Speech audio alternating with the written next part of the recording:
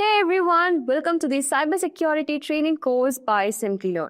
Here's the truth. In today's world, every click, every transaction, every login leaves a digital footprint.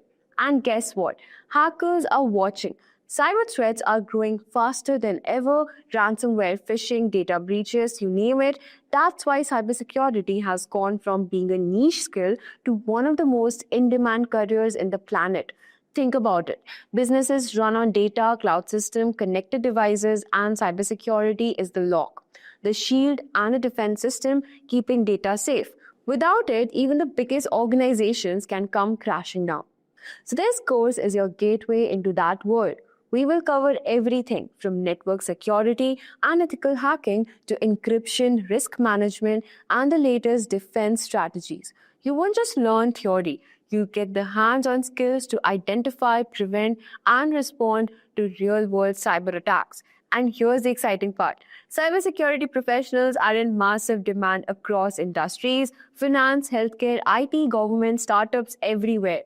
Companies don't just want security experts, they need them, which means this isn't just learning a skill, it's future-proofing your career. So if you're ready to geek out defense system and become the cyber hero every organization is searching for, hit that like, smash subscribe, and let's dive into the world of cybersecurity together. But before we begin, if you're interested in growing your career in cybersecurity, then an executive certification is a great way to start. The Advanced Executive Program in Cybersecurity by Simplilearn is the right choice for you. This is a 6-month live and interactive online program from IIIT Bangalore, CompTIA, and Microsoft as authorized training partners.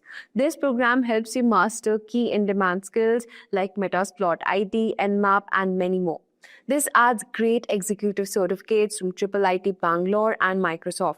You also get career support including resume help, mock interviews, and job assistance. So in just 6 months, you will master ethical hacking, penetration testing, ransomware analysis, security architecture, along with 16 plus skills. Whether you're switching careers or upskilling, this course gives you the Advanced Executive Program in Cybersecurity and practical experience to stay ahead. So hurry up and enroll now, and you can find the course link below. So let's get started. We'll be discussing what exactly cybersecurity is and how it affects our day-to-day work lives. But before we begin with the details of cybersecurity, let's consider this as an example. In an office one day, Quinn, who was following his daily routine, working on his computer, trying to crunch the numbers, work his data through. But in the background, without his knowledge, there is a hacker who's trying to access the confidential files located on Quinn's computer. Through a vulnerability, the hacker is able to access those files, and he or she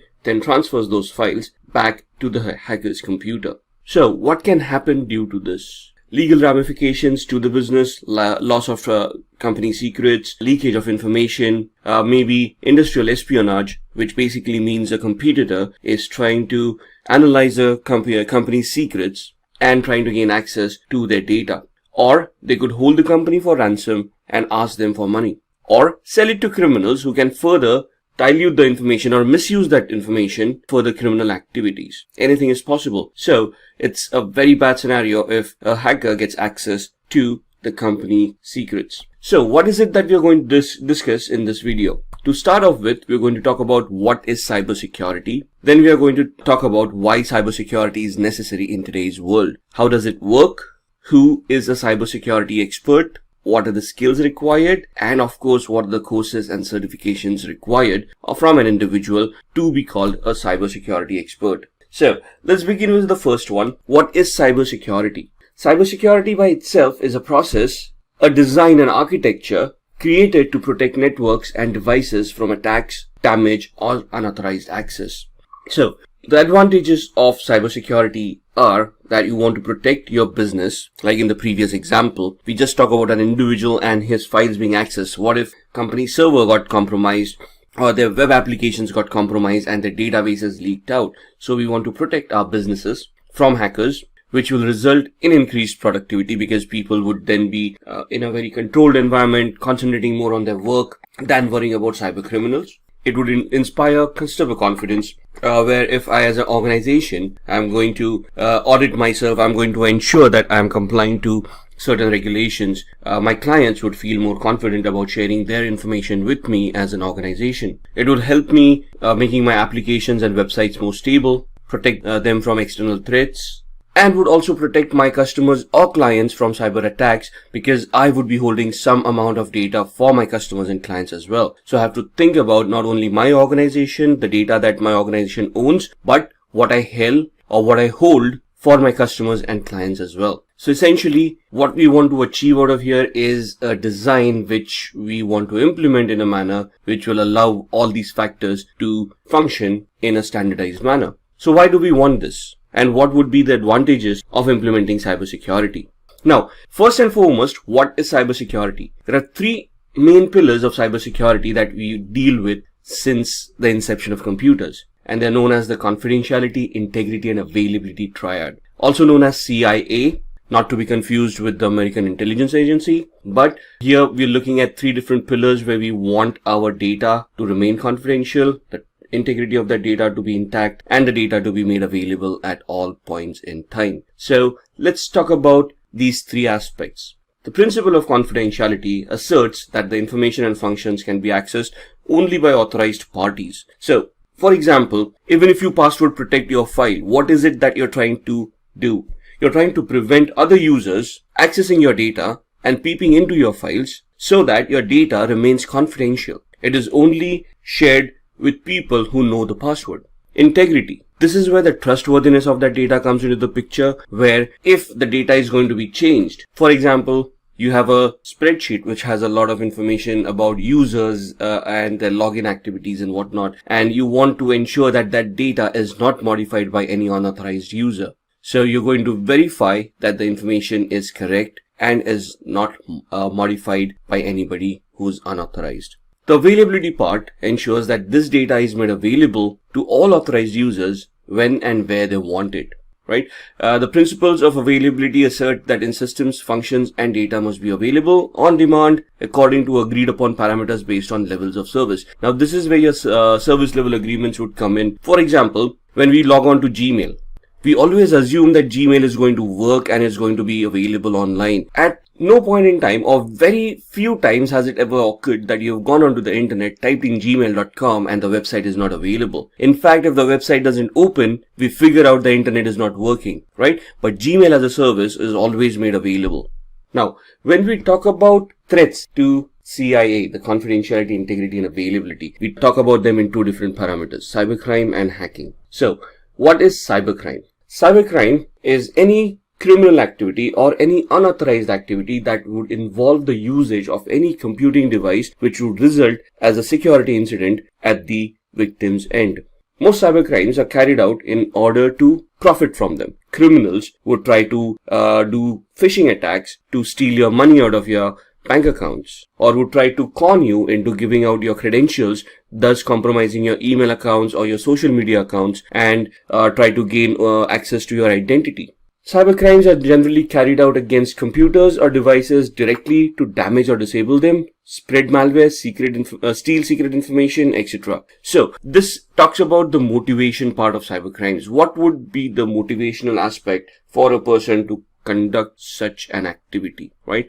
So basically to cause damage, like WannaCry happened in 2017. The perpetrators, those used WannaCry, probably gained a lot in the ransom that they demanded for that data to be decrypted, but it also cost the world a lot of money in profits that were lost. So let's talk about types of cybercrime. The first type is a computer-assisted crime, where the computers are used as tools to assist a particular crime. For example, frauds or online bank hijacking, where hackers hack into a bank and digitally steal money from a bank. Now, this could have happened without the help of computers as well, but here, computer assisted the crime, and hence it would fall under the computer assisted crime section. The second part is where the computer itself was a target of a crime. For example, a denial of service attack, or viruses which rendered the computer useless, or sniffing of data packets on the network, thus compromising passwords and other confidential information. The third is a computer which is incidental to the crime. So here the computer was used as a temporary measure to store some data such as child pornography or some other data which made the computer incidental to the crime. Alright, let's look at a business scenario for cybersecurity. There is a quiz at the end, so please listen up and pay attention.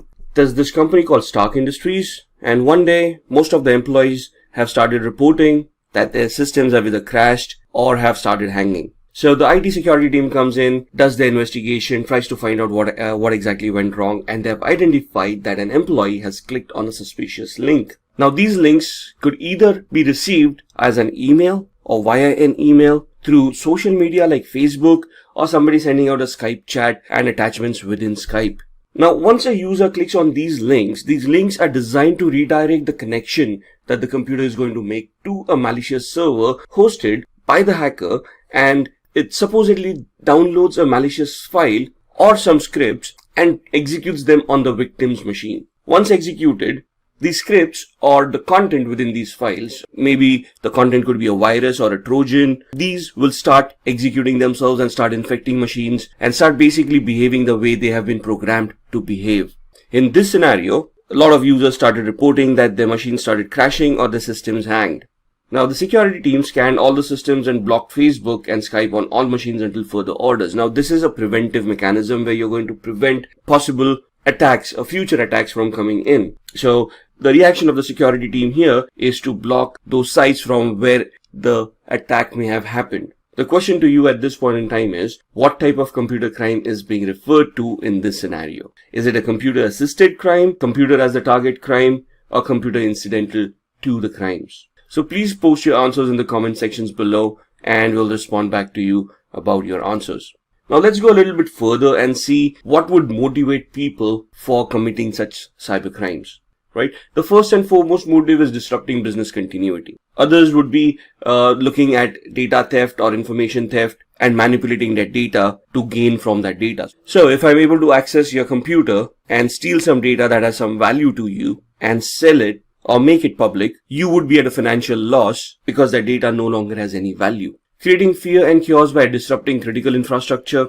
For example, a company's infrastructure crashes, the services are no longer being offered by that organization, and people start panicking, start fearing an attack by cyber criminals, and it leads to chaos. Financial loss to the target, which is very obvious. If I do a denial of service attack or if I make a service unavailable from an organization, what is going to happen is, since that service is not functioning, the company is not going to make any money out of it and thus going to suffer a financial loss. Achieving states' military objectives, one country spying on another country, trying to gather information about their military intelligence, military activities, or any other activities that can harm the original country. Demanding ransom, hackers can encrypt your data and then demand a ransom from you in lieu of decrypting the data again.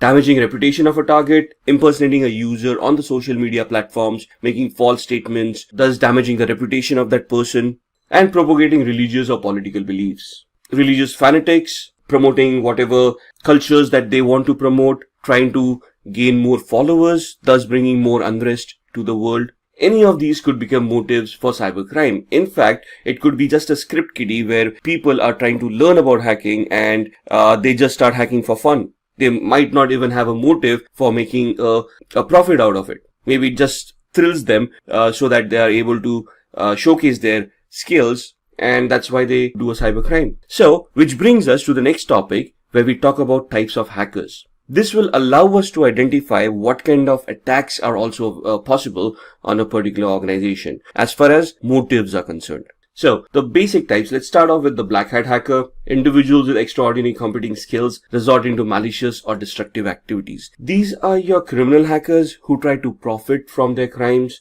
and they will have a malicious intent in trying to hack a victim organization. The grey hats are individuals who work both offensively and defensively. What does that mean? They could work as black hat hackers with malicious intent and try to harm some organization, while on the other hand, they would also try to work as a security analyst and try to enhance the security posture of an organization for a remuneration. Third one, which is white hat, which is what we want to be or what we want to achieve ourselves as. An individual who professes the same skills as a black hat hacker, probably uses the same tools, has the same kind of knowledge, but the intent is different. They're going to use them for defensive purposes. There's no malicious intent. They act with authorization from the organization, and they will try to detect any flaws and try to plug out those flaws so that black hat hackers would not be able to misuse those flaws to gain access. Suicide hackers. Now, individuals who aim to bring down critical infrastructure for a cause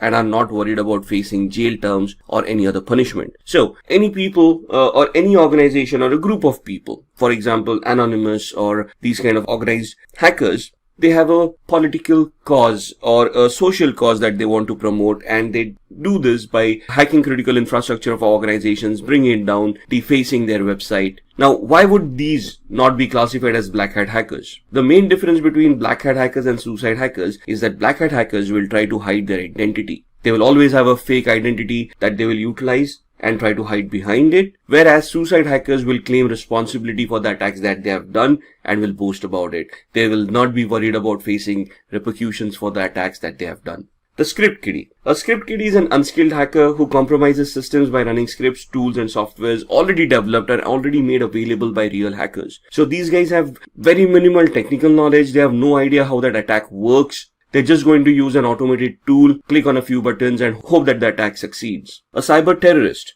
Individuals with wide range of skills motivated by religious or political beliefs to create fear by large-scale disruption of computer networks. We could talk about organizations like ISIS, who have a lot of digital propaganda that they use and target weak-minded people to join their causes, or people who spread ransomware, who terrorize organizations and hold them to ransom and demand money from them by encrypting their data. State-sponsored hackers. Individuals employed by the government to penetrate and gain top-secret information and to damage information systems to other governments. The best example would be the cyber wars that are going on these days. Most of the countries nowadays would have a secret cyber cell consisting of highly skilled hackers who are entrusted with the task of spying on the enemies and trying to gather information by hacking into their infrastructure. Now, it is not going to be a legit job. It will always be masked by a legit organization, but this does happen. Hacktivism. Individuals who promote a political agenda by hacking, especially defacing or disabling websites. So the difference between suicide hackers and hacktivism is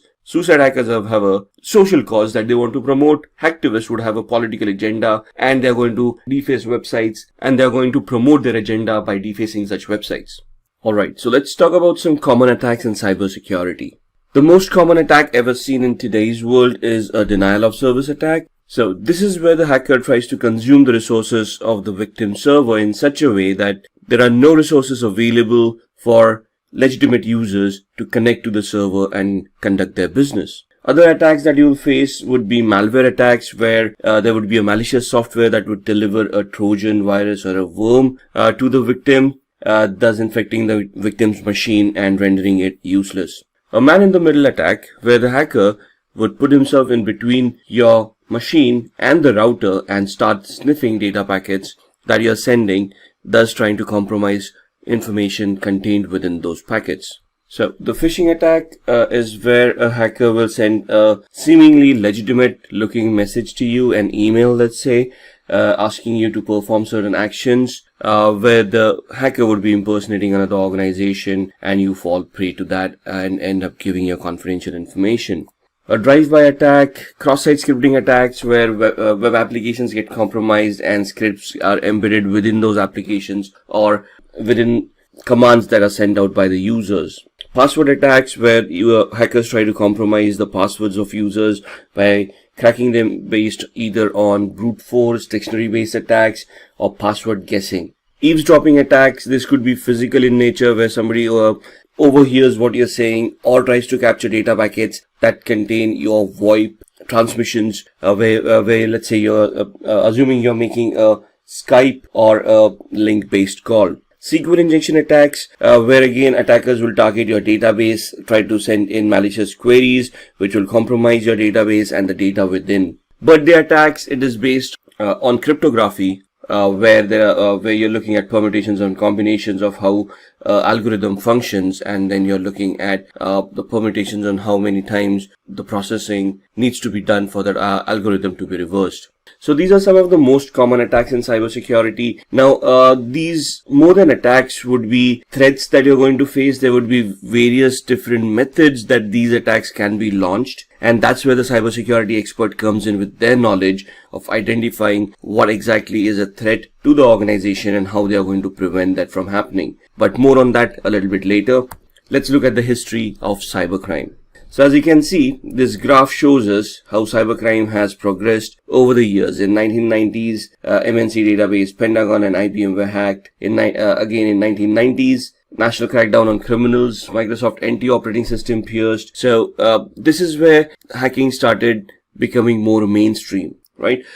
Before this, hacking was very much limited to organizations who used computers. But in the late 80s, internet happened, and then we had e-commerce coming in, which basically led to our online retail stores, online banking, and online data stores as well, which then led to criminals hijacking this data or hijacking your money and trying to steal it on the internet itself. In 2001, cybercriminals launched attacks against eBay, Yahoo, CNN, Amazon, and other organizations. 2007, this was where one of the biggest bank hacks had happened. Swedish bank Nordea, they recorded at least $1 million being stolen in 3 months from 250 accounts. 2013, Adobe had 2.9 million accounts compromised and their usernames and passwords released on the open internet. In 2016, Kaspersky, one of the leading antivirus providers to the world, reported around 758 million malicious attacks that occurred, which they identified themselves. These are some of the most famous faces in cybersecurity or earlier cybercrime. In 1988, Robert Morris, he's an American computer scientist and entrepreneur. He's best known for creating what is called the Morris worm, and this was way back in 1988. And this is the first computer worm that has been identified on the internet. Kevin Lee or Kevin Lee Polson. In 1990, he was accused of hacking into a Los Angeles radio station called KIIS-FM, where there was a contest going on. And if you're a particular number of caller and give a correct answer, you're supposed to win a Porsche 944. And he hacked those telephone lines, ensuring that he became that particular person and answered the question correctly. It was later on revealed that this actually happened. He was jailed for it. Then comes David Smith. David Smith, he created the Melissa virus. Now, Melissa virus, one of the most dynamic viruses known, around March 1999. That's when this happened. This virus was released, and this was a macro-based virus which affected Microsoft Word and Outlook-based files.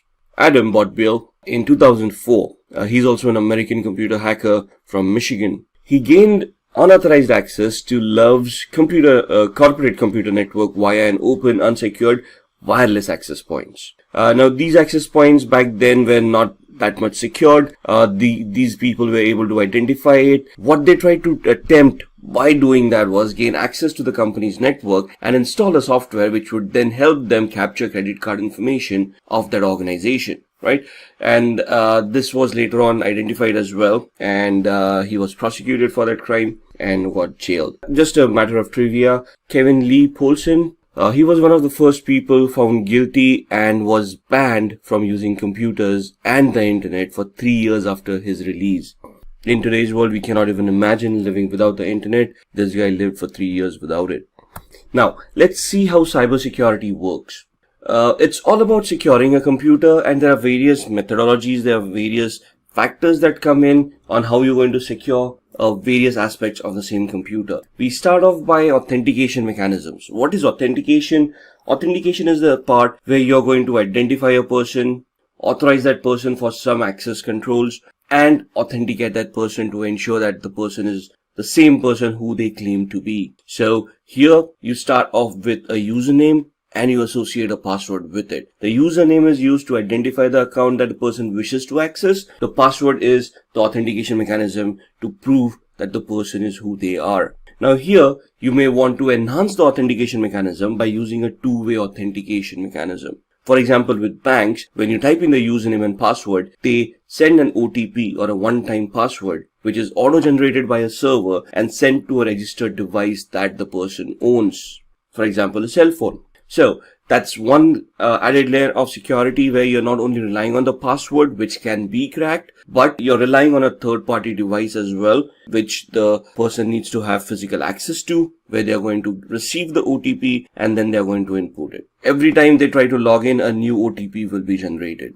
Securing your passwords. Just having a password may not be sufficient. You have to ensure that the password meets some complexity standards to ensure that the security of those passwords or the complexity of that passwords is high enough where cracking programs will not be able to easily crack the password.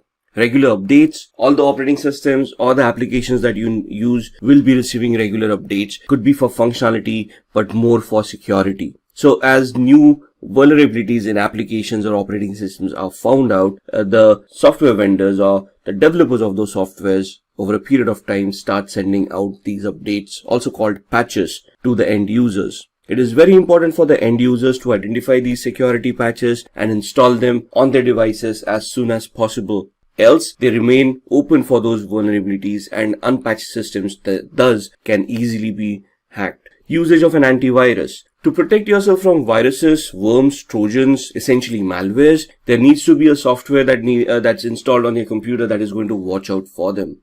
You cannot rely on the operating system itself to protect you, so there has to be an antivirus which will be scanning the connections that you are making, the websites that you will be visiting, the files that are getting executed in the background, and ensure that everything that is happening is legit. Installing a firewall on a system or a server. A firewall essentially is a software or a hardware that allows or disallows some functionality. For example, a port to be opened or closed, or a service to function on a computer or not function on a computer. Thus, what you're trying to do here by disabling unwanted services is you're limiting the threat landscape that you're creating for your computer. If a service doesn't exist on your computer, it cannot be hacked. So the essence here is first identify which ports you'll be using, which services you will be using, and then create a policy on the firewall to ensure that only required ports and services are running. No phishing. So phishing, as we said, could be a malicious website that is being hosted by a hacker.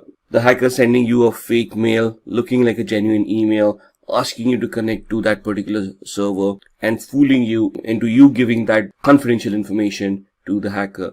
So you should either the antivirus or an addition to that would have an anti-phishing toolbar which would identify the websites that you're visiting and give you the risk rating of that website, giving you an idea whether this website was ever reported as a phishing website or not. Cryptography, encryption. The best way to keep everything secure is to encrypt it. However, what kind of encryptions are required, what should be encrypted, what should not be encrypted, how that encryption should function, and how this encryption enhances the business value is what we need to ascertain. So, the knowledge here that will be required is what protocols you want to encrypt. For that, you first need to identify which protocols you're going to consume, what data is going to be transmitted over that protocol, how valuable that data is to your organization, and then you're going to add encryption or cryptography on top of it to prevent any attacks from hackers.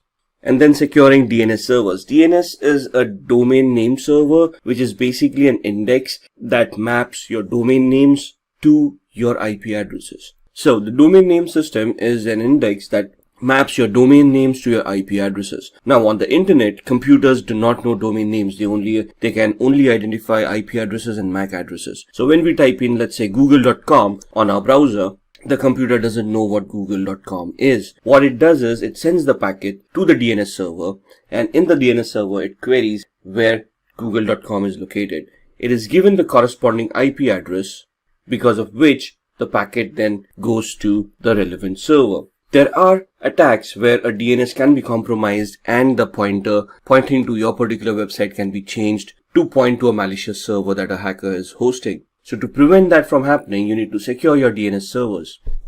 So with these kind of attacks and the kind of defense mechanisms we have seen, let's see how do we become a cybersecurity expert.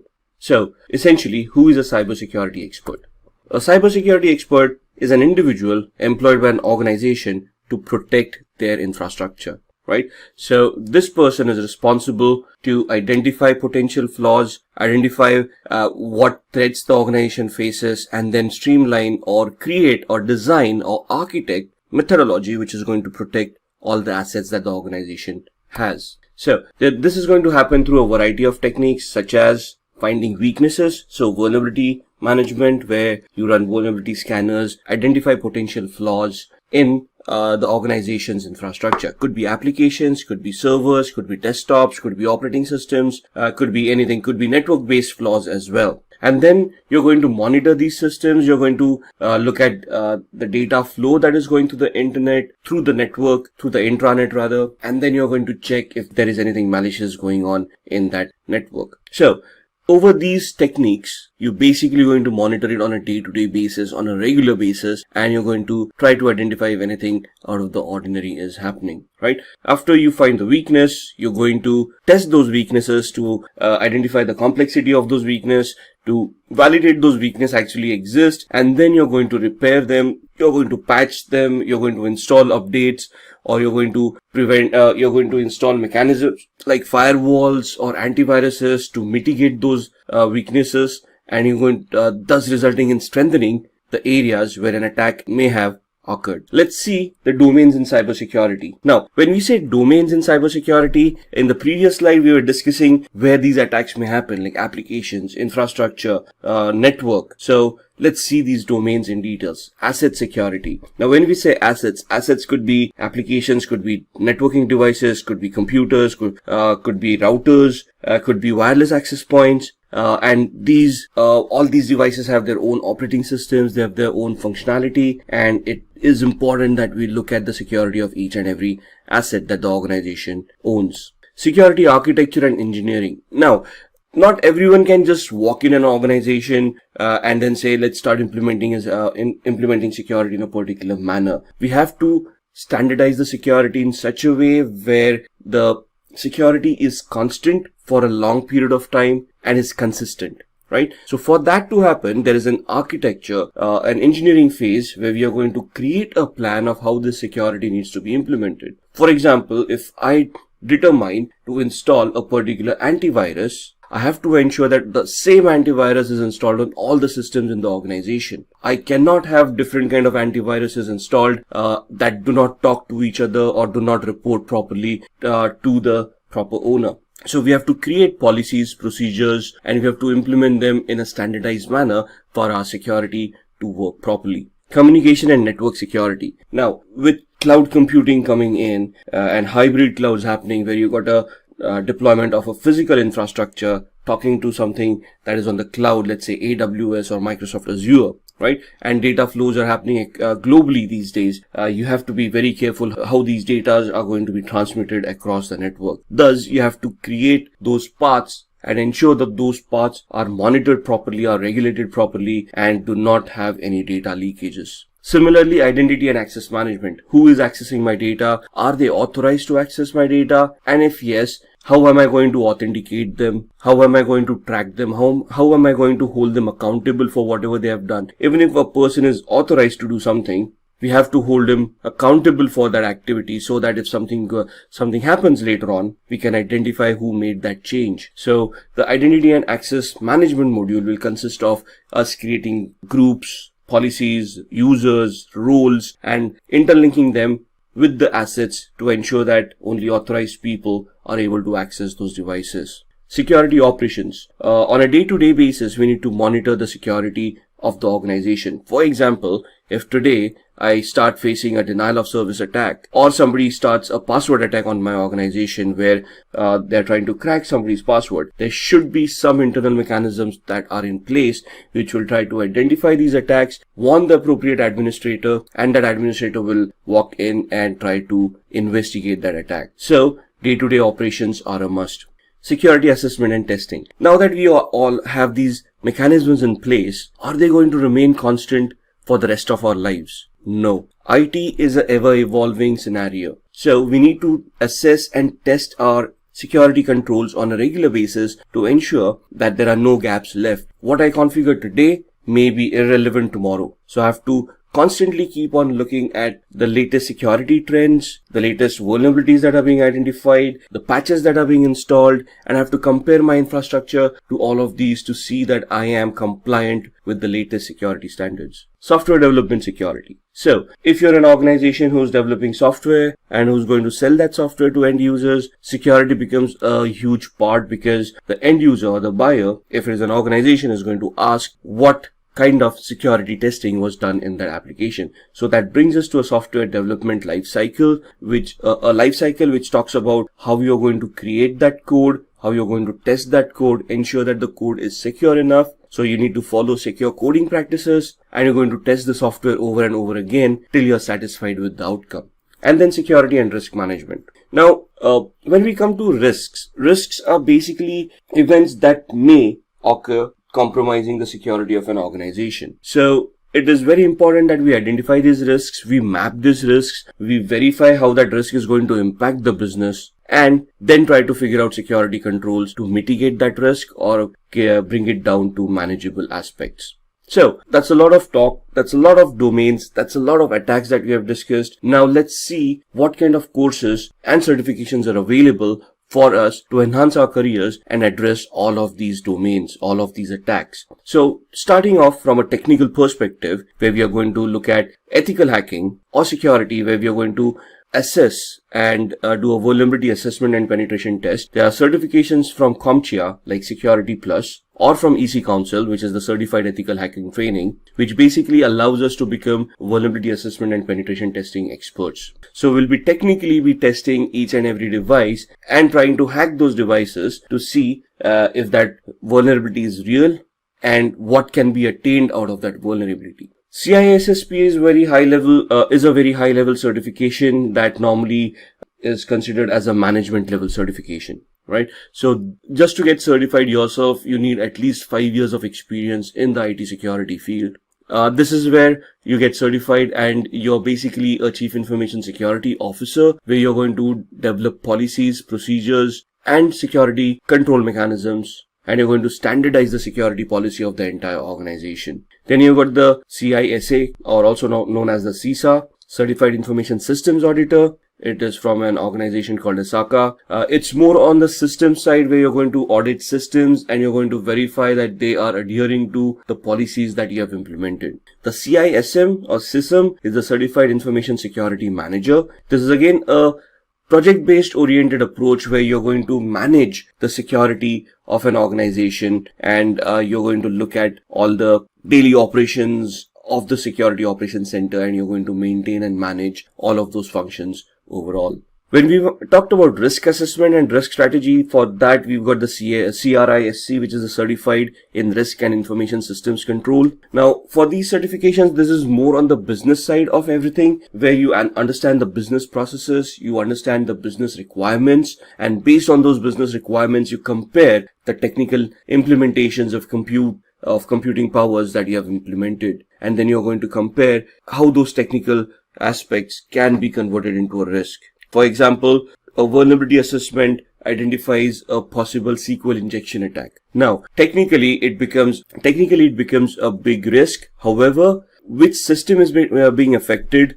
If that system gets compromised, what kind of losses is the organization looking at? How much are they going to be? What kind of losses the organization is looking at? Are they looking at lawsuits from their customers? Are they looking at penalties from regulatory authorities? So that risk, that implied risk that if this vulnerability is hacked, that is the aspect that you want to look at when you're looking at risk information and controls. Similarly, you have CCSP. This is a Certified Cloud Security Professional certification. So this is especially for people who want to deal with the cloud. Let it be a public cloud, a private cloud, or a hybrid cloud. This certification gives you an architectural overview over different aspects of cloud and how you want to implement security in a cloud-based scenario. So Simplilearn offers all of these certifications with trainings from certified professionals. So there's a master's program from Simplilearn which talks about becoming a cybersecurity expert, which includes all of these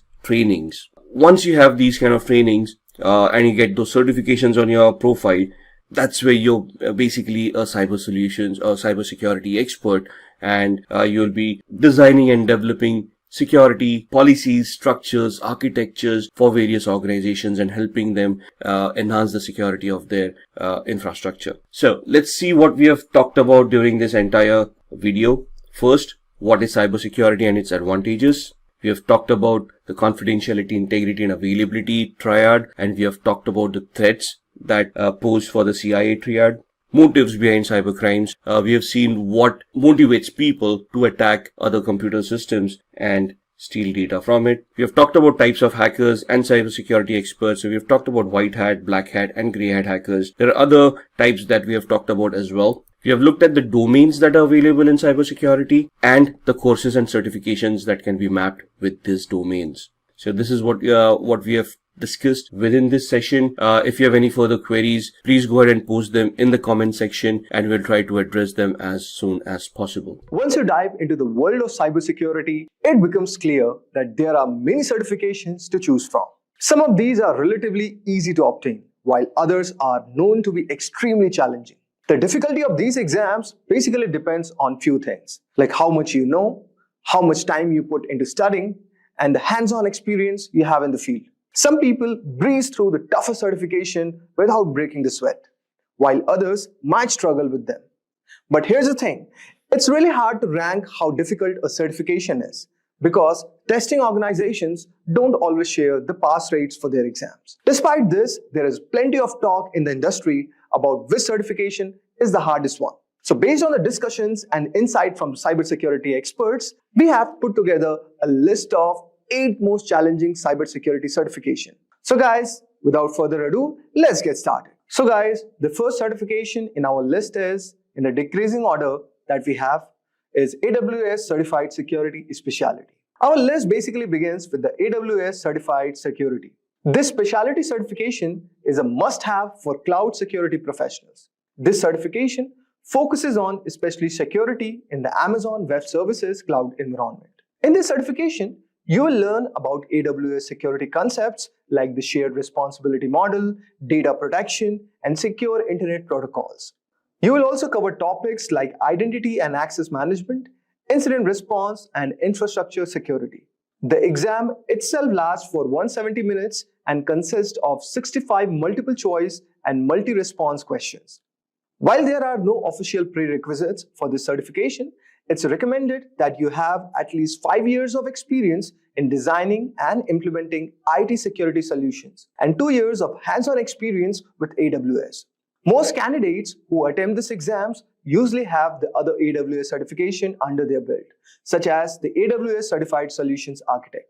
AWS Associate also works, and also the AWS Certified Solution Architect Professional. These certifications basically provide a strong foundation in the AWS concepts, making the AWS Certified Security Specialty kind of easier to tackle. But still, it's a tough exam, and passing it will make you a valuable asset to any organization that uses AWS. Now, let us move to the next one. The next one we have is CompTIA Advanced Security Professional Practitioner Certification, or CASP+. So guys, this is one which is aimed at cybersecurity professionals who work at more advanced level.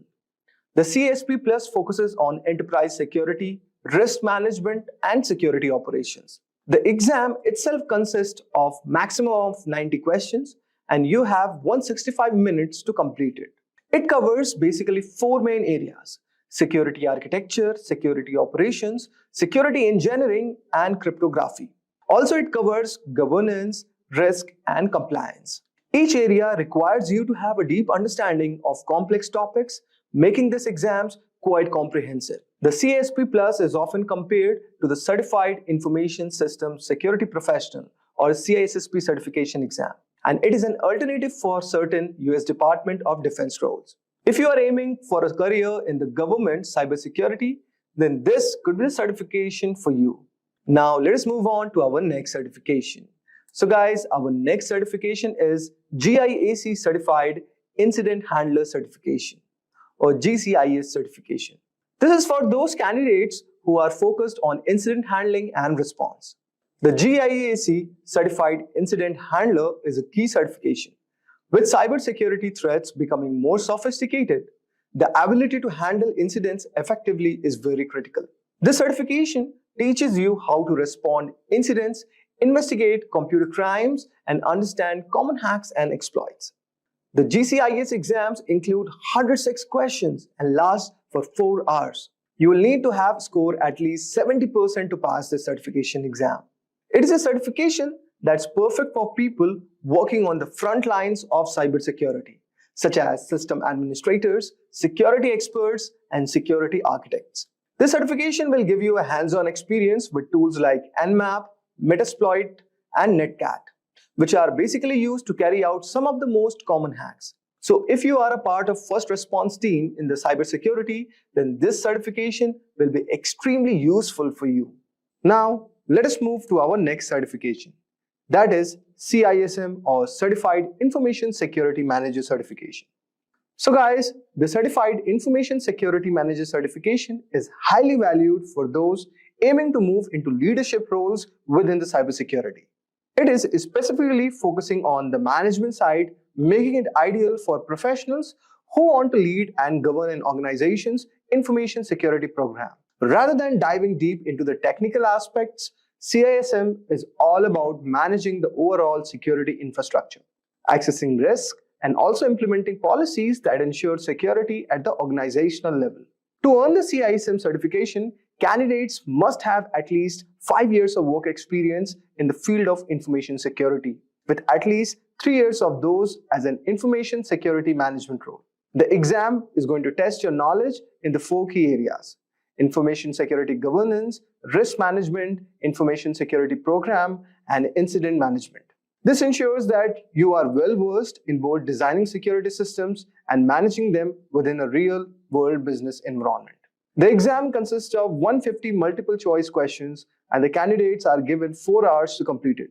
The scoring system is based on a scale of 200 to 800, and you will need to achieve at least 450 to pass this exam. This means that not only do you need to be well prepared, but you will also need to manage your time efficiently to complete all the questions within the allocated time. Although guys, the CISM focuses more on the management side than the technical cybersecurity. The experience required to even sit for these exams makes it one of the most challenging certification exams to earn. You will need to demonstrate your ability to assess risk, develop comprehensive security strategies, and manage a security program in a business context. For those aiming for higher level of management role, this is a must-have certification that you should go for. Now, let us move to our next certification. That is Certified Information Security Professional Certification. The CISSP certification is often considered the gold standard in the field of information security. It is one of the most respected and recognized certifications worldwide, both in the private sector and within the government institutions. If you are aiming to establish yourself as a serious cybersecurity professional, then the CISSP can be a career-defining certification. The CISSP is designed for experienced professionals who create and manage security policies and procedures. It's not an entry-level certification, but it also requires a high degree of expertise and experience. To even qualify for the exam, you need to have at least 5 years of relevant work experience in the field of information security. If you have a 4-year degree in a related field, you can reduce the work experience requirement to 4 years. But this still leaves a substantial barrier to entry. The exam itself is not easy feat. Okay, so it uses basically computerized adaptive testing format and can range from 100 to 150 questions, which you must complete in 3 hours. The questions are drawn from 8 different domains, covering a wide range of topics from security and risk management to security operations. To pass this exam, you need to score at least 700 out of 1000 points. So guys, passing the exam is just the first step.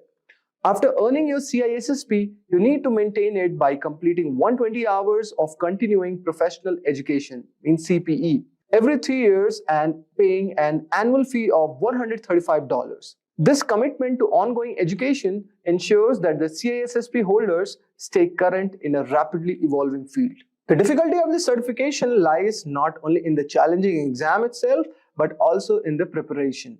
Many candidates spend up a year studying for this exam, and those who don't meet the experience requirements can still take the exam. but they will be classified as an ISC2 associate until they gain the requisite experience. Once you have earned the CISSP, you will be well positioned for advanced role in cybersecurity. So whether you are aiming to be a security manager, auditor, or consultant. Now let us move to our next security certification. So our next certification is CCIE Security or Cisco Certified Inter-Network Expert Security Certification. This is known for its incredibly challenging process. It's widely recognized as one of the most prestigious certifications in the field for the network security professionals, and the number of individuals who hold this certification globally is quite small, around 4,000 as of now. The certification commands respect because of the depth of the knowledge required and the difficulty of the exam. The CCIE Security Certification requires candidate to pass two exams. First, a written qualification exam implementing operating Cisco Security Core Technologies or SCOR 35701. And the second is an 8-hour lab exam. The lab portion of the exam is where many candidates struggle, and it's designed to test your ability to secure real-world networks in a hands-on environment. You will need to configure and troubleshoot a series of complex networks using Cisco Core Security Technologies. The lab exam is grueling, lasting an entire workday and testing not only your technical knowledge but also your ability to work under pressure. It's designed to simulate the real-life scenarios where quick thinking and problem-solving are very essential. So guys, passing this exam is a massive achievement, and the CCIE Security Certification is highly sought after by employers. Due to the difficulty of both written and lab exams, the CCIE Security Certification is generally aimed at high-experienced professionals who have extensive knowledge of Cisco technologies. So guys, for those who are looking to specialize in network security and are prepared for rigorous challenge, the CCIE Security Certification career can be a very defining achievement for your next role.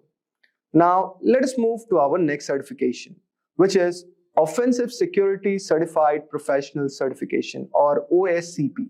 For those interested in penetration testing, Offensive Security Certified Professional Certification is one of the most respected and challenging certifications available.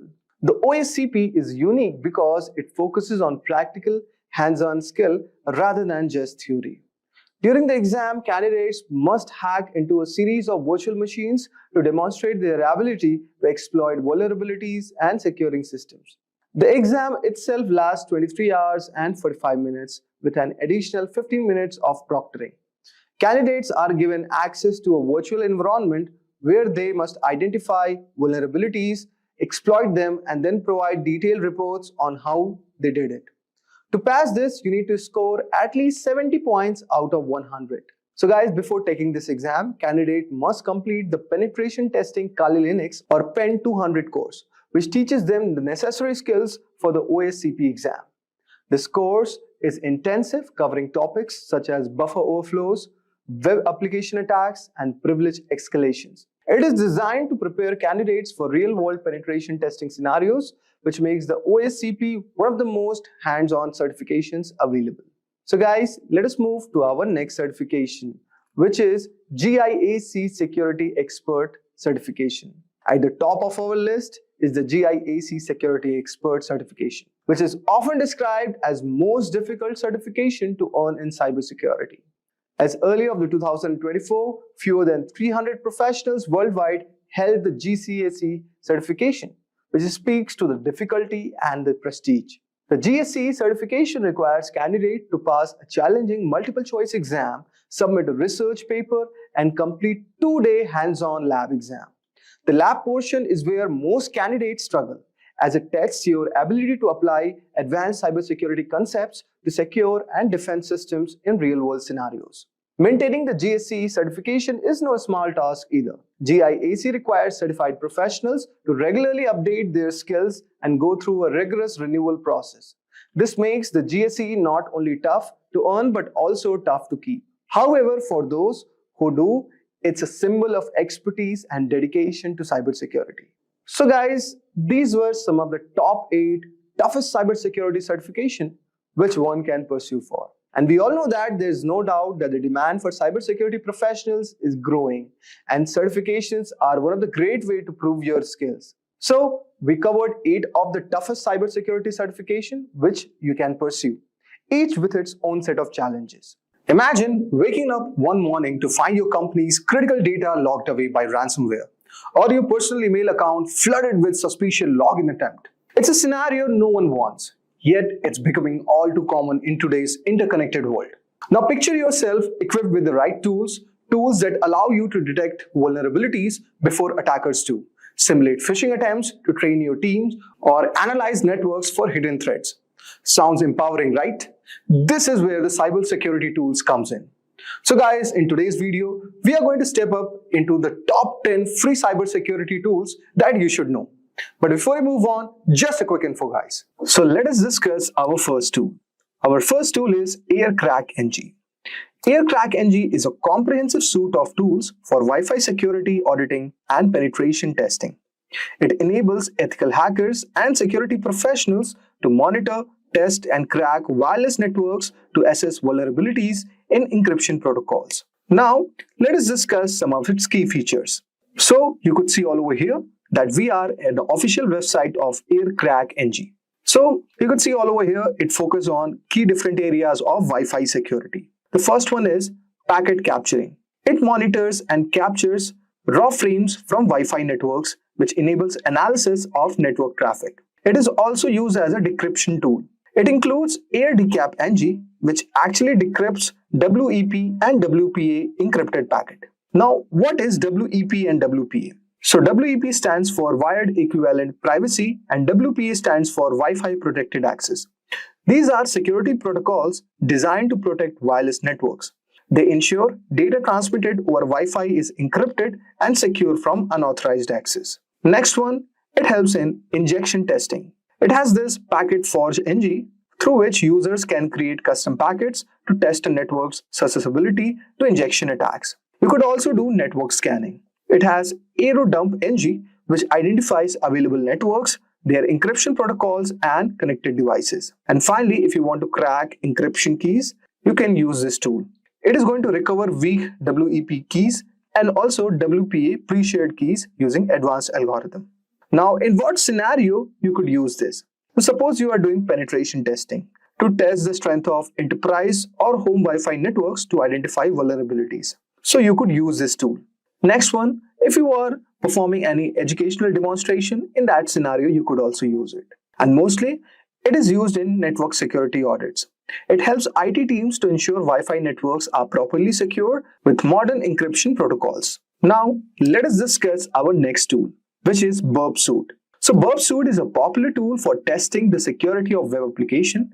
It allows users to intercept, analyze, and manipulate HTTP traffic to uncover vulnerabilities such as SQL injection and cross-site scripting. So guys, this is the official website of Burp Suite. Now, what are its key features? First of all, you could intercept proxy. So basically with the help of Burp Suite, you could capture HTTPS traffic between browser and the server, which enables real-time inspection and modification. Second, you could do automated crawling. The spider feature maps out all the pages and structures of web app, aiding comprehensive testing. Third one, request repeater. This allows testers to resend and tweak HTTP requests to identify weaknesses in application logic. Fourth one, you have session token analysis. It evaluates the randomness and security of session tokens to prevent unauthorized access. So guys, this tool comes in free and paid versions. The community edition provides essential tools, while pro version adds automated scanning and advanced capabilities. Now, in what scenario you could use this tool? Suppose you are doing web application testing. So you could discover security weaknesses such as input validation flaws or session hijacking risk. Next, you could use it for compliance checks, which ensures apps meet security standards. Third one, you could use it for developer debugging. It helps refine web app authentication mechanism and improve session handling. Now, let us discuss about our third tool, which is Defendify. Defendify is an all-in-one cybersecurity platform designed for small and medium-sized businesses. It provides comprehensive tools for risk assessment, phishing simulations, and employee training, consolidating cybersecurity efforts in a single solution. So as you can see all over here, I have navigated to official website of Defendify. Now, there are certain key features of Defendify. First of all, risk assessments. It identifies vulnerabilities in all the networks, applications, and practices, providing actionable recommendations. Second, if you want to do phishing simulations, then you could use this tool. Fourth one, it has threat alerts. Finally, it is used for threat alerts. It monitors and notifies users of emerging cyber threats in real time. Now, in what scenario you could use this tool? So, you could use it for small businesses security, okay, and employee awareness training, and also if you want to streamline cybersecurity management. So, in these scenarios, you could use this tool. You could go on this tool. So, it says start the tool. Just click on it, and you can explore this tool all over here, what it includes. Now, let us move on to our fourth tool, which is GoPhish. GoPhish is an open source phishing simulation toolkit that allows organizations to assess employee awareness of phishing attacks. It enables users to create and track phishing campaigns in a controlled environment. So you could see all over here, I have navigated to the official website of GoPhish. Now, let us discuss about some of the key features of this tool. First of all, customizable campaigns. Users can design phishing emails using realistic templates tailored to their organization. Second, user response tracking. It can track metrics such as email opens, link clicks, and submitted credentials. Third of all, detailed reporting. It provides analytics on campaign outcomes, helping identify training needs. And it is also very easy to use. It offers an intuitive interface for creating and managing campaigns without needing advanced technical skills. And finally, it is open source, which is fully customizable and free to use for organizations of any size. Now, what scenario you could use this tool? So suppose you are going for employee security awareness. So in that scenario, you could use this tool. Or if you want to improve security culture, then you could use simulation results to reinforce best practices for email security. In that scenario, this tool works perfect. Now let us move ahead and discuss about our fifth tool. Our fifth tool is Have I Been Pwned?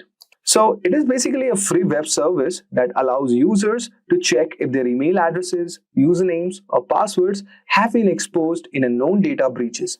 It's a simple yet powerful tool for staying informed about compromised accounts. So guys, this is the official website of Have I Been Pwned? Now, let us discuss about some of the key features about this tool. First of all, for credential research. Users can input email addresses or usernames to see if they appear in public breach databases.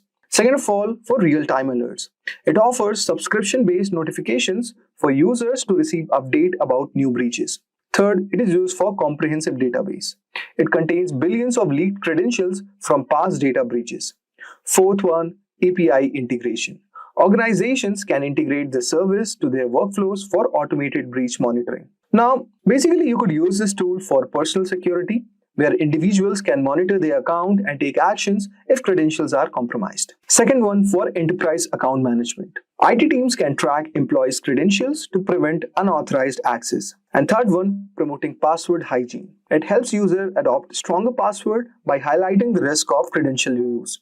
So what do? Just type your email address and just check whether you have been pwned or not. It is a very amazing and free open source tool. Now, let us discuss about our next tool, which is Kali Linux. Kali Linux is a Debian-based Linux distribution designed specifically for security professionals. It provides an extensive collection of tools for penetration testing, digital forensics, and security auditing. Now, this is the official website of Kali Linux. You could download Kali Linux from all over here, and it has certain key features also. First of all, it has 600 plus pre-installed tools, which includes Nmap, Metasploit, Wireshark for tasks like network scanning, vulnerability exploitation, and packet analysis. Second of all, for customizable environment. It is fully configurable to meet specific penetration testing needs.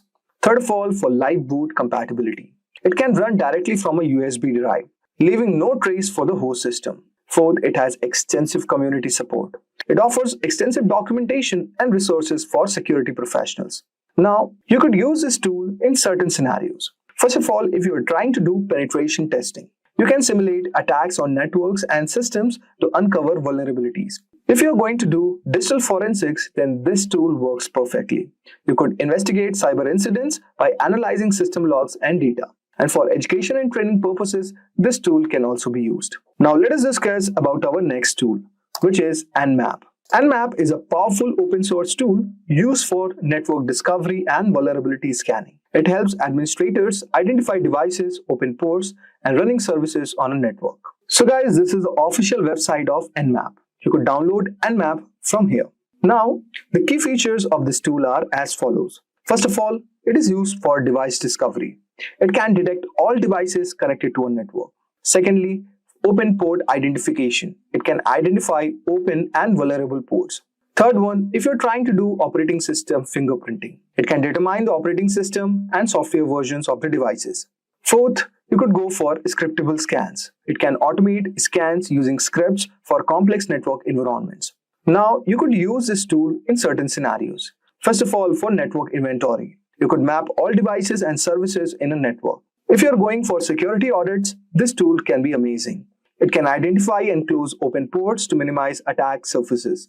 Third, on compliance testing. It ensures network configurations adhere to security standards. Now, let us discuss about our next tool, which is Nikto.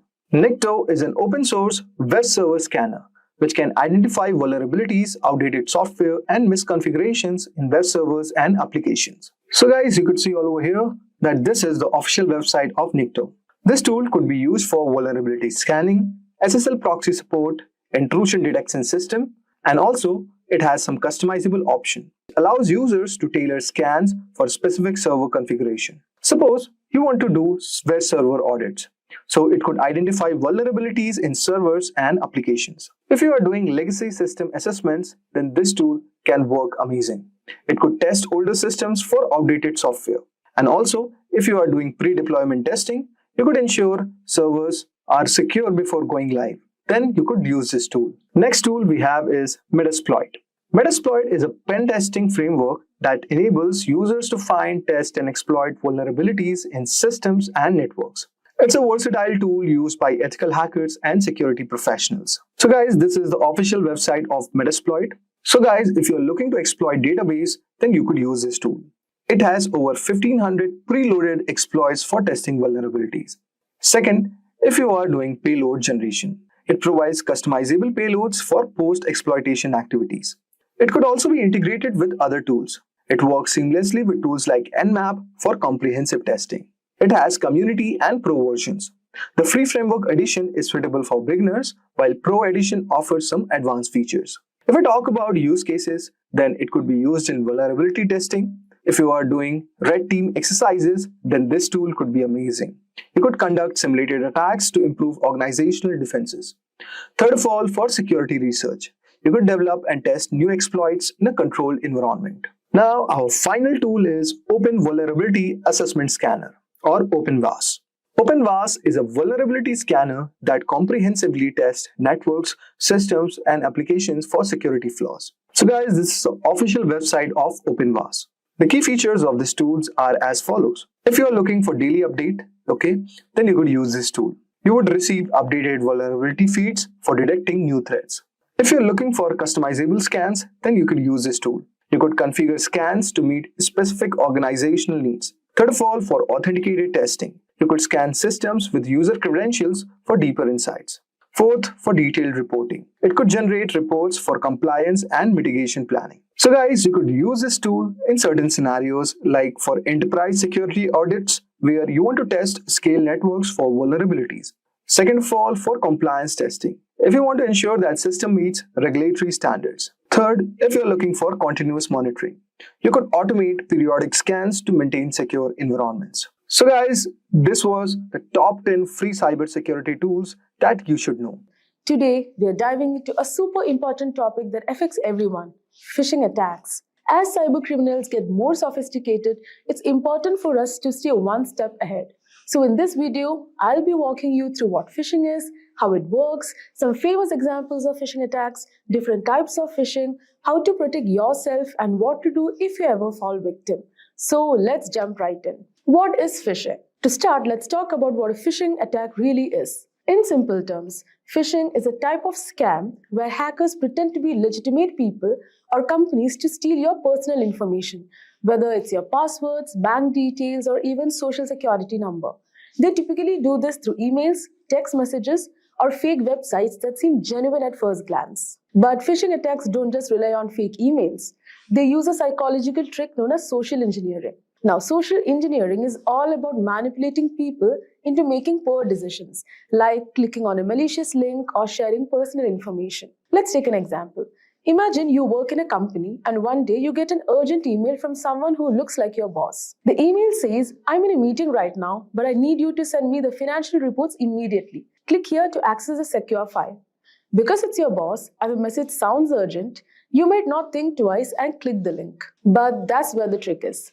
The link wasn't real, and now the hacker has the access to the company's sensitive data. So social engineering works because it plays on human emotions like fear, urgency, trust, and leads you to make hasty decisions without double checking. So phishing attacks are serious business, and they have caused some of the most damaging data breaches in history. Let's take a look at some of the most famous examples. First, let's talk about the Sony Pictures hack in 2014. This is one of the most well-known phishing incidents.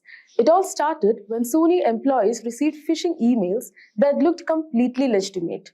Some employees clicked on the links in these emails, which gave hackers access to Sony's internal network. And the result?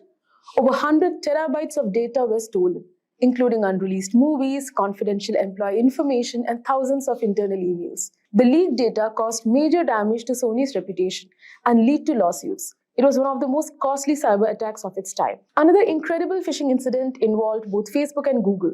Between 2013 and 2015, a single hacker managed to scam these tech giants out of over $100 million.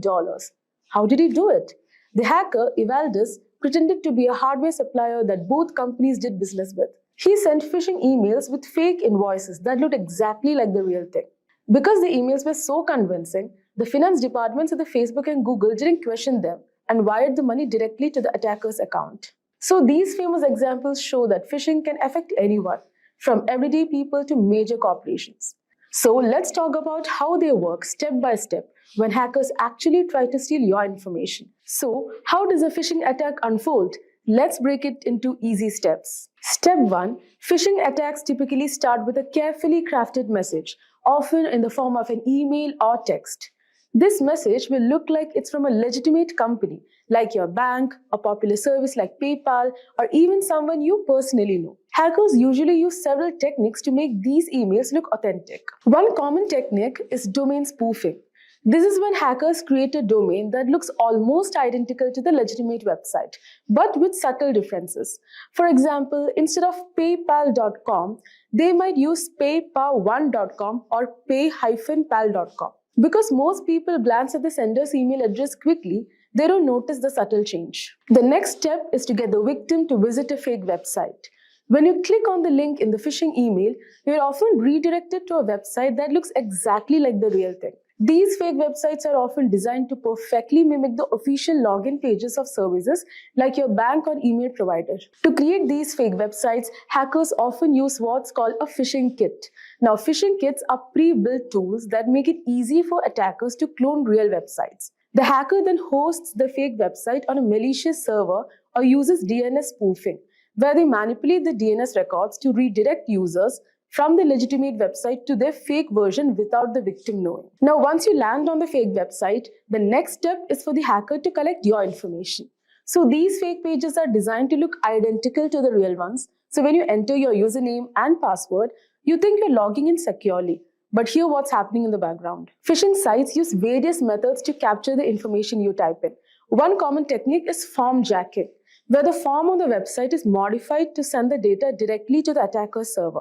Alternately, hackers can use key logging malware that records every keystroke you make, capturing usernames, passwords, and even credit card information as you type. So to make the fake site even more convincing, attackers often secure it with a real SSL certificate. Now, this means the website might show up as secure with a padlock symbol in your browser, making you believe it's legitimate. So this is why it's important to check more than just the HTTPS in the URL. Now, once the hacker has your data, they can use it in various ways. The most common method is using your stolen credentials to log into your accounts. This is known as credential stuffing.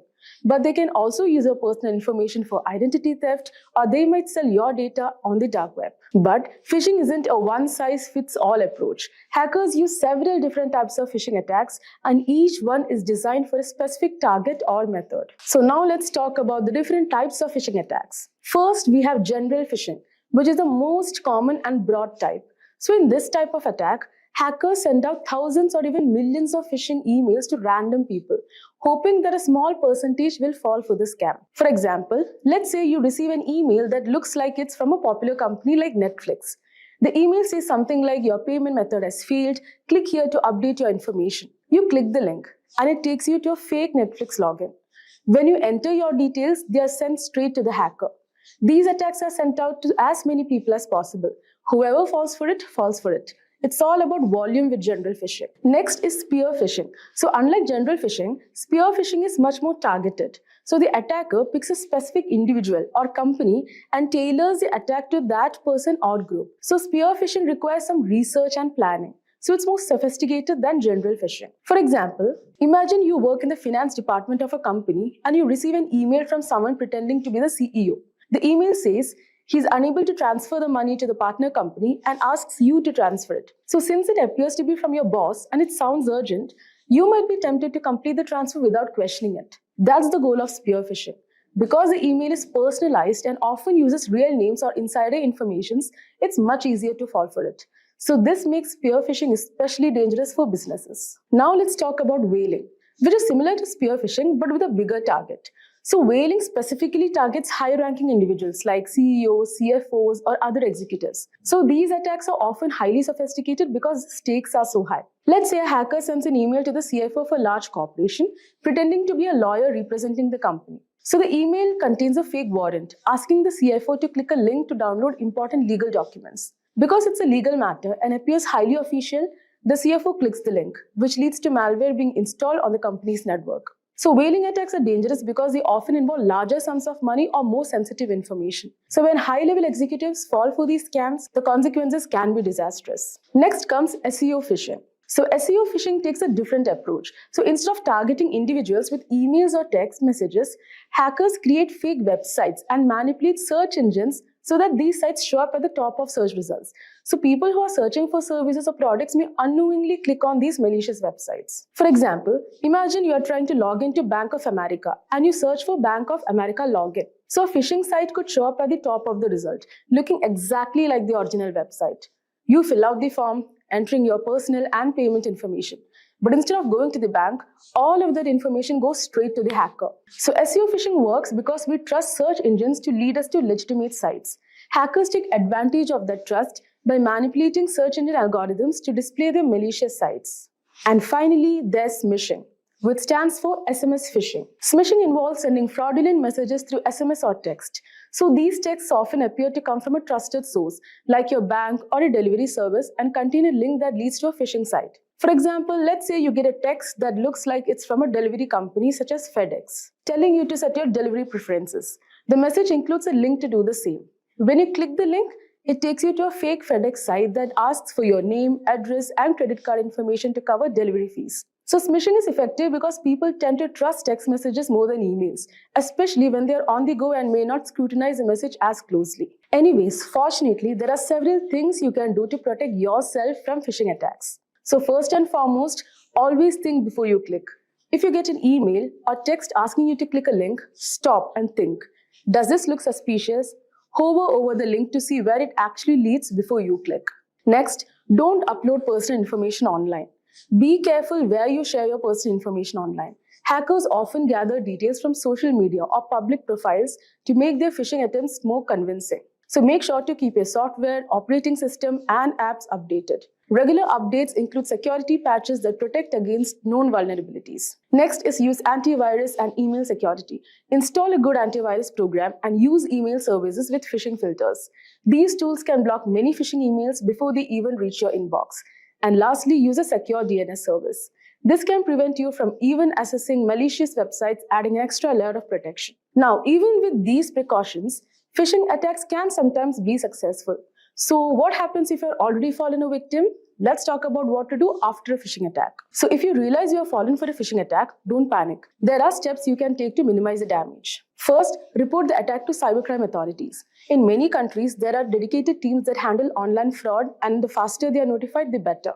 Next, change the passwords for any accounts that may have been compromised. Make sure each password is unique and avoid using the same password for multiple accounts. Next, enable multi-factor authentication on your accounts. MFA adds an extra step, like a code sent to your phone, which makes it harder for hackers to gain access. And lastly, run a full malware scan on your devices. If you clicked a link or downloaded something from the phishing attack, malware might have been installed. So it's important to remove it as quickly as possible. And there you have it. We have covered everything you need to know about phishing attacks, from how they work, the different types, to some real-life examples of phishing disasters, and most importantly, how you can protect yourself. Picture this, $1 billion company has just been hacked. Sensitive data is stolen, chaos erupts, and cybersecurity teams scramble to contain the damage. Now imagine being the person who stops the attack before it even happens. Welcome to the world of ethical hacking, where you don't just play defense, you think like an attacker, predict threats before they happen, and get paid to break into systems legally. But here's the big question. How do you become an ethical hacker in 2025? Do you need a degree? What skills you need? How do you gain real-world experience? So in this video, I'm going to take you through the step-by-step roadmap to become an ethical hacker. We'll cover everything from IT fundamentals to hacking tools, certifications, big bounty programs, Active Directory hacking, privilege escalation, and also wireless hacking. And the best part is I'll show you the free best resources, including Simplilearn's expert-led courses, so you can start learning right now. Make sure to stay till the end because I have also a hidden tip that could give you a major advantage in your ethical hacking journey. So let's get started. So first, let's talk about our first step, which is building a strong foundation. Hacking isn't just about running scripts or launching attacks. It's all about understanding how systems work. So before we dive into hacking, you need a solid foundation in IT, networking, Linux, and programming. So now let's understand what are the basic IT skills. At its core, hacking is about finding weaknesses in a system. But you can't exploit weaknesses if you don't understand how systems are built. That's why the first step is becoming an ethical hacker is mastering the basics of IT. This includes understanding computer hardware and how different components work together, learning operating systems like Windows and Linux and how to navigate them, knowing how to troubleshoot common IT issues. Why is it important? Now, because if you don't understand how a system should function, how will you know if it's been compromised? So ethical hackers need to think like an attackers, but also understand IT infrastructure inside and out. Now let's talk about how can you actually learn and some of the free resources. So we have Simplilearn's CompTIA A+ tutorial for beginners. So basically you can learn hardware, troubleshooting and operating system basics. So you can just simply search on YouTube Simplilearn's CompTIA Plus course and you'll just get it. We also have Professor Messrs A+ courses. This also covers hardware and software fundamentals. So these are some of the free resources which will help you to learn the ethical hacking basics. Now let's talk about networking fundamentals. So basically networking is the backbone of hacking. So whether you're attacking or defending a system, you must understand how data flows across a network. You'll need to learn IP addressing and subnetting. That is how devices communicate with each other. You'll also need to learn ports and protocols, the rules that govern network traffic, that is DNS, HTTP, SSH, FTP, all of these things. Then you'll also need to learn OSI model and firewalls, that is how data flows and how it's protected. So why is it important? Because almost every cyber attack involves some form of network exploitation. So whether it's intercepting data, redirecting traffic, or launching DDoS attack, if you don't understand networking, you won't understand hacking. Now let's see some of the free resources to learn networking. So again, we have Simplilearn's free network security course, which will cover the network basics for cybersecurity. Just simply search on YouTube Simplilearn network security course. We also have Cisco's Packet Tracer, the free tool. So basically it handles hands-on simulator to practice networking. Now let's talk about Linux for ethical hacking. So basically, most of the ethical hackers use Linux, not Windows, because it's an open source, flexible, and built for security. You need to be comfortable with basic Linux command first, file navigation, permissions, package management. Then you need to have a good understanding of shell scripting, automating security tasks. Then you'll also need to be comfortable with Kali Linux and Parrot OS, the most used Linux distributions for hacking. So if you just access Simplilearn's Linux for ethical hacking course, you'll just get all of these topics covered in the particular full course. So why is it important? Because almost every hacking tool, including Metasploit, IT, Nmap, Burpsuit, runs on Linux. If you're not comfortable in a Linux terminal, you're already behind it. So now let's see some of the free resources how to learn this thing. Again, we have Linux fundamentals for ethical hackers. You can just simply search on YouTube and Google. We also have Over the Wire Bandit, a fun interactive Linux challenge. Just simply search on Google overthewire.org. Now let's talk about programming for ethical hacking. Why is it important and what is it actually? So basically, you don't need to be a full-time developer, but as an ethical hacker, you need basic coding knowledge to basically automate tasks and security scans, modify existing hacking scripts, and write your own exploits. Some of the best languages to learn is, first we have Python, which is best for scripting and automating security tasks. Then we also have Bash scripting, which is best for working in Linux. Then we have JavaScript for web penetration testing. Why is it important? Because if you can't read code, you won't know how to exploit it. So understanding programming allows you to think like a hacker and identify vulnerabilities in software and websites. Some of the free resources to learn this thing are Simplilearn's Python for ethical hacker course. Then we have Freecode Camp Python basics also. You just need to simply search on Google freecodecamp.org. Now let's talk about a second step, which is learning cybersecurity and ethical hacking basics.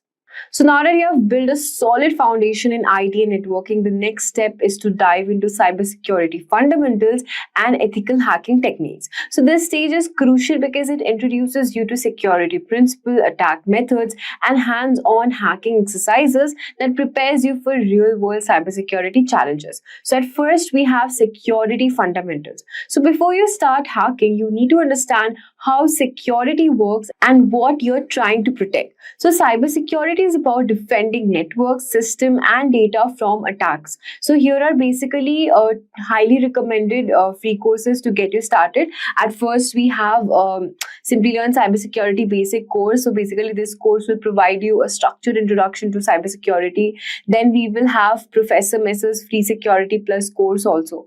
Now let's talk about a second step, which is hands-on hacking practice. Theory alone is not enough to become a cybersecurity expert. You need real-world hacking experience to understand vulnerabilities and attack methods. These platforms will help you learn hacking interactively. At first, we have Try Hack Me Beginner Friendly. So as an interactive platform for cybersecurity training, it provides a step-by-step hacking labs, which are perfect for beginners. It also covers topics like penetration testing fundamentals, web exploitation, privilege escalation, CTA, which is capture the flag challenges to test your skills. So why you should use it? Because it's guided learning paths with beginner-friendly tutorials, hands-on experience also. Next, we have Hack the Box, which is intermediate level. So a more advanced hacking playground where you can practice penetration testing on real machines. Some of the key features are simulating real-world hacking scenarios, requiring problem-solving skills. Challenges range from web application security to privilege escalation. It's great for intermediate learners and want to go beyond basic hacking. It helps prepare for certifications like OSCP, which is Offensive Security Certified Professional. Then we have Vuln Hub Offline Lab. So it is basically a repository for vulnerable virtual machines, VMS, that you can download and hack it in your own environment. You should use it because it's great for offline practice without an internet connection. It also helps you to set up your own penetration testing lab using VirtualBox and VMware as well. Some challenges are similar to real-world security assessment. Now let's talk about a third step, which is mastering advanced hacking techniques. So once you've understood cybersecurity fundamentals, it's time to dive into advanced hacking techniques. So here's what you need to focus on. At first, you need to focus on privilege escalation. gaining full control. So after gaining access to a system, hackers aim to escalate privileges to gain full control. This can be done by exploiting OS vulnerabilities, which are the operating system vulnerabilities, then also stealing credentials using mimikatz or hacking misconfigured services. So where should you practice this? Try HackMe's privilege escalation room, and you also have Hack the Box's Windows and Linux challenges. So here you can practice all of these privilege escalation techniques. Next, we have web and mobile hacking, exploiting applications. Web hacking focuses on breaking into websites and apps. Some of the key techniques include SQL injection, which is injecting malicious SQL queries to steal or modify data. Then we have cross-site scripting, injecting JavaScript into websites to exploit users. We then also have CSRF attacks, forcing users to perform actions unknowingly. So you can try learning from Try Hackme's OWASC Top 10 DVWA Hack the Boxes web challenges. Next, we have wireless hacking, breaking into Wi-Fi networks. So hackers exploit WPA2, WPA3 weaknesses using tools like AirCrackNG to capture and crack Wi-Fi passwords. Other attacks include Evil Twin attack, which is creating fake Wi-Fi hotspots to steal credentials. Using de-authentication attack, disconnecting users to force reconnections to malicious network. You can practice on test networks using Kali Linux. Then we have VPNs and anonymity, staying hidden. VPNs protect online identity, but hackers bypass them using DNS leaks, traffic correlation attack, and VPN software exploits. To stay anonymous, you must use the no-log VPNs, NordVPN, Proton VPN. You have to also use enable kill switch to prevent data leaks. Now let's talk about some of the best ethical hacking certifications to get certified in different careers, cybersecurity careers actually. So at first we have CompTIA Security Plus, which is actually best for beginners. Then we have CEH Certified Ethical Hacker, recognized worldwide. We then also have OSCP Offensive Security Certified Professional, the gold standard for penetration testing. So Simplilearn also offers certification courses for CEH and Security Plus. You can check their official website for more details. So guys, that's a complete roadmap to become an ethical hacker in 2025. So now if you follow this plan, you will be job ready in cybersecurity. Do you know, friends, that Wireshark is a powerful network protocol analyzer that helps you capture and analyze network traffic in real time? It allows you to deep dive into data packets traveling through your network, giving you insights into network performance, security, and troubleshooting. In this tutorial, we'll guide you through the basics of using Wireshark, from setting up your capture environment to interpreting the data. By the end of this tutorial, you will have a solid understanding of how to navigate Wireshark interface, set of filters, and analyze the network traffic for different use cases. So guys, let's get started. So guys, let us start first by understanding what is Wireshark. So guys, Wireshark is a comprehensive open source network protocol analyzer that basically allows user to capture and analyze the data traveling over the network in real time. It is widely used by network administrators, security professionals, and also developers for various purposes. For example, guys, like network troubleshooting, where you have to identify and resolve network issues by examining the traffic patterns and diagnosing the connectivity problems. The next one is network analysis, which we'll also be doing in our hands-on, where you have to understand and optimize network performance by analyzing data flows and interaction between network systems. The third one is security auditing. You will also have to detect and investigate unusual or potentially malicious network activities such as unauthorized access or data breaches. And finally, you have a protocol development, where you can debug and develop network protocols by capturing and analyzing protocol messages and behaviors. The key features of Wireshark are: the first one is packet capture. Wireshark captures packets of data transmitted over the network. Each packet contains a wealth of information, including source and destination addresses. And also you get protocol, types, and payload data. So as you can see all over here, I've already downloaded Wireshark, and I'll guide you also how to download it. But as you can see, these are the lines that shows that the Wi-Fi packet, graph is showing that this is how the packets are transmitting. So this is basically the real-time analysis what you can get through in Wireshark. Next one is you get a detailed inspection. Guys, Wireshark also decodes and displays data at various protocol layers. Example, you can get Ethernet, IP, TCP, HTTP, which allows for detailed examinations of network communications. You can also perform filtering and searching. Then you'll also get a chance to do data visualization, which includes features for visualizing network graphics such as flow graphs, as you can see all over here, and also statistics, which can help in understanding network behavior and performance. Wireshark is available for multi-operating systems like for Windows, macOS, Linux, and many more. Now there are certain scenarios where network security engineers use it. Suppose for network performance monitoring, where you track and analyze the performance of network applications and services. You also get an incident response. You investigate and respond to network security incidents by analyzing captured traffic. And you also do the protocol analysis, where you examine and troubleshoot network protocols and ensure proper implementation. Now, let us start with the Wireshark. So first, let us download the Wireshark. And before we download it, I expect that you would have got some brief idea regarding what is Wireshark. Now, what you have to do, guys, you have to go at this link, wireshark.org.download.html. So since I'm using Windows, so I have clicked on Windows x64 installer. Just right click on this. So as you can see, it will start downloading. So guys, since I've already downloaded it, I may not have to do it again. And the steps are very simple. Just you have to click yes, and it's going to download all the required dependencies and your installer will be ready. And after clicking all the OKs, you are going to get something like this. So this is your entry of the Wireshark network analyzer.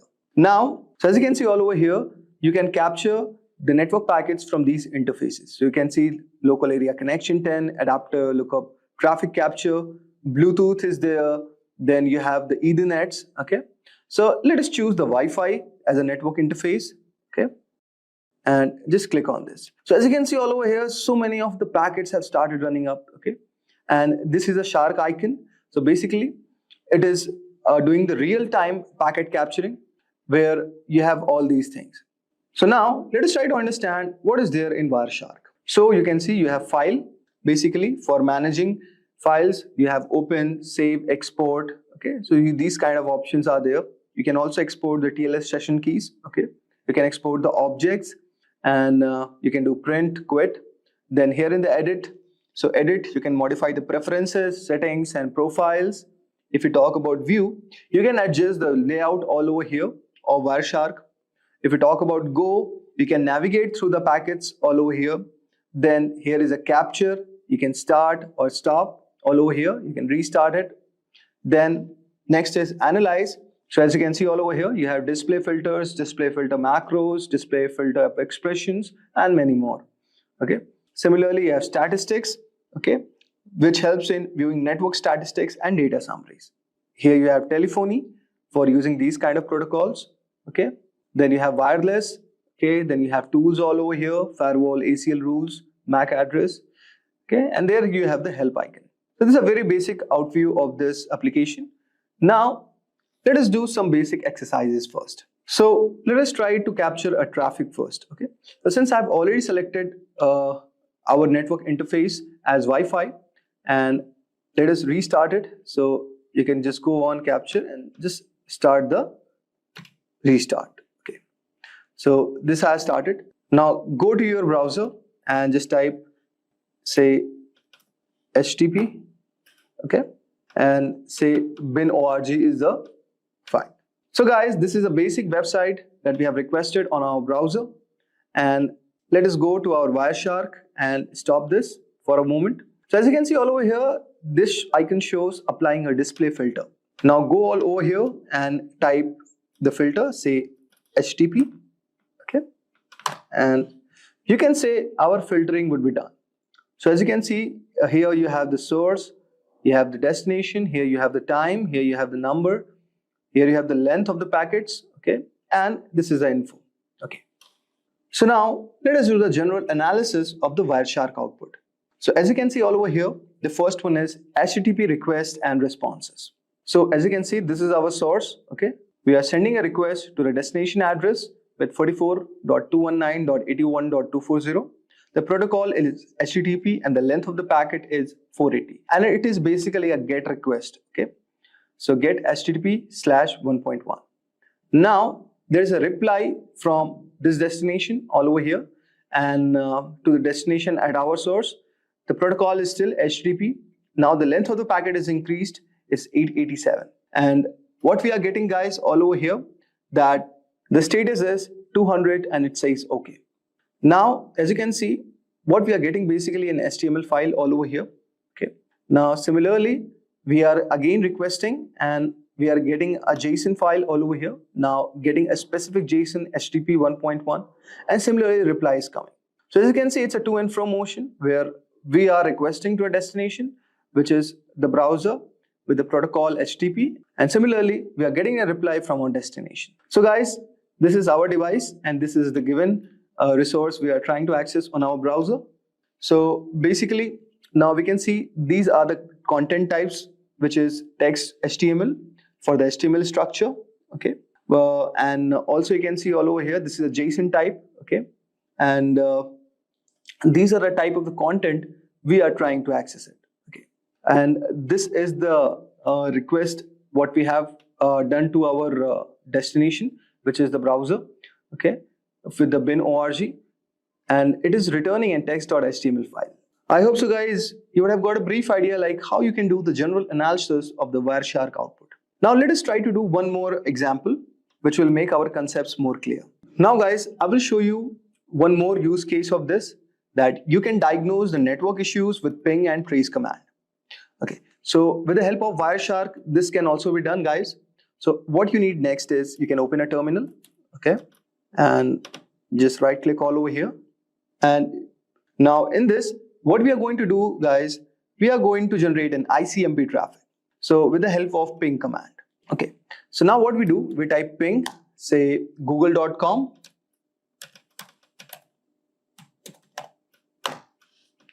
And you can see all over here, the request and reply have started. And now what we will do, guys, we will use the tracert command for tracing our packet flow.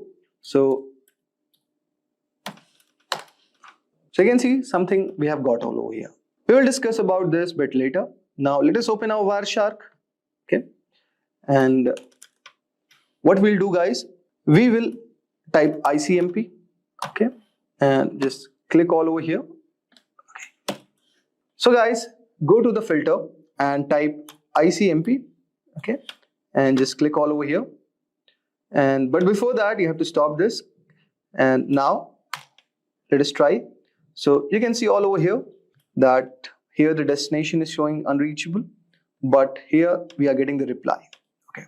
Now let us try to examine this protocol. Okay. So what all over here, let us try to understand first what we did in the terminal. Okay. So guys, when we are typing the command ping google.com, this command is basically testing the reachability of google.com by sending the Internet Control Message Protocol or ICMP echo request packets and waiting for the replies, which is echo response. Now guys, let us break down the ping results. So first 3 replies, we are going to see that each reply shows the IP address of 142.250.193.110, which is one of the Google servers. And you can see the round trip time latency for the packets. For the first time, it is showing around 76 milliseconds. For second round trip time, it is showing around 88.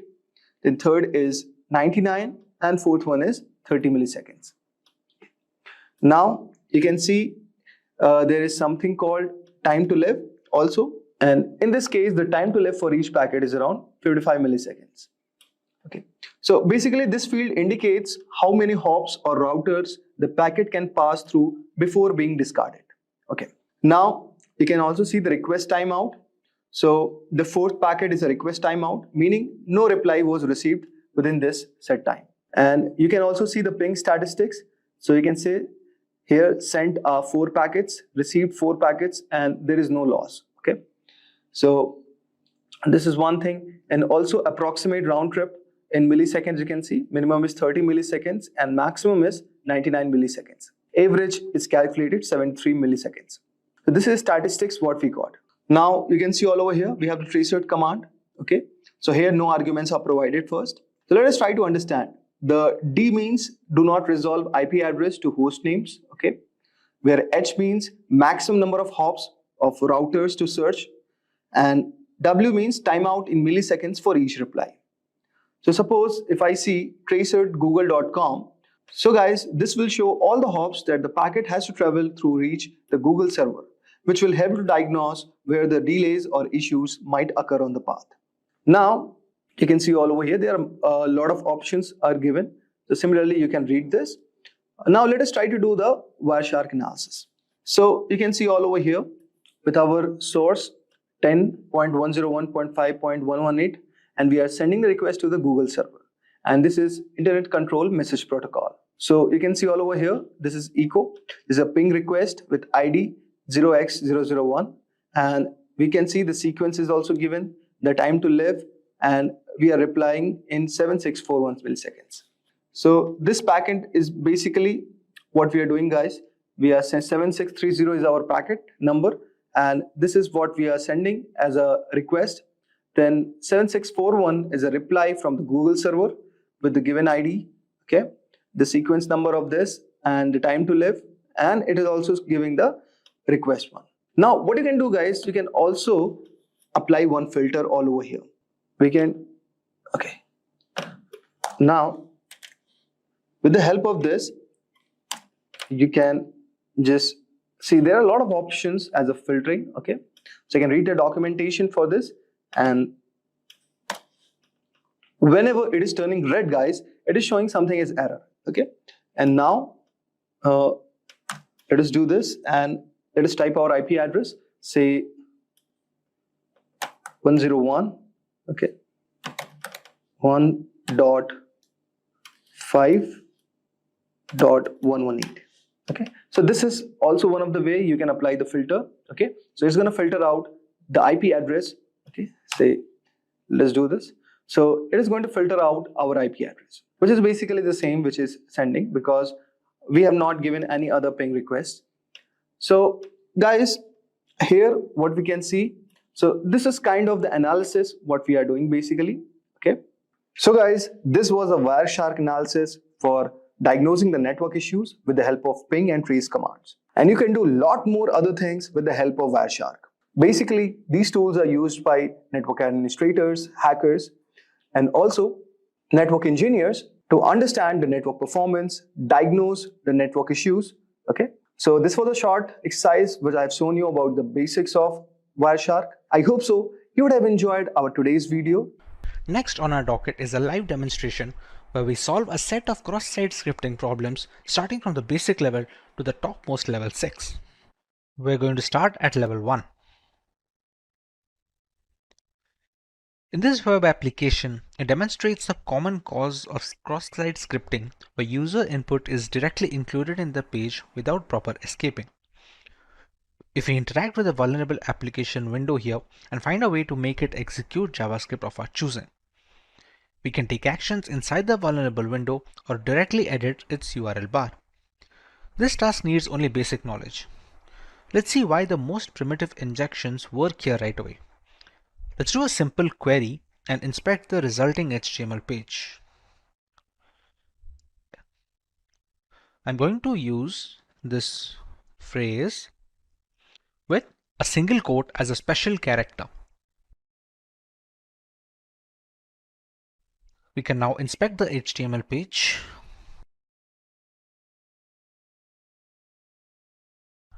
We can see here in this line, the special character single quote appears in the result over here. The provided query text is placed directly in a B tag, as in a body element. We need to perform a reflected XSS into the web application because they are non-persistent XSS attacks, and the payload should be included in the URL to perform successful exploitation. We can use any payload, but we're going to use the simple one to perform an alert in this web application. It's simple and can be shown easily.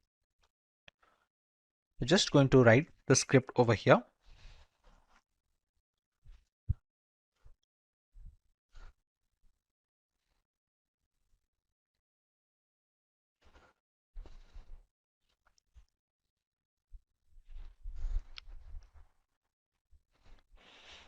and we're going to press search. As you can see, we have successfully launched our first cross-site scripting attack. We can see an alert box pop up with the necessary message, and a similar process can be used to steal browser cookies and passwords, albeit with different commands. Now we have the option to move to level 2. In this web application, it shows that how easily XSS bugs can be introduced in complex chat applications. Chat app conversations are stored in a database and retrieved when a user wants to see the conversation. Therefore, if a malicious user injects some JavaScript code, all visitors will be infected. This kind of cross-site scripting attack is more powerful and it is more riskier than reflected cross-site scripting attacks, and that's why it is known as stored XSS.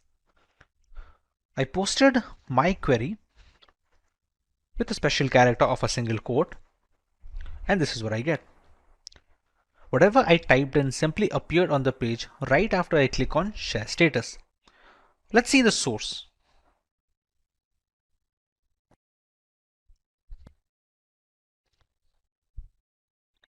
You can see here, the text I posted seems directly put inside a block quote tag.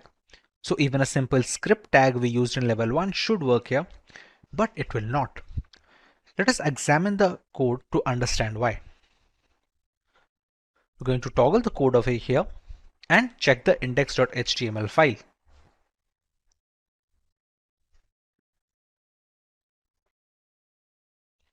Important part is line 32. The generated HTML fragment, which is the HTML variable in the code, is added to the mail HTML using the inner HTML method. So when the browser parsing this HTML fragment, it will not execute any script tag defined within that HTML fragment. HTML parser will not execute a script tag when it parses HTMLs via this method. This is why the script tag like we used in level 1 is not going to work here. Our solution is to use events. Events will execute the defined JavaScripts. We're going to use an image over here.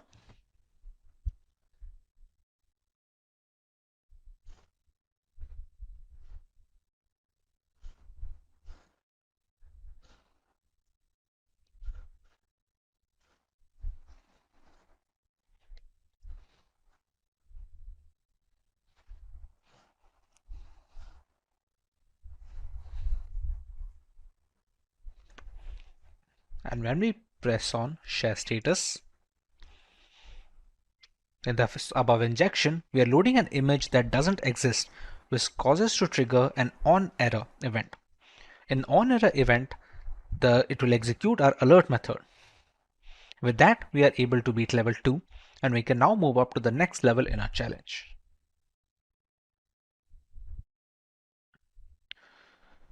As you can see, clicking on any tab causes the tab number to be displayed in the URL fragment. This hints that the value after the hashtag controls the behavior of the page. That is, it is an input variable. To confirm, let's analyze the code.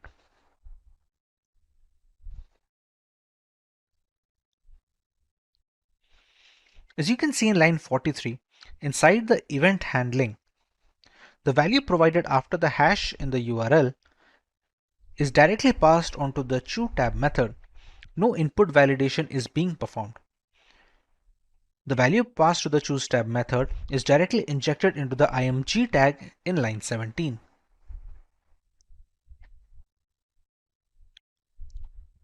This is an unsafe assignment and it is the vulnerable part of the code. Now all we have to do now is to craft a payload that would adjust the img tag to execute our JavaScript. Remember, the script tag from level 1 would not work here since the variable HTML is used to add the DOM dynamically. Hence the events are our aces here once again. I will choose to use the existing img tag and change the source to something that doesn't exist, hence forcing it to fall in to execute an onError, even which I will pass the URL.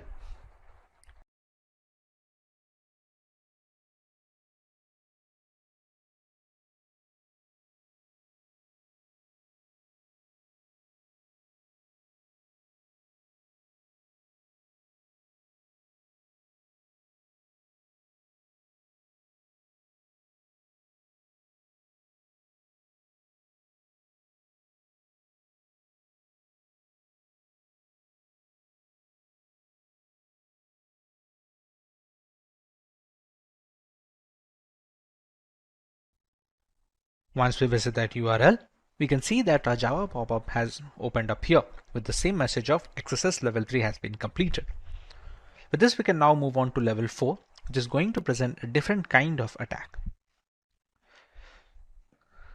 In this web application, there is a timer on the page. That means whatever numbers we put in the box, a countdown starts. And then when it finishes, the application alerts that the countdown is finished. And we can see the time is up pop-up appearing over here, and this resets the timer again.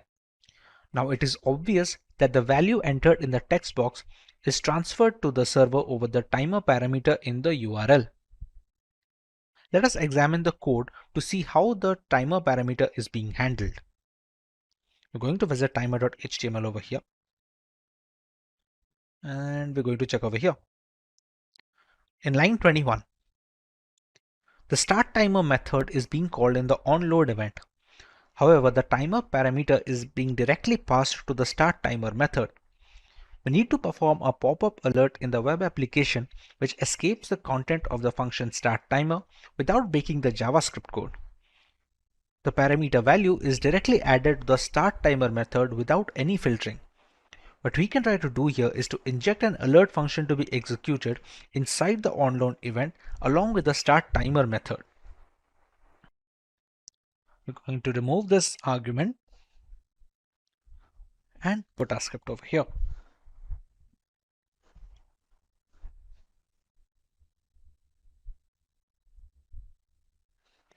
Now when we press on create timer, and we have a pop-up with the XSS level 4 completed.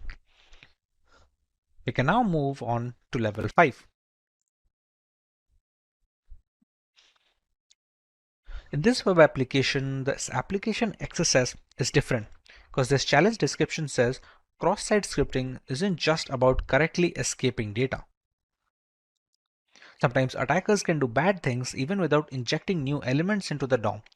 It's kind of open redirect because the attack payload is executed as a result of modifying the DOM environment in the victim's browser. This environment is used by the original client-side script so that the client-side code runs in an unexpected manner. The vulnerability can be easily detected if the next link in the sign-up page is inspected.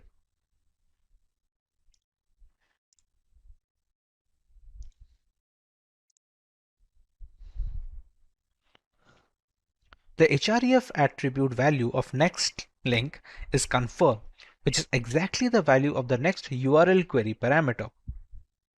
As you can see over here. This means using the next query parameter can be used to inject a JavaScript code to the href attribute of the next link. The following is the best way to do it. As soon as the user clicks on the link, the script will be triggered.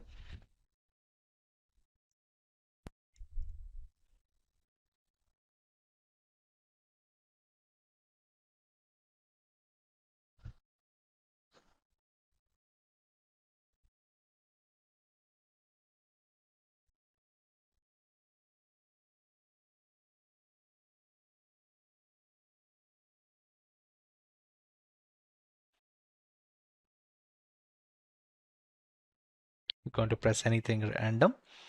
And now that we click next, we can see the XSS level 5 that we had provided in the URL as a parameter to the next variable. Since the value of next provided appears on a pop-up, we can consider the attack a success and move on to the final level 6. In this web application, it shows some of the external JavaScript is retrieved. If you analyze the URL, you can see that the script is loaded already. The vulnerability lies within how the code handles the value after the hashtag.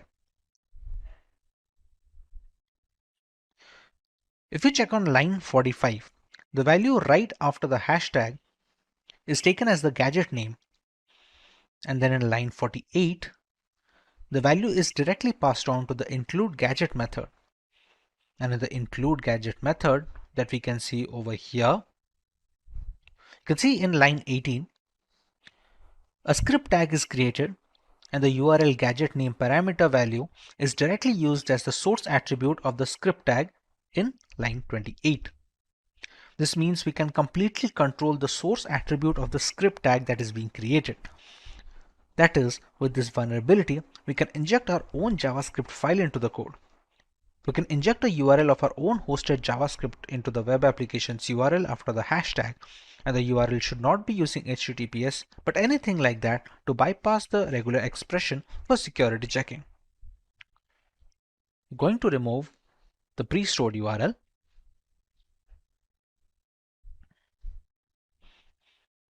and we're going to load our own JavaScript file.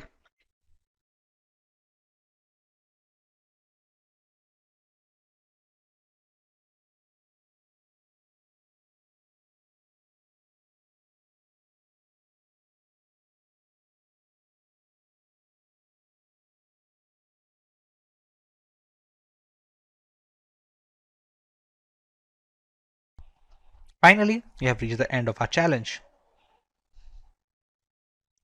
We completed 6 different varieties of cross-scripting attacks and used different solutions for all of the 6 questions.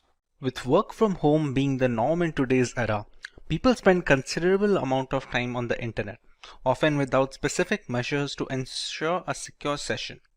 Apart from individuals, organizations worldwide that host data and conduct business over the internet are always at the risk of a DDoS attack. These DDoS attacks are getting more extreme, with hackers getting easy access to the graph. 3 of the 6 strongest DDoS attacks were launched in 2021, with the most extreme attack occurring just last year in 2020. Lately, cybercriminals have been actively seeking out new services and protocols for amplifying these DDoS attacks.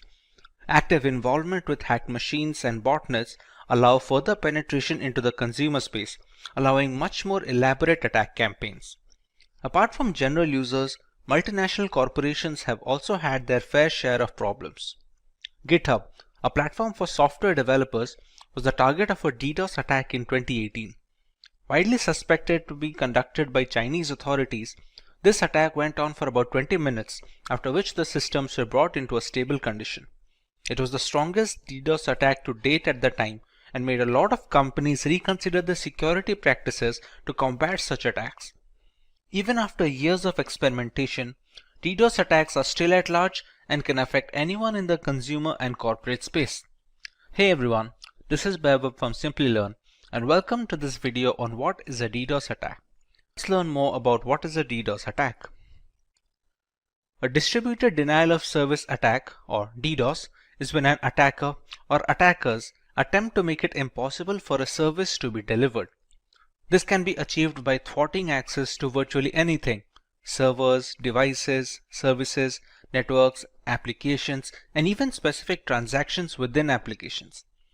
In a DOS attack, it's one system that is sending the malicious data or requests. A DDoS attack comes from multiple systems.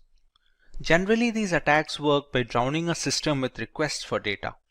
This could be sending a web server so many requests to serve a page that it crashes under the demand, or it could be a database being hit with a high volume of queries. The result is available internet bandwidth, CPU, and RAM capacity become overwhelmed. The impact could range from a minor annoyance from disrupted services to experiencing entire websites, applications, or even entire businesses taking offline. More often than not, these attacks are launched using machines in a botnet. A botnet is a network of devices that can be triggered to send requests from a remote source, often known as the command and control center. The bots in the network attack a particular target, thereby hiding the original perpetrator of the DDoS campaign. But how do these devices come under a botnet? And what are the requests being made to the web servers? Let's learn more about these and how DDoS attacks work. A DDoS attack is a two-phase process. In the first phase, a hacker creates a botnet of devices. Simply put, a vast network of computers are hacked via malware, ransomware, or just simple social engineering. These devices become a part of the botnet, which can be triggered anytime to start bombarding a system or a server on the instruction of the hacker that created the botnet. The devices in these networks are called bots or zombies. In the second phase, a particular target is selected for the attack. When the hacker finds the right time to attack, all the zombies in the botnet network send these requests to the target, thereby taking up all the server's available bandwidth. These can be simple ping requests or complex attacks like SYN flooding and UDP flooding. The aim is to overwhelm them with more traffic than the server or the network can accommodate. The goal is to render the website or service inoperable. There is a lot of wiggle room when it comes to the type of DDoS attack a hacker can go with. Depending on the target's vulnerability, we can choose one of the three broad categories of DDoS attacks. Volume-based attacks use massive amounts of bogus traffic to overwhelm a resource. It can be a website or a server. They include ICMP, UDP, and spoofed packet flood attacks. The size of volume-based attack is measured in bits per second. These attacks focus on clogging all the available bandwidth for the server, thereby cutting the supply short. Several requests are sent to the server, all of which warrant a reply, thereby not allowing the target to cater to the general legitimate users. Next, we have the protocol level attacks. These attacks are meant to consume essential resources of the target server. They exhaust the load balancers and firewalls, which are meant to protect the system against the DDoS attacks. These protocol attacks include SYN floods and Smurf DDoS, among others, and the size is measured in packets per second. For example, in an SSL handshake, server replies to the hello message sent by the hacker, which will be the client in this case, but since the IP is spoofed and leads nowhere, the server gets stuck in an endless loop of sending the acknowledgement without any end in sight. Finally, we have the application level attacks. Application layer attacks are conducted by flooding applications with maliciously crafted requests. The size of application layer attacks is measured in requests per second. These are relatively sophisticated attacks that target the application and operating system level vulnerabilities. They prevent the specific applications from delivering necessary information to users and hog the network bandwidth up to the point of a system crash. Examples of such an attack are HTTP flooding and BGP hijacking. A single device can request data from a server using HTTP POST or GET without any issues. However, when the requisite botnet is instructed to bombard the server with thousands of requests, the database bandwidth gets jammed and it eventually becomes unresponsive and unusable. But what about the reasons for such an attack? There are multiple lines of thought as to why a hacker decides to launch a DDoS attack on unsuspecting targets. Let's take a look at a few of them. The first option is to gain a competitive advantage. Many DDoS attacks are conducted by hacking communities against rival groups. Some organizations hire such communities to stagger their rivals' resources at a network level to gain an advantage in the playing field. Since being a victim of a DDoS attack indicates a lack of security, the reputation of such a company takes a significant hit, allowing the rivals to cover up some ground. Secondly, some hackers launch these DDoS attacks to hold multinational corporations at ransom. The resources are jammed, and the only way to clear the way is if the target company agrees to pay a designated amount of money to the hackers. Even a few minutes of inactivity is detrimental to a company's reputation in the global market, and it can cause a spiral effect, both in terms of market value and product security index. Most of the time, a compromise is reached and the resources are freed after a while. DDoS attacks have also found use in the political segment. Certain activists tend to use DDoS attacks to voice their opinion. Spreading the word online is much faster than any local rally or forum. Primarily political, these attacks also focus on online communities, ethical dilemmas, or even protests against corporations. Let's take a look at a few ways that companies and individuals can protect themselves against DDoS attacks. The company can employ load balancers and firewalls to help protect the data from such attacks. Load balancers reroute the traffic from one server to another in a DDoS attack. This reduces the single point of failure and adds resiliency to the server data. A firewall blocks unwanted traffic into a system and manages the number of requests made at a definite rate. It checks for multiple attacks from a single IP and occasional slowdowns to detect a DDoS attack in action. Early detection of a DDoS attack goes a long way in recovering the data lost in such an event. Once you've detected the attack, you will have to find a way to respond. For example, you will have to work on dropping the malicious DDoS traffic before it reaches your server so that it doesn't throttle and exhaust your bandwidth. Here's where you will filter the traffic so that only legitimate traffic reaches the server. By intelligent routing, you can break the remaining traffic into manageable chunks that can be handled by your cluster resources. The most important stage in DDoS mitigation is where you will look for patterns of DDoS attacks and use those to analyze and strengthen your mitigation techniques. For example, blocking an IP that's repeatedly found to be offending is a first step. Cloud providers like Amazon Web Services and Microsoft Azure, who offer high levels of cybersecurity, including firewalls and threat monitoring software, can help protect your assets and network from DDoS criminals. The cloud also has greater bandwidth than most private networks, so it is likely to fail if under the pressure of increased DDoS attacks. Additionally, reputable cloud providers offer network redundancy, duplicating copies of your data, systems, and equipment, so that if your service becomes corrupted or unavailable due to a DDoS attack, you can switch to a secure access on backed up versions without missing a beat.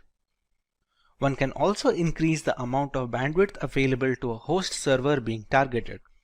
Since DDoS attacks fundamentally operate on the principle of overwhelming systems with heavy traffic, simply provisioning extra bandwidth to handle unexpected traffic spikes can provide a measure of protection. This solution can prove expensive as a lot of that bandwidth is going to go unused most of the time. A content delivery network, or a CDN, distributes your content and boosts performance by minimizing the distance between your resources and end users. It stores the cached version of your content in multiple locations, and this eventually mitigates DDoS attacks by avoiding a single point of failure when the attacker is trying to focus on a single target. Popular CDNs include Akamai CDN, Cloudflare, AWS CloudFront, etc. Let's start with our demo regarding the effects of DDoS attacks on a system.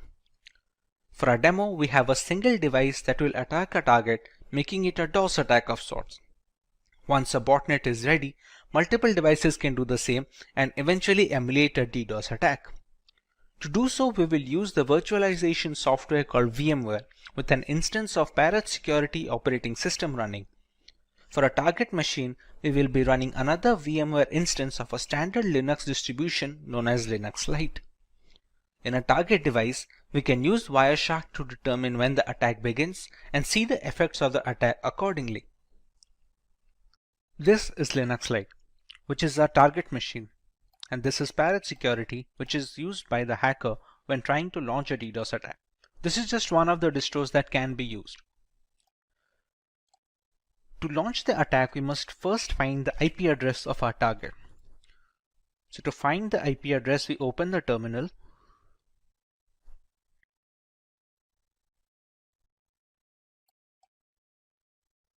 We use the command ifconfig.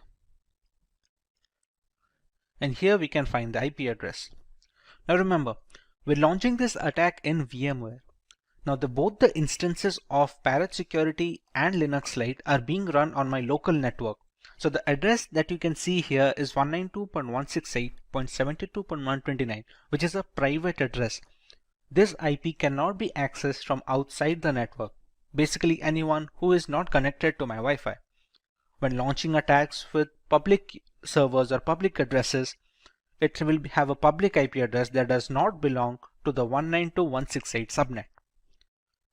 Once we have the IP address, we can use a tool called hping3. hping3 is an open source packet generator and analyzer for the TCP/IP protocol. To check what are the effects of an attack, we will be using Wireshark. Wireshark is a network traffic analyzer.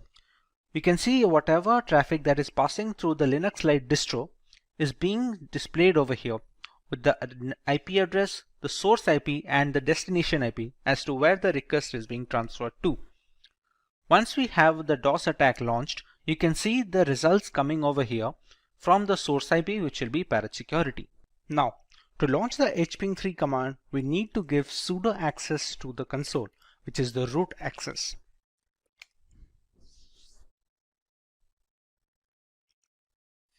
Now, we have the root access for the console. The hping3 command will have a few arguments to go with it, which are, as you can see on the screen. -s and a flood, a -v, -p80, and the IP address of the target, which is 192.168.72.129.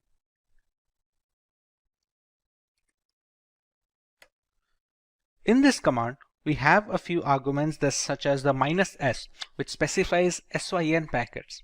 Like in an SSL handshake, we have the SYN request that the client sends to the server to initiate a connection. The -flood aims to ignore the replies that the server will send back to the client in response to the SYN packets. Here the parent security OS is the client and Linux Lite being the server. -v stands for verbosity, as in where we will see some output when the requests are being sent. The -p80 stands for port 80, which we can replace the port number if we want to attack a different port. And finally, we have the IP address of our target. As of right now, if we check Wireshark, it is relatively clear and there is no indication of a DDoS attack incoming. Now once we launch the attack over here, we can see the requests coming in from this IP, which is 192.168.72.128. Till now, even the network is responsive, and so is Linux Lite. The requests keep on coming, and we can see the HTTP flooding has started in flood mode. After a few seconds of this attack continuing, the server will start shutting down. Now remember, Linux Lite is a distro that can focus on that serves as a backend.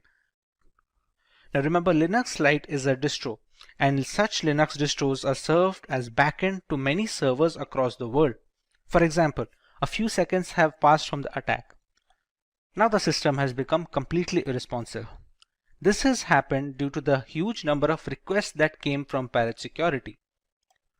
You can see whatever I press, nothing is responded. Even the Wireshark has stopped capturing new requests because the CPU usage right now is completely 100%, and at this point of time, anyone who is trying to request some information from this Linux distro, or where this Linux distro is being used as a backend for a server or a database, cannot access anything else.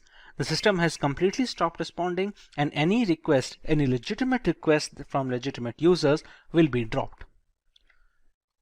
Once we stop the attack over here, it takes a bit of time to settle down.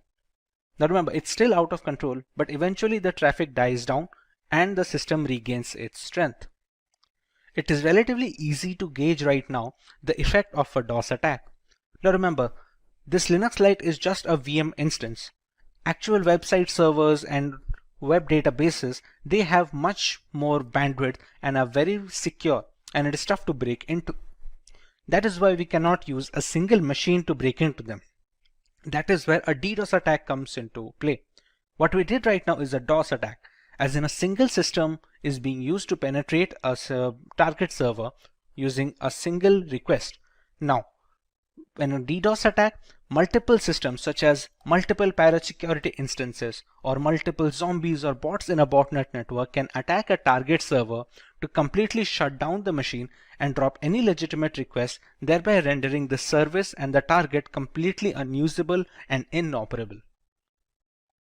As a final note, we would like to remind that this is for educational purposes only, and we do not endorse any attacks on any domains. Only test this on servers and networks that you have permission to test on. Cybersecurity has become one of the most rigid industries in the last decade, while simultaneously being the most challenged. With every aspect of corporate culture going online and embracing cloud computing, there is a plethora of critical data circulating through the internet, all worth billions of dollars to the right person. Increasing benefits require more complex attacks, and one of these attacks is a brute force attack.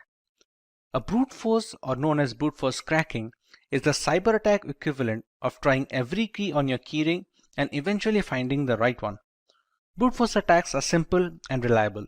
There is no prior knowledge needed about the victim to start an attack. Most of the systems falling prey to brute force attacks are actually well secured. Attackers let a computer do the work. that is trying different combinations of usernames and passwords until they find one that works. Due to this repeated trial and error format, the strength of password matters a great deal.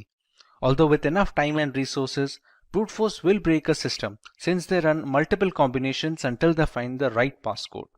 Hey everyone, this is Vaibhav from Simplilearn and welcome to this video on what is a brute force attack. Let's begin with learning about brute force attacks in detail. A brute force attack, also known as an exhaustive search, is a cryptographic hack that relies on guessing possible combinations of targeted password until the current password is discovered. It can be used to break into online accounts, encrypted documents, or even network peripheral devices. The longer the password, the more combinations that will need to be tested. A brute force attack can be time consuming and difficult to perform if methods such as data obfuscation are used, and at times downright impossible. However, if the password is weak, it could merely take seconds with hardly any effort. Dictionary attacks are an alternative to brute force attacks, where the attacker already has a list of usernames and passwords that need to be tested against the target. It doesn't need to create any other combinations on its own. Dictionary attacks are much more reliable than brute force in a real-world context, but the usefulness depends entirely on the strength of passwords being used by the general population. There is a three-step process when it comes to brute forcing a system. Let's learn about each of them in detail. In step 1, we have to settle on a tool that we are going to use for brute forcing. There are some popular names on the market like Hashcat, Hydra, and John the Ripper. While each of them has its own strengths and weaknesses, each of them perform well with the right configuration. All of these tools come pre-installed with certain Linux distributions that cater to penetration testers and cybersecurity analysts like Kali Linux and Parrot Security.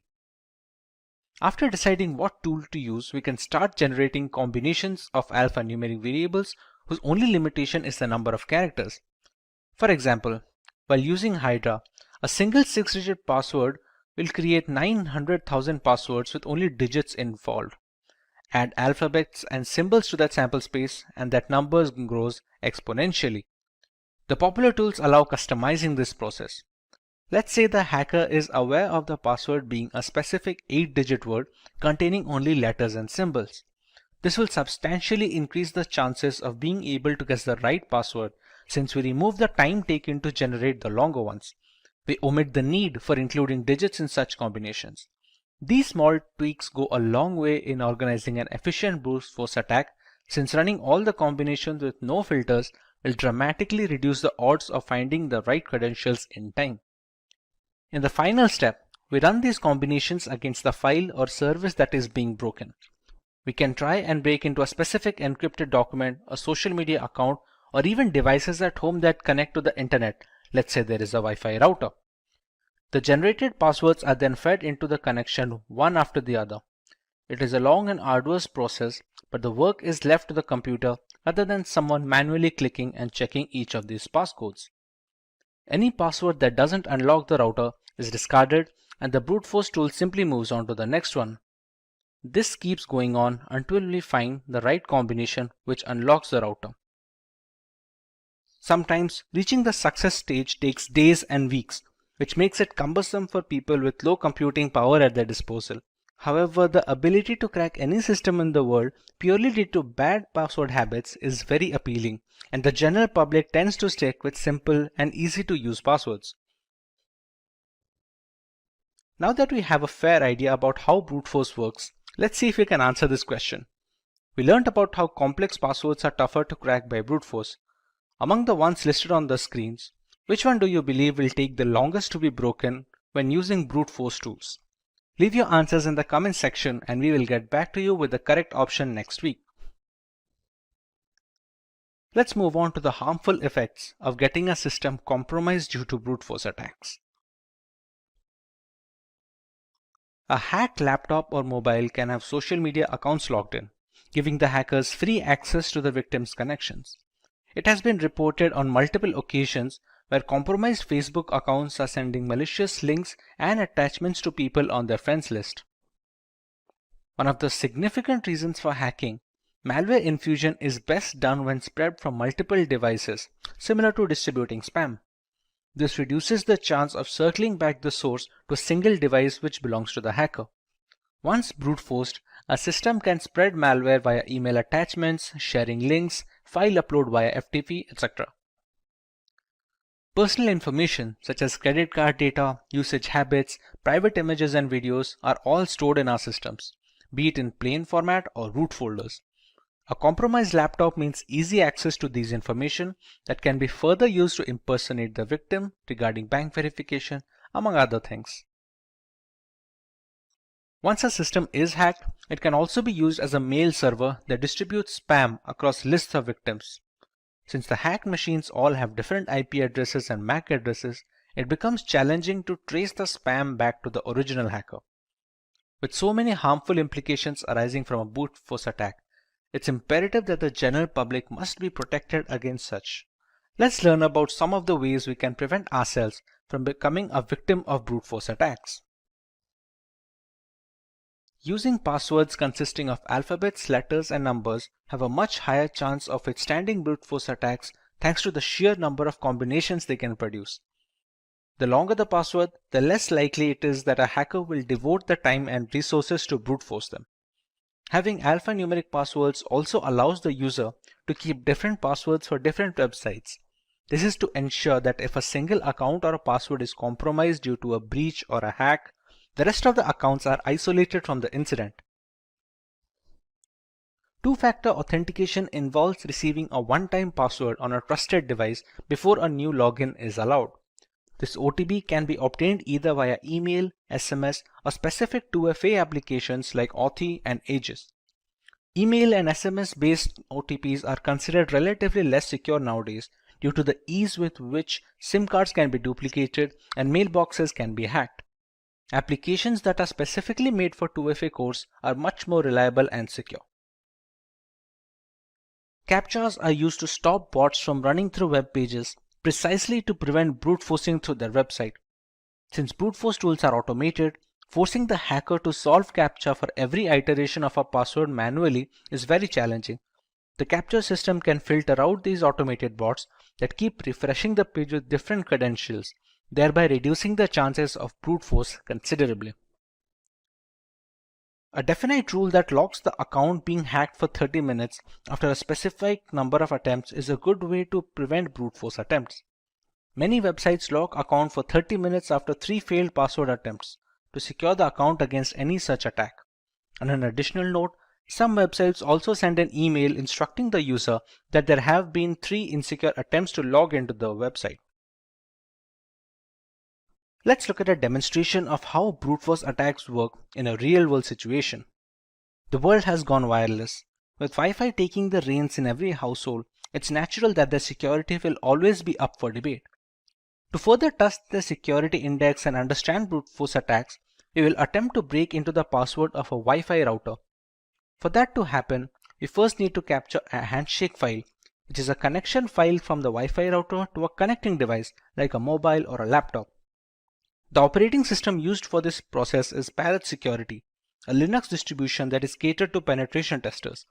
All the tools being used in this demo can easily be found pre-installed in this operating system. If getting your learning started is half the battle, what if you could do that for free? Visit SkillUp by Simplilearn. Click on the link in the description to know more. To start our demo, we're going to use a tool called Airgeddon, which is made to hack into wireless networks specifically.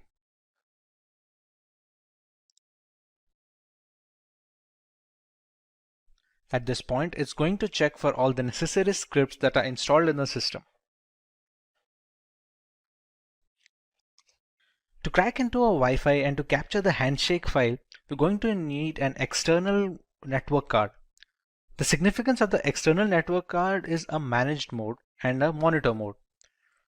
For now, the WLX1 named card is my external network adapter, which I'm going to select. To be able to capture data over the air, we're going to need to put it in monitor mode. As you can see above, it's written it is in managed mode right now. So we're going to select option 2, which is to put the interface in monitor mode. And its name is now WLAN 0 monitor. The monitor mode is necessary to capture data over the air.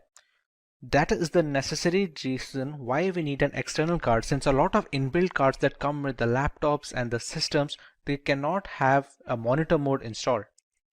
Once we select the mode, we can go into the fifth, which is the handshake tools menu. In the first step, we have to explore for targets, and it is written that monitor mode is necessary to select a target. So let's explore for targets and press enter.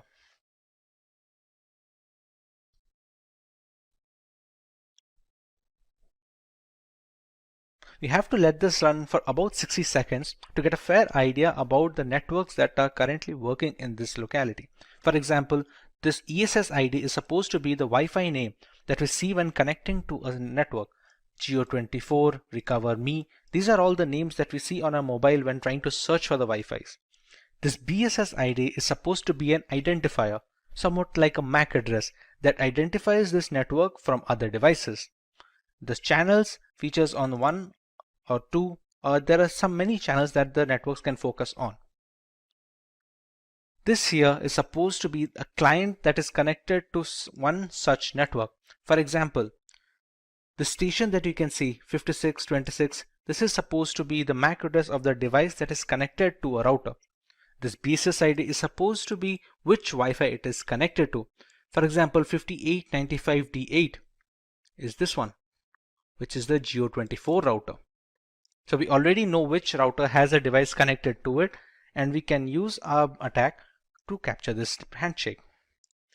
Now that it has already run for 1 minute, now that we press Ctrl C, we will be asked to select a target. See, it has already selected the number 5, which is the Geo24 router, as the one with clients. So it is easy to run an attack on, and it is easy to capture a handshake for. We select network 5 and we run a capture handshake. It says we have a valid WPA2 network target selected and that the script can continue. Now, to capture the handshake, we have a couple of attacks, a DAuth or a DAuth air replay attack. What this attack does is kick the clients out of the network.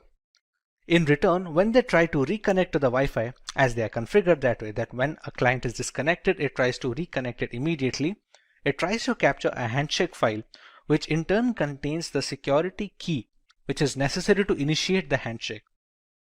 For our demo, let's go with the second option, that is the DAuth air replay attack. Select a timeout value, let's say we give it 60 seconds, and we start the script. We can see it capturing data from the Geo24 network, and here we go. We have the WPA handshake file.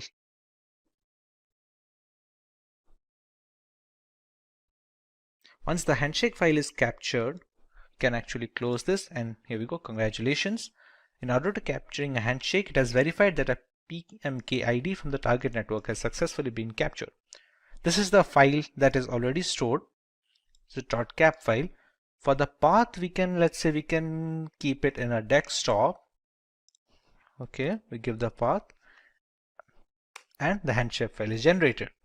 We can already see a target over here, same Geo24 router with the BSS ID. Now if we return to its main menu, we already have the handshake file captured with us. Now our job is to brute force into that handshake capture file. The capture file is often encrypted with the security key of the Wi-Fi network.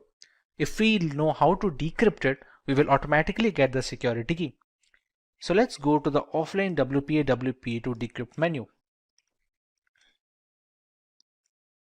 Since we'll be cracking personal networks, we can go with option 1. Now to run the brute force tool, we have two options.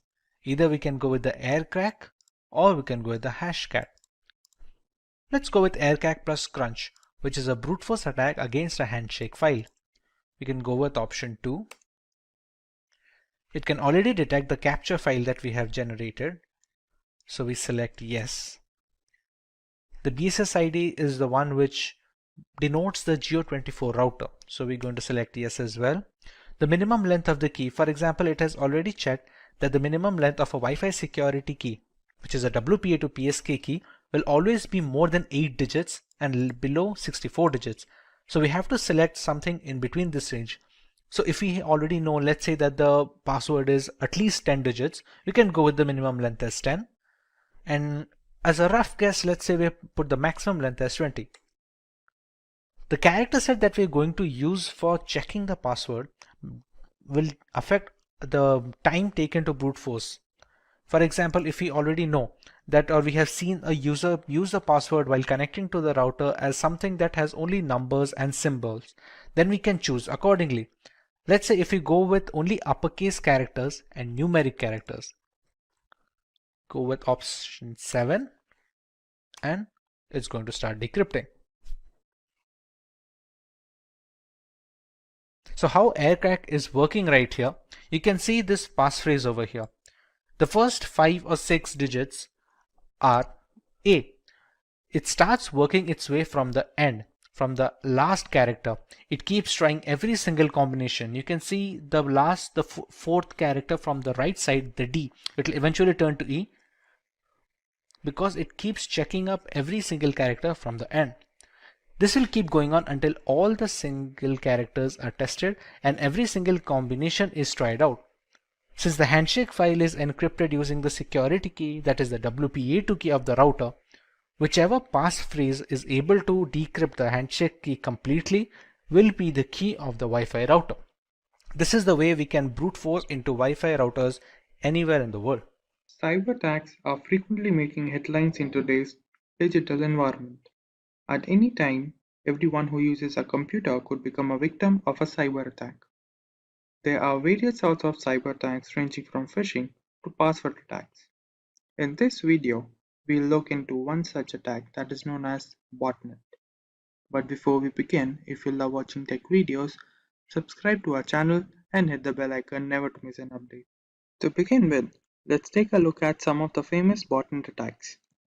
The first one is Mirai botnet, which is a malicious program designed to attack vulnerable IoT devices and infect them to form a network of bots that on command perform basic and medium level denial of service attacks. Then we have the Zeus bot, specifically designed for attacking the system for bank related information and data. Now let's see what exactly a botnet is. Botnet refers to a network of hijacked interconnected devices that are installed with malicious codes known as malware. Each of these infected devices are known as bots, and a hijacked criminal known as bot hoarder remotely controls them. The bots are used to automate large-scale attacks, including data theft, server failure, malware propagation, and denial of service attacks.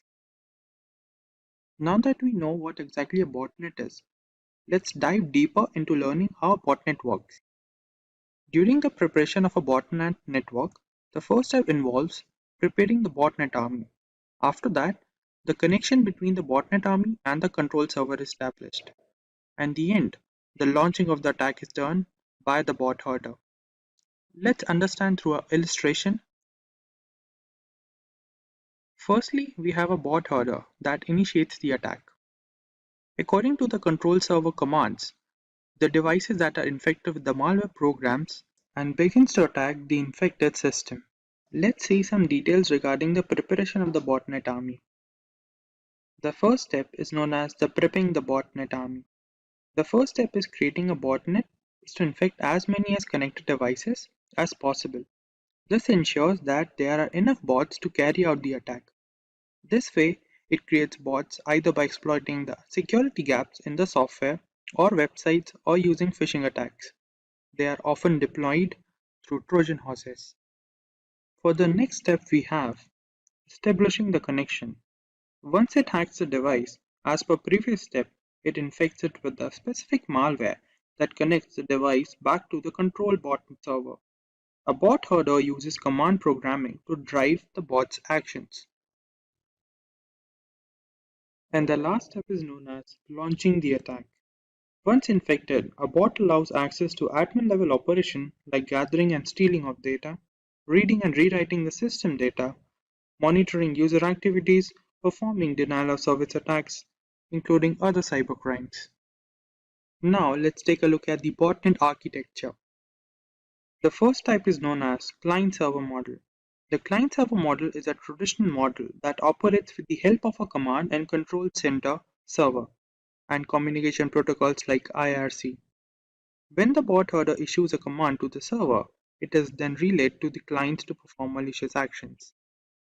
Then we have peer-to-peer model. Here controlling the infected bots involves a peer-to-peer network that relies on a decentralized approach.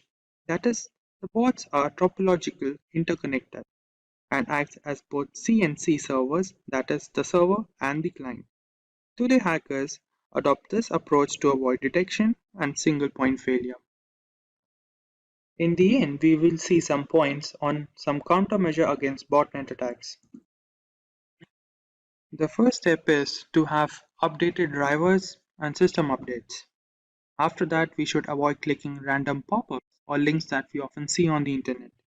And lastly, having certified antivirus, anti-spyware softwares, and firewall installed into a system will protect against malware attack. The internet is an endless source of information and data.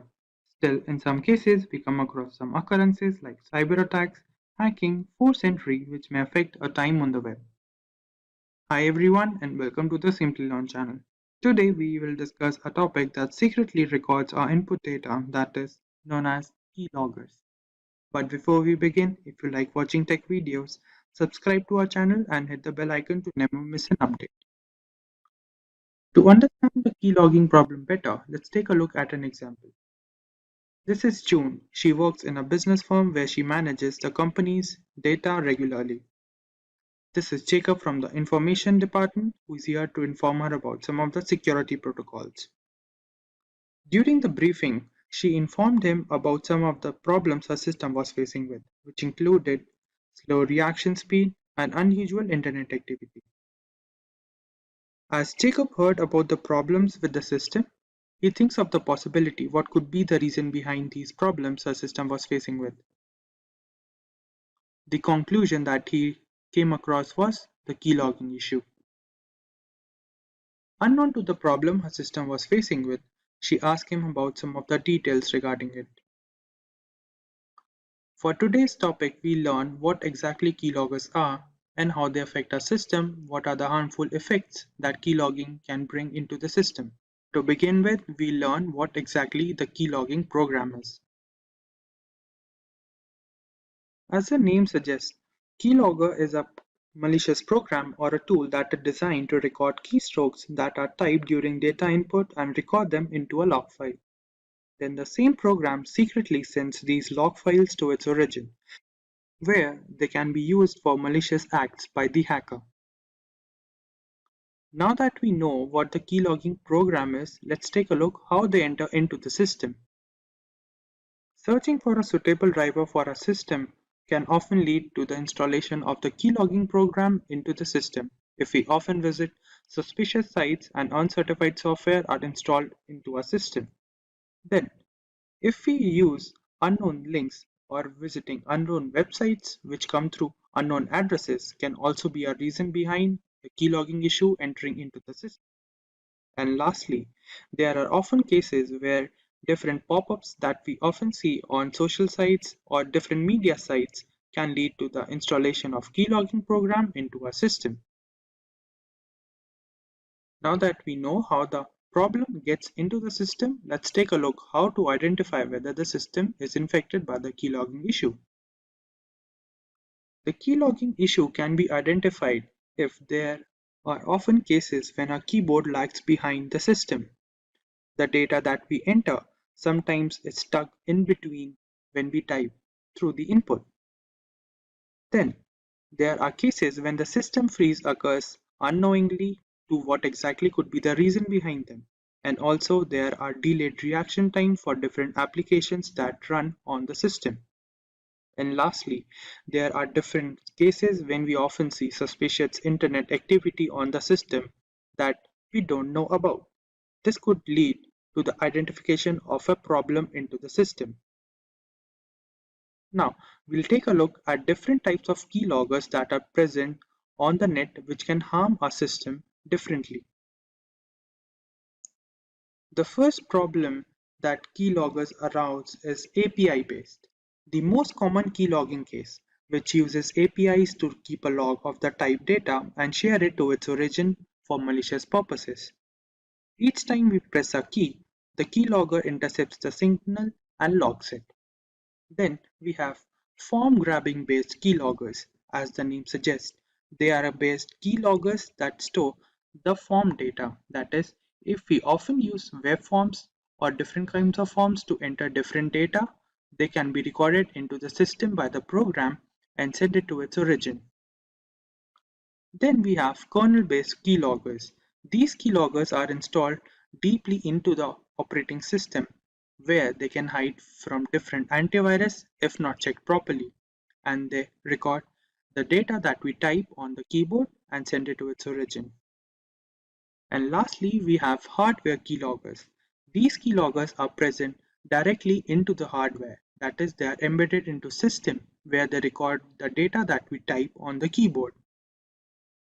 Now let's take a look how hackers differentiate different type of recorded data and exploit them. When hackers receive information about the target, they might use it to blackmail the target, which may affect the personal life of the target and also blackmail them for different money related issues. Then, in case of company data that is recorded by the keylogging program can also affect the economic value of the company in the market, which may lead to the downfall of the company. Also, in some cases, the keylogging program can also log data about military secrets, which may include nuclear codes or security protocols which are necessary to maintain the security of a country. Now, let's take a look whether mobile devices get infected with the keylogging issue or not. In the case of hand devices, infection of keyloggers are low in comparison to the computer systems, as they use on-screen keyboard or virtual keyboard. But in some cases, we often see different kinds of malicious programs getting installed into the hand device if we often visit different uncertified websites or illegal websites or torrent sites. And also, the device that is infected with the keylogging issue or different kind of malicious program can often lead to the exploitation of data that includes photos, emails, or important files by the hacker or the cyber criminal that installed the particular malicious program into the system. Now, to prevent a system from getting infected by the keylogging program, let's take a look at different points. The first point includes using of different antivirus softwares or tools which can prevent the entering of malicious program into the system. Then, keeping system security protocols regularly updated is also a good habit. And lastly, using virtual keyboard to input our sensitive data, which may include bank details, login details, or different passwords related to different websites. Now that we have some understanding about the topic of keyloggers, let's take a look at the demo to further increase the knowledge about the topic. For the first step, we have to download some of the important libraries that are required into the system, which is this library. Now we'll run it. The system says the library is already installed into the system. Now let's take a look what exactly modules are required from the particular library. From this library, we'll import the keyboard module, which will help us to record the data that we type on the keyboard.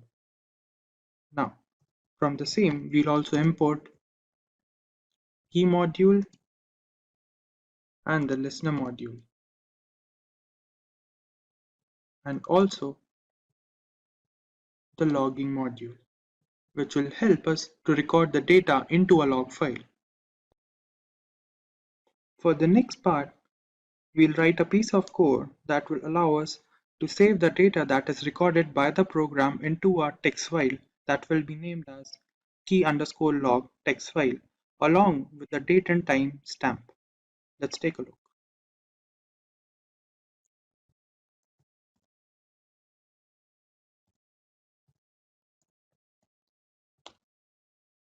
Now, we'll provide it with the file name that will be given as keylog.txt file, and also show the part where the format of the data is recorded. Put the brackets over here to contain the file name. Now we'll write the format in which the data will be recorded into the log file, which will be given as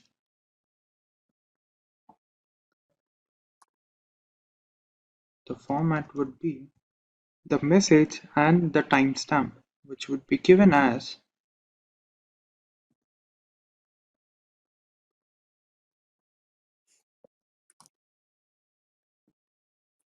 along with the timestamp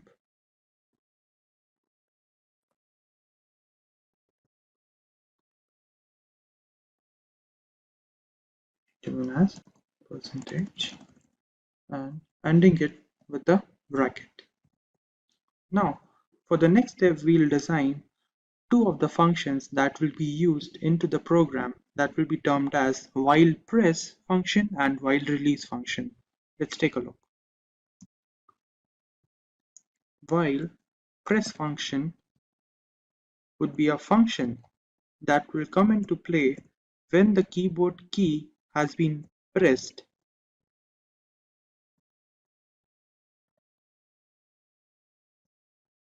is pressed.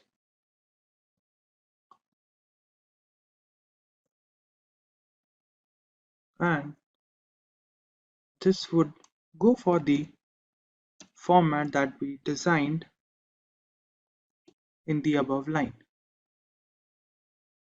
and logging the pressed key info, a string file to be recorded into the log file. Now we'll design a function that is while release.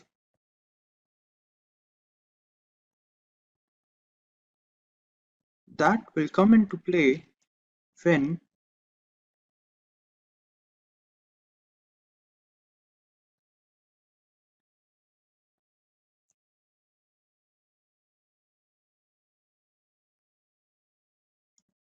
the escape key has been pressed. That is, the program will terminate itself and the program will stop from running. And in the end, we require for the functioning of the program to loop these functions, that is while press and while release, to continue its cycle.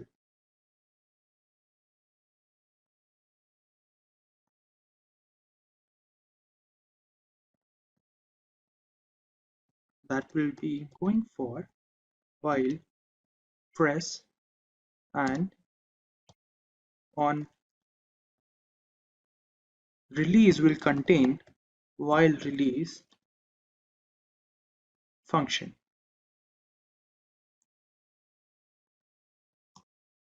As listener. And now this part would join the different threads and store them into the log file. Now that we have completed the code for the program, let's run it.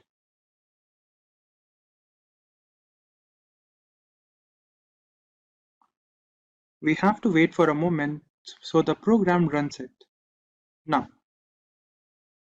to verify the program, let's open Notepad. And on the Notepad, we'll write hello world, which will be the basic whether the program is working or not. Let's take a look. And we'll go for the main page on Jupyter Notebook and refresh the page. Go to the bottom. Over here, we see the keylog text. That is a text file that we created. Let's open it. And over here, we have the data that is created. as we started with note, then this is the hello world bar that we created just now, which shows that the program we created is working properly. Now that we have reached the end of the module, let's take a look at the summary. Firstly, we learned what exactly keyloggers are. Then we understood what different modes are present, how the system get infected with the keylogging problem. Then we learned how to detect the problem into our system. Then we learned what different types of keyloggers are present on the net. We also understood how hackers use the recorded data from the program. And we also learned whether mobile devices get infected with the keylogging problem or not. And lastly, we understood what different points can be taken to prevent the entering of the keylogging problem into the system. And before we begin, if you are someone who is interested in building a career in cybersecurity, or to become an ethical hacker by graduating from the best universities, or a professional who elicits to switch career with cybersecurity or ethical hacker by learning from the experts, then try giving a shot to Simplilearn's postgraduate program in cybersecurity with modules from MIT Schwarzman College of Computing. The course link is mentioned in the description box below that will navigate you to the course page, where you can find a complete overview of the program being offered. Before we learn about the Pegasus platform, let us understand what spyware is and its working. Spyware is a category of malware that can gather information regarding a user or a device straight from the host machine. It is mostly spread by malicious links via email or chat applications. When a link with the malware is received, clicking on this link will activate the spyware, which allows the hacker to spy on all our user information. With some spyware systems, even clicking on the link isn't necessary to trigger the malicious payload. This can ultimately cause security complications and further loss of privacy. One such spyware system that is making the rounds in the tech industry today is Pegasus. The Pegasus is a spyware system developed by an Israeli company known as the NSO Group. It runs on mainly mobile devices, spanning across the major operating systems like the Apple's iOS on iPhone and the standard Android versions. This is not a newly developed platform since Pegasus has existed since as early as 2016. A highly intricate spyware program that can track user location, read text messages, scan through mobile files, access device camera and microphone to record voice and video. Pegasus has all the tools necessary to enforce surveillance for any client that wishes to buy its services. Initially, the NSO Group had designed the software to be used against terrorist factions of the world. With more and more encrypted communication channels coming to the forefront, Pegasus was designed to maintain control over the data transmission that can be a threat to national security. Unfortunately, the people who bought the software had complete control over who, how, and up to what level they can put surveillance limits on. Eventually, the primary clients became sovereign nations. Spying on public information that is supposed to stay private became really easy with this service. Multiple devices can be affected with the same spyware system to create a network information. This network keeps feeding data to the host. To understand how a network can be created, let's know how a mobile device can be affected by Pegasus. We all communicate with friends and family over instant messaging applications and email in some instances. If you check your inbox on a regular basis, you must have noticed that we receive some spam emails that the mail providers like Gmail and Yahoo can just filter into the spam folder. Some of these messages bypass this filter and make their way into a person's inbox. They look like generic emails which are supposed to be safe. The Pegasus spyware targets such occurrences, bypassing malicious messages and links which install the necessary spy software on the user's mobile device, be it Android or an iPhone. This isn't unique to the email ecosystem, since it's equally likely to be targeted via SMS text, WhatsApp, Instagram, or even the most secure messaging apps like Signal and Threema. Once the malicious links are clicked, a spyware package is downloaded and installed on the device. After the spyware is successfully installed, the perpetrator who sent the payload to the victim can monitor everything the user does. Pegasus can collect private emails, passwords, images, videos, and every other piece of information that passes through the device network. All this data is transmitted back to the central server, where the primary spying organization can monitor the activities at a granular level. This is not even surface level, since complex spyware software like Pegasus can access the root files on our mobiles. These root files hold information that is crucial to the working of the Android and iOS operating systems. Leaking such private information is a massive blow to the security and the privacy of an individual. The information that may seem trivial, like the name of your Wi-Fi connection or the last time you ordered an item from Amazon, are indeed all valuable information. This exploitation is primarily possible due to the zero-day vulnerabilities known as bugs in the software development process. The zero-day bugs are the ones that have just been discovered by some independent security company or a researcher. Once they are found, reporting these vulnerabilities to the developer of the platform, which would be either Google for Android or Apple for iOS, is the right thing to do. However, many such critical bugs make their way onto the dark web, where hackers can use them to create exploits. These exploits are then sent to innocent users with a link or a message, like we had discussed before. Pegasus was able to affect the latest devices with all the security patches installed, but some bugs are not reported to the developers or just cannot be fixed without breaking some core functionality. These become the gateway for spyware to enter into the system. You can never be 100% safe, but you sure can give it all in protecting yourself. The one thing where Pegasus stands out is its zero-click action feature. Usually in spam emails, the malicious code is activated when the user clicks the malware link. A user doesn't need to click the link in the new version of the Pegasus and a few other spyware programs. Once the message arrives in the inbox of WhatsApp, Gmail, or any other chat applications, the spyware gets activated and everything can be recorded and sent back to the central server. The primary issue with being affected by spyware as a victim is detection. Unlike crypto miners and Trojans, spying services usually do not demand many system resources, which makes them tough to detect after they have been activated. Since many devices slow down after a couple of years, any kind of performance hit due to such spyware is often attributed to poor software longevity by the users. They do not check meticulously for any other causes that is causing the slowdown. When left unchecked, these devices can capture voice and video from the mobile sensors while keeping the owner in the dark. Let's take a moment to check if we are well aware of the causes of such attacks. How do users fall prey to such spyware programs? A. By installing untested software. B. By clicking on the third-party links from email and messages. C. By not keeping their apps and phones updated. Or D. All of the above. Let us know your answers in the comment section below and we will reveal the correct answer next week.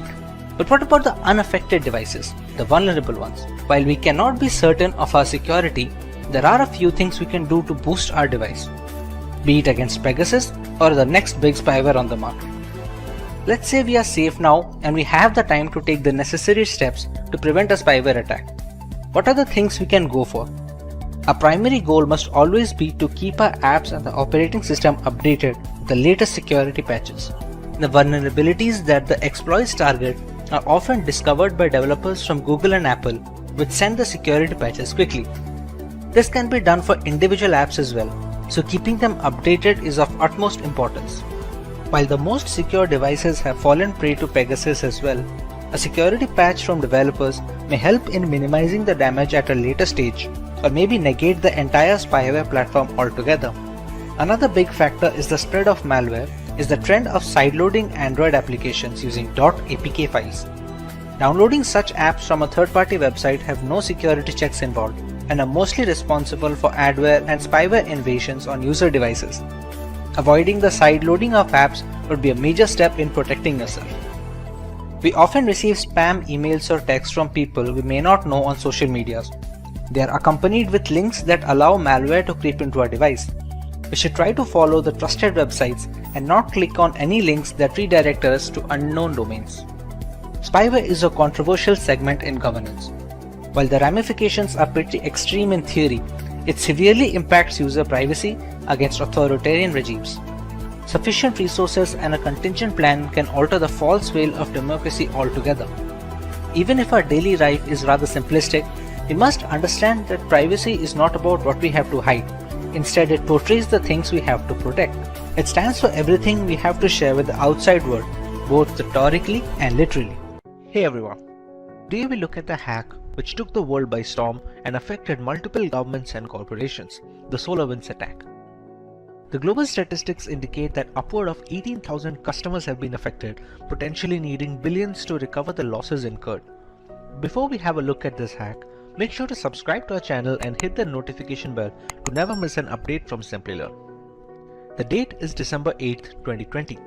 FireEye, a global leader in companies specializing in cybersecurity, released a blog post that caught the attention of the entire IT community. A software known as Orion, which was developed by SolarWinds Incorporated, had become a victim of a remote access Trojan, or a RAT. The breach was estimated to be running since the spring of 2020 and went virtually unnoticed for months. The reveal sent the developers of the Orion software into a frenzy, as they quickly released a couple of hotfixes for their platform in order to mitigate this threat and prevent further damage. But how did this come into existence? We first need to understand the platform which was responsible for this breach. SolarWinds, a software company based in Texas, United States, had developed a management platform known as Orion. Catering to corporations and governments worldwide, Orion was responsible for the monitoring and management of IT administration. This included managing the client servers, virtualization components, and even the organization's network infrastructure that bought the platform. SolarWinds claims they have more than 300,000 clients, including US government agencies and several Fortune 500 companies. This entire chain can be classified as a supply chain attack. In this variant of cybercrime, the hackers target relatively weaker links in an organization's chain of control and delivery. These are preferably services rendered by a third party, since there is no direct jurisdiction over it. In this case, the Orion platform was the primary target. The culprit, however, was software updates. The update server for SolarWinds Orion had a malicious version attached with malware, or a Trojan to be precise. This was made possible since the code repository that handled these software updates was breached. Once the update server repository was compromised, the source code of the applications became open to modification, and malicious code found its way onto the software. A remote access Trojan was attached to a potential update nicknamed the Sunburst update. This update gave hackers backdoor access to any client that uses the correct version. On its release, many clients believed the update to be legitimate since it came from the right source, and they had no reason to believe otherwise.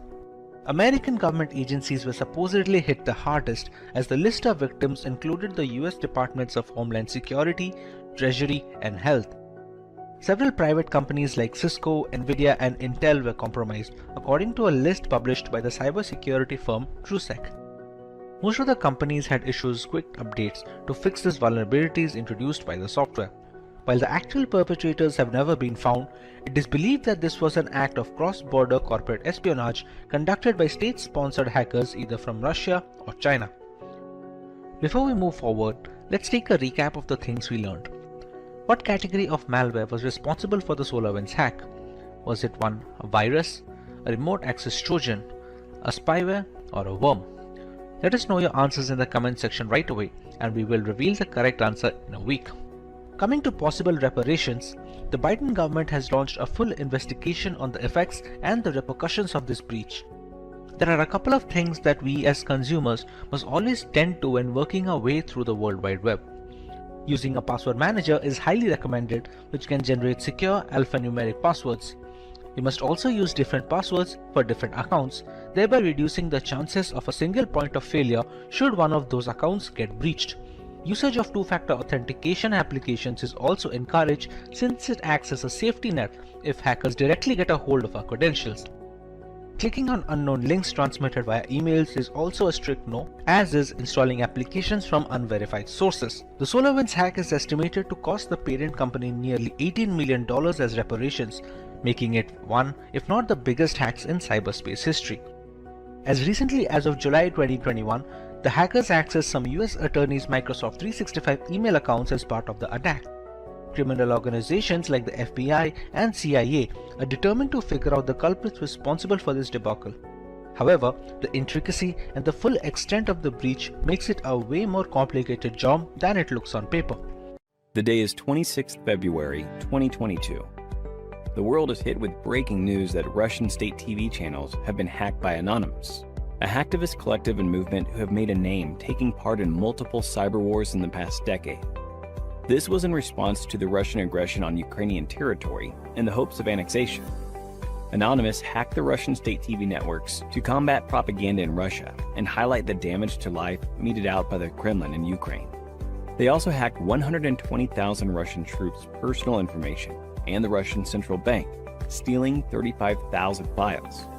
This served as a clear indicator of how cyber war can change the momentum in battle, something which people had never seen so closely. So, what is cyber war? A digital assault or series of strikes or hacks against a country is sometimes referred to as a cyber war. It has the ability to cause havoc on government and civilian infrastructure, as well as disrupt essential systems, causing state harm and even death. In this day and age, the internet plays a bigger role than just watching videos and learning content. It's where you have your personal data and carry financial transactions. So rather than resorting to physical violence, cyber war has become the new means to cause havoc, considering the vulnerability of the data passing through the internet. In most circumstances, cyber warfare involves a nation-state attacking another. In certain cases, the assaults are carried out by terrorist organizations or non-state actors pursuing a hostile nation's aim. In June 2021, Chinese hackers targeted organizations like Verizon to secure remote access to their networks. Stuxnet was a computer worm designed to attack Iran's nuclear facilities, but evolved and expanded to many other industrial and energy-producing sites in 2010. Since the definition of cyber war is so vague, applying rules and sanctions based on digital assault is even tougher, making the field of cyber warfare a lawless land, not bound by any rules or policies. There are multiple ways in which these attacks can be carried out. A major category of cyber attack is espionage. Espionage entails monitoring other countries to steal critical secrets. This might include compromising vulnerable computer systems with botnets or spear phishing attempts before extracting sensitive data in cyber warfare. The next weapon in cyber war is sabotage. Government agencies must identify sensitive data and its dangers if it is exploited. Insider threats, such as disgruntled or irresponsible personnel or government staff with ties to the attacking country, can be used by hostile countries or terrorists to steal or destroy information. By overwhelming a website with bogus requests and forcing it to handle them, denial of service attacks prohibit real users from accessing it.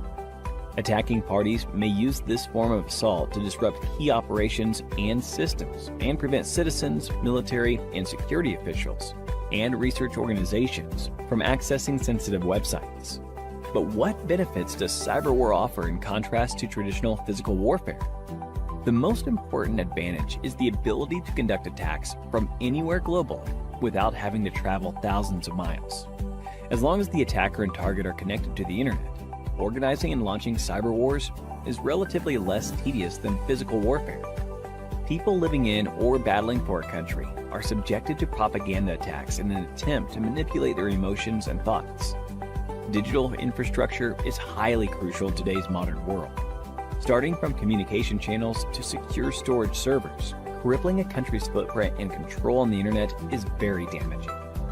But what are some of the ways we as citizens protect ourselves in the case of a cyber war? In the unfortunate event that your country is involved in warfare, be sure to fact-check every piece of information and follow only trusted sources in that frame of time. Even conversations online should be limited to a need-to-know basis, considering propaganda campaigns have the power to influence the tide of war drastically. It is highly crucial to follow basic security guidelines to secure our devices, like regularly updating our operating systems, occasionally running full system antivirus scans, etc. If your country or organization is being attacked, having devices segregated in a network goes a long way in bolstering security. Try to avoid sharing a lot of personal data online. In this era of Instagram and Facebook, divulging private information can be detrimental to keeping a secure firewall for your data. The more information an attacker has access to, the higher his chances of being able to devise a plan to infiltrate defenses.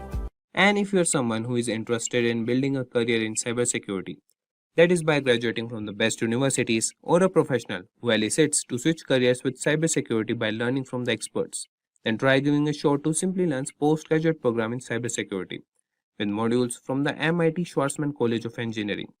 And the course link is mentioned in the description box that will navigate you to the course page, where you can find a complete overview of the program being offered. During data transmission, there are various external factors which can affect the transmission of data over a network channel. To prevent such cases from happening, we use Internet Protocol Security, which we will be discussing in the session on IPsec Explain. Hi guys, and welcome to yet another interesting video by Simplilearn. But before we begin, if you love watching tech videos, subscribe to our channel and hit the bell icon to never miss an update from us. Now without further ado, let's take a look at the agenda for this session. To begin with, we will look into what is IPsec. Continuing with why do we use IPsec in a network, followed by components of IPsec, modes of IP security. As for the last topic, we will look into working steps involved in IP security.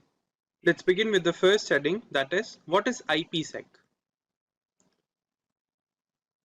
IPsec, Internet Protocol Security, is defined as a set of framework and protocol to ensure data transmission over a network channel. This protocol was initially defined of two main protocols for data security over a network channel, which were authentication header, which is responsible for data integrity and anti-replay services. And the second protocol is encapsulating security payload, in short ESP, which includes data encryption and data authentication. Now let's move on to the next heading, that is, why do we use IPsec in a network? IPsec is used to secure sensitive data and information, such as company data, clinical data, bank data, and various sensitive information regarding an institution, which are used during data transmission over a network channel. The use of VPNs, that are virtual private networks, and apply IPsec protocols to encrypt the data for end-to-end transmission.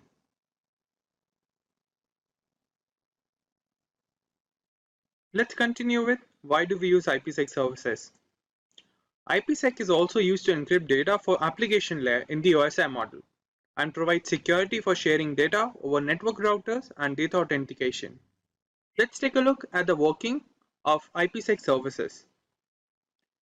To begin with, we have two different systems, System 1 and System 2, which will establish a network channel, and then the encryption of data will take place when one host will share the data to the second host.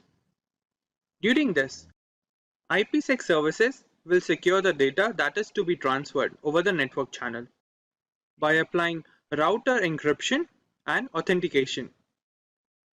Now let's move on to the next topic, that is components of IPsec.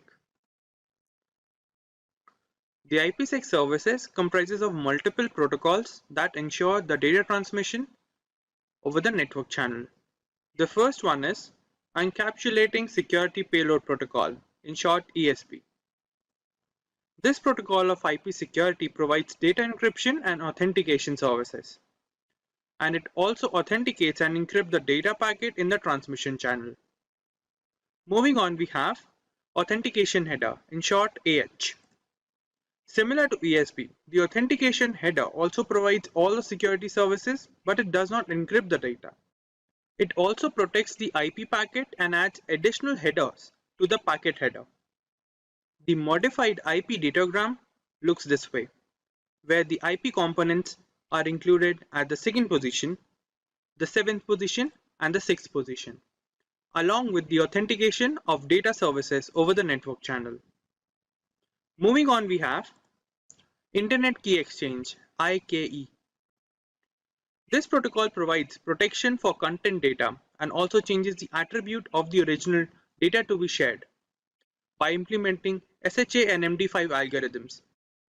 They also check the message for authentication and then only is forwarded to the receiver side. For example, this is the original data packet we are used to with IP header path, TCP UDP and data.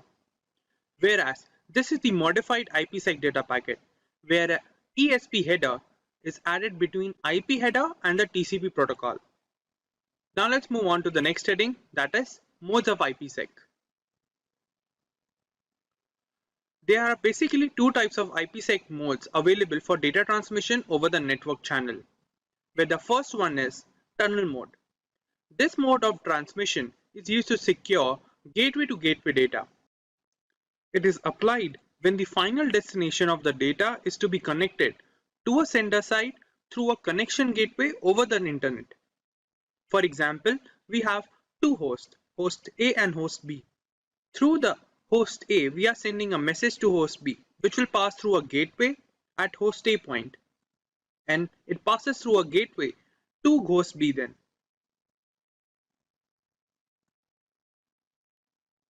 This is a basic format for gateway to gateway data transmission. And the given IP datagram format is used for tunnel mode.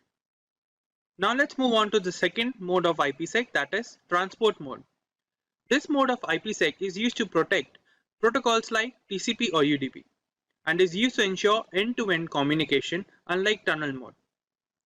The transport mode data add authentication header and encapsulating security payload for security purpose in the IP header.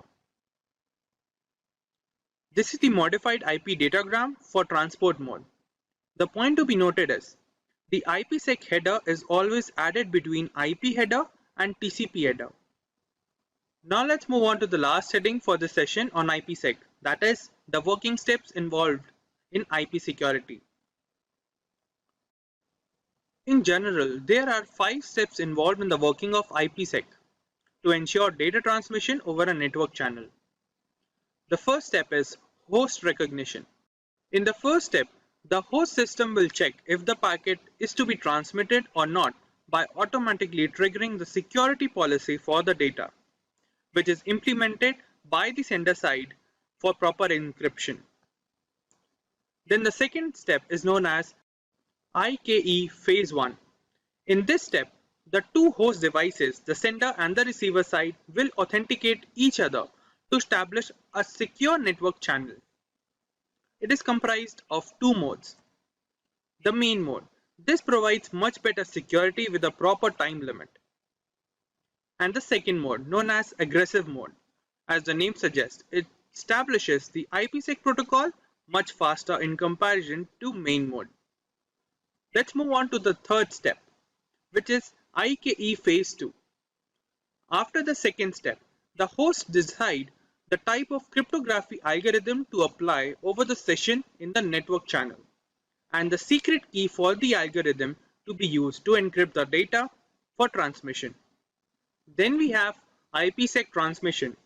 This step involves the actual transfer of data over the network channel using the various protocols used in IPsec security, which are implemented under the tunnel condition. And the last step is IPsec termination.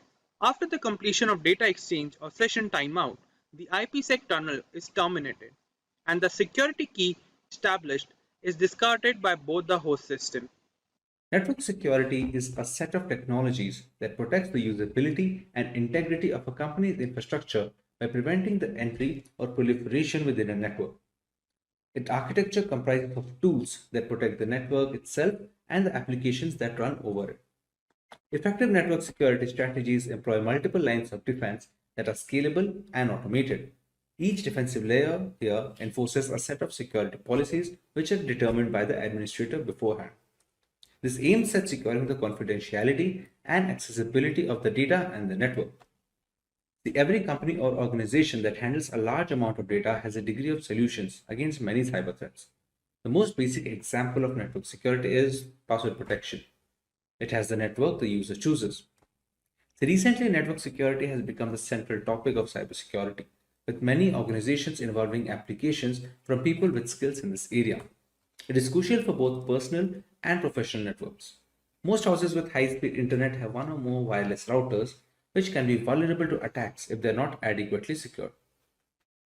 Data loss, theft, and sabotage risk may be decreased with the usage of a strong network security system. The workstations are protected from hazardous spyware thanks to network security. Additionally, it guarantees the security of the data which is being shared over a network.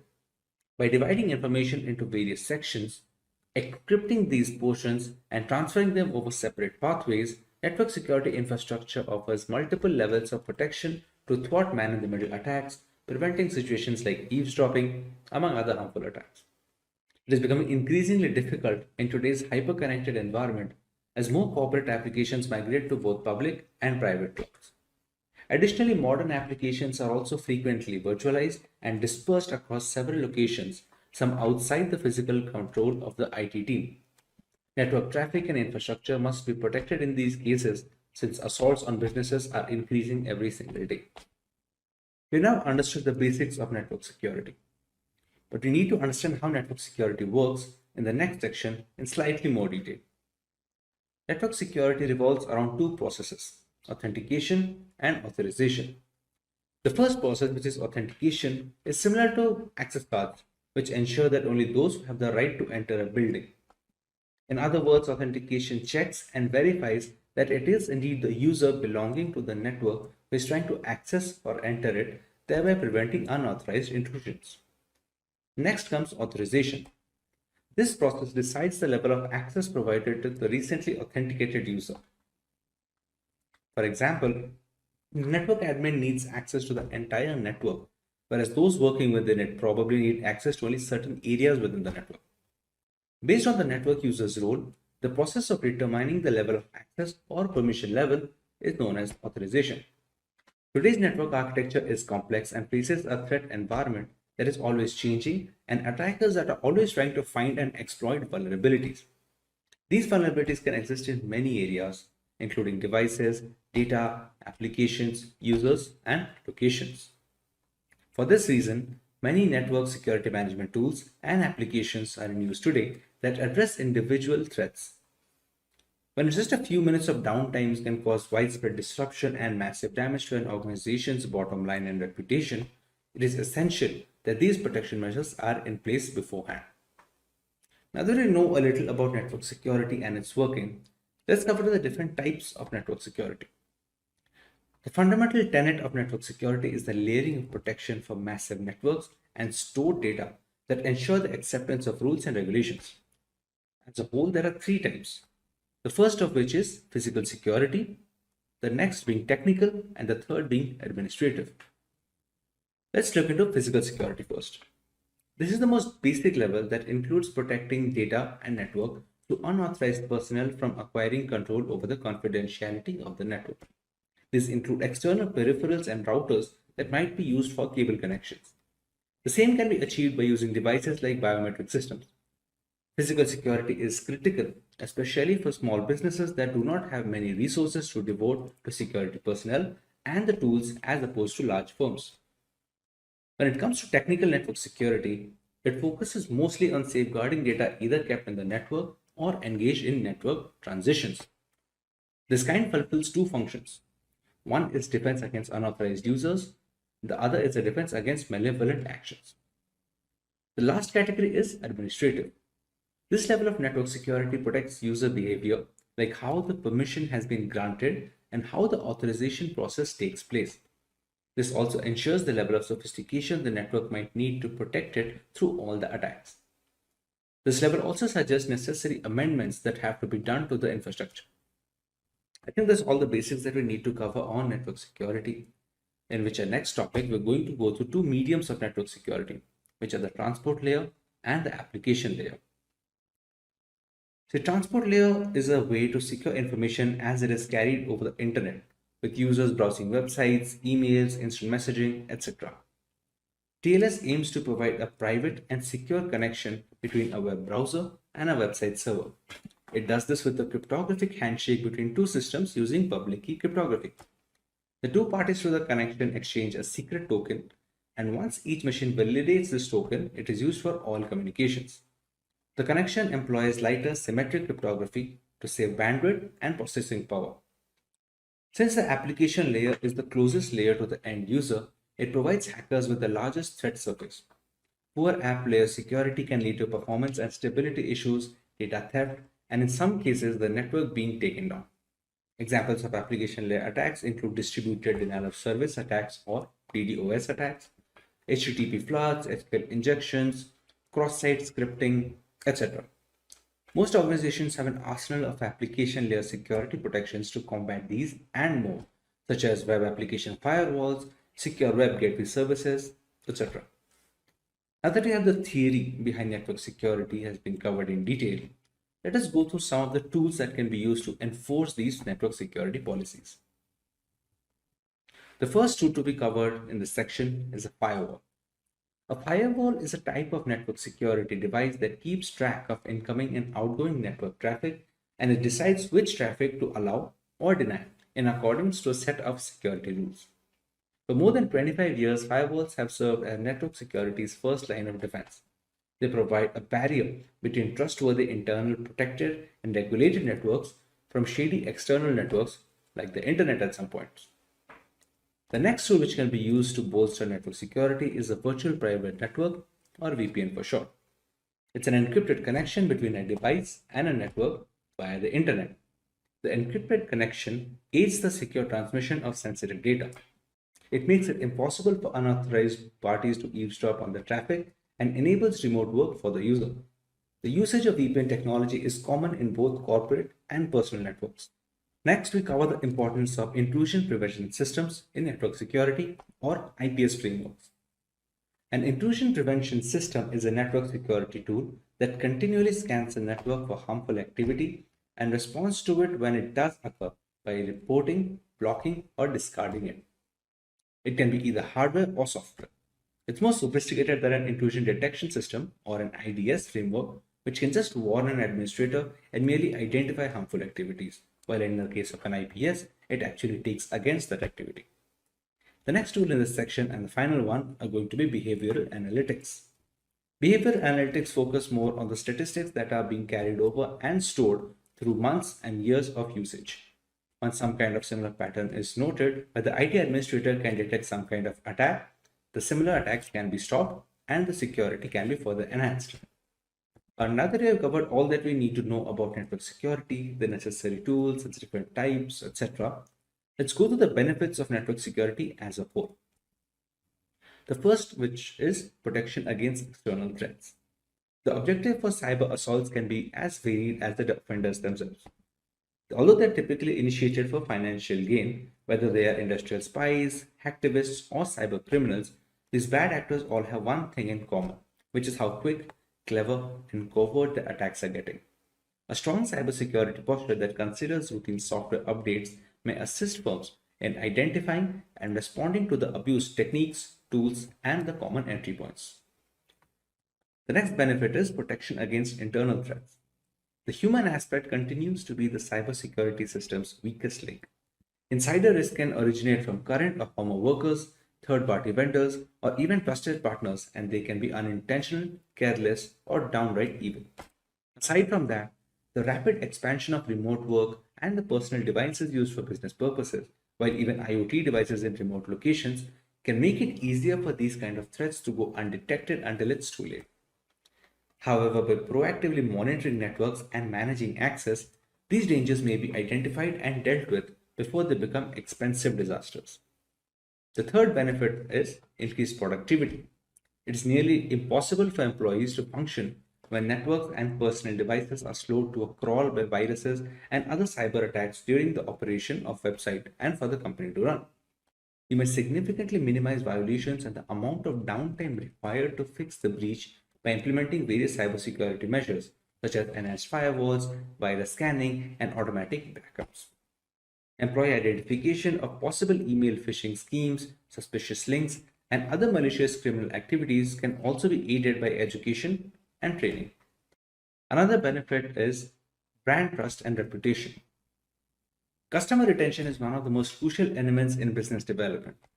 Customers today place a premium on maintaining brand loyalty through a strong cybersecurity stance, since this is the fastest way to get other businesses back, get referrals, and sell more tickets overall.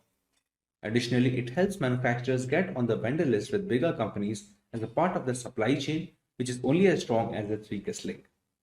This opens possibilities for potential future endeavors and development. With the rise in censorship and general fear over privacy laws, consumer security is at an all-time high risk. Technology has made our lives so much easier while putting up a decent target on our personal information. It is necessary to understand how to simultaneously safeguard our data and be up to date with the latest technological developments. Maintaining this balance has become easier with cryptography taking its place in today's digital world.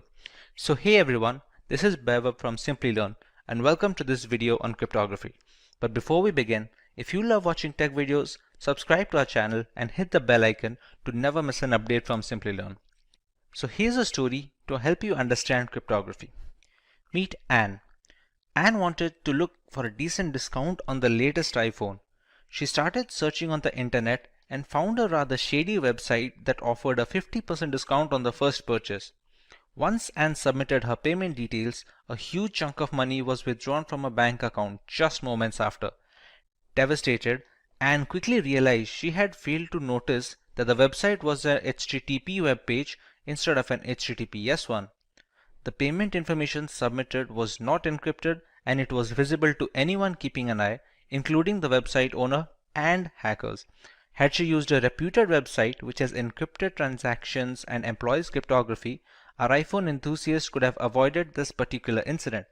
This is why it's never recommended to visit unknown websites or share any personal information on them. Now that we understand why cryptography is so important, let's take a look at the topics to be covered today. We take a look into what cryptography is and how it works. We learn where cryptography is being used in our daily lives and how we are benefiting from it. Then we will understand the different types of cryptography and their respective uses. Moving on, we will look at the usage of cryptography in ancient history and a live demonstration of cryptography and encryption in action. Let's now understand what cryptography is. Cryptography is the science of encrypting or decrypting information to prevent unauthorized access. We transform our data and personal information so that only the correct recipient can understand the message. As an essential aspect of modern data security, using cryptography allows the secure storage and transmission of data between willing parties. Encryption is the primary route for employing cryptography by adding certain algorithms to jumble up the data. Decryption is the process of reversing the work done by encrypting information so that the data becomes readable again. Both of these methods form the basis of cryptography. For example, when Simplilearn is jumbled up or changed in any format, not many people can guess the original word by looking at the encrypted text. The only ones who can are the people who know how to decrypt the coded word, thereby reversing the process of encryption.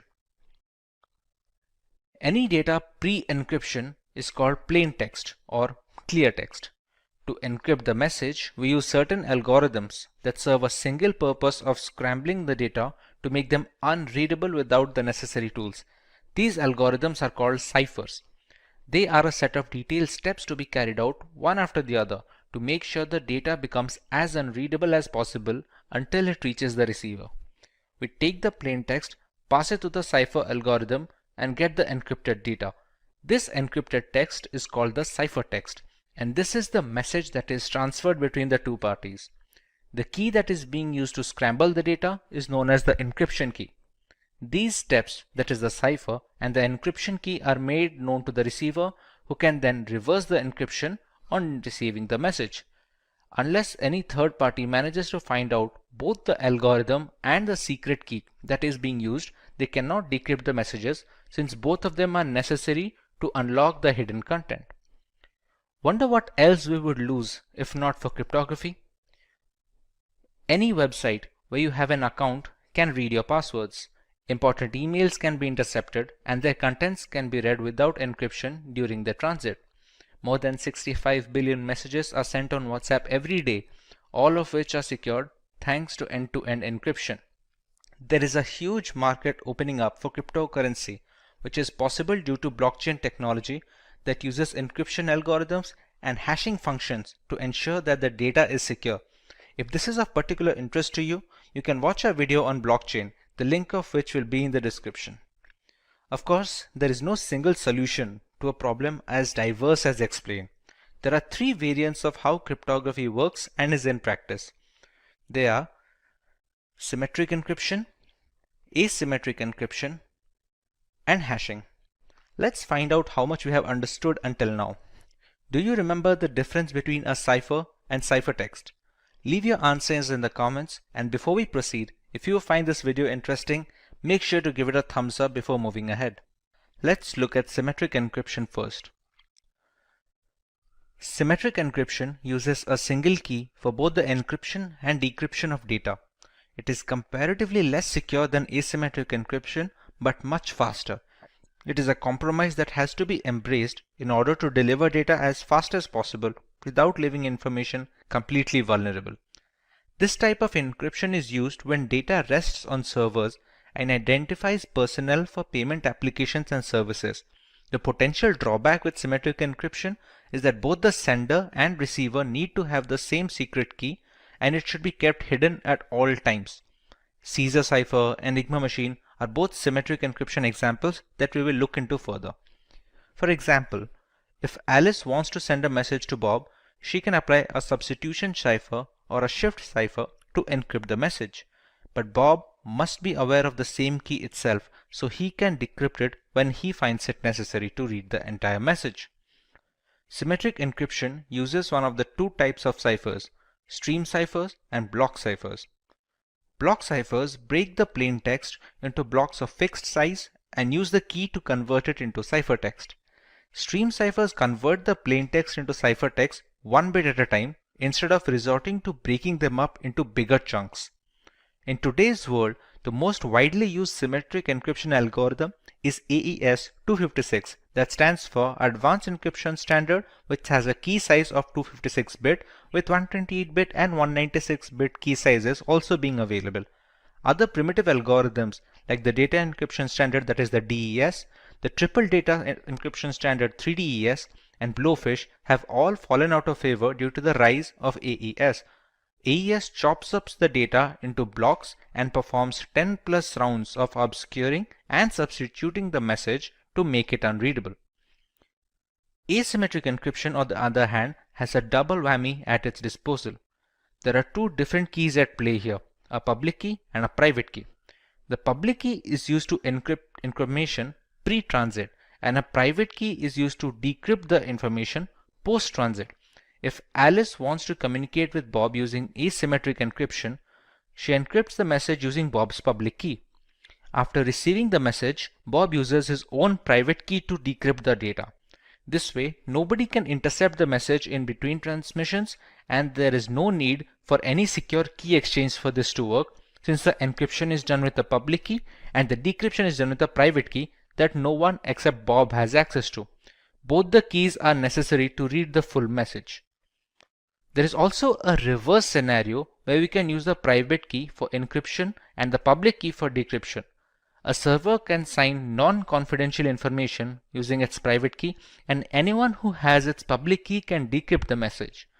This mechanism also proves that the sender is authenticated and there is no problem with the origin of the information.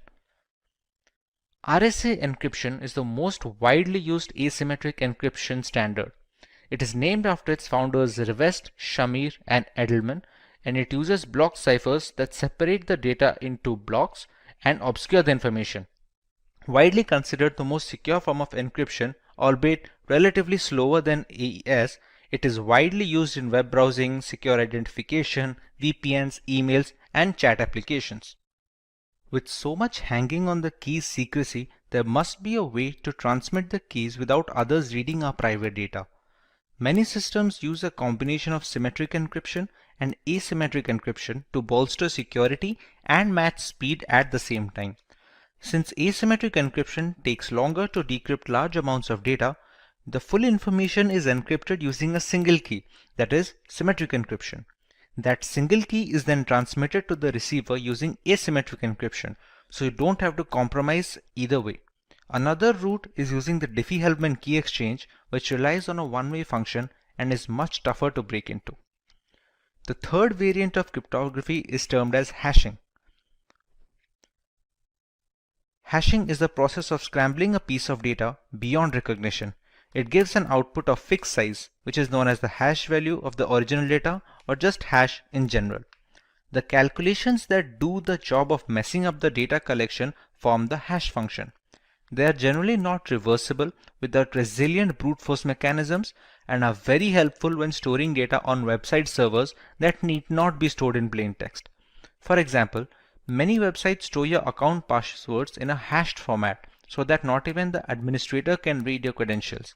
When a user tries to log in, they can compare the entered password's hash value with the hash value that is already stored on the servers for authentication, since the function will always return the same value for the same input. Cryptography has been in practice for centuries. Julius Caesar used a substitution shift to move alphabets a certain number of spaces beyond their place in the alphabet table.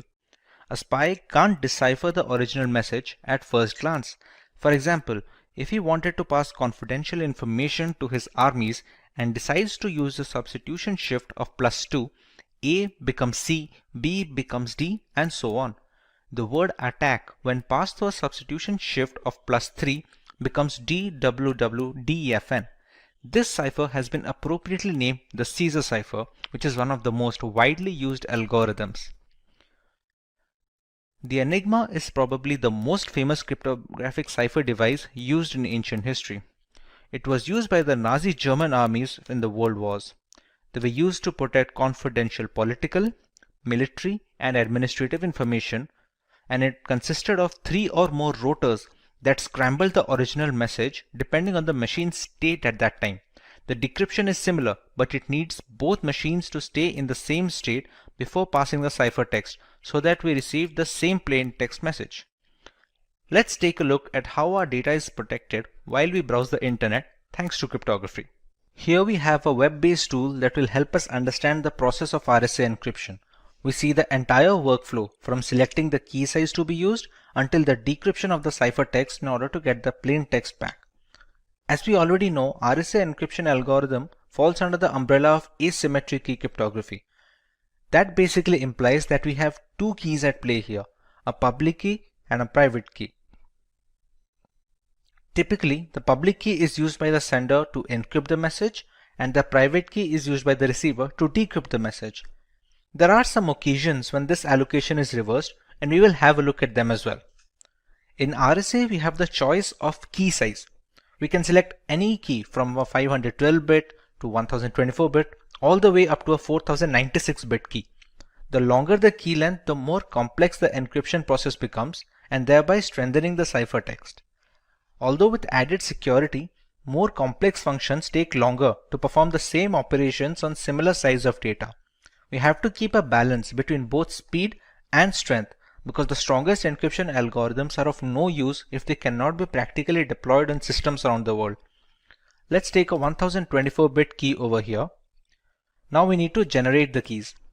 This generation is done by functions that operate on passphrases. The tool we are using right now generates these pseudo-random keys to be used in this explanation. Once we generate the keys, you can see the public key is rather smaller than the private key, which is almost always the case.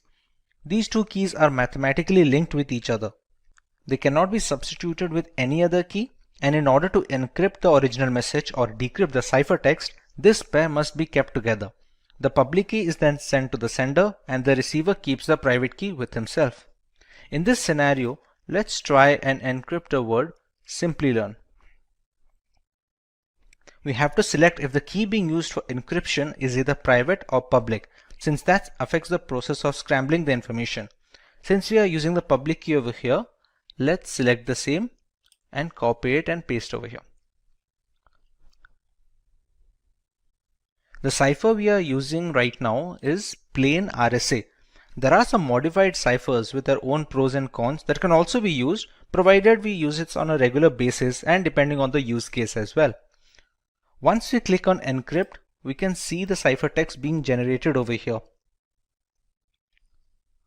The pseudorandom generating functions are created in such a way that a single character change in the plaintext will trigger a completely different ciphertext. This is a security feature to strengthen the process from brute force methods. Now that we are done with the encryption process, let's take a look at the decryption part.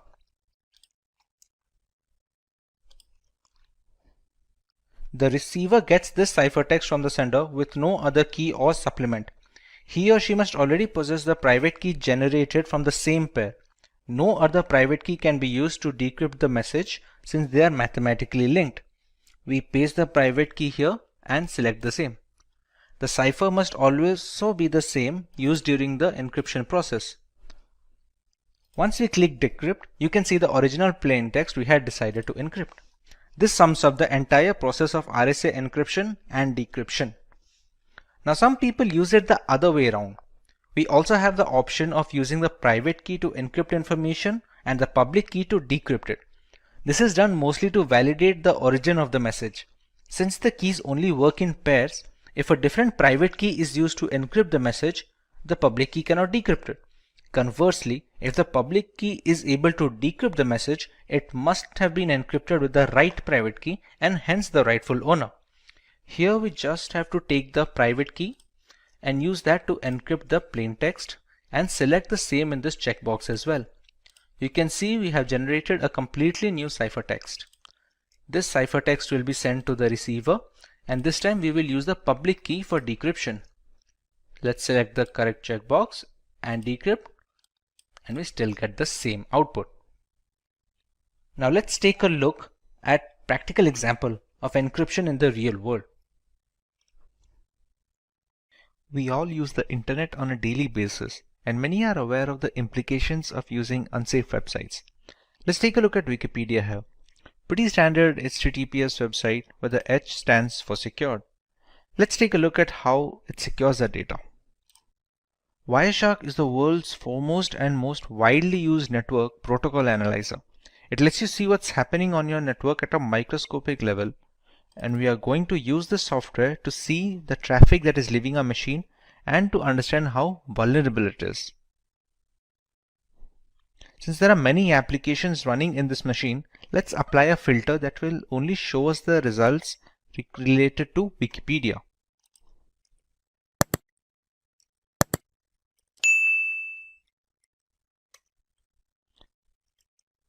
Let's search for something that we can navigate the website with. Okay, once we get into it a little, you can see some of the requests being populated over here. Let's take a look at the specific request. These are the data packets that basically transport the data from our machine to the internet and vice versa. As you can see, there's a bunch of gibberish data here that doesn't really reveal anything that we searched or watched. Similarly, other secured websites function the same way, and it is very difficult, if at all possible, to snoop on user data this way. To put this in perspective, let's take a look at another website, which is a HTTP web page.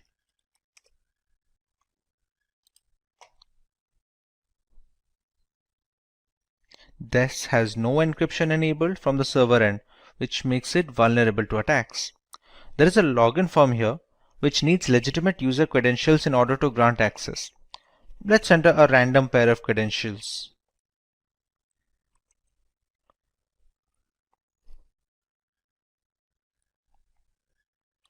These obviously won't work, but we can see the manner of data transfer.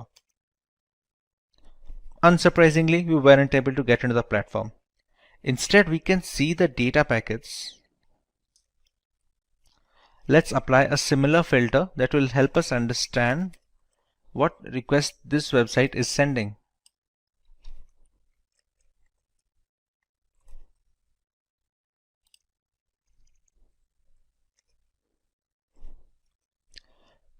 These are the requests being sent by the HTTP login form to the internet. If we check here, see, whatever username and password that we are entering, we can easily see it with the Wireshark. Now, we used a dummy pair of credentials. If we select the right data packet, we can find our correct credentials.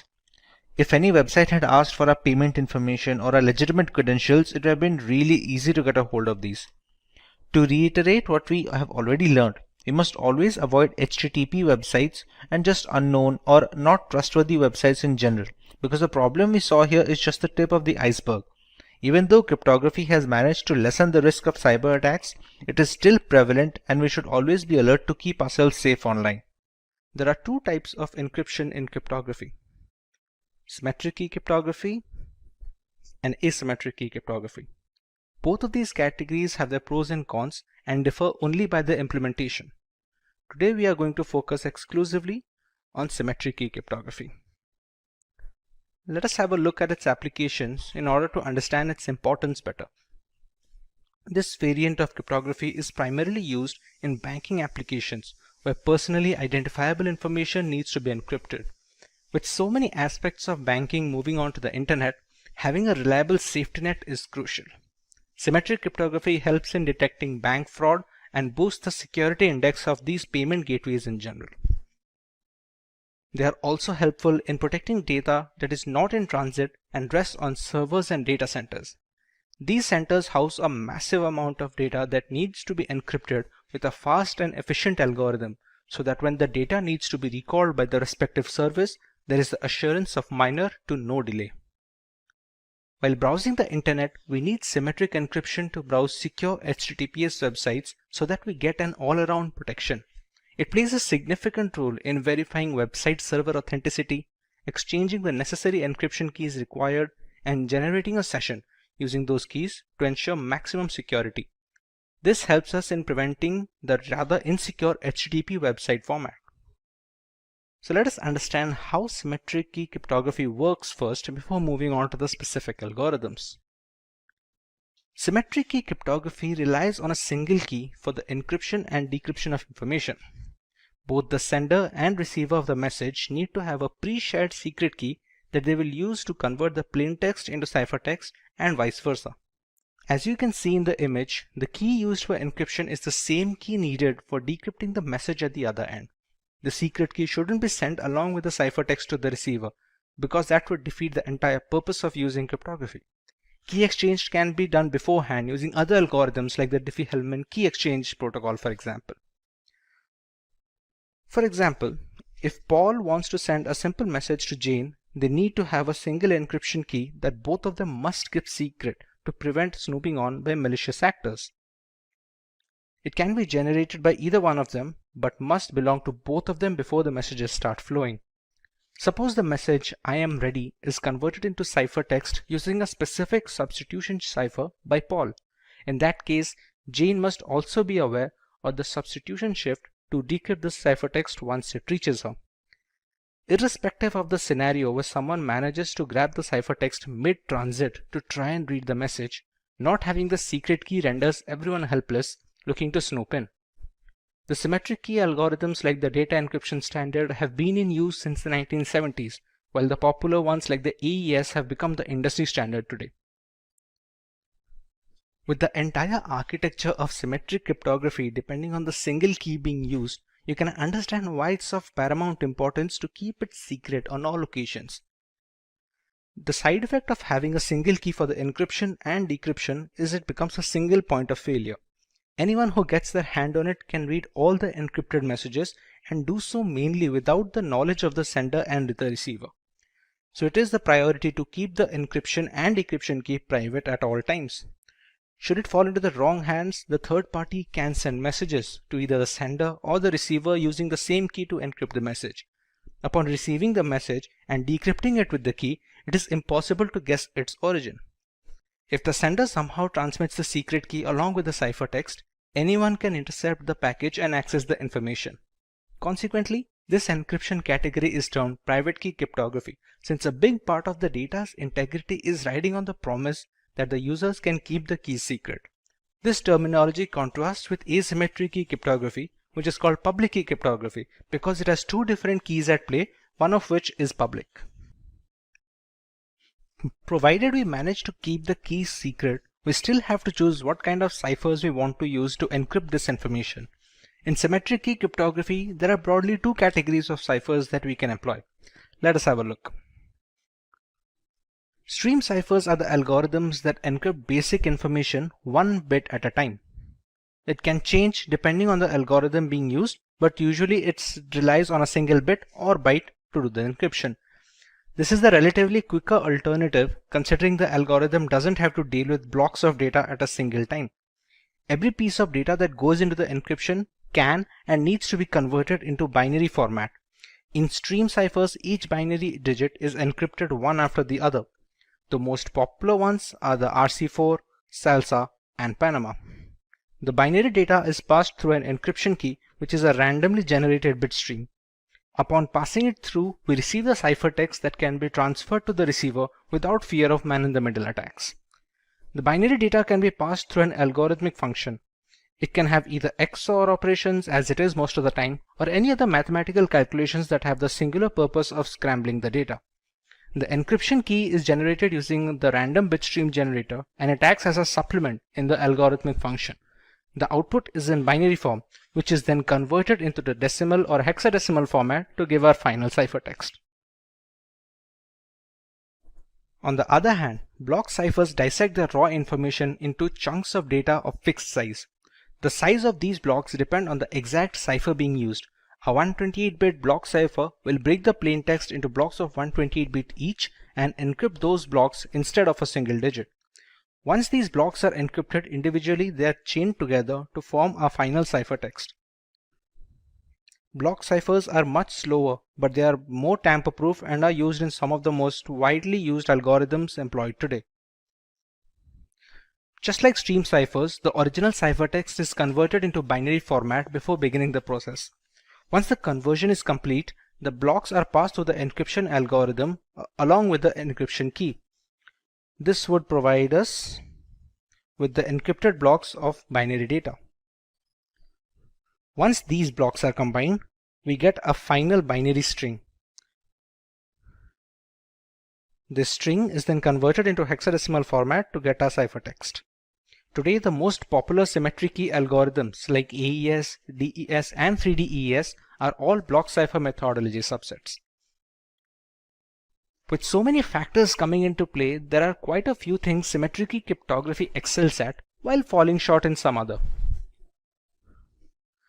Symmetry key cryptography is much faster variant when compared to asymmetric key cryptography. There is only one key in play, unlike asymmetric encryption, and this drastically improves calculation speed in the encryption and decryption. Similarly, the performance of symmetric encryption is much more efficient under similar computational limitations. Fewer calculations help in better memory management for the host system. Bulk amounts of data that need to be encrypted are very well suited for symmetric algorithms. Since they are much quicker, handling large amounts of data is simple and easy to use in servers and data farms. This helps in better latency during data recall and fewer mixed packets. Thanks to its simple single key structure, symmetric key cryptography algorithms are much easier to set up a communication channel with and offer a much more straightforward maintenance duties. Once the secret key is transmitted to both the sender and receiver without any prior mishandling, the rest of the system aligns easily and everyday communications becomes easy and secure. If the algorithm is applied as per the documentation, symmetric algorithms are very robust and can encrypt vast amounts of data with very less overhead. DES algorithm stands for Data Encryption Standard. It is a symmetric key cipher that is used to encrypt and decrypt information in a block-by-block manner. Each block is encrypted individually and they are later chained together to form our final ciphertext, which is then sent to a receiver. DES takes the original unaltered piece of data called the plain text in a 64-bit block, and it is converted into an encrypted text that is called the ciphertext. It uses 48-bit keys during the encryption process and follows a specific structure called the Fistel cipher structure during the entire process. It is a symmetric key algorithm, which means DES can reuse the keys used in the encryption format to decrypt the ciphertext back to the original plain text. Once the 64-bit blocks are encrypted, they can be combined together before being transmitted. Let's take a look at the origin and the reason DES was founded. DES is based on a Fistel block cipher called Lucifer, developed in 1971 by IBM cryptography researcher Horst Fistel. DES uses 16 rounds of this Fistel structure, using a different key for each round. It also utilizes a random function with 2 inputs and provides a single output variable. DES became the organization's approved encryption standard in November 1976 and was later reaffirmed as a standard in 1983, 1988, and finally in 1999. But eventually DES was cracked and it was no longer considered a secure solution for all official routes of communication. Consequently, Triple DES was developed. Triple DES is a symmetric key block cipher that uses a double DES cipher. Encrypt with the first key, delete encryption with the second key, and encrypt again with the third key. There is also a variation of the two keys where the first and second key are duplicate of each other. but triple DS was ultimately deemed too slow for the growing need for fast communication channels, and people eventually fell back to using DS for encrypting messages. In order to search for a better alternative, a public-wide competition was organized and helped cryptographers develop their own algorithm as a proposal for the next global standard. This is where the Rindale algorithm came into play and was later credited to be the next advanced encryption standard. For a long time, DES was the standard for data encryption for data security. Its rule ended in 2002 when finally the advanced encryption standard replaced DES as an acceptable standard following a public competition for a place. To understand the structure of a Fistel cipher, we can use the following image as a reference. The block being encrypted is divided into two parts, one of which is being passed on to the function, while the other part is XORed with the function's output. The function also uses the encryption key that differs for each individual round. This keeps going on until the last step, until where the right-hand side and the left-hand side are being swapped. Here we receive our final ciphertext. For the decryption process, the entire procedure is reversed, starting from the order of the keys to the block sorting. If the entire process is repeated in a reverse order, we will eventually get back our plain text, and this simplicity helps the speed. Overall, this was later detrimental to the efficiency of the algorithm, hence the security was compromised. A Fistel block cipher is a structure used to derive many symmetric block ciphers such as DES, which as we have discussed in our previous comment. Fistel cipher proposed a structure that implements substitution and permutation alternately so that we can obtain ciphertext from the plain text and vice versa. This helps in reducing the redundancy of the program and increases the complexity to combat brute force attacks. The Fistel cipher is actually based on the Shannon structure that was proposed in 1945.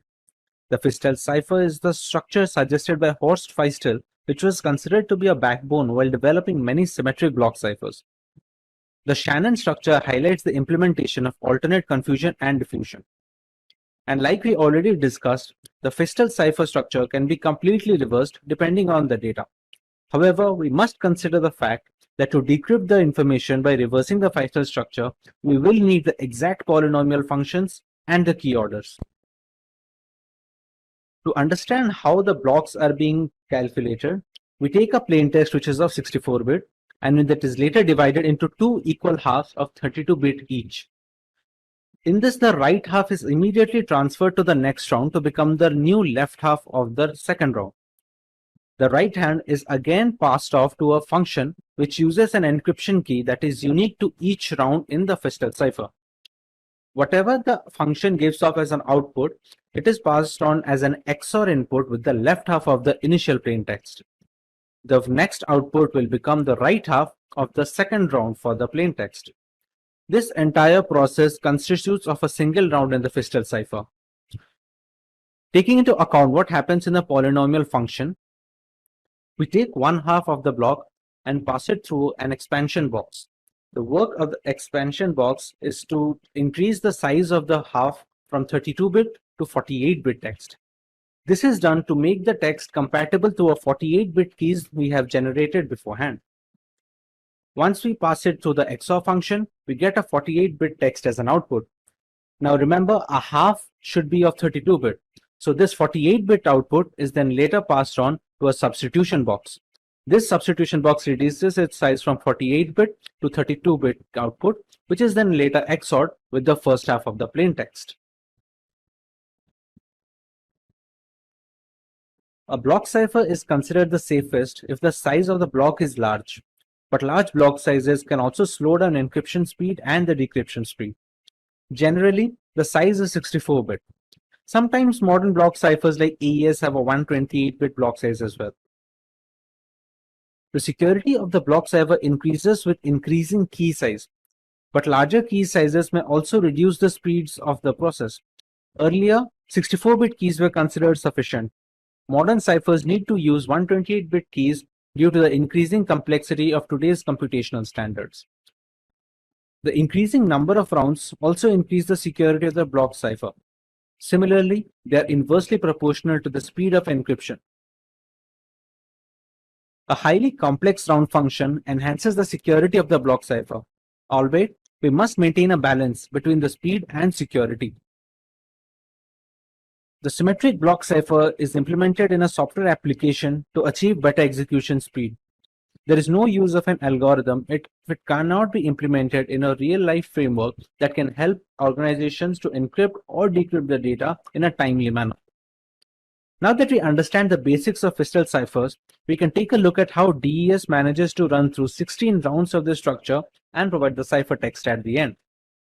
Now that we understand the basics of crystal ciphers, we can take a look at how DES manages to run through 16 rounds of this structure and provide a ciphertext. In simple terms, DES takes the 64-bit plaintext and converts it into a 64-bit ciphertext. And since we are talking about asymmetric algorithms, the same key is being used when it is decrypting the data as well. We first take a 64-bit key plaintext and we pass it through an initial permutation function. The initial permutation function has the job of dividing the block into two different parts so that we can perform crystal cipher structures on it. There are multiple rounds being procured in the DES algorithm, namely 16 rounds of crystal cipher structure. Each of these rounds will need keys. Initially, we take a 56-bit cipher key, but it is a single key. We pass it on to a round key generators, which generates 16 different keys for each single round that the crystal cipher is being run. These keys are passed on to the rounds as 48 bits. The size of these 48 bits keys is the reason we use the substitution and permutation bounds in the polynomial functions of the crystal ciphers. When passing through all these rounds, we reach round 16, where the final key is passed on from the round key generator, and we get a final permutation. In the final permutation, the rounds are swapped, and we get a final ciphertext. This is the entire process of DES with 16 rounds of crystal ciphers encompassed in it. To decrypt a ciphertext back to the plaintext, we just have to reverse the process we did in the DES algorithm and reverse the key order along with the functions. This kind of simplicity is what gave DES the bonus when it comes to speed, but eventually it was detrimental to the overall efficiency of the program when it comes to security factors. DES have 5 different modes of operation to choose from. One of those is electronic codebook. Each 64-bit block is encrypted and decrypted independently in the electronic codebook format. We also have cipher block chaining, or the CBC method. Here, each 64-bit block depends on the previous one, and all of them use an initialization vector. We have a cipher feedback block mechanism, where the preceding ciphertext becomes the input for the encryption algorithm. It produces a pseudo-random output, which in turn is XORed with the plaintext. There is an output feedback method as well, which is the same as cipher feedback, except that the encryption algorithm input is the output from the preceding DES. A counter method has a different way of approach, where each plaintext block is XORed with an encrypted counter. The counter is then incremented for each subsequent block. There are a few other alternatives to these modes of operation, but the 5 mentioned above are the most widely used in the industry and recommended by cryptographers worldwide. Let's take a look at the future of DES. The dominance of DES ended in 2002 when the Advanced Encryption Standard replaced the DES encryption algorithm as the accepted standard. It was done following a public competition to find a replacement. NIST officially withdrew the global acceptance standard in May 2005, although triple DES is approved for some sensitive government information through 2030. NIST also had to change the DES algorithm because its key length was too short, given the increased processing power of the new computers. Encryption power is related to the size of the key, and DES found itself a victim of ongoing technological advances in computing. We have received a point where 56-bit was no longer a challenge to the computers of cracking. Note that because DES is no longer the NIST federal standard, it does not mean that it is no longer in use. Triple DES is still used today and is still considered a legacy encryption algorithm. To get a better understanding of how these keys and ciphertext look like, we can use an online tool for our benefit. As we already know, to encrypt any kind of data, a key is mandatory. This key can be generated using mathematical functions or computerized key generation program, such as this website offers. It can be based on any piece of text. Let's say the word is Simplilearn in our example. Once the key is settled, we provide the plain text or the clear text that needs to be encrypted using the aforementioned key. Suppose our sentence for this example is "This is my first message." We have satisfied two prerequisites, the message and the key. Another variable that goes into play is the mode of operation. We have already learned about 5 different modes of operation, while we can see some other options here as well. Let us go with the CBC variant, which basically means the cipher block chaining method. One of CBC's key characteristics is that it uses a chaining process. It causes the decryption of a block of ciphertext to depend all on the preceding ciphertext blocks. As a result, the entire validity of all the blocks is contained in the previous adjacent blocks as well. A single bit error in a ciphertext block affects the decryption of all the subsequent blocks.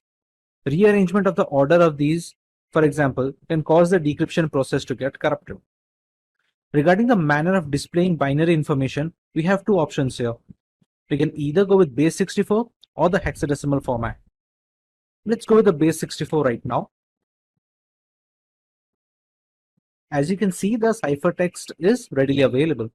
Base 64 is a little more efficient than hex, so we will be getting a smaller ciphertext when it comes to base 64. Albeit the size of both the formats will be the same.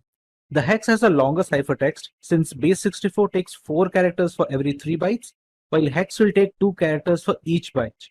Hence, base 64 turns out to be more efficient. Now to decrypt the ciphertext, we go by the same format. We choose base 64. We copy the ciphertext onto a decryption tool, and we have to make sure that the key we are using is exactly the same. We choose similar mode of operation, and we choose the correct encoding format as well, which is base 64 in this case. As you can see, the decryption is complete and we get a plain text back.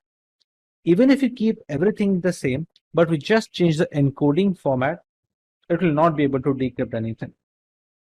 Unfortunately, DES has become rather easy to crack even without the help of a key. The advanced encryption standard is still on top when it comes to symmetric encryption security and will likely stay there for a while.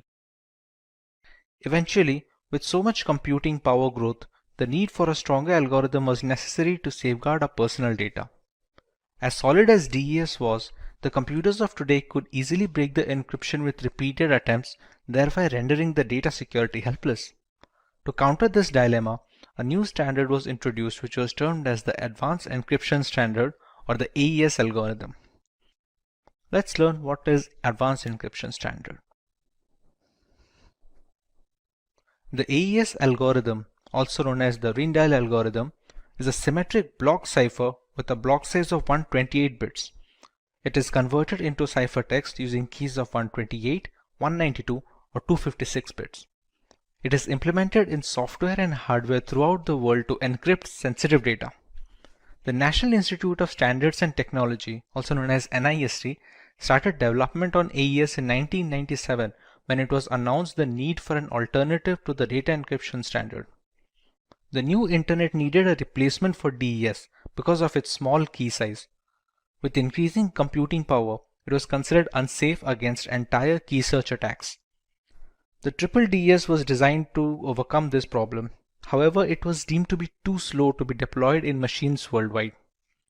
Strong cases were present by the Mars, RC6, Serpent, and the Twofish algorithms, but it was the Rijndael encryption algorithm, also known as AES, which was eventually chosen as the standard symmetric key encryption algorithm to be used. Its selection was formalized with the release of Federal Information Processing Standards Publication 197 in the November of 2001. It was approved by the US Secretary of Commerce. Now that we understand the origin of AES, let us have a look at the features that make AES encryption algorithm unique. The AES algorithm uses a substitution permutation or SP network. It consists of multiple rounds to produce a ciphertext. It has a series of linked operations, including replacing inputs with specific outputs, that is substitutions, and others that involve bit shuffling, which is permutations.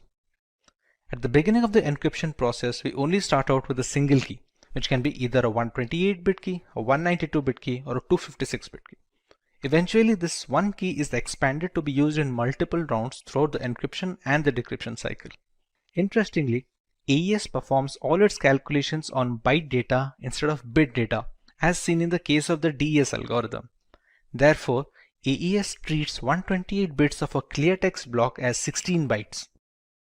The number of rounds during the encryption process depends on the key size that is being used. The 128-bit key size fixes 10 rounds, the 192-bit key size fixes 12 rounds, and the 256-bit key holds 14 rounds. A round key is required for each of these rounds, but since only one key is input into the algorithm, the single key needs to be expanded to get the key for each round, including the round 0. With so many mathematical calculations going on in the background, there are bound to be a lot of steps throughout the procedure. Let's have a look at the steps followed in AES. Before we move ahead, we need to understand how data is being stored during the process of AES encryption. Everything in the process is stored in a 4x4 matrix format. This matrix is also known as a state array, and we'll be using these state arrays to transmit data from one step to another and from one round to the next round. Each round takes state array as input and gives a state array as output to be transferred into the next round. It is a 16-byte matrix with each cell representing 1 byte, with each 4 bytes representing a word. So every state array will have a total of 4 words representing it. As we previously discussed, we take a single key and expand it to the number of rounds that we need the key to be used in. Let's say the number of rounds are n, then the key has to be expanded to be used with n plus 1 rounds, because the first round is the key 0 round. Let's say n is the number of rounds. The key is expanded to n plus 1 rounds. It is also a state array having 4 words in its vicinity. Every key is used for a single round, and the first key is used as a round key before any round begins. In the very beginning, the plaintext is captured and passed through an XOR function with the round key as a supplement.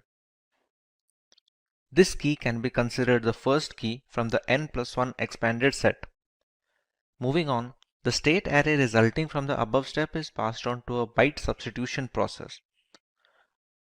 Beyond that, there is a provision to shift rows in the state arrays.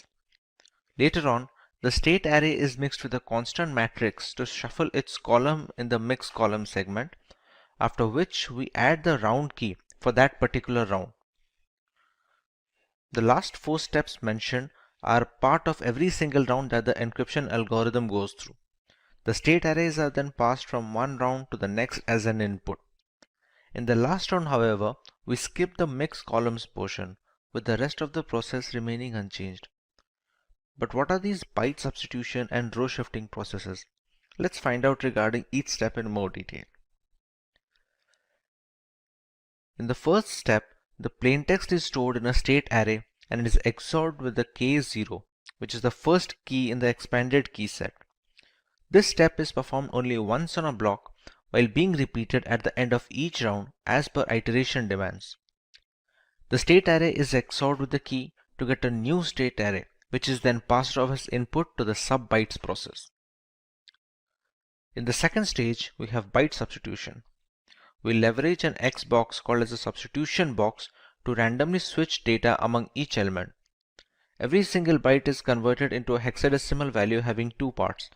The first part denotes the row value and the second part denotes the column value. The entire state array is passed through the S box to create a brand new state array, which is then passed off as an input to the row shifting process. The 16 input bytes are replaced by looking at a fixed table given in the design. We finally get a matrix with 4 rows and 4 columns. When it comes to row shifting, each bit in the 4 rows of the matrix is shifted to the left. An entry that is a fall off is reinserted to the right of the line. The change is done as follows. The first line is not moved in any way. The second line is shifted to a single position to the left. The third line is shifted 2 positions to the left, and the fourth line is shifted 3 positions to the left. The result is a new matrix that contains the same 16 bytes but has been moved in relation to each other to boost the complexity of the program. In mixed columns, each column of 4 bytes is now replaced using a special mathematical function. The function takes 4 bytes of a column as input and outputs 4 completely new bytes. We will get a new matrix with the same size of 16 bytes, and it should be noted that this phase has not been done in the last round of the iteration. When it comes to adding a round key, the 16 bytes of the matrix are treated as 128 bits and the 128 bits of the round key are XORed. If it is the last round, the output is the ciphertext. If we still have a few rounds remaining, the resulting 128 bits are interpreted as 16 bytes and we start another similar round. Let's take an example to understand how all these processes work. If our plaintext is the string 2192, we first convert it into a hexadecimal format as follows. We use an encryption key which is "that's my kung fu" and it is converted into a hexadecimal format as well. As per the guidelines, we use a single key which is then later expanded into n+1 number of keys, in which case it's supposed to be 11 keys for 10 different rounds. In round 0, we add the round key. The plaintext is XORed with the case 0 and we get a state array that is passed off as an input to the substitution bytes process. When it comes to the substitution bytes process, we leverage an S box to substitute the elements of each byte with a completely new byte. This way the state array that we receive is passed off as an input to the row shifting process of the next step. When it comes to row shifting, each element is shifted a few places to the left, with the first row being shifted by 0 places, second row by 1 place, third row by 2 places, and the last by 3. The state array that we received from the row shifting is passed off as an input to mixed columns. In mixed columns, we multiply the state array with a constant matrix, after which I receive a new state array to be passed on to the next step. We add the new state array as an XOR with the round key of the particular iteration. Whatever state array we receive here, it becomes an output for this particular round. Now, since this is the first round of the entire encryption process, the state array that we receive is passed off as an input to the new round. We repeat this process for 10 more rounds and we finally receive a ciphertext. Once the final state array can be denoted in the hexadecimal format, this becomes our final ciphertext that we can use for transferring information from the sender and receiver. Let's take a look at the applications of AES in this world. AES finds most use in the area of wireless security in order to establish a secure mode of authentication between routers and clients. Highly secure mechanisms like WPA and WPA2 PSK are extensively used in securing Wi-Fi endpoints with the help of Rindial's algorithm. It also helps in SSL TLS encryption that is instrumental in encrypting our internet browser sessions. AES works in tandem with other asymmetric encryption algorithms to make sure the web browser and web server are properly configured and use encrypted channels for communication. AES is also prevalent in general file encryption of various formats, ranging from critical documents to the media files. Having a large key allows people to encrypt media and decrypt data with maximum security possible. AES is also used for processor security in hardware appliances to prevent machine hijacking, among other things. As a direct successor to the DES algorithm, there are some aspects that AES provides an immediate advantage in. Let us take a look. When it comes to key length, the biggest flaw in DES algorithm was its small length was easily vulnerable by today's standards. AES has managed to nab up 128, 192 and 256 bit key lengths to bolster the security further. The block size is also larger in AES owing to more complexity of the algorithm. The number of rounds in DES is fixed irrespective of the plain text being used. In AES, the number of rounds depends on the key length that is being used for the particular iteration, thereby providing more randomness and complexity in the algorithm. The DES algorithm is considered to be simpler than AES, even though AES beats DES when it comes to relative speed of encryption and decryption. This makes advanced encryption standard much more streamlined to be deployed in frameworks and systems worldwide when it compares to the data encryption standard. Hello. In our last video on cryptography, we took a look at symmetric key cryptography. We used a single private key for both the encryption and decryption of data, and it works very well in theory. Let's take a look at a more realistic scenario now. Let's meet Joe. Joe is a journalist who needs to communicate with Ryan via long-distance messaging. Due to the critical nature of the information, people are waiting for any message to leave Joe's house so that they can intercept it. Now Joe can easily use symmetric key cryptography to send the encrypted data, so that even if someone intercepts the message, they cannot understand what it says. But here's the tricky part. How will Joe send the required decryption key to Ryan? The sender of the message as well as the receiver need to have the same decryption key so that they can exchange messages. Otherwise, Ryan cannot decrypt the information even when he receives the ciphertext. If someone intercepts the key while transmitting it, there is no use in employing cryptography since a third party can now decode all the information easily. Key sharing is a risk that will always exist when symmetric key cryptography is being used. Thankfully, asymmetric key encryption has managed to fix this problem. This is Baba from Simplilearn, and welcome to this video on asymmetric key cryptography. Let's take a look at what we are going to learn today. We begin by explaining what asymmetric key cryptography is and how it works. We take a look at its application and uses. We understand why it's called public key cryptography and then learn a little bit about RSA encryption, and then we learn about the advantages of asymmetric key cryptography over symmetric key cryptography. Let's understand what asymmetric key cryptography is. Asymmetric encryption uses a double layer of protection. There are two different keys at play here, a private key and a public key. A public key is used to encrypt the information pre-transit, and a private key is used to decrypt the data post-transit. These pair of keys must belong to the receiver of the message. The public keys can be shared via messaging, blog posts, or key servers, and there are no restrictions. As you can see in the image, the two keys are working in the system. The sender first encrypts the message using the receiver's private key, after which we receive the ciphertext. The ciphertext is then transmitted to the receiver without any other key. On getting the ciphertext, the receiver uses his private key to decrypt it and get the plain text back. There has been no requirement of any key exchange throughout this process, therefore solving the most glaring flaw faced in symmetric key cryptography. The public key known to everyone cannot be used to decrypt the message, and the private key which can decrypt the message need not be shared with anyone. The sender and receiver can exchange personal data using the same set of keys as often as possible. To understand this better, take the analogy of your mailbox. Anyone who wants to send you a letter has access to the box and can easily share information with you.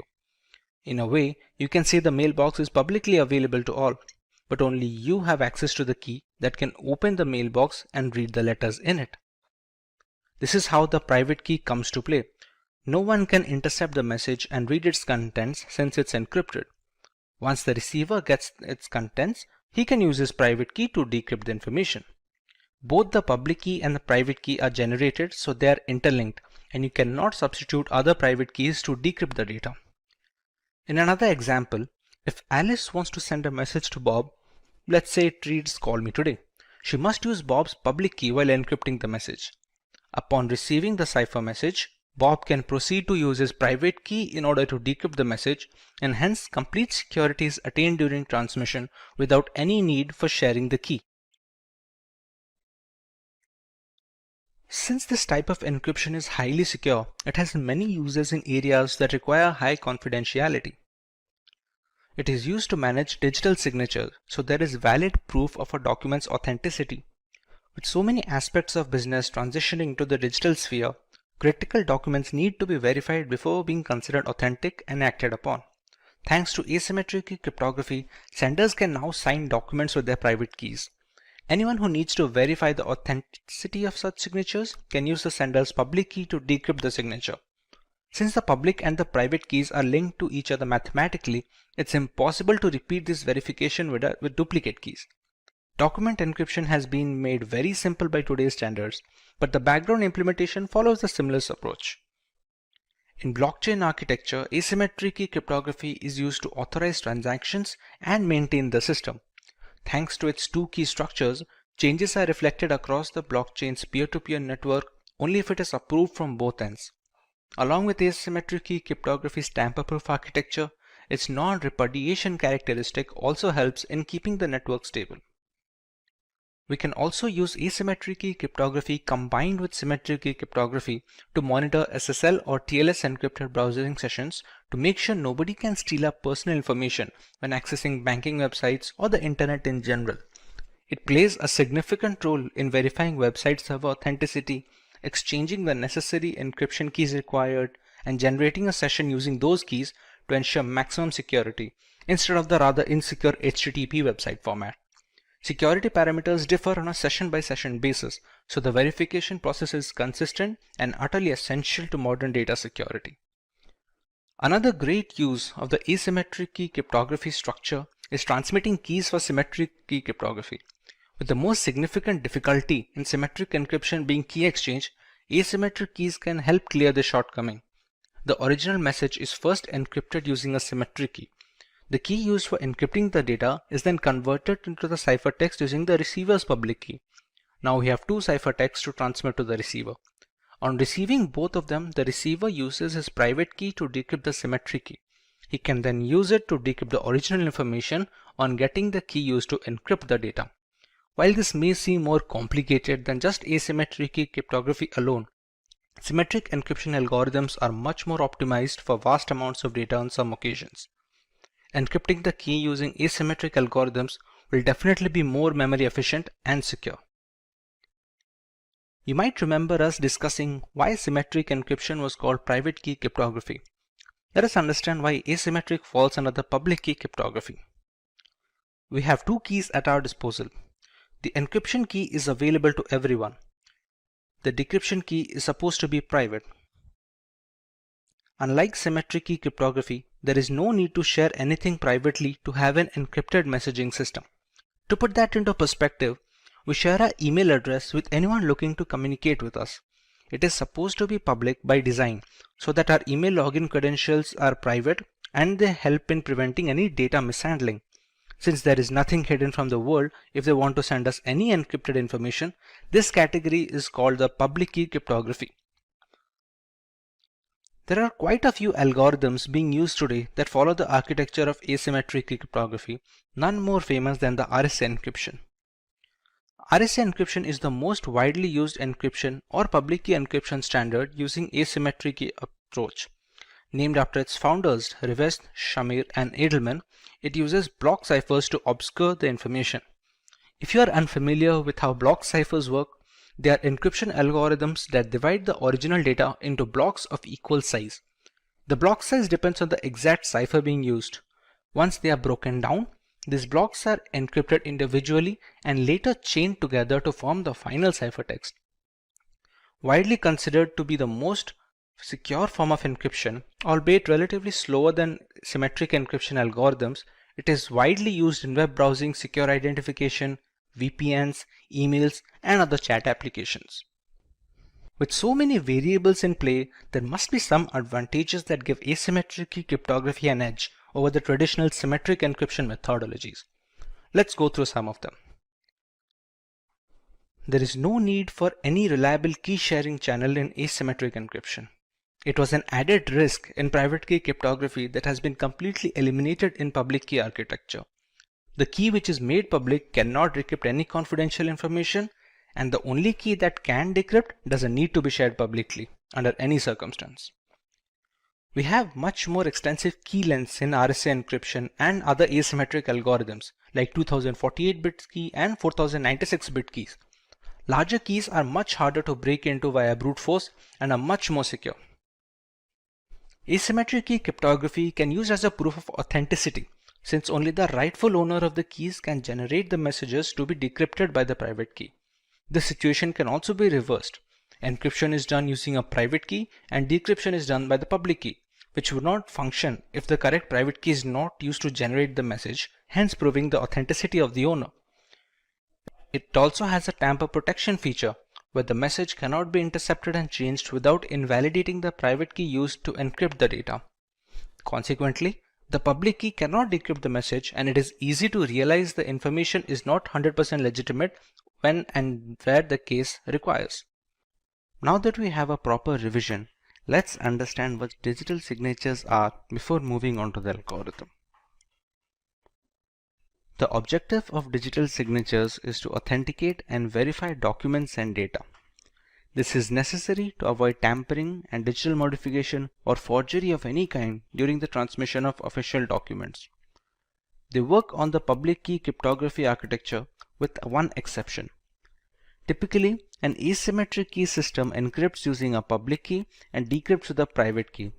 For digital signatures, however, the reverse is true. The signature is encrypted using a private key and is decrypted with the public key. Because the keys are inked together, decoding it with the public key verifies that the proper private key was used to sign the document, thereby verifying the signature's provenance. Let's go through each step to understand the procedure thoroughly. In step 1, we have M, which is the original plaintext message, and it is passed on to a hash function denoted by h hash to create a digest. Next, it bundles the message together with the hash digest and encrypts it using the sender's private key. It sends the encrypted bundle to the receiver, who can decrypt it using the sender's public key. Once the message is decrypted, it is passed through the same hash function hhash to generate a similar digest. It compares the newly generated hash with the bundled hash value received along with the message. If they match, it verifies data integrity. In many instances, they provide a layer of validation and security to messages through a non-secure channel. Properly implemented, a digital signature gives the receiver reason to believe that the message was sent by the claimed sender. Digital signatures are equivalent to traditional handwritten signatures in many respects, but properly implemented digital signatures are more difficult to forge than the handwritten type. Digital signature schemes in the sense used here are cryptographically based and must be implemented properly to be effective. They can also provide non-repudiation, meaning that the signer cannot successfully claim that they did not sign a message while also claiming their private key remains secret. Further, some non-repudiation schemes offer a timestamp for the digital signature, so that even if the private key is exposed, the signature is valid. To implement the concept of digital signature in real world, we have two primary algorithms to follow: the RSA algorithm and the DSA algorithm, but the latter is a topic of learning today. So let's go ahead and see what the digital signature algorithm is supposed to do. Digital signature algorithm is a FIPS standard, which is the Federal Information Processing Standard for digital signatures. It was proposed in 1991 and globally standardized in 1994 by the National Institute of Standards and Technology, also known as the NIST. It functions on the framework of modular exponentiation and discrete logarithmic problems, which are difficult to compute as a force brute system. Unlike DSA, most signature types are generated by signing message digest with the private key of the originator. This creates a digital thumbprint of the data. Since just the message digest is signed, the signature is generally much smaller compared to the data that was signed. As a result, digital signatures impose less load on processors at the time of signing execution, and they use small volumes of bandwidth. DSA, on the other hand, does not encrypt message digest using private key or decrypt message digest using public key. Instead, it uses mathematical functions to create a digital signature consisting of two 160-bit numbers, which are originated from the message digests and the private key. DSAs make use of the public key for authenticating the signature, but the authorization process is much more complicated when compared with RSA. DSA also provides three benefits, which is the message authentication, integrity verification, and non-repudiation. In the image, we can see the entire process of DSA validation. A plain text message is passed on to a hash function where the digest is generated, which is passed on to a signing function. Signing function also has other parameters like a global variable G, a random variable K, and the private key of the sender. The outputs are then bundled onto a single pack with the plain text and sent to the receiver. The two outputs we receive from the signing functions are the two 160-bit numbers denoted by S and R. On the receiver end, we pass the plain text through the same hash function to regenerate the message digest. It is passed on to verification function, which has other requirements such as the public key of the sender, global variable G, and SNR received from the sender. The value generated by the function is then compared to R. If they match, then the verification process is complete and data integrity is verified.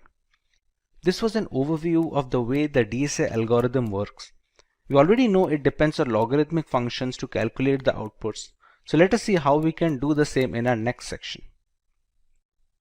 We have three phases here, the first of which is key generation. To generate the keys, we need some prerequisites. We select a queue which becomes a prime divisor. We select a prime number p such that p-1 mod q equal to 0. We also select a random integer g which must satisfy the two formulas being mentioned on the screen right now. Once these values are selected, we can go ahead with generating the keys. The private key can be denoted by x, and it is any random integer that falls between the bracket of 0 and the value of q.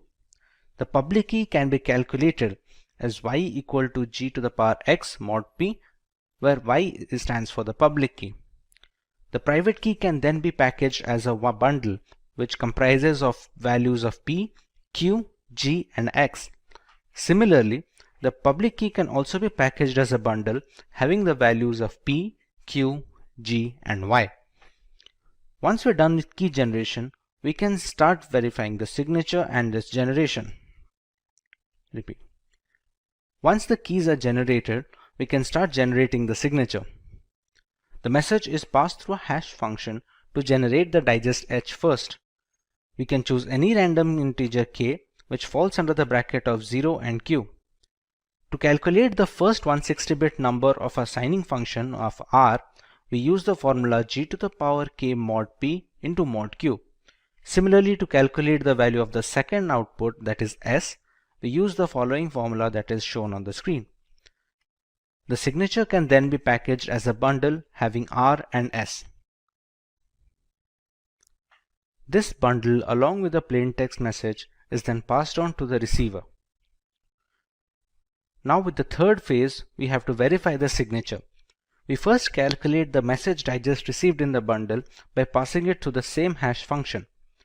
We calculate the value of W, U1, and U2 using the formulas shown on the screen. We have to calculate a verification component, which is then to be compared with the value of R being sent by the sender. This verification component can be calculated using the following formula. Once calculated, this can be compared with the value of R. If the values match, then the signature verification is successful and our entire process is complete, starting from key generation to the signature generation all the way up to the verification of the signature. With so many steps to follow, we are bound to have a few advantages to boot this, and we would be right to think so. DSA is highly robust in the security and stability aspect when compared to alternative signature verification algorithms. We have a few other ciphers that aim to achieve the simplicity and the flexibility of DSA, but it has been a tough ask for all the other suits. The key generation is much faster when compared to the RSA algorithm and such. While the actual encryption and decryption process may falter a little in comparison, a quicker start in the beginning is well known to optimize a lot of frameworks. DSA requires less storage space to work its entire cycle. In contrast, its direct correspondent, that is RSA algorithm, needs a certain amount of computational and storage space to function efficiently. This is not the case with DSA, which has been optimized to work with weaker hardware and lesser resources. The DSA is patented, but NIST has made this patent available worldwide royalty-free. A draft version of the speculation FIPS 186.5 indicates that DSA will no longer be approved for digital signature generation, but it may be used to verify signatures generated prior to the implementation date of that standard. The RSA algorithm is a public key signature algorithm developed by Ron Rivest, Adi Shamir, and Leonard Edelman. The paper was first published in 1977, and the algorithm uses logarithmic functions to keep the working complex enough to withstand brute force and streamlined enough to be fast post-deployment. RSA can also encrypt and decrypt general information to securely exchange data along with handling digital signature verification. Let us understand how it achieves this. We take our plaintext message M. We pass it through a hash function to generate the digest H, which is then encrypted using the sender's private key. This is appended to the original plaintext message and sent over to the receiver. Once the receiver receives the bundle, we can pass the plaintext message to the same hash function to generate a digest, and the ciphertext can be decrypted using the public key of the sender. The remaining hashes are compared. If the values match, then the data integrity is verified and the sender is authenticated. Apart from digital signatures, the main case of RSA is encryption and decryption of private information before being transmitted across communication channel. This is where the data encryption comes into play. When using RSA for encryption and decryption of general data, it reverses the key set usage. Unlike signature verification, it receives the receiver's public key to encrypt the data and uses the receiver's private key in decrypting the data. Thus, there is no need to exchange any keys in this scenario. There are two broad components when it comes to RSA cryptography. One of them is key generation. Key generation employs a step of generating the private and the public keys that are going to be used for encrypting and decrypting the data. The second part is the encryption and decryption functions. These are the ciphers and steps that need to be run when scrambling the data or recovering the data from the ciphertext. You will now understand each of these steps in our next subtopic. Keeping the previous two concepts in mind, let us go ahead and see how the entire process works, starting from creating the key pair to encrypting and decrypting the information. You need to generate the public and private keys before running the functions to generate ciphertext and plaintext. They use certain variables and parameters, all of which are explained. We first use two large prime numbers, which can be denoted by P and Q. We can compute the value of n as n equal to P into Q and compute the value of z as P minus 1 into Q minus 1. A number E is chosen at random satisfying the following conditions, and a number D is also selected at random following the formula ED mod Z equal to 1, and it can be calculated with the formula given below. The public key is then packaged as a bundle with N and E, and the private key is packaged as a bundle using N and D. This sums up the key generation process. For the encryption and decryption function, we use the formula C and M. The ciphertext can be calculated as C equal to M to the power E mod N, and the plaintext can be calculated from the ciphertext as C power D mod N. When it comes to a data encryption example, let's take P and Q as 7 and 13. The value of N can be calculated as 91. If we select the value of E to be 5, it satisfies all the criteria that we need it to. The value of D can be calculated using the following function, which gives it as 29. The public key can then be packaged as 91,5 and the private key can then be packaged as 91,29. The plaintext, if it is 10, which is denoted by M. Ciphertext can be calculated to the formula C equal to M to the power E mod N, which gives us 82. If somebody receives this ciphertext, they can calculate the plaintext using the formula C to the power D mod N, which gives us the value of 10 as selected as our plaintext. We can now look at the factors that make the RSA algorithm stand out versus its competitors in the advantageous topics of this lesson. RSA encryption depends on using the receiver's public key so that you don't have to share any secret key to receive the messages from others. This was the most glaring flaw faced by symmetric algorithms, which were eventually fixed by asymmetric cryptography structure. Since the key pairs are related to each other, a receiver cannot intercept the message since they don't have the correct private keys to decrypt the information. If a public key can decrypt the information, the sender cannot refuse signing it with his private key without admitting the private key is not in fact private anymore. The encryption process is faster than that of the DSA algorithm. Even if the key generation is slower in RSA, many systems across the world tend to reuse the same keys so that they can spend less time in key generation and more time on actual ciphertext management. Data will be tamper-proof in transit since meddling with the data will alter the usage of the keys. The private key won't be able to decrypt the information, hence alerting the receiver of any kind of manipulation in between. The receiver must be aware of any third party who possesses the private key since they can alter the data mid-transit, the cases of which are rather low. Imagine creating an account on a new website. You provide your email address and set a password that you are confident and you would not forget. What about the website owner? How securely are they going to store your password? For website administrators, they have three alternatives. They can either store the passwords in a plain text format, they can encrypt the passwords using an encryption and decryption key, or they can store the passwords in a hash value. Let's have a look at each of these. When a password is stored in plain text format, it is considered to be the most unsafe option since anyone in the company can read your passwords. A single hack and a data server breach will expose all the account's credentials without needing any extra effort. To counter this, owners can encrypt the passwords and keep them in the servers as a second alternative. But that would mean they also have to store the decryption key somewhere on their servers. In the event of a data breach or the server hack, both the decryption key and encrypted passwords will be leaked, thus making it a single point of failure. What if there was an option to store the passwords after scrambling them completely, but with no way to decrypt them? This is where hashing comes to play. Since only the hashed values are stored in the server, no encryption is needed. With no plain text passwords to protect, your credentials are safe from the website administrators. Considering all the pros, hashed passwords are the industry standard when it comes to storing credentials nowadays.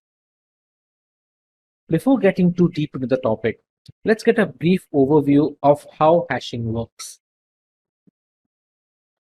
Hashing is the process of scrambling a piece of information or data beyond recognition. We can achieve this by using hash functions, which are essentially algorithms that perform mathematical operations on the main plain text. The value generated after passing the plain text information through the hash function is called the hash value, digest, or in general, just the hash of the original data.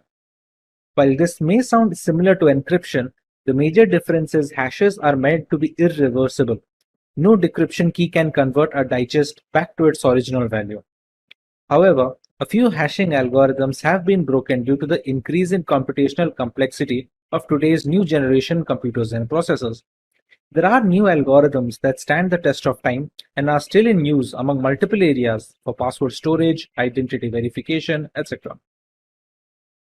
Like we discussed earlier, websites use hashing to store the user's passwords. So how do they make use of these hash passwords? When a user signs up to create a new account, the password is then run through the hash function and the resulting hash value is stored on the servers. So the next time a user comes to log into the account, the password he enters is passed through the same hash function and compared to the hash stored on the main server. If the newly calculated hash is the same as the one stored on the website server, the password must have been correct because according to hash functions terminology, same inputs will always provide the same outputs. If the hashes do not match, then the password entered during login is not the same as the password entered during the sign-up. Hence, the login will be denied. This way, no plain text passwords get stored, preventing both the owner from snooping on user data and protecting users' privacy in the unfortunate event of a data breach or a hack. Apart from password storage, hashing can also be used to perform integrity checks. When a file is uploaded on the internet, the file's hash value is generated and it is uploaded along with the original information. When a new user downloads the file, he can calculate the digest of the downloaded file using the same hash function. When the hash values are compared, if they match, then file integrity has been maintained and there has been no data corruption. Since so much important information is being passed onto the hash function, we need to understand how they work. A hash function is a set of mathematical calculations operated on two blocks of data. The main input is broken down into two blocks of similar size. The block size is dependent on the algorithm that is being used. Hash functions are designed to be one-way. They shouldn't be reversible, at least by design. Some algorithms like the previously mentioned MD5 have been compromised, but more secure algorithms are being used today, like the SHA family of algorithms. The digest size is also dependent on the respective algorithm being used. MD5 has a digest of 128 bits, while SHA-256 has a digest of 256 bits. This digest must always be the same for the same input, irrespective of how many times the calculations are carried out. This is a very crucial feature since comparing the hash value is the only way to check if the data is untouched, as the functions are not reversible. There are certain requirements of a hash function that need to be met before they are accepted. While some of them are easy to guess, others are placed in order to preserve security in the long run. The hash function must be quick enough to encrypt large amounts of data at a relatively fast pace, but it also shouldn't be very fast. Running the algorithm on all cylinders makes the functions easy to brute force and a security liability. There must be a balance to allow the hash function to handle large amounts of data and not make it ridiculously easy to brute force by running through all the possible combinations. The hash function must be dependent on each bit of the input. The input can be text, audio, video, or any other file extension. If a single character is being changed, it doesn't matter how small that character may be, the entire digest must have a distinctly different hash value. This is essential to create unique digests for every password that is being stored. But what if two different users are using the same password? Since the hash function is the same for all users, both the digests will be the same. This is called a hash collision. You may think this must be a rare occasion where two users have exactly the same password, but that is not the case. We have techniques like salting that can be used to reduce these hash collisions, as we will discuss later in this video. You would be shocked to see the most used passwords of 2020. All of these passwords are laughably insecure, and since many people use the same passwords repeatedly on different websites, hash collisions risks are more common than one would expect. Let's say the hash functions find two users having the same password. How can they store both the hashes without messing up the original data? This is where salting and peppering come to play. Salting is the process of adding a random keyword to the end of the input before it is passed on to the hash function. This random keyword is unique for each user on the system, and it is called the salt value or just the salt. So even if two passwords are exactly the same, the salt value will differ, and so will their digest. There is a small problem with this process though. Since the salt is unique for each user, they need to be stored in the database along with the passwords, and sometimes even in plain text to speed up the process of continuous verification. If the server is hacked, then the hashes will need to be brute forced, which takes a lot of time. But if they receive the salts as well, the entire process becomes very fast. This is something that peppering aims to solve. Peppering is the process of adding a random string of data to the input before passing them to the hash function. But this time the random string is not unique for each user. It is supposed to be common for all users in the database, and the extra bit added is called the pepper in this case. The pepper isn't stored on the servers.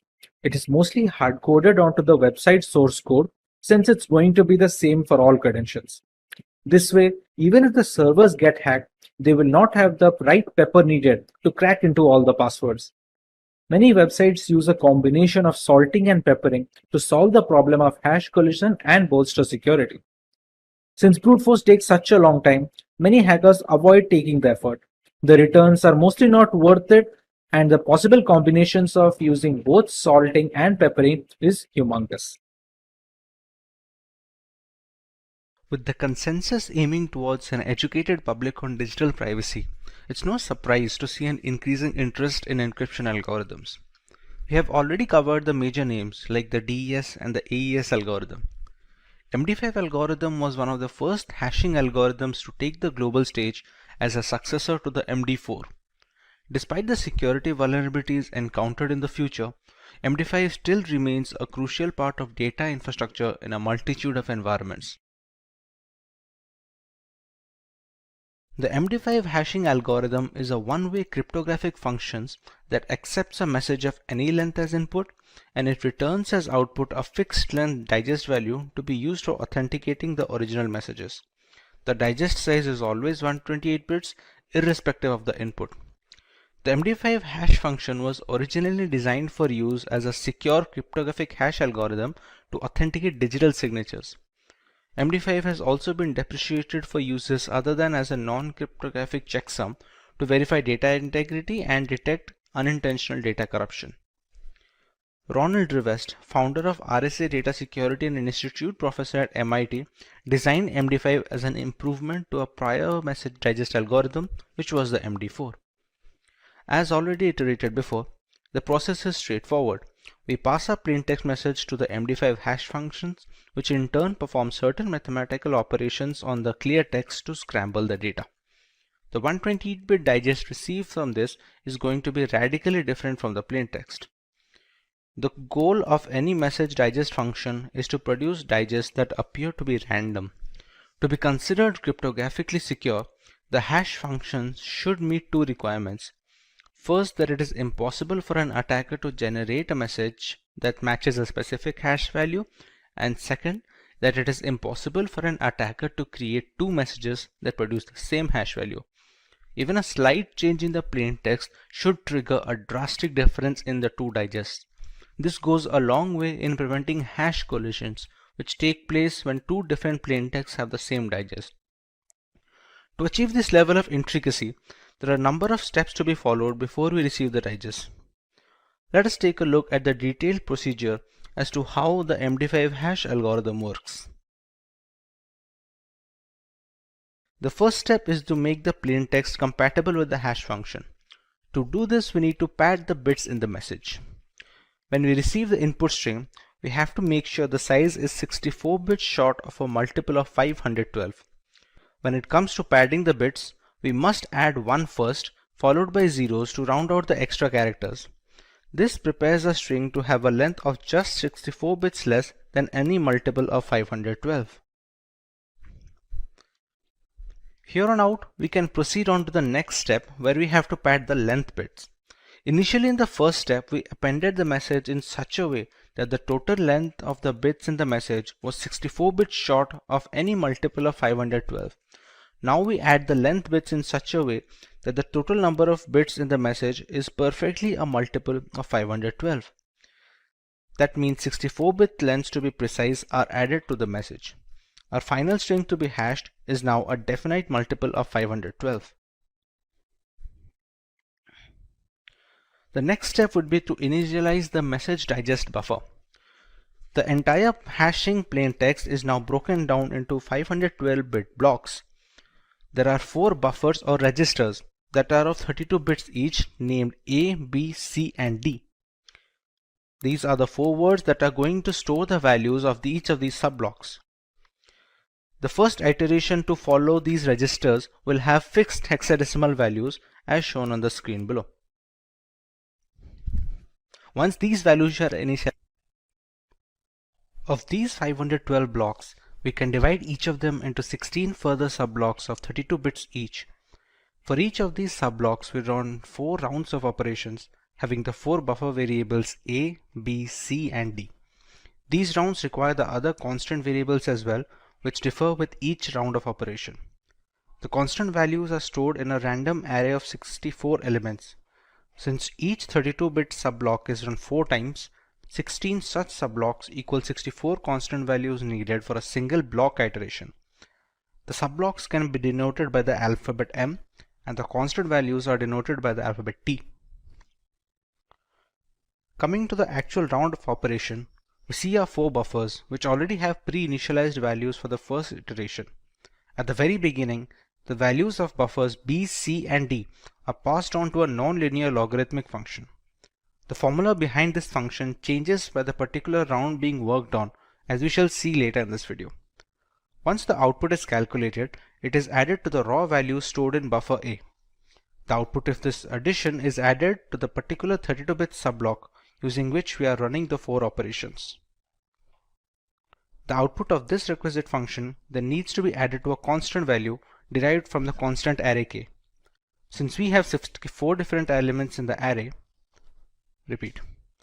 Since we have 64 different elements in the array, we can use a distinct element for each iteration of a particular block. The next step involves a circular shift that increases the complexity of the hash algorithm and is necessary to create a unique digest for each individual input. The output generated is later added to the value stored in the buffer B. The final output is now stored in the second buffer of B of the output register. Individual values of C, D, and A are derived from the preceding element before the iteration started, meaning the value of B gets stored in C, value of C gets stored in D, and the value of D in A. Now that we have a full register ready for this subblock, the values of A, B, C, D are moved on as input to the next subblock. Once all 16 subblocks are completed, the final register value is saved and the next 512-bit block begins. At the end of all these blocks, we get a final digest of the MD5 algorithm.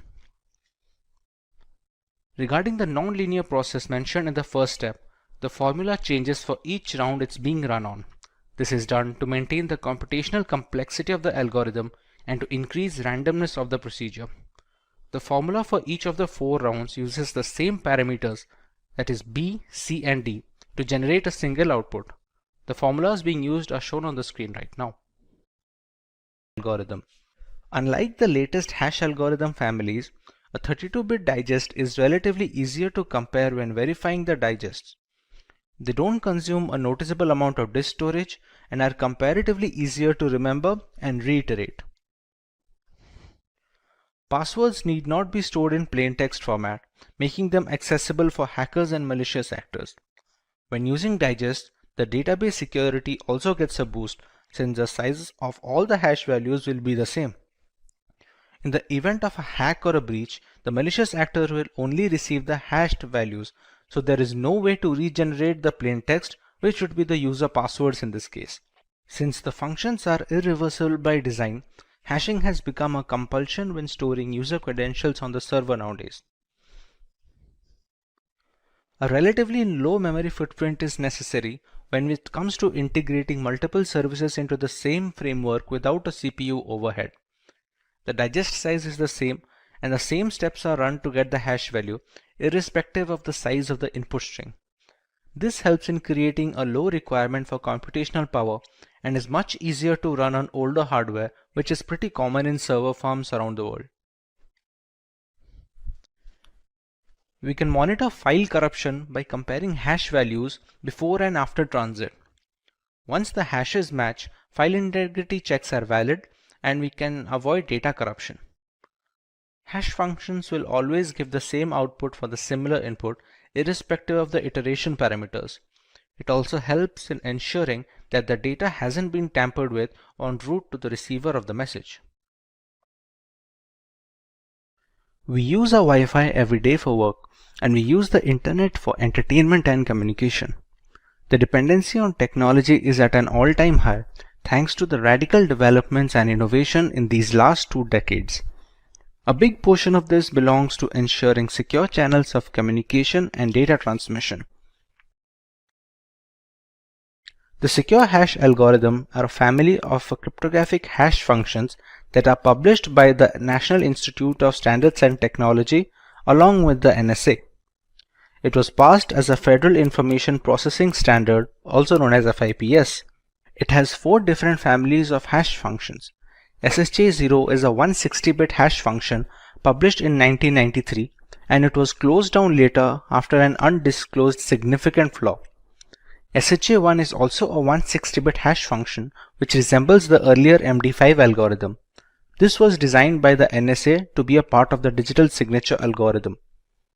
SHA-2 is a family of 2 similar hash functions with different block sizes, known as the SHA-256 and the SHA-512. They differ in the word size. SHA-256 uses 32-bit words, while SHA-512 uses 64-bit words. SHA-3 is a hash function properly known as KCAC. It was chosen in 2012 after a public competition among non-NSA designers. It supports the same hash lengths as SHA-2 and its internal structure differs significantly from the rest of the SHA family.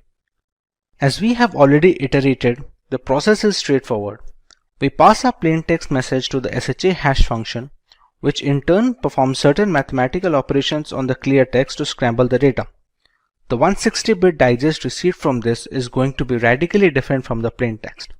The goal of any hash function is to produce digests that appear to be random. To be considered cryptographically secure, the hash function should meet two requirements.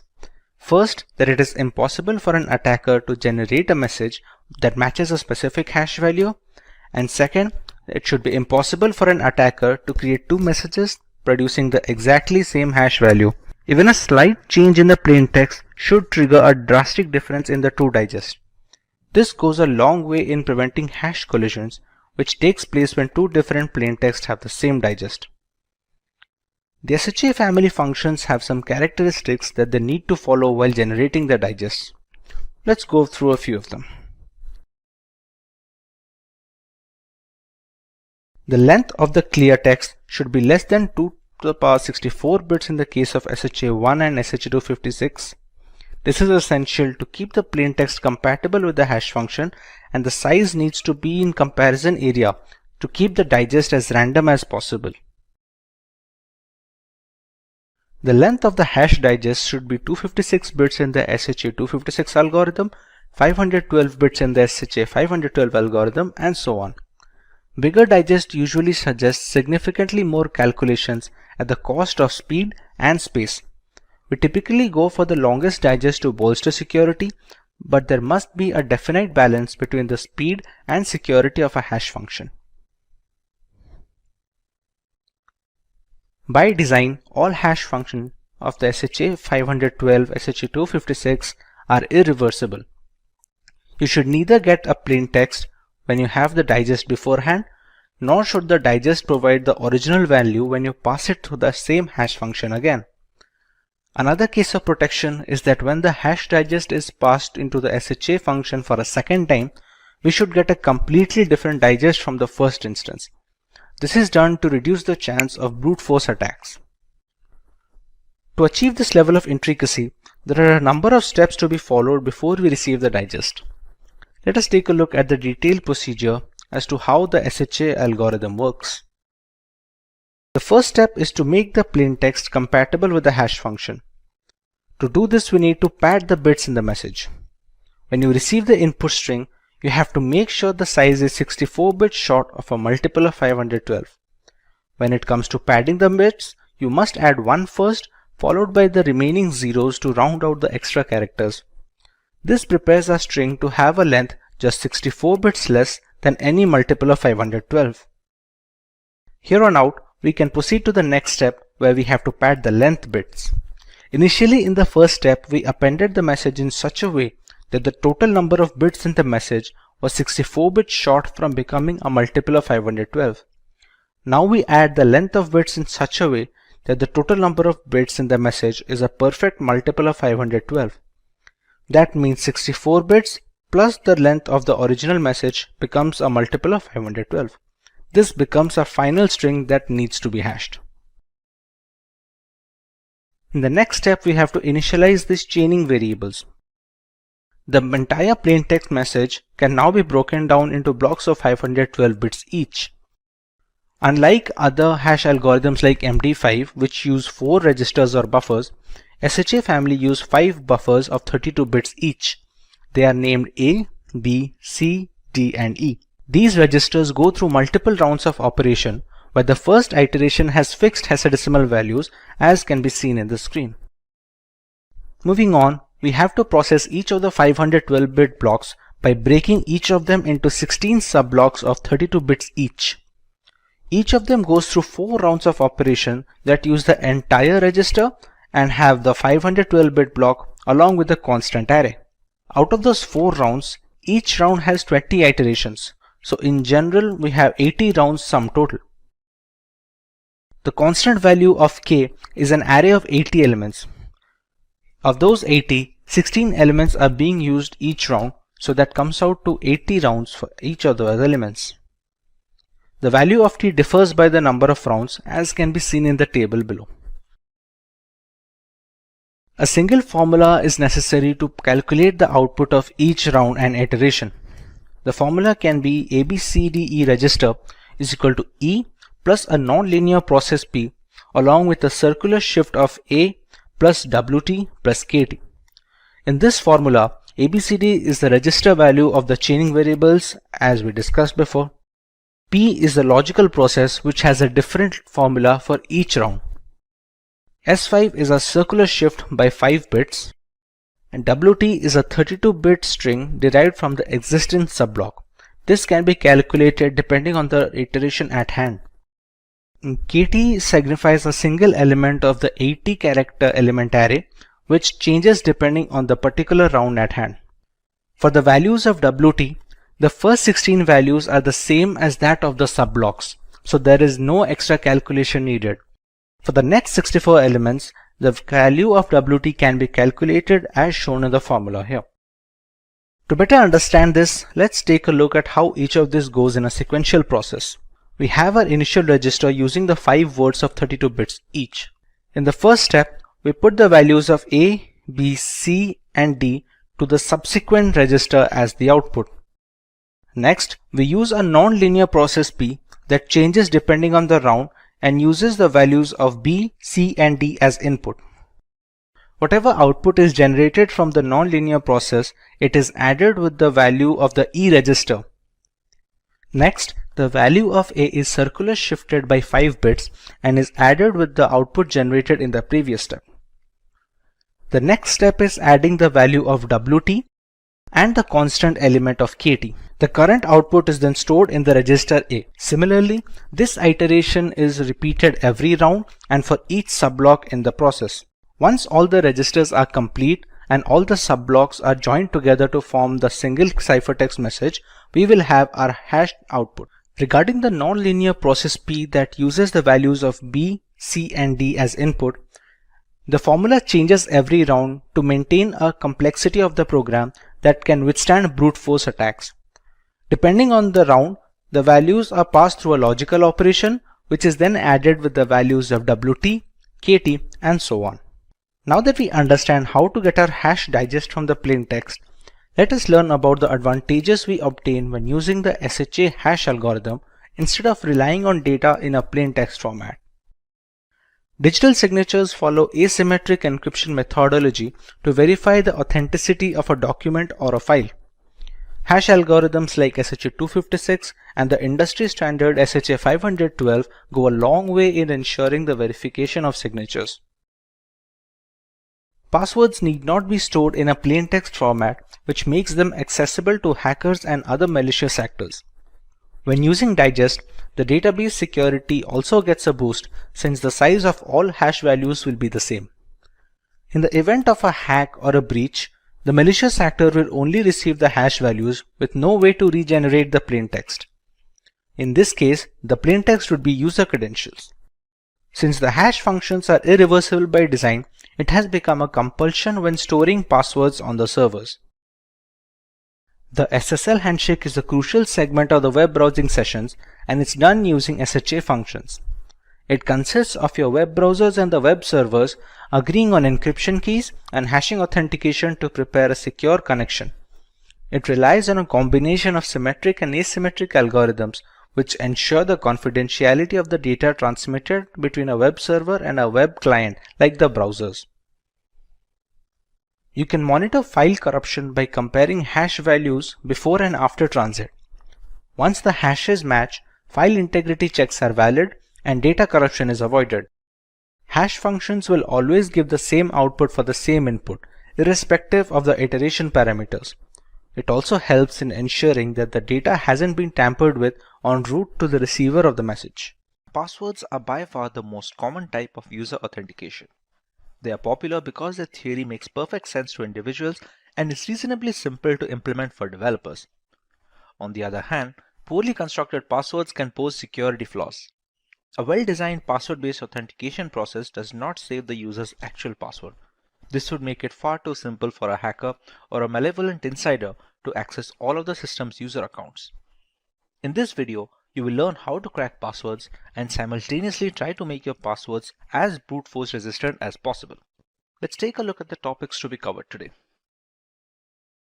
We start by learning about what is password cracking in general.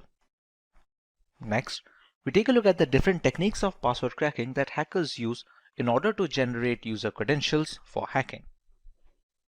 Moving on, we take a look at the multiple tools that hackers can use to generate these hashes and the passwords. Finally, we take a look at the steps and the guidelines that users can follow to prevent their passwords from being cracked. Let's start by giving a basic idea about password cracking.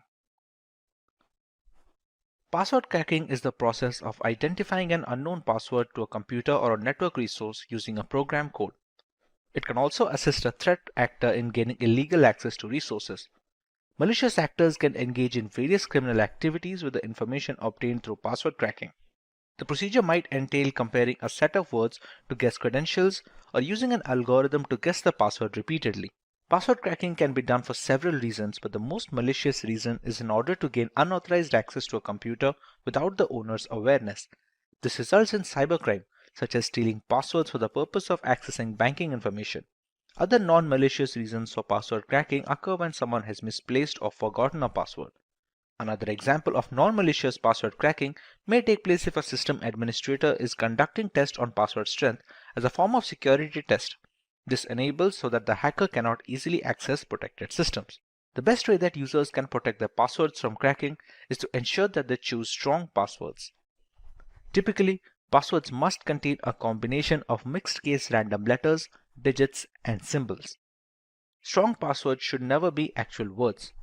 In addition, strong passwords are at least 8 characters long. In many password-protected applications, users are notified of the strength of the password they have chosen upon entering it. The user can then modify it and strengthen the password based on the indications of its strength. Now that we understand the basics of password cracking, let's go to the basic techniques hackers use to retrieve passwords from general victims. Asking the customer for their password is a simple approach to hacking. A phishing email directs the unwary reader to a counterfeit login page linked with whatever service the hacker wants to access, generally by demanding the user fix some critical security flaw or aid in a database reset.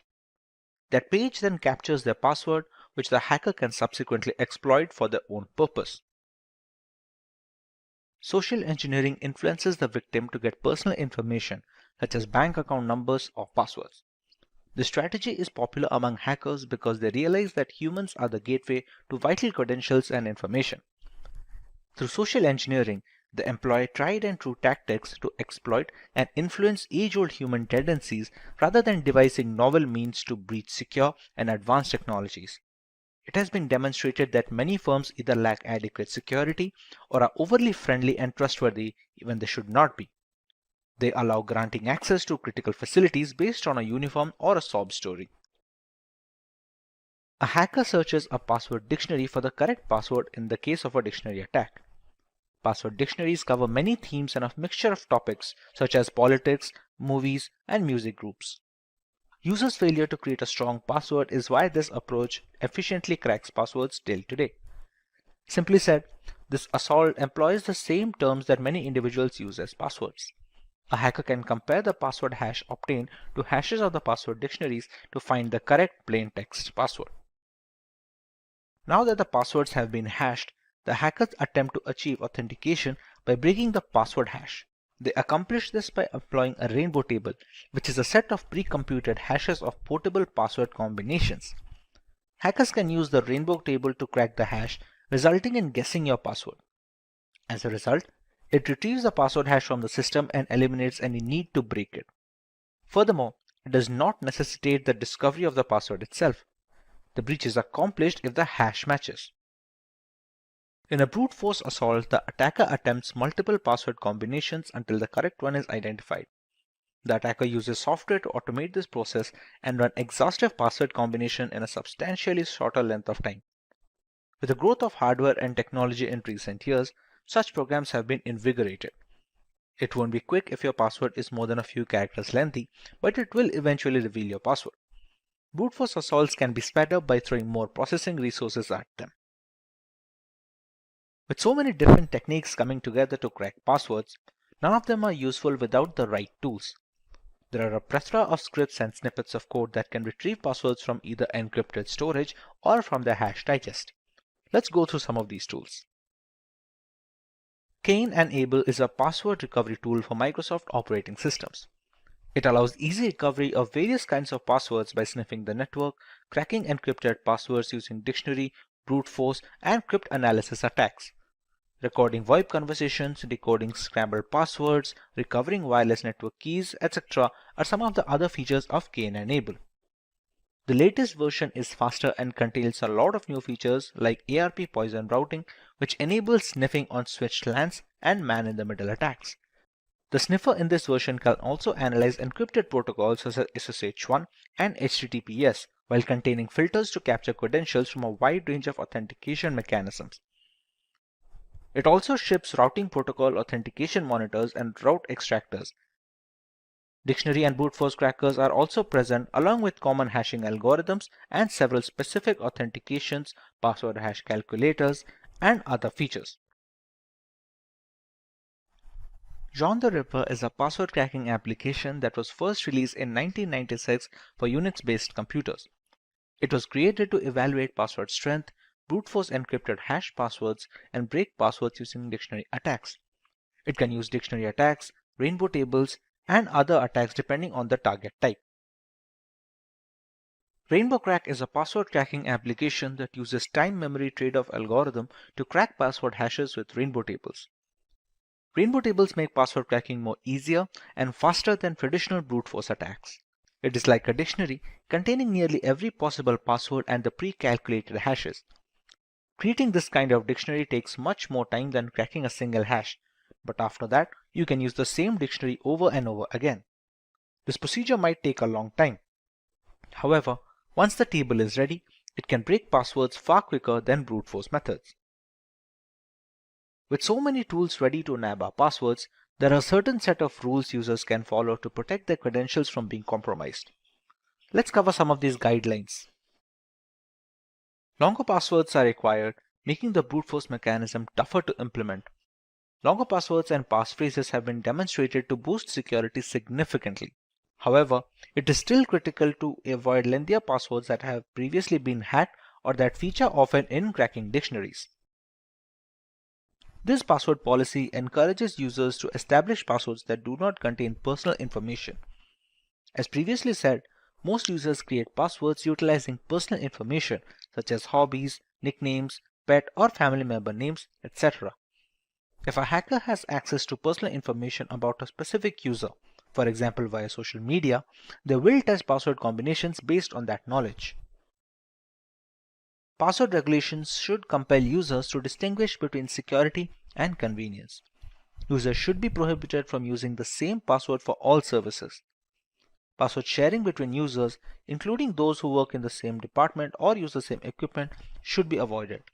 A single breached password doesn't affect your other accounts with this policy.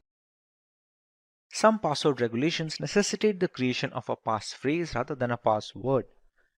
While passphrases serve the same objective, their length makes them more difficult to break. In addition to letters, a good pass should include numbers and symbols. Passwords may be easier for users to remember than passphrases. However, the latter is much more breach resistant. Two-factor authentication, or 2FA, can help secure an online account or even a smartphone. 2FA does this by asking the user to provide two forms of information, a password or a personal identification PIN, and a code texted to the user's smartphone or a fingerprint before accessing whatever is secured. This helps discourage unauthorized entries to an account without the original owner's permission. At this point, you may wonder why you need a strong password in the first place. Even if most websites are safe, there is still a danger that someone will try to access or exploit your information. A strong password is among the most effective ways to protect your accounts and personal information from hackers. You should follow certain rules and guidelines while creating a strong password. Password managers are also recommended to help remember the created passwords for convenience of usage. With that being said, let's take a look at the topics we are covering today. We start by learning about the state of password cracking in today's world and why creating strong passwords is an absolute must for every account.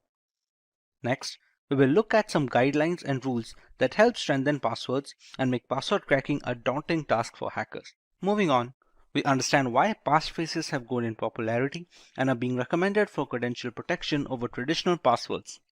And finally, we take a look at how password managers help alleviate the problem of creating and remembering complex passwords along with other critical personal information. Let's start by learning about why strong passwords have become an absolute necessity. One of the most common ways that hackers break into computers is by guessing passwords. Simple and commonly used passwords enable intruders to easily gain access and control a computing device. Conversely, a password that is difficult to guess makes it prohibitively difficult for common hackers to break into a machine and will force them to look for another target. The more difficult the password, the lower the likelihood that one's computer will fall victim to an unwanted intrusion. Many individuals opt to tie their websites to something they can readily recall to generally easy, memorable combos. However, this does not make the password unique. In fact, it's the reverse. Passwords are handled by 53% of individuals using their recollections and memory. With modern computational standards, simple passwords take seconds and a couple of minutes at worst to be completely brute forced. According to global surveys, more than 60% of people use the same passwords for their personal and job applications. While this may allow the user never to forget the password, it makes a single point of failure the only pin to drop. If one of the accounts gets breached, all subsequent accounts are as good as hacked. To further elaborate on how you can create strong passwords, let's go through some of the guidelines. Let's go through some do's and don'ts to understand how to create new passwords for our accounts. It is recommended to keep the password length at least 12 characters to ensure brute forcing to be difficult. A combination of upper and lowercase alphabets is an absolute necessity when creating strong passwords. It is also recommended to use numerics along with those alphabets to create a complicated password. Finally, special characters help in making a password much more brute force resistant than any number of alphabets or letters can make. Moving over to the don't section, it's absolutely not recommended to keep simple dictionary terms such as computer or even the word password as your credential, because those are very easy to be brute forced and are usually present in majority of the dictionary attack word list. Similarly, changing a single alphabet or a single character in a dictionary word does not make it brute force resistant, considering there are already algorithms present that can counter this tactic. Using the same character multiple times in a password also reduces the strength and makes it easier to crack for hackers. Apart from using single characters multiple times, following patterns that are present on the traditional English keyboard, such as KWERTY, or the line below the main alphabet such as the ZX, CV, B, and M, etc., make it easier to guess since these are once again common combinations that are present in word list already. Finally, the most important part being not using personal information such as birthdays, addresses, and other important information in the passwords. More often than not, if a hacker is trying to break into your account, there has been some amount of research done, be it via social media or any other medium. If they have already this information present with them, breaking into your account becomes all the more easier. Now that you understand how to create strong password, look at how passphrases have become prevalent as a replacement for plain text passwords. A passphrase is a sentence-like string of words used for authentication that is longer than a traditional password, easy to remember, and difficult to crack. Typical passwords range on an average from 8 to 16 characters, while passphrases can reach up to 100 characters or more.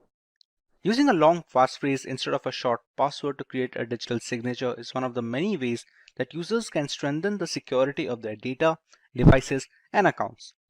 The longer a passphrase is, the more likely a user is to incorporate bits of entropy or factors that make it less predictable to potential attackers.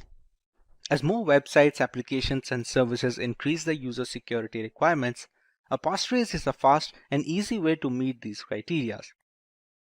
Let's take a look at some of the advantages that passphrases have over common passwords. Passphrases are simpler to remember than just a random assortment of symbols and characters. It's easier to comprehend a line from your favorite song or a quotation than a short but difficult password. Passwords are reasonably easy for humans and robots to guess or crack. Online thieves have also advanced and created cutting-edge hacking tools to crack even the most complex passwords.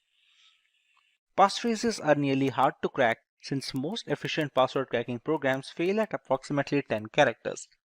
As a result, even the most sophisticated cracking tool will be unable to guess, brute force, or pre-compute these passwords. Complies with password setting rules with ease are passphrases. The usage of punctuation and upper and lowercase passwords satisfy the password complexity criteria. Most operating systems and apps support passphrases. Phrases of up to 127 characters are permitted on all major operating systems, including Windows, Linux, and Mac. As a result, for optimal protection, you can use lengthier passphrases. But when creating a strong password, the major problem people come across is remembering these passwords or the passphrases. This is where you can find a use for a password manager. When you establish accounts or change passwords, password managers generate new strong passwords and they keep all of them in one place, protected by a single strong master password. If you maintain your master password, the manager will retain everything else, including your username and passphrases, and fill them in for you whenever you sign on to a website or app on your computer or phone. There is no good memory needed for this. This implies that everyone may use the most recent suggestions for strong passwords, such as extended phrases, symbols, grammar, and capitalization. Password managers enable consumers to write a single master password and automatically fill each website with their own unique set of credentials. And not just passwords. Credit card information may be stored securely with several password managers. Some others make multi-factor authentication or use a second test, such as answering a question once the correct password is input, which is a simple and effective solution to verify legitimate login inputs. Among the global players in password managers, services like Bitwarden, KeePass, and Dashlane have been running for years now and are very worthy recommendations if you want to get started with password management. Now that we understand what is hacking, let's take a look at some points to know whether our system is already hacked or not. The first point regarding how to check whether a system is hacked or not can be cases where the system security is switched off by unknown means and it is not visible to the user. This is one of the most primary checkpoints to know if our system is hacked or not. Next point to check whether a system is hacked or not would be frequent antivirus software failures, which are due to the interference from hacking attempts performed by a professional hacker or a cybercriminal. Then we also face problems regarding systems reaction speed, which is affected due to the execution of unknown applications in the background of the system, which also affects the hardware resources in the device. Next, we also face problems regarding passwords, which are no longer working or are changed without a user's intervention, which might indicate that there was some unknown hacking activity that took place in our account.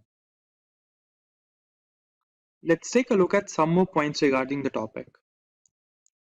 There are often cases when the system's cursor moves on its own and perform tasks, indicating that the system is being used by someone else using an illegal hacking method. There are also cases when we often see files and folders being created in the storage disk on the system, which is unknown to us. To better understand the points regarding how to identify whether our system is hacked or not, let's take a look. Then let's start with the first point. If we want to check whether a system is hacked or not, the first point would be to choose the settings option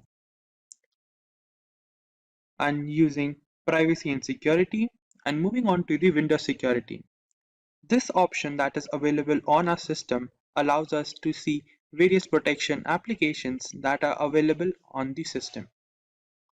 If we see any problem regarding any one of them, for example, apps and browser control, in my system it says there's a problem with it, which might be due to hacking attempts that was done on my system. Now let's take a look at the other option, how we can check whether our system is hacked or not. That would be checking the antivirus software that is installed in our system. If you face problems regarding that, this might be the issue. According to my antivirus software, it says my computer is at risk. This might be due to the interference from a cybercriminal or a hacker while using different illegal softwares during its hacking attempt. Then there are also cases where we see there are unknown programs being executed in the background of our system, which we can take a look using the Task Manager software. Using the Task Manager, we can take a look at each and every application that is being executed in the system and see the origin. If we find any unknown program or application, we can assume that it might be due to a hacking attempt. Moving on, if we want to check further whether our system is hacked or not, we can check for files or folders that are being created unknown to us. For example, this unknown folder, which contains some security details that are unknown to me. This might be also due to a hacking attempt by a hacker or a cybercriminal. Then there are also cases when the system's cursor moves on its own and performs tasks that are not initiated by us and performs copying of different folders or data from one file to other. This is due to a hacking attempt that was done on a system and the hacker has taken control of a system. Then there are also cases regarding login issues or password problem. For example, if I want to access into my account and there's a problem with the password, it might be due to the attempt of hacking into my account by a professional hacker.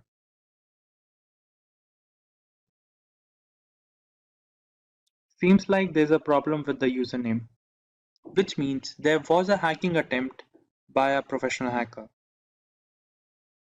We can further check hacking attempts by accessing our web browser and checking whether there's some extra add-ons or unknown add-ons that wasn't installed by us.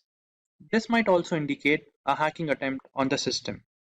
Now that we are clear about how to check whether our system is hacked or not, let's take a look at some of the countermeasure against hacking. Let's begin.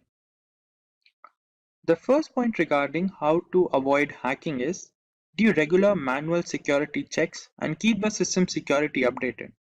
Using certified antivirus softwares is a basic countermeasure against hacking attempts. And if possible, visit only secure websites for surfing on the internet or use VPN or other internet security applications to mask your system's network to avoid any hacking attempts for the device. Then we have avoid clicking on random web pop-ups and ads to avoid hackers from getting into a system and accessing a device data. And lastly, use strong passwords or complex passwords for your login details. Applying these countermeasures, we can avoid hacking to a certain extent. The concept of instant messaging crossed into the mainstream in the 1990s, allowing friends, acquaintances, colleagues, and like-minded thinkers from all over the world to connect in real time. Since then, instant messaging has revolutionized how we communicate, and today over 1 billion people are signed up for at least one messaging app. The present instant messaging experience is seamless, and it intuitively integrates features like video, photos, voice, e-commerce, and gaming with plain old messaging. Among these apps, WhatsApp has comfortably found its place among the most popular messaging platforms. Like everyone associated with the internet, a matter of security is never far away. Considering the huge user base of this messaging app, hackers are always on the lookout for compromised accounts to grab. Today, we are going to cover some of the ways we can protect our WhatsApp account from falling into malicious hands. We start by learning about the importance of security when it comes to WhatsApp and instant messaging apps in general. Next, we cover some of the most important steps that should be followed in order to protect our WhatsApp accounts from hackers. Finally, we learn what we should do when a WhatsApp account gets compromised. Let's start by learning why we need to focus on the safety of WhatsApp. In the year of 2020, the big news was about Amazon CEO Jeff Bezos and his phone being hacked by Saudi Arabia. A report coming from The Guardian suggested that Bezos' phone was hacked via a video file sent on WhatsApp. The report said that Bezos' mobile phone was hacked by a Saudi Arabian prince in the year 2018 and gigabytes worth of data was stolen from the device. While there are some issues being raised about the report which states with a medium to high confidence that Jeff Bezos' phone was hacked, it does raise a security fear for regular users. After all, if the phone of one of the world's most powerful men can be hacked, the same can happen to any one of us as well. When it comes to regular users, we exchange messages with our loved ones regarding a paradigm of topics. The information which may seem trivial initially can later function as ammunition for a campaign regarding identity theft. Basic information like preferred banks, occasional dining places can go a long way in social engineering attacks, further increasing the need for secure messaging habits. WhatsApp uses end-to-end encryption to protect all communication on its platform. These encryption keys not only make it impossible to decrypt messages, but they also prevent third parties and even WhatsApp from accessing messages or calls. But not entirely. Although end-to-end encryption makes WhatsApp more secure than other communication apps, no app is 100% safe to use. Like any application or digital device, WhatsApp is often targeted by bad actors. It also has access to your contacts and tracks where and how long you use it, putting your privacy and personal information at risk. We all have access to our cell phones, so it's no surprise that SMS two-factor authentication is one of the most widespread types of MFA available. You don't need any apps or digital keys, and it's not tied to a specific ecosystem. Unfortunately, it's also not a secure multi-factor authentication method. The nature of SMS itself opens up your organization to a host of risks. Hackers may have many ways to leverage SMS to find a way into your accounts and network. Be it via spoofed SIM cards or message hijacking, WhatsApp 2FA using SMS isn't a foolproof solution. Now that we understand the variety of reasons why WhatsApp needs extra security, let's go through some of the ways we can achieve this. It is more than probable that one fine day you might receive a WhatsApp message or even an SMS that reads that your order is delayed, please check its status here, or your account is locked and please unlock it here, or even some tempting messages like win free 3G and movie tickets here. Some of them may sound intimidating and some of them may be lucrative, but they all have one purpose: to trick you into clicking that link, and once you do that, it's already over. It will install malware on your phone and you won't have a clue about it. Only when you start noticing that your phone bills are abnormally high or your bank account has been used without your permission, the realization will dawn upon you that something is wrong with your phone.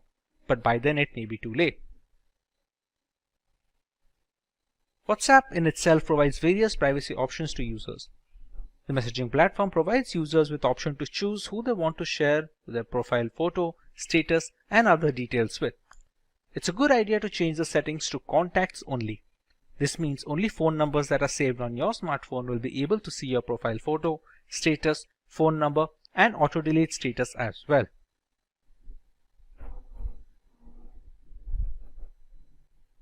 Make sure you enable the option to lock the screen every time WhatsApp is closed. This will ensure no one else but you can open your WhatsApp account. Just head to the settings menu, privacy, and select the screen lock option. You will then need to register your fingerprint. After the process is completed, you will have to scan your fingerprint every time you open the WhatsApp app. This adds an extra layer of security. The two-step verification works as an extra layer of security and helps WhatsApp users to protect their OTPs and documents shared through WhatsApp. It is very easy to set up a PIN to activate a two-step verification. Users have to enter it periodically once it is activated. WhatsApp will sometimes keep asking users to enter this 6-digit passcode. Users cannot disable this without disabling the two-step verification feature altogether. In case users do not provide WhatsApp with an email ID and want to disable two-step verification, then the number will be permitted to re-verify on WhatsApp without the passcode after 7 days. However, the users will lose all pending messages upon re-verifying. We often have the tendency to log into WhatsApp web at the office and then leave the account open on the desktop. This habit can actually create problems for you. Someone else sitting on the same PC can access all your chats without you even realizing it. It's a good practice to log out from WhatsApp web before leaving the office. It just takes a few seconds to log in again by just scanning the code and you're done. All WhatsApp users should ensure that the chats are end-to-end encrypted. To verify that a chat is end-to-end encrypted, open the chat, tap on the name of the contact to open the contact info screen, and then tap encryption to view the QR code and a 60-digit number. WhatsApp end-to-end encryption ensures that only you and your contact can read the messages that are being exchanged and nobody in between, not even WhatsApp. With the necessary guidelines out of the way, let us go through the recommended course of action should our WhatsApp accounts be compromised. The first and most important thing that you need to do is report the issue to the WhatsApp support team for assistance. Make sure that you reach out to the support team through its help desk and report the hacking attempt. WhatsApp Help Center will take the shortest time to resolve your issue via email or within the app itself. This will help you to take prompt legal action against the hackers. If you can't access your email, call the support team. In some cases, the support will deactivate your WhatsApp account and request you to reactivate it within 30 days if you don't want it to be deleted completely. When someone compromises your WhatsApp account, they can now send messages to your contacts stating that the company sent your verification code and gain access to the account. That's why one of the first things you'll want to do is send a message to your friends and family letting them know that you've lost access to your account. This action prevents further exploitation of your account and others. Another reason you'll want to let your contacts know you have no access to your WhatsApp account is that they may phish for personal information. From your banking number to your email address, hackers will cleverly attempt to gain as much access to your personal information as possible. WhatsApp Web is an extension of WhatsApp Messenger over the web that facilitates easy synchronization of our smartphone and personal computer. This is the biggest security threat that hackers can easily exploit to get into your personal data over WhatsApp. Therefore, it is highly recommended that you use this WhatsApp feature carefully. Once you notice that your WhatsApp Messenger has been hacked, go to your WhatsApp web and tap or click on the Logout from all computers option. This will deactivate all the web extensions of your account. Under the unfortunate circumstances where the account recovery doesn't seem likely, you can always ask WhatsApp support to delete your account permanently. While far from the ideal solution, it can act as a fail-safe option if you want to protect your personal data at any cost possible. You can always open a new account later with the security issues mitigated. And before we begin, if you are someone who is interested in building a career in cybersecurity or to become an ethical hacker by graduating from the best universities, or a professional who elicits to switch career with cybersecurity or ethical hacker by learning from the experts, then try giving a shot to Simplilearn's postgraduate program in cybersecurity with modules from MIT Schwarzman College of Computing. The course link is mentioned in the description box below that will navigate you to the course page, where you can find a complete overview of the program being offered. It's no secret that the majority of our internet usage is at the risk of being hacked, be it via unsafe messaging applications or misconfigured operating systems. To counteract this void of digital security, penetration testing has become the norm when it comes to vulnerability assessment. Kali Linux is an operating system that has become a well-known weapon in this fight against hackers. A Linux distribution that is made specifically for penetration testers, Kali Linux has layers of features that we will be covering in today's lesson. Let's take a look at the topics to be covered in this video. We start by learning about Kali Linux and a basic explanation of its purpose. We take a look at the history of Kali Linux from the story of its origin to its current day exploits. Next, we learn a few distinct features of Kali that make it an attractive choice for penetration testers worldwide. Finally, we take a look at the multiple ways we can install Kali Linux to start our journey in the world of penetration testing. Let's start by learning about Kali Linux in general. Kali Linux, which is formerly known as Backtrack Linux, is an open source Linux distribution aimed at advanced penetration testing and security auditing. It contains several hundred tools that are targeted towards various information security tasks such as penetration testing, security research, computer forensics, and reverse engineering. Kali Linux is a multiple platform solution, accessible and freely available to information security professionals and hobbyists. Among all the Linux distributions, Kali Linux takes its roots from the Debian operating system. Debian has been a highly dependable and stable distribution for many years, providing a similarly strong foundation to the Kali desktop. While the operating system is capable of practically modifying every single part of our installation, the networking components of Kali become disabled by default. This is done to prevent any external factors from affecting the installation procedure, which may pose a risk in critical environments. Apart from boosting security, it allows a deeper element of control to the most enthusiastic of users. We did not get Kali Linux since the first day. How did it come into existence? Let's take a look at some of its history. Kali Linux is based on years of knowledge and experience in building penetration testing and operating systems. During all these project lifelines, there have been only a few different developers, as the team has always been small. The first project was called WOPEX, which stands for White Hat Knopex. As can be inferred from the name, it was based on the Knopex operating system as its underlying OS. WOPEX had releases ranging from version 2.0 to 2.7. This made way for the next project, which was known as WAX, or the longhand being White Hat Slacks. The name change was because the base OS was changed from Knopex to Slacks. WAX started at version 3 as a nod, it carrying on from WOPEX. There was a similar OS being produced at the same time, Auditor Security Collection, often being shortened to just Auditor, which was once again using Knopex. Its efforts were combined with WAX to produce Backtrack. Backtrack was based on Slackware from version 1 to version 3, but switched to Ubuntu later on with version 4 to version 5. Using the experience gained from all of this, Kali Linux came after Backtrack in 2013. Kali started off using Debian stable as the engine under the hood before moving to Debian testing when Kali Linux became a rolling operating system. Now that we understand the history and the purpose of Kali Linux, let us learn a little more about its distinct features. The latest version of Kali comes with more than 600 penetration tools pre-installed. After reviewing every tool that was included in Backtrack, developers have eliminated a great number of tools that either simply did not work or which duplicated other tools that provided the same or similar functionality. The Kali Linux team is made up of a small group of individuals who are the only ones trusted to commit packages and interact with the repositories, all of which is done using multiple secure protocols. Restricting access of critical code bases to external assets greatly reduces the risk of source contamination, which can cause Kali Linux users worldwide a great deal of damage as a direct victim of cybercrime. Although penetration tools tend to be written in English, the developers have ensured that Kali includes true multilingual support, allowing more users to operate in their native language and locate the tools they need for the job.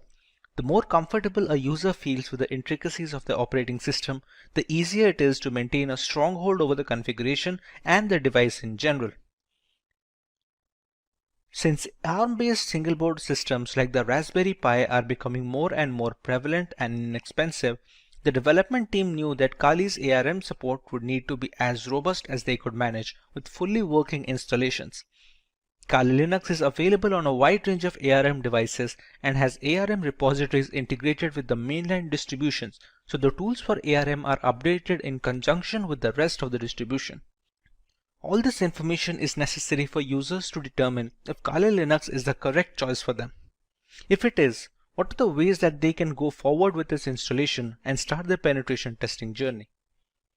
The first way to use Kali Linux is by launching the distribution in the live USB mode. This can be achieved by downloading the installer image file or the ISO file from the Kali Linux website and flashing it to a USB drive with a capacity of at least 8 GB. Some people don't need to save their data permanently, and a live USB is the perfect solution for such cases. After the ISO image is flashed, the thumb drive can be used to boot a fully working installation of the operating system, with the caveat that any changes made to the OS in this mode are not written permanently. Some cases allow persistent usage in live USBs, but those require further configuration than normal situations. But what if the user wants to store data permanently in the installed OS? The best and the most reliable way to ensure this is the full-fledged hard disk installation. This will ensure the complete usage of the system's hardware capabilities and will take into account the updates and the configurations being made to the OS. This method is supposed to override any pre-existing operating system installed on the computer, be it Windows or any other variant of Linux. The next alternative route for installing Kali Linux would be to use virtualization software such as VMware or VirtualBox. The software will be installed as a separate application on an already existing OS, and Kali Linux can be run as an operating system in the same computer as a window. The hardware requirements will be completely customizable, starting with the allotted RAM to the virtual hard disk capacity. The usage of both a host and guest operating system like Kali Linux allows users a safe environment to learn while not putting their systems at risk. If you want to learn more about how one can go forward with this method, we have a dedicated video where Kali Linux is being installed on VMware while running on a Windows 10 operating system. You can find the link in the description box to get started with your very own virtual machine. The final way to install Kali Linux is by using a dual boot system. To put it in simple words, the Kali Linux OS will not be overwriting any pre-installed operating system on a machine, but will be installed alongside it. When a computer boots up, the user will get a choice to boot into either of these operating systems. Many people prefer to keep both the Windows and Kali Linux installed, so the distribution of work and recreational activities is also allotted effectively. It gives users a safety valve should their custom Linux installation run into any bugs that cannot be fixed from within the operating system. Now, for the convenience of explanation, we're going to install Kali Linux today on a virtual machine software known as VMware. VMware is able to run multiple operating systems on a single host machine, which in our case is a Windows 10 system. To get started with Kali Linux installation, we have to go to the website to download an image file. We go to Get Kali, and as you can see, there are multiple platforms on which this operating system can be inverted. As per our requirement, we're going to go with the virtual machine section. As you can see, it is already recommended by the developers. This is the download button, which will download a 64-bit ISO file. We can download 32-bit, but that is more necessary for hard metal machines, or if you're going to use it for older devices which do not support 64-bit operating systems yet. After clicking on the download button, we can see we have a WinRAR archive which will have the ISO files. For now, we have downloaded the ISO file and it is already present with me. So we can start working on the VMware side of things. Once the ISO file is downloaded, we open up VMware Workstation. We go to File and we create a new virtual machine. In these two options, it is highly recommended to go with the typical setup rather than the custom one. The custom is much more advanced and requires much more information from the user, which is beneficial for developers and people who are well versed with virtualization software, but for 90% of the cases, typical setup will be enough. Here, we can select the third option, which will be I will install the operating system later. In some operating systems, we can use the ISO file here directly and VMware will install it for us. But for right now, in the case of Kali Linux, the third option is always the safest. Kali Linux is a Linux distribution, so we can select Linux over here, and the version, as you can see here, have multiple versions such as the multiple kernels. Every distribution has a parent distribution. For example, Kali Linux has Debian, and there are other distributions which are based or forked from some parent distribution. Kali Linux is based off Debian, so we can go with the highest version of Debian, which is the Debian 10.x 64-bit. Go on next. We can write any such name. We can write Kali Linux. so that it will be easier to recognize the virtual machine among this list of virtual machine instances. The location can be any location you decide to put. By default, it should be the documents folder, but anywhere you put, it will hold up all the information of the operating system, all the files you download, all the configurations you store, everything will be stored in this particular location that you provide. When we go next, we are asked about the disk capacity. This disk capacity will be all the storage that will be provided to your virtual machine of Kali Linux. Think of your Windows device. If you have a 1 terabyte of hard drive, you have the entirety of the hard disk to store data on. How much data you give here, you can only store up to that amount of data. Not to mention, some amount of capacity will be taken up by the operating system itself to store its programs and applications. For now, we can give around, let's say, 15 GB of information. Or if its recommended size for Debian is 20, you can just go ahead at 20. It depends all on the user case. If you are going to use it extensively, you can even go as high as 50 or 60 GB if you have plans to download many more applications and perform multiple different tests. Another option we get over here is storing virtual disks as a single file or storing them into multiple files.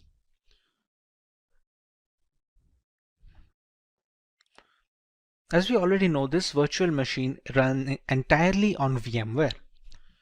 Sometimes when transferring these virtual machine instances, let's say from a personal computer to a work computer, we're going to need to copy up the entire folder that we had mentioned before over here. Instead, all virtual machines have a portability feature. Now this portability feature is possible for all scenarios, except it is much easier if they split the virtual disk into multiple files. Now even if this makes porting virtual machines easier from either system to system or software to software, let's say if you want to switch from VMware to VirtualBox or vice versa, the performance takes a small hit. It's not huge, but it's recommended to go with storing the virtual disk as a single file if you have no purposes of ever moving the virtual machine. Even if you do, it's not a complete stop that it cannot be ported. It's just easier when using multiple files. But in order to get the best performance out of the virtual machine, we can store it as a single file over here.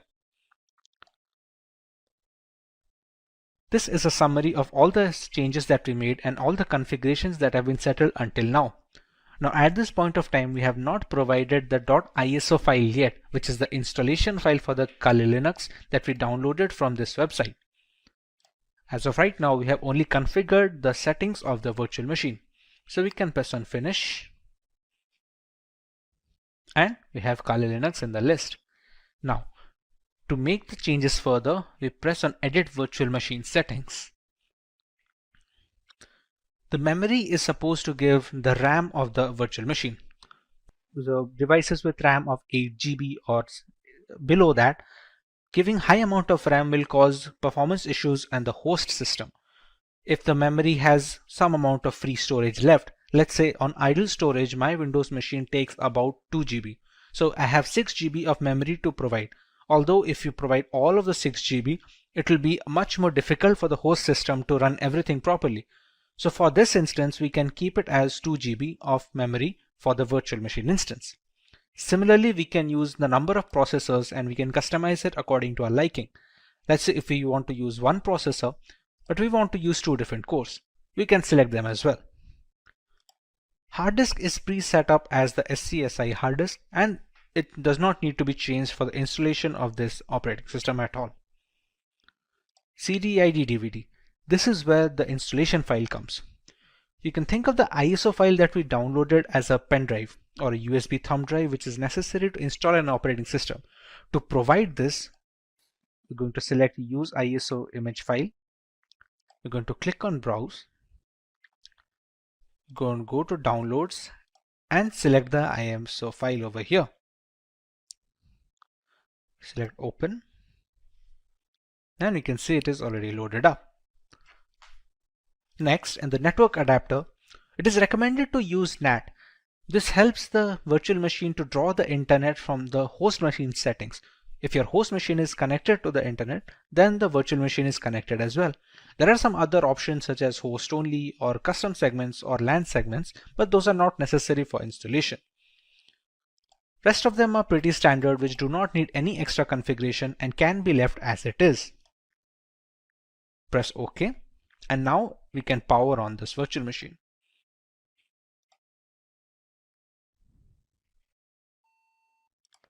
In this screen, we can choose how we want to proceed with the installation. We have a Start Installer option over here. So we're going to press Enter on that.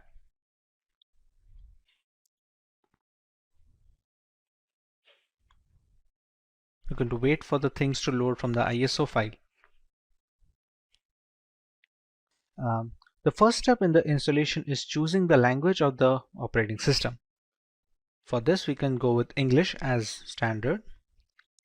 This is a location. This will be used for setting up the time and some of the internal settings which depend entirely on the location of the user. So for this, we're going to go with India. Configuring the keyboard, it's always recommended to go with the American English first. Many people make a mistake of going with the Indian keyboard if it is possible, and it provides a lot of issues later on. So it's always preferred to go with the American English, and if later we see some necessity of another keyboard dialect that is required, we can install it later. But for now, we should always stick with American English as a basic.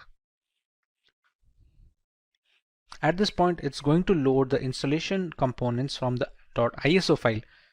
It is a big file of 3.6 GB, so it has a lot of components that need to be put into the virtual machine, which can also be used to detect hardware.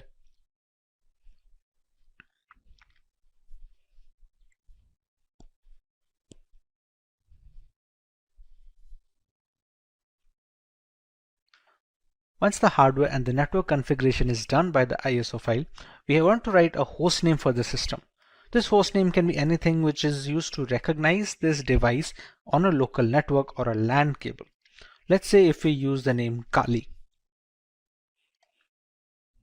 Domain name, we can skip it for now. It's not necessary as such for the installation.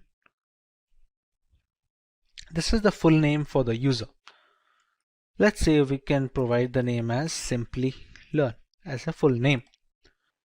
Next, we're going to set up a username.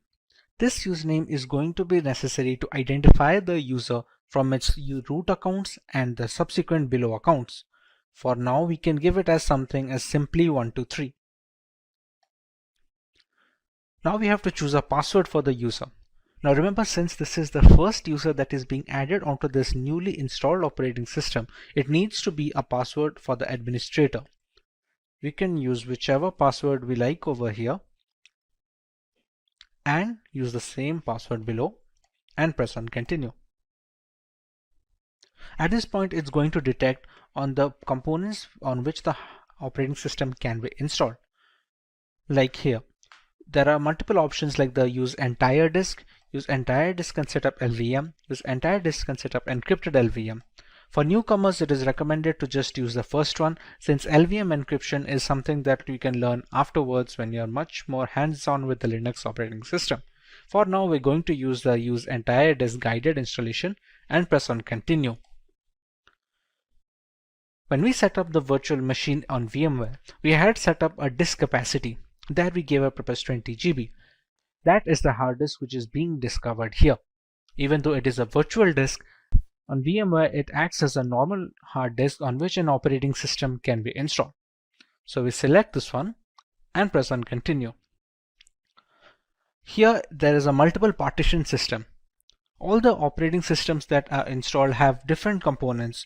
One is used for the keeping of the applications, one for the files, other for the RAM management and other things. For newcomers, it is always recommended to keep it in one partition, and we're going to select that and press on continue. This is just an overview of the partition it's going to make. As you can see, it has a primary partition of 20.4 GB and a logical partition of 1 GB used for swap memory. Now these kind of naming can be confusing for people who are not well versed with Linux operating systems or in general virtualization, but for now you can go ahead and press on continue, as this will be fine. We can press on finish partitioning and write changes to disk and continue. It's just a confirmation page. As you can see, it's wrote that SCSI3 is our virtual hard disk of 20 GB disk capacity. We write the changes to the disk, we press yes and click on continue. At this point, the installation has started. Now this installation will take a while depending on the amount of RAM provided, the processors provided, and how quickly the performance of the system is being hampered by the host machine. On quicker systems this will be rather quick, while on the smaller ones this will take a while. Since this is going to take some time to install as it is being run on a virtual machine with only 2 GB of RAM, we're going to speed up this part of the video so we don't have to waste any more time just watching the progress bar.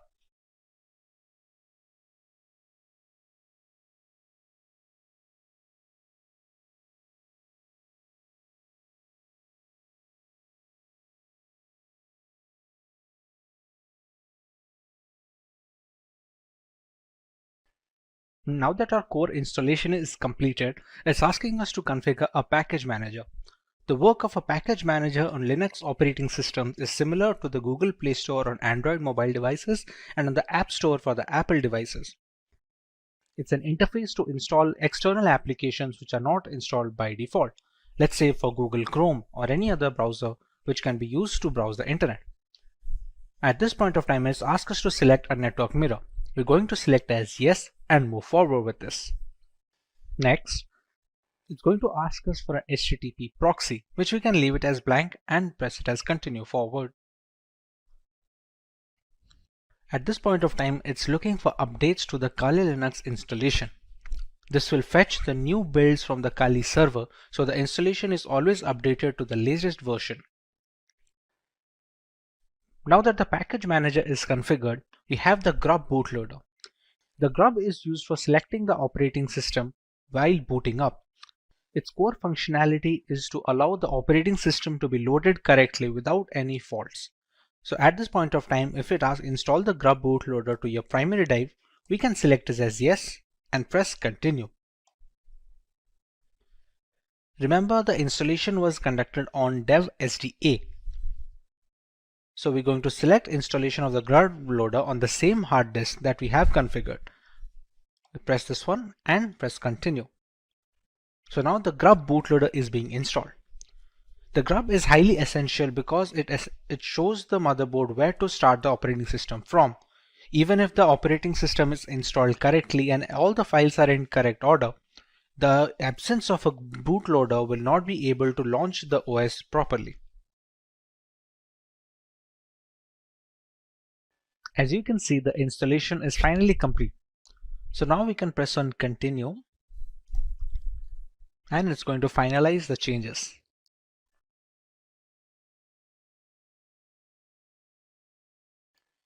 Now you can see Kali Linux being booted up straight away. It doesn't check for the ISO file anymore since the operating system is now installed onto the virtual hard disk storage that we had configured before.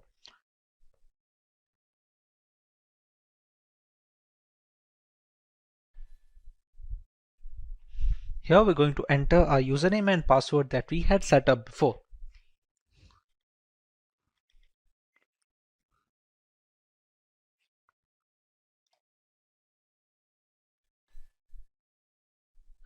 And we have the Kali Linux system booted up.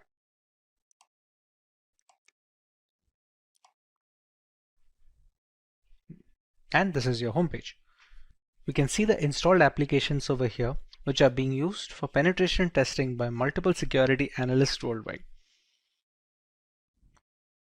All of these come pre-installed with Kali Linux, and others can be installed using the apt package manager that we had configured. We can see a full name over here. And with this, our installation of the Kali Linux is complete. Hi everyone, I am Abhisar and today we are going to explore a world where the biggest dramas don't happen in movies. They happen in the digital networks that our shops, companies and governments rely on every day. Let's start with a true story from 2017 in Atlanta. A bustling city just like many others. One morning, Atlanta was hit by a ransomware attack, a type of cyber threat where hackers lock up important data and demand money to release it. This attack froze the city's most essential services. People couldn't pay their bills, court documents were inaccessible, and the city struggled to operate normally. It was chaos. This real-life event shows us just how powerful and damaging cyber attacks can be. They don't just affect computers, they disrupt lives and can bring entire cities to a standstill.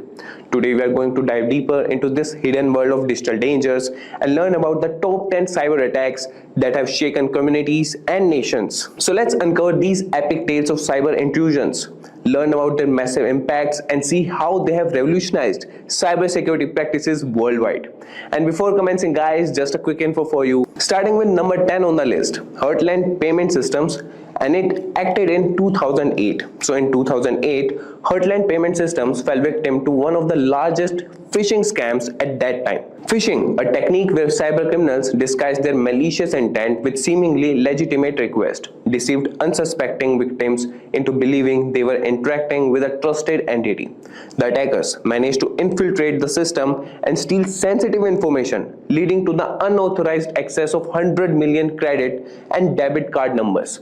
The aftermath was severe, with Heartland shouldering $140 million in damages and facing a long road to rebuild trust and enhance their security measures. Moving to number 9. China's Google attacks. A covert operation in 2009 targeted Chinese humanitarian activists, compromising their Google accounts to monitor their communications. The breach extended beyond activists, affecting individuals in multiple countries, highlighting the global reach of cyber espionage. Investigators linked the breach to a mix of phishing and malware, which allowed hackers to gather information. This incident underscores the critical need for vigilance in digital communications and the importance of reporting anomalies promptly to prevent widespread data compromise. And number 8 on the list is PlayStation Network. In 2011, the PlayStation Network suffered a massive breach when hackers accessed 77 million user accounts, exposing sensitive information including credit card details. The attack persisted for nearly a month, leading to an estimated $2 million in damages and significant downtime for users. This breach not only disrupted Sony's services but also had a detrimental impact on their product launches, serving as a stark reminder of the enduring consequences of cyber vulnerabilities. And number 7 on the list is Citigroup. Despite being one of the largest banks globally, Citigroup experienced a significant security lapse in 2011 when over 200,000 customer accounts were compromised. Hackers exploited simple vulnerabilities in the bank's website to impersonate legitimate users and navigate through its security measures undetected. By the time the breach was discovered, sensitive data including card numbers and personal information had already been sold.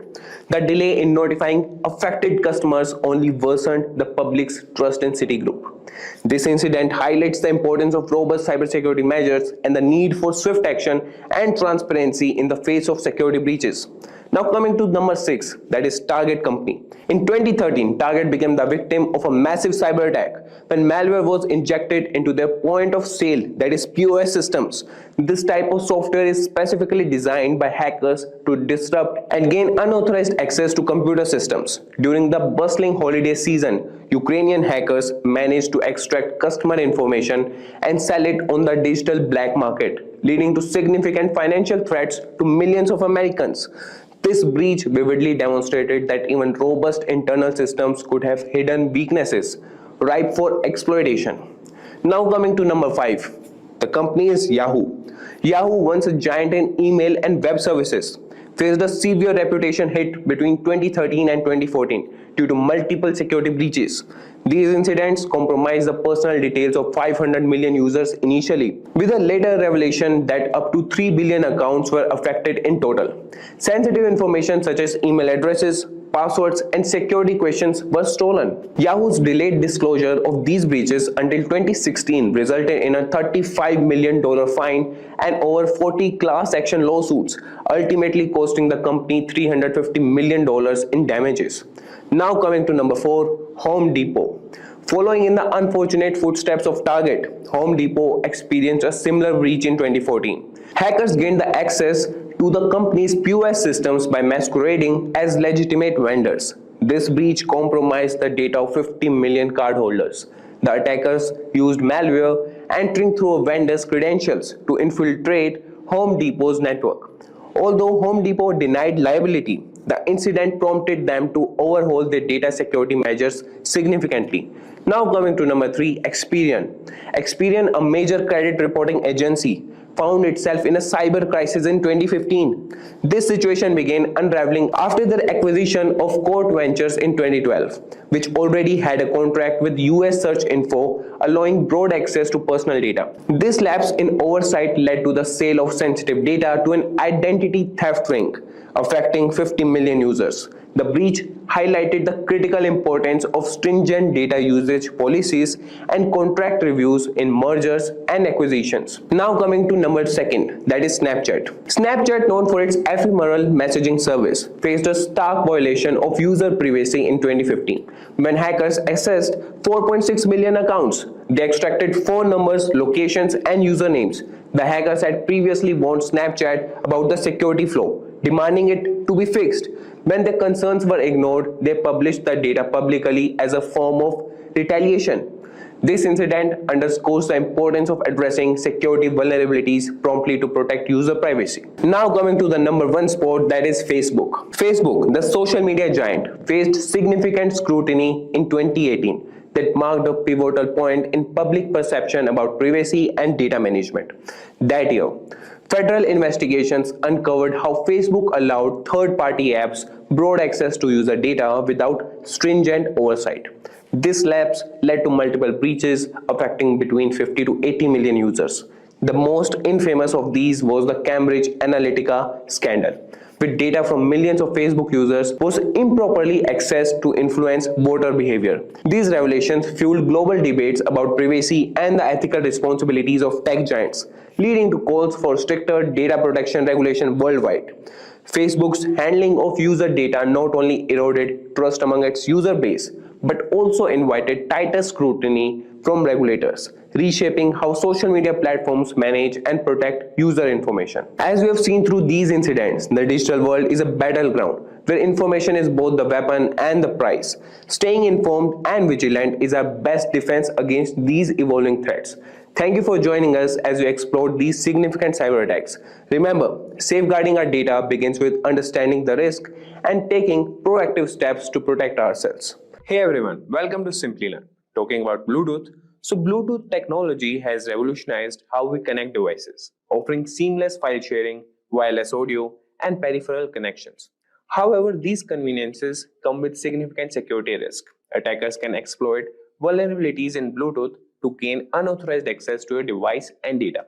Imagine you're in a bustling coffee shop, working on your laptop with Bluetooth headphones on. Unknown to you, an attacker nearby is silently targeting your device. This is not a far-fetched scenario. In 2017, researchers discovered Blueborn, a vulnerability that allowed attackers to take control of devices, access data, and spread malware without any interaction from the user. This story underscores the real and present danger of Bluetooth vulnerabilities, highlighting the critical need for robust security measures. With that, guys, let's get started. And there's a question, guys. We do not support or encourage black hat hacking or any illegal activities. So this video is purely for educational purposes to help you understand Bluetooth vulnerabilities and how to protect your devices. We will now show the actual process of hacking. So our goal is to inform and raise awareness about potential security risk so that you can take the necessary steps to secure your devices. Always conduct security testing responsibly and with permission. Use this knowledge to enhance cybersecurity, not to exploit it. So let's start with the first topic, that is how Bluetooth has advanced things. So the number 1 reason is the convenient connectivity. So Bluetooth enables wireless communication between devices such as smartphones, laptops, headphones, and smart home devices, eliminating the need for cables. Then there's the IoT integration. It plays a crucial role in the Internet of Things, that is allowing devices to connect and interact seamlessly. And then comes the health and fitness segment. So Bluetooth technology is integral in wearable devices like fitness trackers and medical devices, enabling real-time data sharing and monitoring. Then comes automotive industry. Bluetooth provides hands-free communication and wireless media streaming in vehicles. And then we'll move to types of Bluetooth vulnerabilities. And here are some. Number 1 is Blueborn. So this vulnerability allows attackers to take control of Bluetooth-enabled devices without the need for pairing or user interaction. And its impact is it can enable remote code execution, data theft, and the spread of malware across devices. Blueborn attacks can be launched without needing the victim to pair with the attacker's device. By scanning for devices with Bluetooth enabled, attackers can exploit multiple vulnerabilities within the Bluetooth stack, allowing them to take control of the device, intercept communication, and spread malware. Then coming bias, that is Bluetooth impersonation attacks. So this attack exploits flaws in the Bluetooth authentication process, allowing attackers to impersonate a previously trusted device. And its impact is it can result in unauthorized access to devices and sensitive information. Bias attacks exploit a flaw in the Bluetooth standards authentication procedure. When a Bluetooth device reconnects to another device, it may not properly authenticate, assuming it's the same device that was previously paired. So attackers exploit this by impersonating the trusted device, gaining unauthorized access to the device and its data. And then comes HID spoofing. So attackers can spoof human interface device, that is HID, such as keyboards or mouse to send malicious inputs to a Bluetooth enabled device. And its impact is this can lead to unauthorized commands being executed on the device for the data manipulation and potential system compromise. And the security measures you could take to prevent these attacks is disable Bluetooth when not in use. It reduces the risk of unauthorized access and use secure pairing methods that ensures that connections are authenticated and encrypted. So these regular updates patches vulnerabilities and enhances security and avoid pairing in public or untrusted environments that minimizes exposure to potential attackers. Now that we have discussed the different types of Bluetooth vulnerabilities, let's explore some common Bluetooth attacks that exploit these weaknesses. So understanding these attacks can help us better protect our devices. So there are two notable examples, that is bluejacking and bluebugging. Both of these attacks highlight the potential risk associated with Bluetooth technology, even though they differ in their severity and impact. Let's dive into that and let's see what these attacks can entail. So the number one on the list is bluejacking. So bluejacking involves sending unsolicited messages to other Bluetooth enabled devices. So it works as attackers exploit the Bluetooth message feature to send anonymous messages to nearby devices without the recipient's consent. Bluejacking is relatively benign compared to other Bluetooth attacks. It typically involves sending a vCard, that is virtual business card, to the target device's Bluetooth address, which appears as a message on the victim's device. So the primary risk is the disruption and potential for spreading spam messages. And its impact is, although it's typically harmless, it can be disruptive and annoying to the recipient. And now we will come to bluebugging.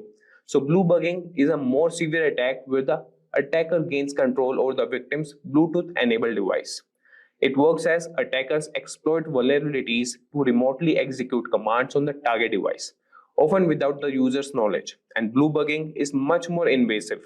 Initially, it was used to gain control over mobile phones to make calls and send messages. Over time, it has evolved to allow attackers to access and control various functions of a device, such as accessing contacts, reading messages, and even turning on the microphone to listen in on conversations. And its impact is it can lead to unauthorized access to device data, making calls, sending messages, and even eavesdropping on conversations. Now that we have covered some common Bluetooth attacks, let's take a closer look at how Bluetooth functions on Android devices. So understanding the mechanism of Bluetooth can help us identify potential vulnerabilities and better secure our devices. So let's see how Bluetooth works on Android devices. So Bluetooth on Android devices enables various features like file sharing, wireless audio streaming, and connecting peripherals such as keyboards and mice. It uses short-range radio waves to establish a connection between devices. So this process typically involves discovery, pairing, and communication phases. However, these conveniences come with risk. Attackers can exploit vulnerabilities during these phases to gain unauthorized access to these devices. So understanding the mechanics of Bluetooth helps identify potential weak points and reinforce the importance of securing these connections. So having explored how Bluetooth works on Android devices, it's crucial to understand the real-world impact of these vulnerabilities. So we'll discuss examples of Bluetooth attacks and the severe consequences they can have on personal data and device security. So let's see the impacts. So the real-world examples of Bluetooth attacks demonstrate how easily devices can be compromised. For instance, The Bluebone attack allows hackers to take control of devices without user interaction, while bias attacks can enable unauthorized access by impersonating trusted devices. These vulnerabilities can lead to unauthorized access to sensitive information, such as contacts and messages, or control over the device's functions. The consequences can be severe, including data breaches, privacy violations, and financial losses. It highlights the critical need for robust security measures to protect against such threats. Now we'll see the impacts.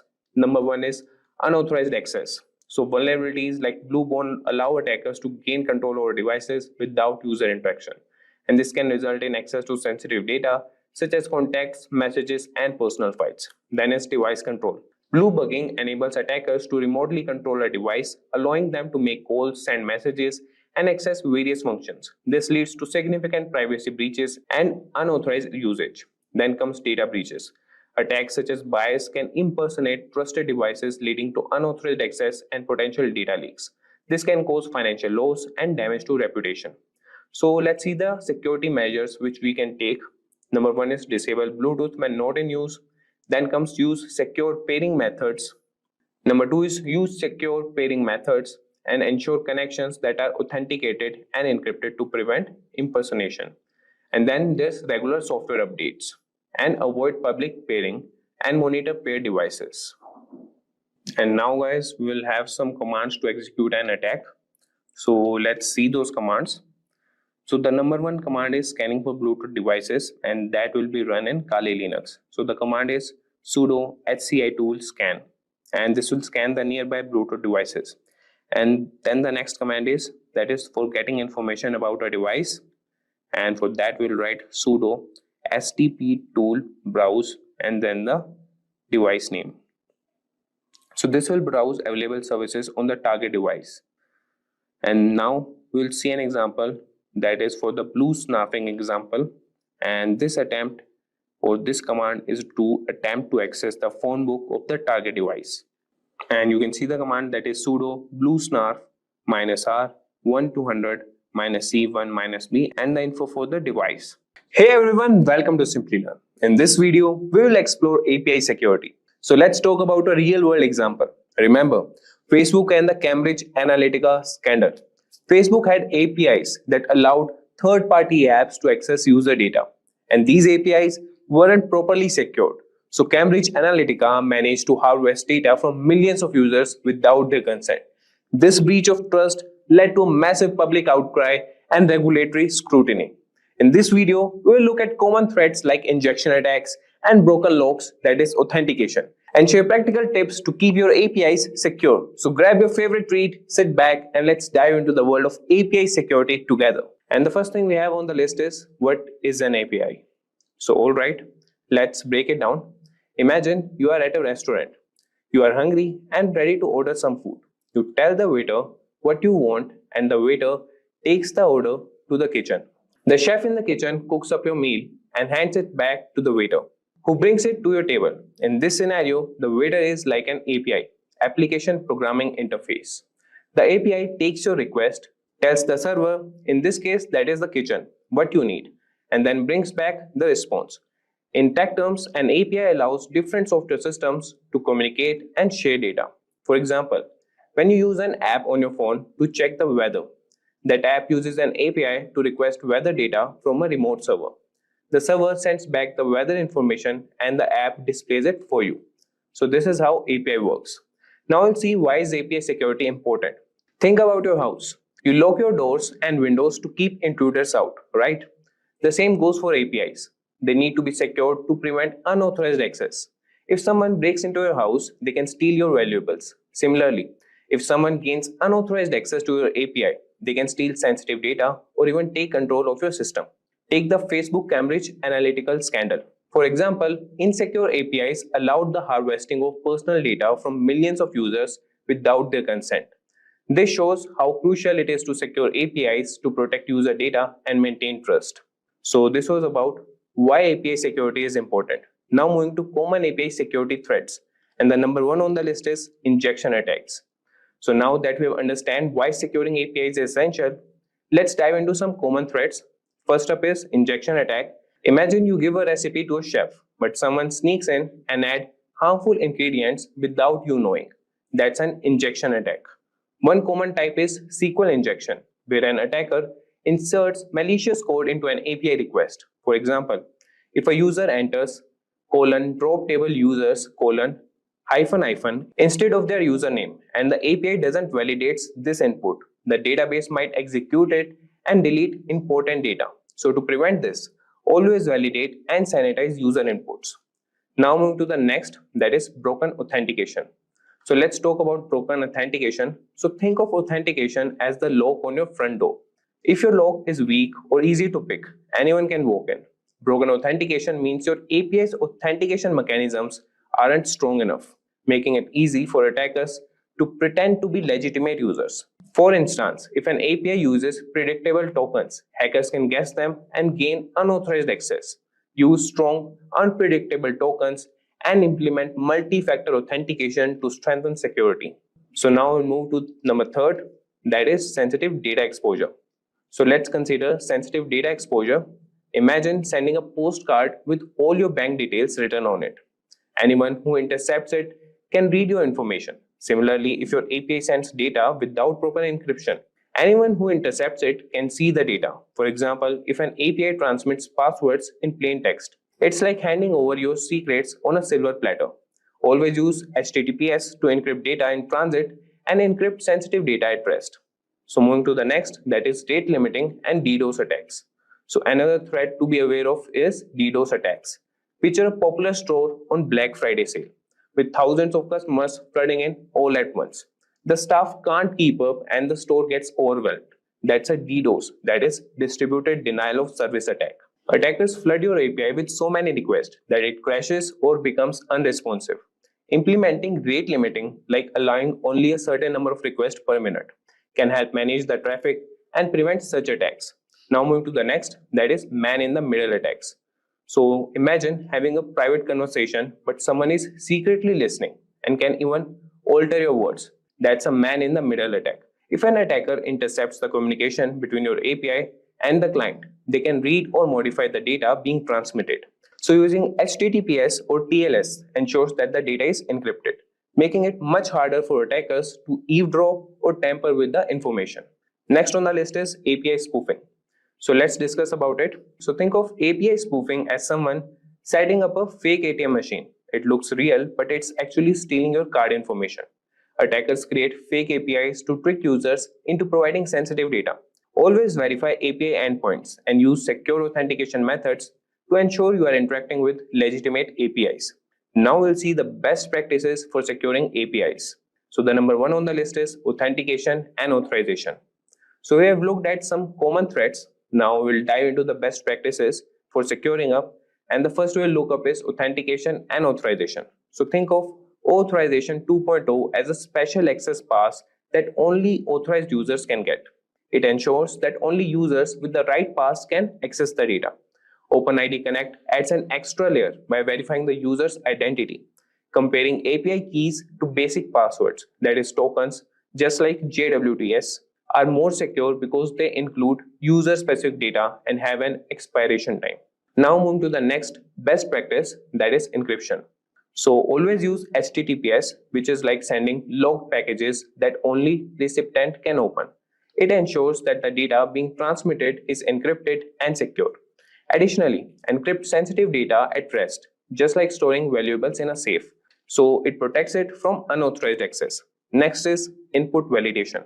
So let's consider input validation, and you should always use clean user inputs to prevent malicious data from sneaking in. For instance, if a user enters a script tag, that is script, and sanitize it to prevent XSS, that is cross-site scripting attacks. So using parameterized queries is like using prepared ingredients in cooking, ensuring that the input is safe and expected.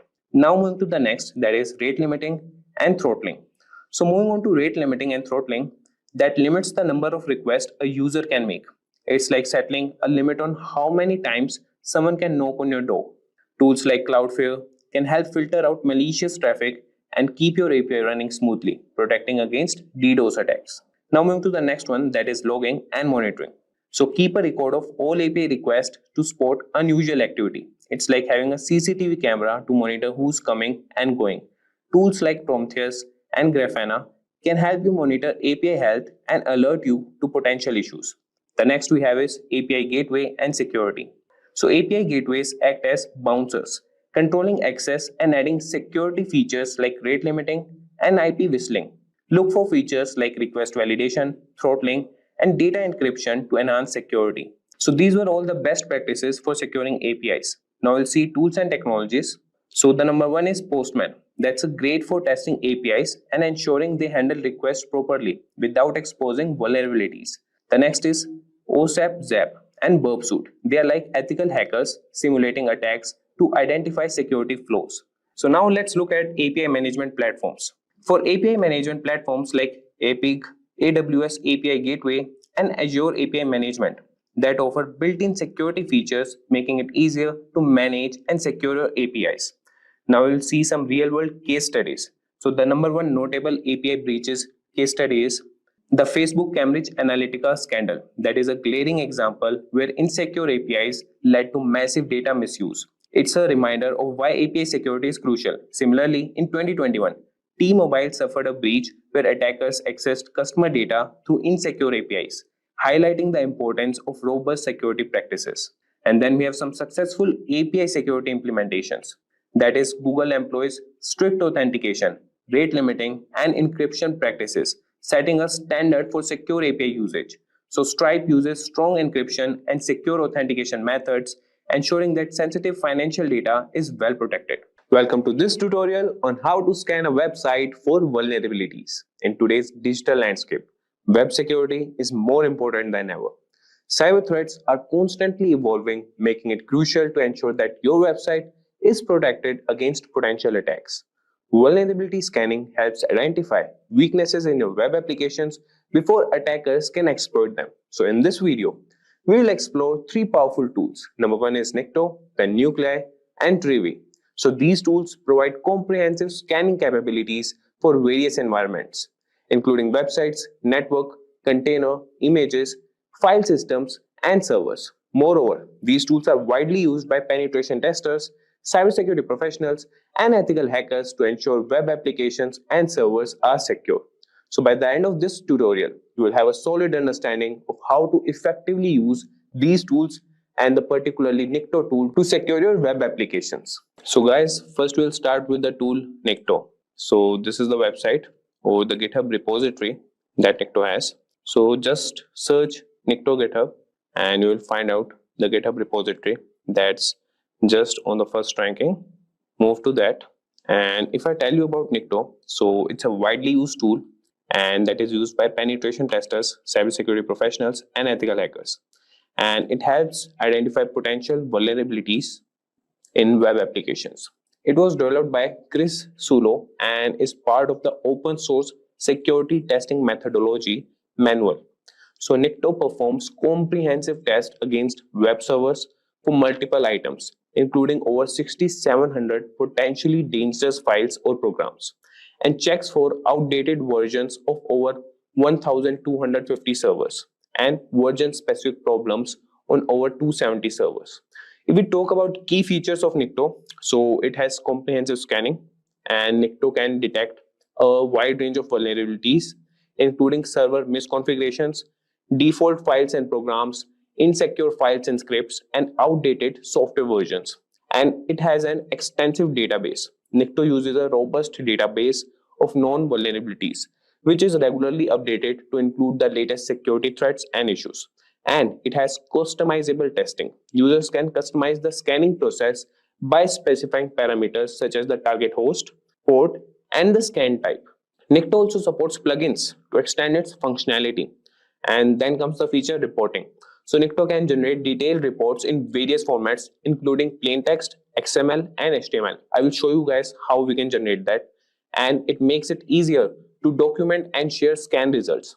And if we talk about advantages, so the advantages, number one is ease of use. So Nikto is straightforward to use with a simple command line interface that requires minimal configuration. And this is open source. So being an open source tool, Nikto is free to use and can be modified to suit specific needs making it accessible to individuals and organizations of all sizes. And it has an active community. So because of that, the users and developers who contribute to its development and provide support and ensures that it remains up to date with the latest security trends. And we talk about some limitations. So it has noise generation. Nikto can generate a lot of network traffic and may trigger intrusion detection systems, that is IDS, making it less suitable for stealthy assessments. And if we talk about basic scanning, so while Nikto is great for identifying known vulnerabilities, it may not detect more complex security issues or zero-day exploits. For comprehensive security assessments, it should be used alongside other tools. So let's get started with installing it. You can find the repository and you could see here all the files, the programs they have written. And if you go in the README section, you can find the full documentation. Just click on that and you could have the whole overview, history and trivia. And it is based on the Perl language.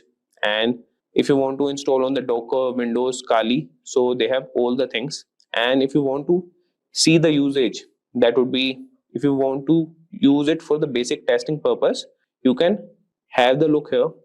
You can use the commands, and if you want to scan multiple hosts, you could do that too. And if we get back, so this is the whole documentation. You can have a look on it, and here most probably all the usages you could have a look. And now we'll move to install it. So you can clone the repository on your system. For that, you should have git installed and use the command git clone, and after that the repository name. So for that, we'll open the terminal. If you want to install with the git, as this is the Ubuntu system and I don't have the git installed here, so you just have to write the command git clone, copy the file, not the file but the link, and paste it here, and you could go on with the cloning thing. And after that, you could navigate the program directory and run it using the Perl command. So to install Nikto, you just have to write the commands. I will show you guys. So just write, first what you can do is sudo apt update, and he's asking for the password. I will provide him. So he has updated all the packages, and now what we'll do, we will install Nikto as I've already installed, but I will write the command for you guys. So sudo apt install Nikto. So you could see that he is reading packages, that is done, and Nikto is already the newest version, that is it is already installed in the system. So with this command, that is sudo apt install Nikto, you can install the Nikto on your system. And after that, to use it, and that's a basic command, that is Nikto -h and the server name, or you could use the IP address. Like you could use three methods to search with Nikto. That could be IP address to scan local servers, web domain to check public websites, or SSL or HTTP websites, that is to test secure websites also. So here we will have a website, and to ensure you guys, so use this tool just for ethical use. We are not promoting it to use it for any black hat hacking purposes, and we are also using to just scan the vulnerabilities, and we won't be showing much of it as we don't promote these kind of activities. So you could see that it has started the process, that is the target IP, target host name, target port, that is 443, and the target time. So he is running. And for Ubuntu and Mac OS, you can also install it. And for the ethical considerations, always use these tools ethically and legally, and ensure you have explicit permission to scan any website or server. Unauthorized access or scanning can lead to legal consequences and damage to your reputation. So kindly have this question with you. So it's a time-taking process. So this tool works with the port number and where the website is hosted. So all these things matter for the scanning purpose or getting the vulnerabilities checked. So till then, Nikto is scanning the website. I will show you guys the NVD website. So this is National Institute of Standards and Technology. National Vulnerability Database. So this is the US government repository of standards-based vulnerability management data that is represented using the Security Content Automation Protocol. And this data enables automation of vulnerability management, security measurement, and compliance. So what vulnerabilities you are finding here, you can go on and search on here on this website, as this is the basic foundation for all these tools. So guys, as it is taking more time, I will show you guys more features of Nikto till then. So we are in the new window, and till then it happens, we'll see more features. So what you can do is, you could write Nikto -help, and you can get all the commands that are used by Nikto. And after this, we have seen the basic syntax where you could just write Nikto -h and the IP or the host name. And if we know that the target website is an SSL site that you are targeting, so we can specify with the Nikto command. I will show you guys what you can do. That is Nikto -h, and what you want to specify, that would be IP or host name. So I will just write HTTP and what you want to specify. And after that, you just write -SSL. So by adding SSL to the end of the command, the Nikto knows that the targeting website is an SSL site. So this was about the SSL website. And if you want to scan an IP address, first you need to do is ipconfig, and that too in Kali Linux, as the command is we have to install the dev name, and you could find the ifconfig. And you can also scan any HTTP website here, that is by using Nikto -h and then the website URL. And let's see, it's still doing. So till that, guys, I will tell you about the other tools, that is Nuclei. So Nuclei is also a fast tool that is used for vulnerability scanning, and that is based on simple YML command based templates, and it is used for security automation, and it is capable of scanning for a wide range of vulnerabilities across websites, networks, and CVEs. Nuclei GitHub, and you could see the repository here. And similarly, you can install the Nuclei if you want to work with Nuclei, and you could get all the information in the README section. So how it works and how you can run on your targets and how you can install it.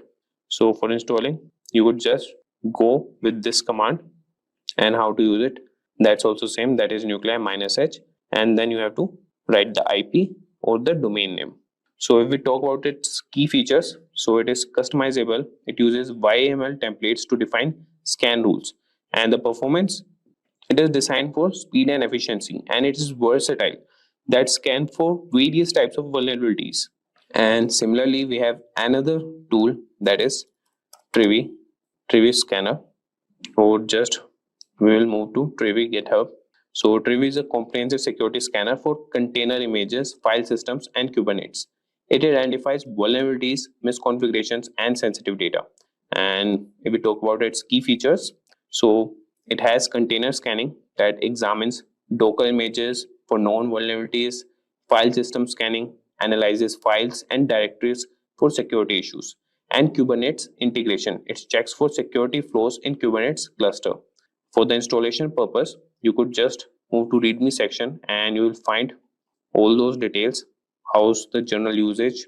And both these Nuclei and Trivi are robust tools that offer unique capabilities for scanning across different environments and enhances the security of web applications, containers, and Kubernetes clusters. So these are all three tools. Like, there are many tools that you can use, and what we have done with this, we have done with Nikto. And you could see that he has completed the process of scanning. And what I've told you is, this is the target IP, host name, port, and the start time. And you could see that for the server CloudFront, he has retrieved the header, and he has found some issues, that is uncommon header with contents, and he has found no CGI directories. And if you want to force check all possible directories, you can use -c command for that. So we won't be discussing these vulnerabilities. If you want, you can check them out on the NVD website, and he has checked 6,544 items and 0 errors, and 9 items reported on remote host. So he has reported them. So this is how we scan any website for vulnerabilities, and you should have the authority or the command or the consent for any website to check before that. Hey everyone, it's no secret that the majority of our internet usage is at the risk of getting hacked, be it via unsafe messaging applications or misconfigured operating systems. To counteract this void of digital security, penetration testing has become the norm when it comes to vulnerability assessment. Parrot Security OS is an operating system that has become a well-known weapon in this fight against hackers. A Linux distribution more catered towards penetration testers specifically, Parrot Security has layers of features that we will be covering in today's lesson. Let's take a look at the topics for this video. We start by learning about what Parrot Security is and why it should be considered as a viable alternative next to Kali Linux for penetration testers. Next, we take a look at the minimum system requirements necessary to obtain optimum performance from an installation of Parrot Security. Moving on, we learn about some unique features that make Parrot stand out among the multiple ethical hacking operating systems available on the market. And finally, we look at the multiple ways that Parrot Security OS can be installed, be it on a single system or for portable media. So let's start out by learning what Parrot Security is. Parrot OS is a Debian-based Linux distribution with an emphasis on security, privacy, and development. It is built on Debian's testing branch and uses a custom hardened Linux kernel while being founded in 2013. Parrot Security contains several hundred tools targeted towards various information security tasks such as penetration testing, security research, computer forensics, and reverse engineering. It has become a multi-platform solution, accessible and freely available to information security professionals and hobbyists. It features a distinct forensics mode that does not mount any of the system hard disks or partitions and has no influence on the host system, making it more stealthy than regular mode. This mode is used on the host system when there is a need for executing forensic procedures. In software development, a rolling release is a paradigm in which software upgrades are rolled out constantly rather than in batches of versions. This ensures that the software is constantly up to date. A rolling release distribution such as Parrot Security OS follows the same concept, providing the most recent Linux kernel and software versions as they become available on the market. With the basic introduction to the operating system out of the way, let us have a look at the bare minimum system requirements necessary to be able to run this operating system. First up, we got a CPU requirement which states that a 1 GHz dual-core CPU is the absolute minimum in order to use Parrot OS. While multiple core systems will provide more optimum performance, a small beginner has been included. A very distinct thing to be noted is that the operating system can be installed on all variants of chipsets, be it 32-bit, 64-bit, and the newly popular ARM portfolio of devices. Unlike Kali Linux, which requires some amount of graphical acceleration needed to display the operating system correctly, Parrot OS has no such requirements and can be used with the leanest of machines. Taking into account the RAM issue, a minimum of 256 MB to 512 MB free RAM provides the optimum usage scenarios.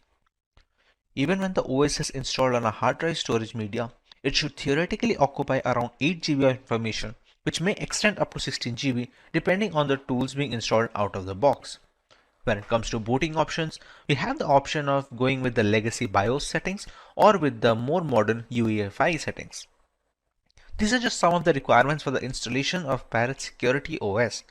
To understand this process more vividly and to learn how visualization can help install an OS in our existing computer, please follow the link to our Parrot Security installation video linked right above. Let's understand what some of the things that make Parrot Security unique among all the other penetration testing operating systems. Along with all the giant catalog of scripts, Parrot Security has its own custom hardened Linux kernel which has been modified explicitly to provide as much security and resistance to hackers as possible as a first line of defense. The configurations in the operating system act as a second gateway, taking care of malicious requests and dropping them off.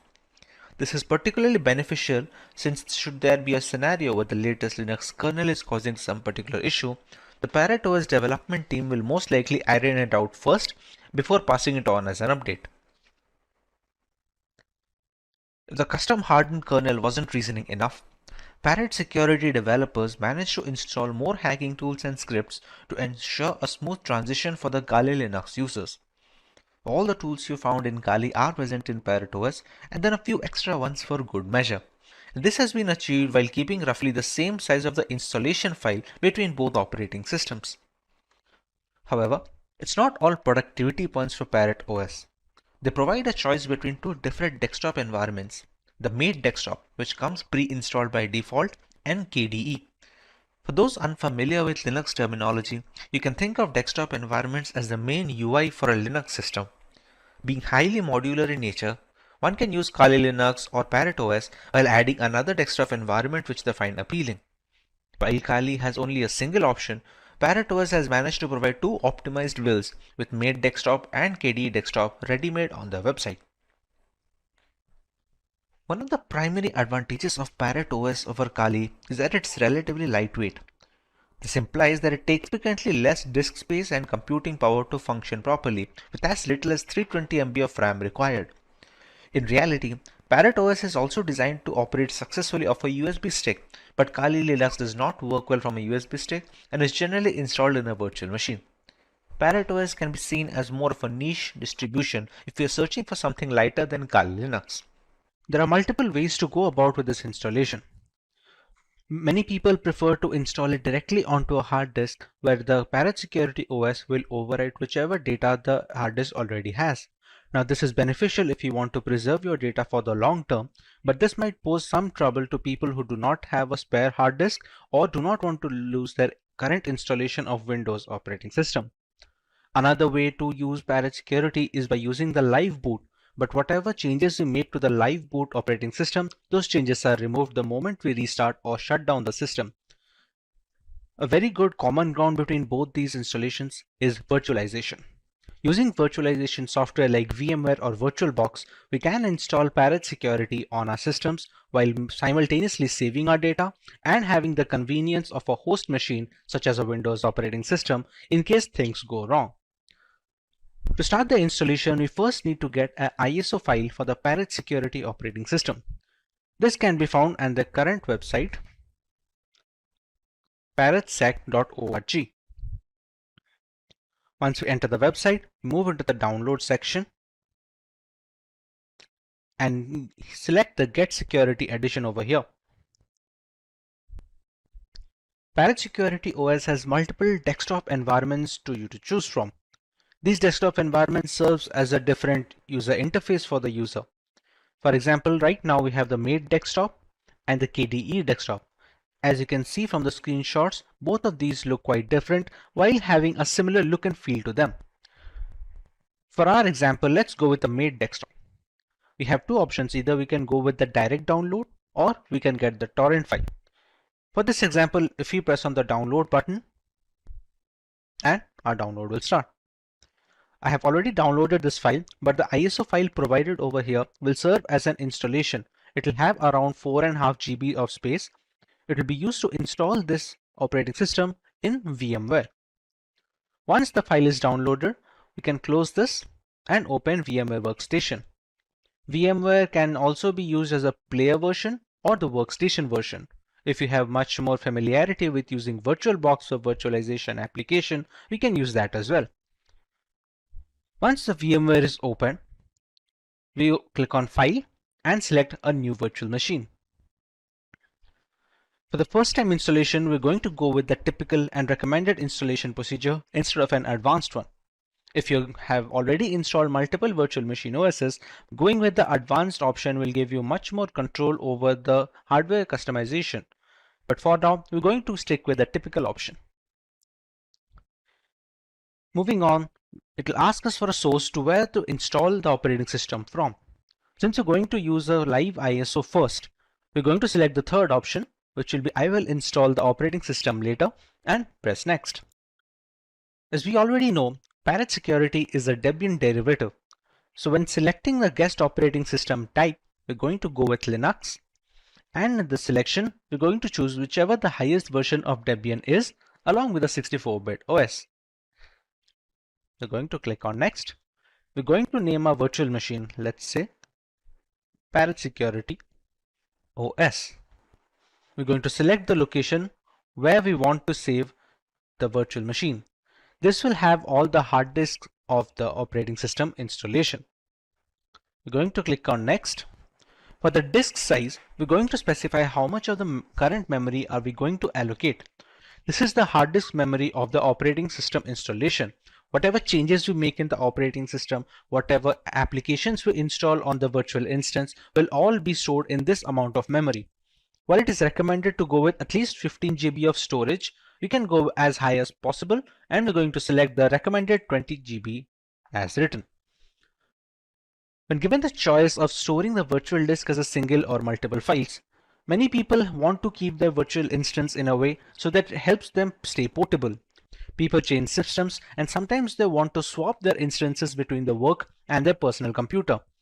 If there is no portability in mind, storing the virtual disk as a single file gives the best performance and should be the recommended go-to when installing for the first time. We click on Next here, and it's going to give us a summary of the settings we have already settled till now. We're going to press on Finish,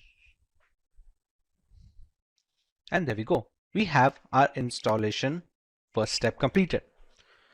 Here on out, we're going to click on Edit Virtual Machine Settings. Here we're going to have a look at some of the requirements that the Parrot Security OS will need. It is known to be a memory lightweight operating system, but just to have the almost optimum performance, we're going to provide around 2 GB of RAM from our host system, which is a Windows 10 machine. When it comes to the processors, I'm going to increase it to 2 and the number of cores to 2 as well. So giving out a total 4 processor cores to the operating system. Now this depends on what are your computer rig and how much resources you can justify. So these need to be customized according to the system at hand. Hard disk size has already been set at 20 GB, and the rest of them are pretty standard, and we can go on. One thing that we need to make sure is selecting the CD/DVD IDE. Here we have to use our ISO image file over here. Previously it should be use physical drive and at auto detect. We're going to use a use ISO image file over here. We're going to click on browse. We're going to go to where we have downloaded the ISO file, which is over here, and select it. Press OK here, and we can now power on this virtual machine.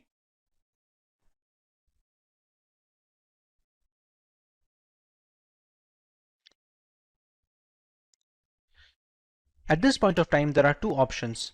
We can go with the try install option using the graphical user interface, or we can go using the terminal mode. To get a better user experience, we're going to go with the try install mode specifically. Press enter, and it's going to start the live boot ISO. Meanwhile, VMware has a prompt over here where it will try to install some VMware tools on it. While this is not mandatory, it is much more recommended to install these tools so that you can get some additional features like drag and drop with the host system and many more things. For now, we're going to close this prompt.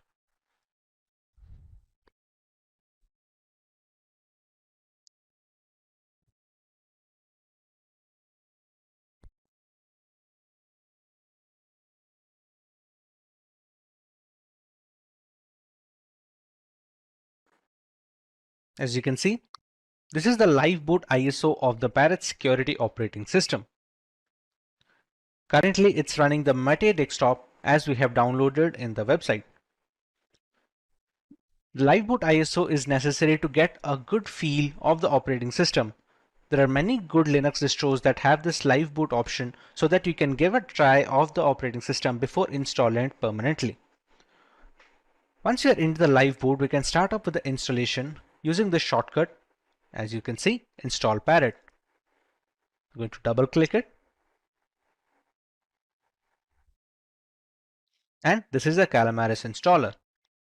Choose your language as American English and press next. You can select your time zone according to your location.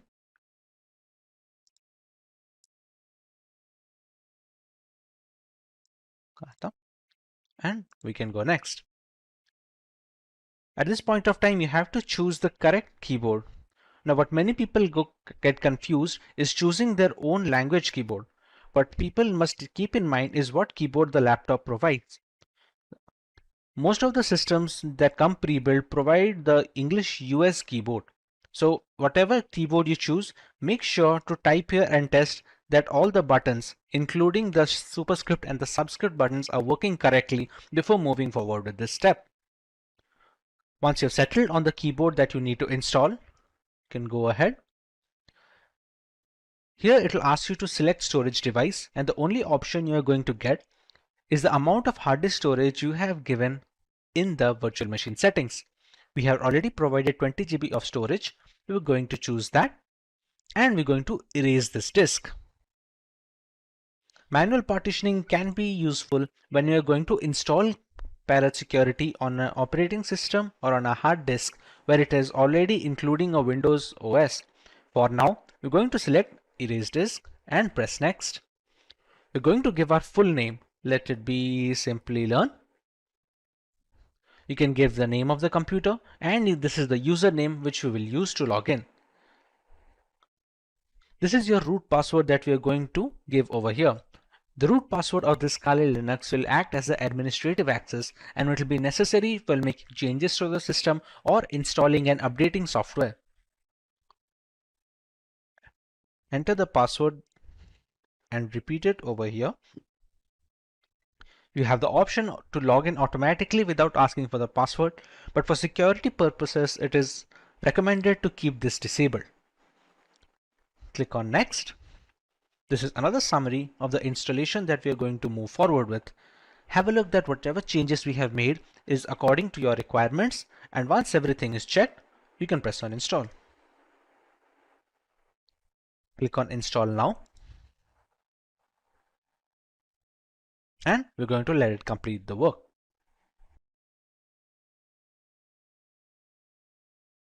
As you can see, the installation of Parrot Security is now completed. We're going to make sure that we have the Restart Now button over here disabled. I'm going to click on Done. We're going to shut down this live boot ISO. We're going to click on Menu, turn off the device, and shut down. We're not restarting straight away because if you remember correctly, in the virtual machine instance settings, we had given it an ISO file. Please remove the live medium and press enter to continue. We can just press enter to continue, and it's going to shut down. Now, to move on, we're going to click on Edit Virtual Machine Settings. We're going to CD, DVD, and we're going to use physical drive now. We're going to remove it from the ISO image file because the installation has already been completed and we don't want to use the same ISO file again and again. By using physical drive over here, it's going to detect the 20 GB hard disk that we have already provided and installation is done on it. We're going to press OK, and we're going to power on this virtual machine for testing. Make sure you click S over here.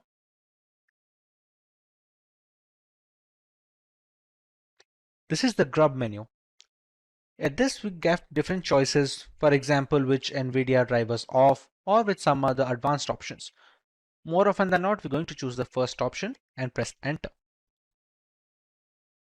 If you remember clearly, we did not get the option of try install or a terminal run just like we did in the live boot ISO.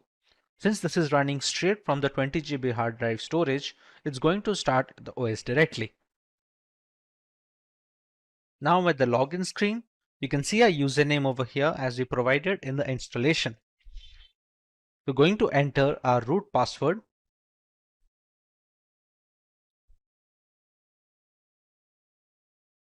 and press enter. And this is a currently working desktop of the Parrot Security operating system. We can open the terminal over here.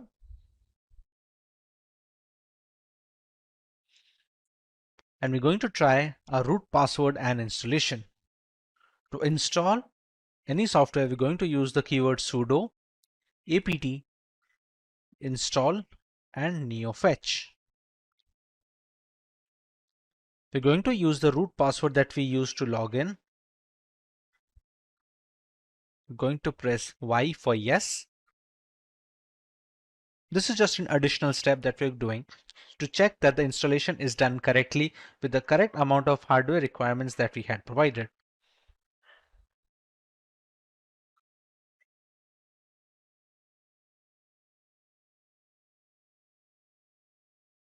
Now that we have installed neofetch, we can write the command neofetch, and this is going to give us some information about our installation. You can see the OS name as Parrot OS 4.11. It's running on a VMware host, it's the kernel versions, and some of the other information like the number of packages installed, the current shell version, resolution of the VMware instance that we are running, the desktop environment which is made as we had downloaded once, and some other things. You can see the memory is supposed to be 1951 megabytes, which is supposed to equal around 2 GB of RAM usage that we had provided. Kali Linux and Parrot OS are two popular penetration testing distributions. While these operating systems each have unique offerings, the overall choice can differ between personnel thanks to their various tools and hardware specifications. Today we will look at both these distributions and settle on the perfect choice for each type of user. Let's go through the agenda for this video. We will learn about Kali Linux and Parrot Security OS from scratch, while understanding their primary selling points as a Linux distribution catered towards penetration testers. Next, we know about some features of these operating systems that stand out of their package. Finally, we directly compare Kali Linux and Parrot Security OS, thereby making a clear-cut conclusion on which OS is perfect on a per requirement basis. So let's start by learning about Kali Linux from a ground level. Kali Linux, which is formerly known as Backtrack Linux, is an open source Linux distribution aimed at advanced penetration testing and security auditing. It contains several hundred tools targeted towards various information security tasks such as penetration testing, security research, computer forensics, and reverse engineering. Kali Linux is a multi-platform solution, accessible and freely available to information security professionals and hobbyists. Among all the Linux distributions, Kali Linux takes its roots from the Debian operating system. Debian has been a highly dependable and a stable distribution for many years, providing a similarly strong foundation to the Kali Linux desktop. While the operating system can practically modify every single part of our installation, the networking components of Kali Linux come disabled by default. This is done to prevent any external factors from affecting the installation procedure, which may pose a risk in critical environments. Apart from boosting security, it allows a more profound element of security control to the most enthusiastic of users. Now, let's take a look at Parrot Security operating system. Parrot Security OS is a Debian-based Linux distribution with an emphasis on security, privacy, and development. It is built on the Debian's testing branch and uses a custom hardened Linux kernel. Parrot Security contains several hundred tools targeted towards tasks such as penetration testing, computer forensics, reverse engineering, and security research. It is seen as a generally lightweight distribution that can work under rigorous hardware and software specifications. It features a distinct forensics mode that does not mount any of the system's hard disks or partitions and has no influence on the host system, making it much more stealthy than its regular occurrence. This mode is used on the host system to execute forensic procedures. A rolling release is a paradigm in which software upgrades are rolled out constantly rather than in batches of versions in software development. This ensures that the software is constantly up to date. A rolling release distribution such as Parrot Security OS follows the same concept. It provides the most recent Linux kernel and software versions as soon as they become available. With a basic introduction to the operating systems out of the way, let us take a look at the unique features of both Kali Linux and Parrot Security OS.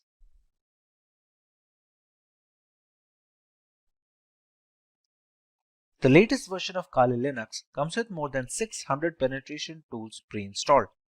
After reviewing every tool included in Backtrack, developers have eliminated a significant number of tools that either simply did not work or duplicated other tools that provided the same and similar functionality. The Kali Linux team comprises a small group of individuals who are the only ones trusted to commit packages and interact with the repositories, all of which is done using multiple secure protocols.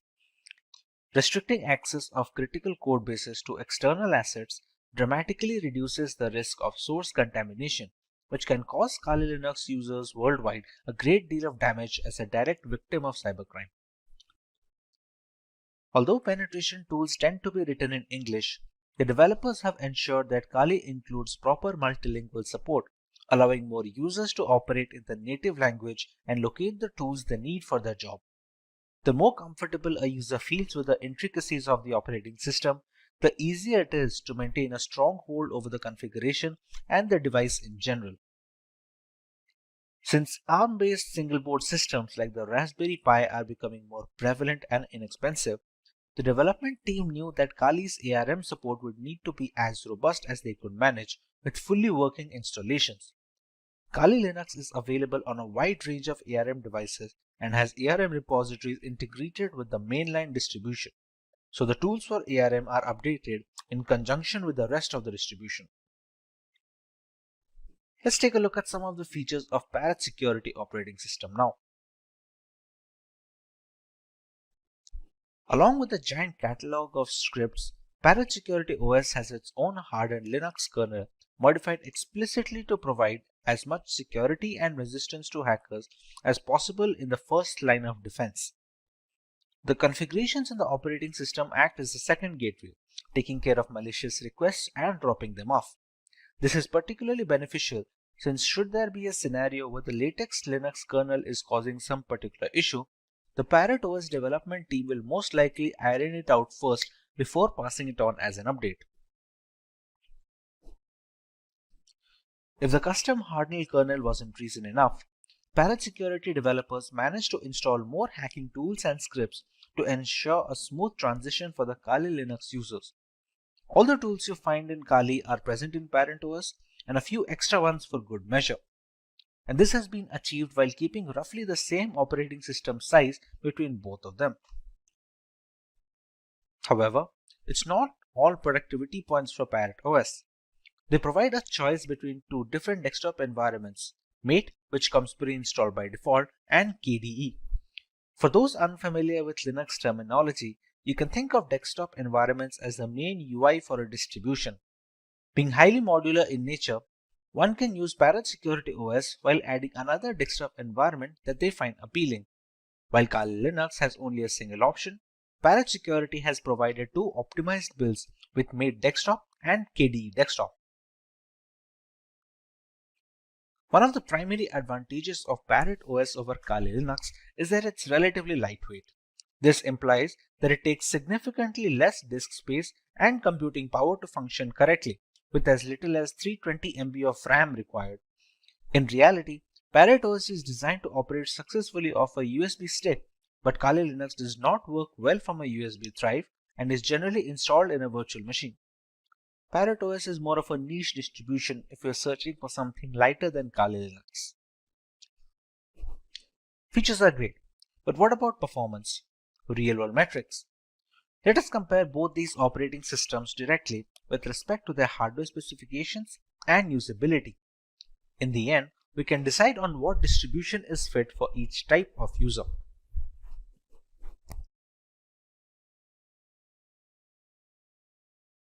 For our first point of comparison, let's take a look at the RAM required. For optimum performance of the operating system, which is highly essential when trying to crack hashes or something of similar nature, RAM usage is a very important facet. While Kali Linux demands at least 1 GB of RAM, Parrot Security can operate optimally with a minimum of 320 MB of RAM.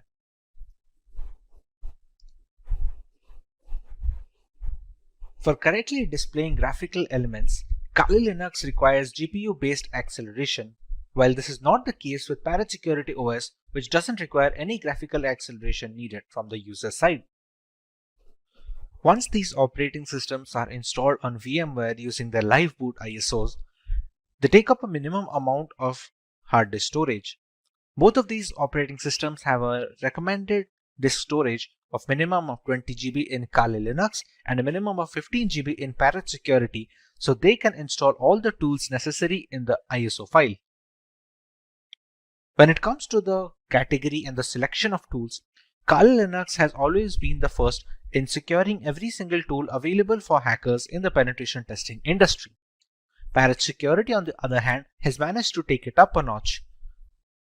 While specializing in wireless pen testing, Parrot Security makes it a point that all the tools that Kali Linux provides has been included in the ISO, while simultaneously adding some extra tools that many users will have to install from third-party sources in Kali Linux. Being a decade-old penetration testing distribution, Kali Linux has formed up a very big community with strong support signature. Parrot Security, on the other hand, is still growing, and it is garnering much more interest among veteran penetration testers and ethical hackers. A primary drawback of Kali Linux is the extensive hardware requirement. To perform optimally, it requires higher memory than Parrot Security. It also needs graphical acceleration while demanding more virtual hard disk storage. Parrot Security, on the other hand, was initially designed to run off a USB drive directly, thereby requiring very minimal requirements from a hardware perspective, like just 320 MB of RAM and no graphical acceleration needed. This means Parrot Security is much more feasible for people who are not able to devote massive resources to either their virtual machine or on their laptop hard disk directly. With the comparison done between both of these operating systems, let's take a look at the type of users both of these are catered to. One can go with Kali Linux if they want the extensive community support offered by its users, if they want to go with a trusted development team that have been working on this distribution since many years, if they have a powerful system which can run Kali Linux optimally without having to bottleneck performance, and if they are comfortable with a semi-professional environment which may or may not be very useful for new beginners. One can decide to go with Parrot Security if they want to go with a very lightweight and lean distribution that can run pretty much on all systems. It also has a lot of tools pre-installed, and some of them are not even present on Kali Linux. It is much more suitable for underpowered rigs where users do not have a lot of hardware resources to provide to the operating system, and thereby it is much more feasible for people with underpowered laptops or no graphical acceleration. Compared to Kali Linux, Parrot Security's desktop environment is also relatively easier to use for new beginners. For people who are just getting into ethical hacking, Parrot Security does a relatively better job of introducing them to the operating system and to the various tools without having to dump them into the entire intricacies. With ethical hacking and penetration testing becoming mainstream in corporate environments, trained personnel and relevant equipment are in high demand. The right software framework can be the tipping point in a hacking campaign which deals with intricate hardware. One such tool that has become a mainstay for decades is Nmap. When it comes to scanning machines for open ports and services, Nmap has always been the first choice for hackers.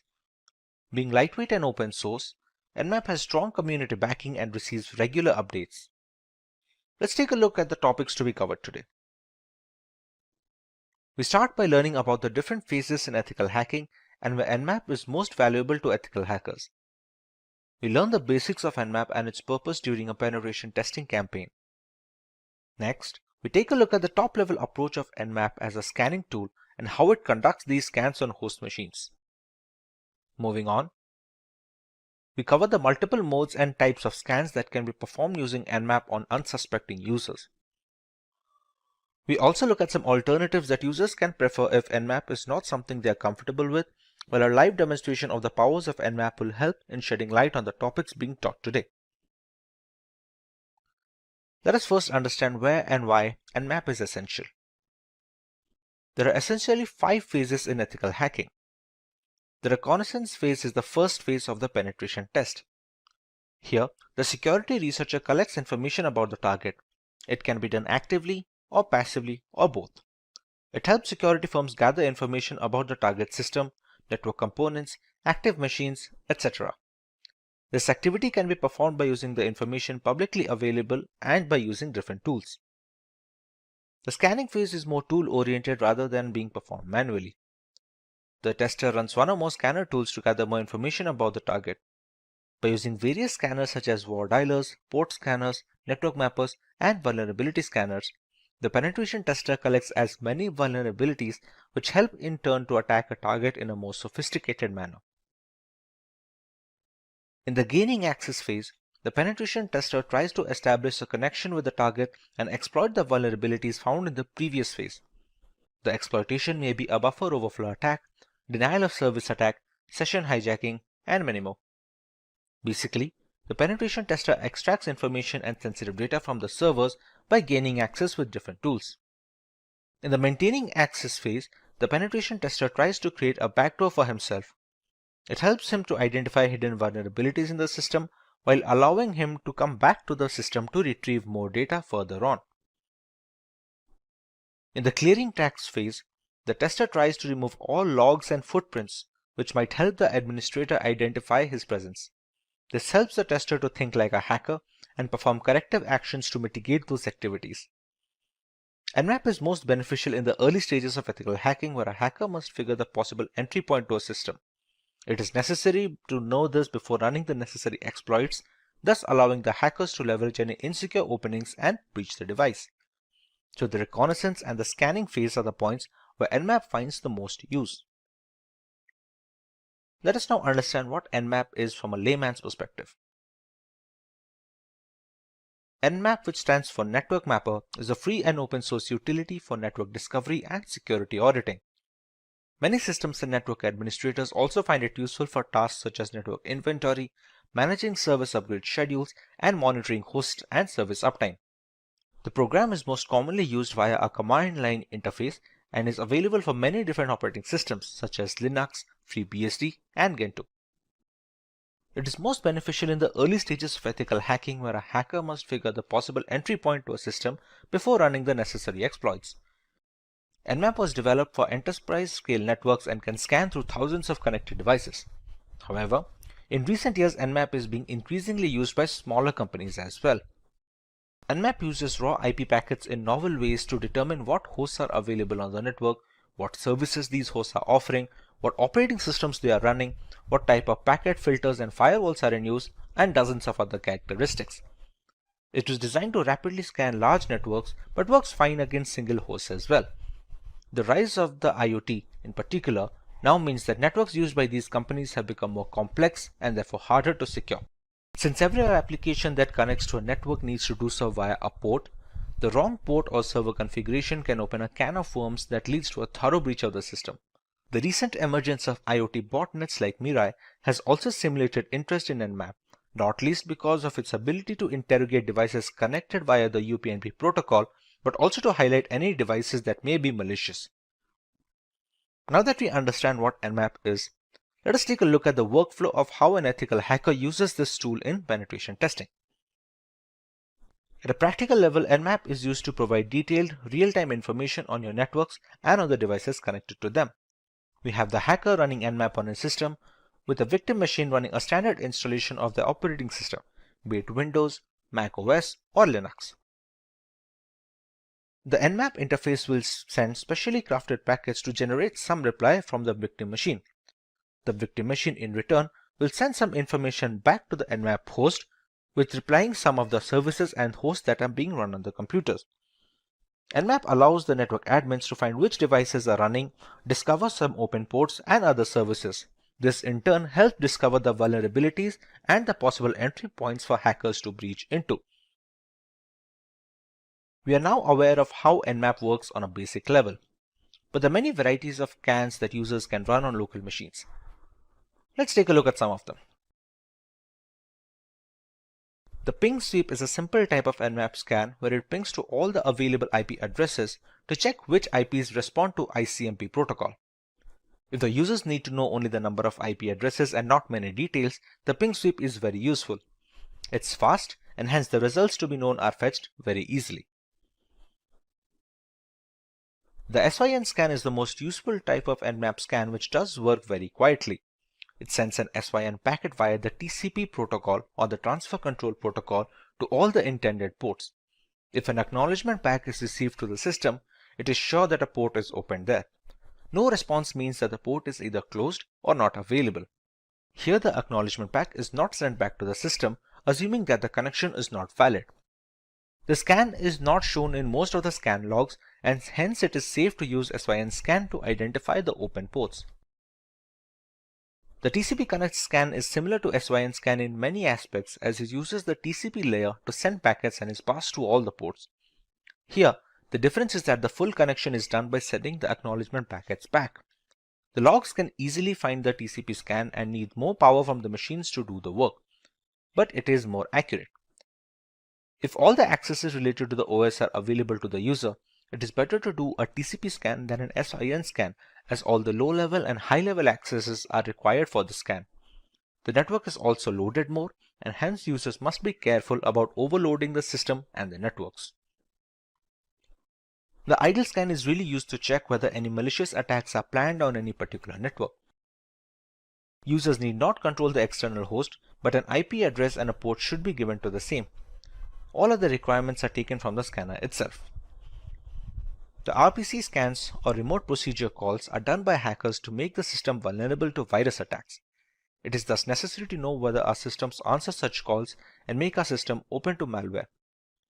RPC scan is done to check this by finding the ports open with certain commands being run by RPC. The Windows scan is a simple scan where the application scans the acknowledgement packets received from the ports once the SYN packets are sent.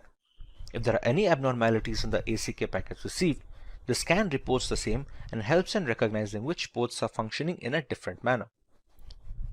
The bound scan is used to check the security in the file transfer protocol layer.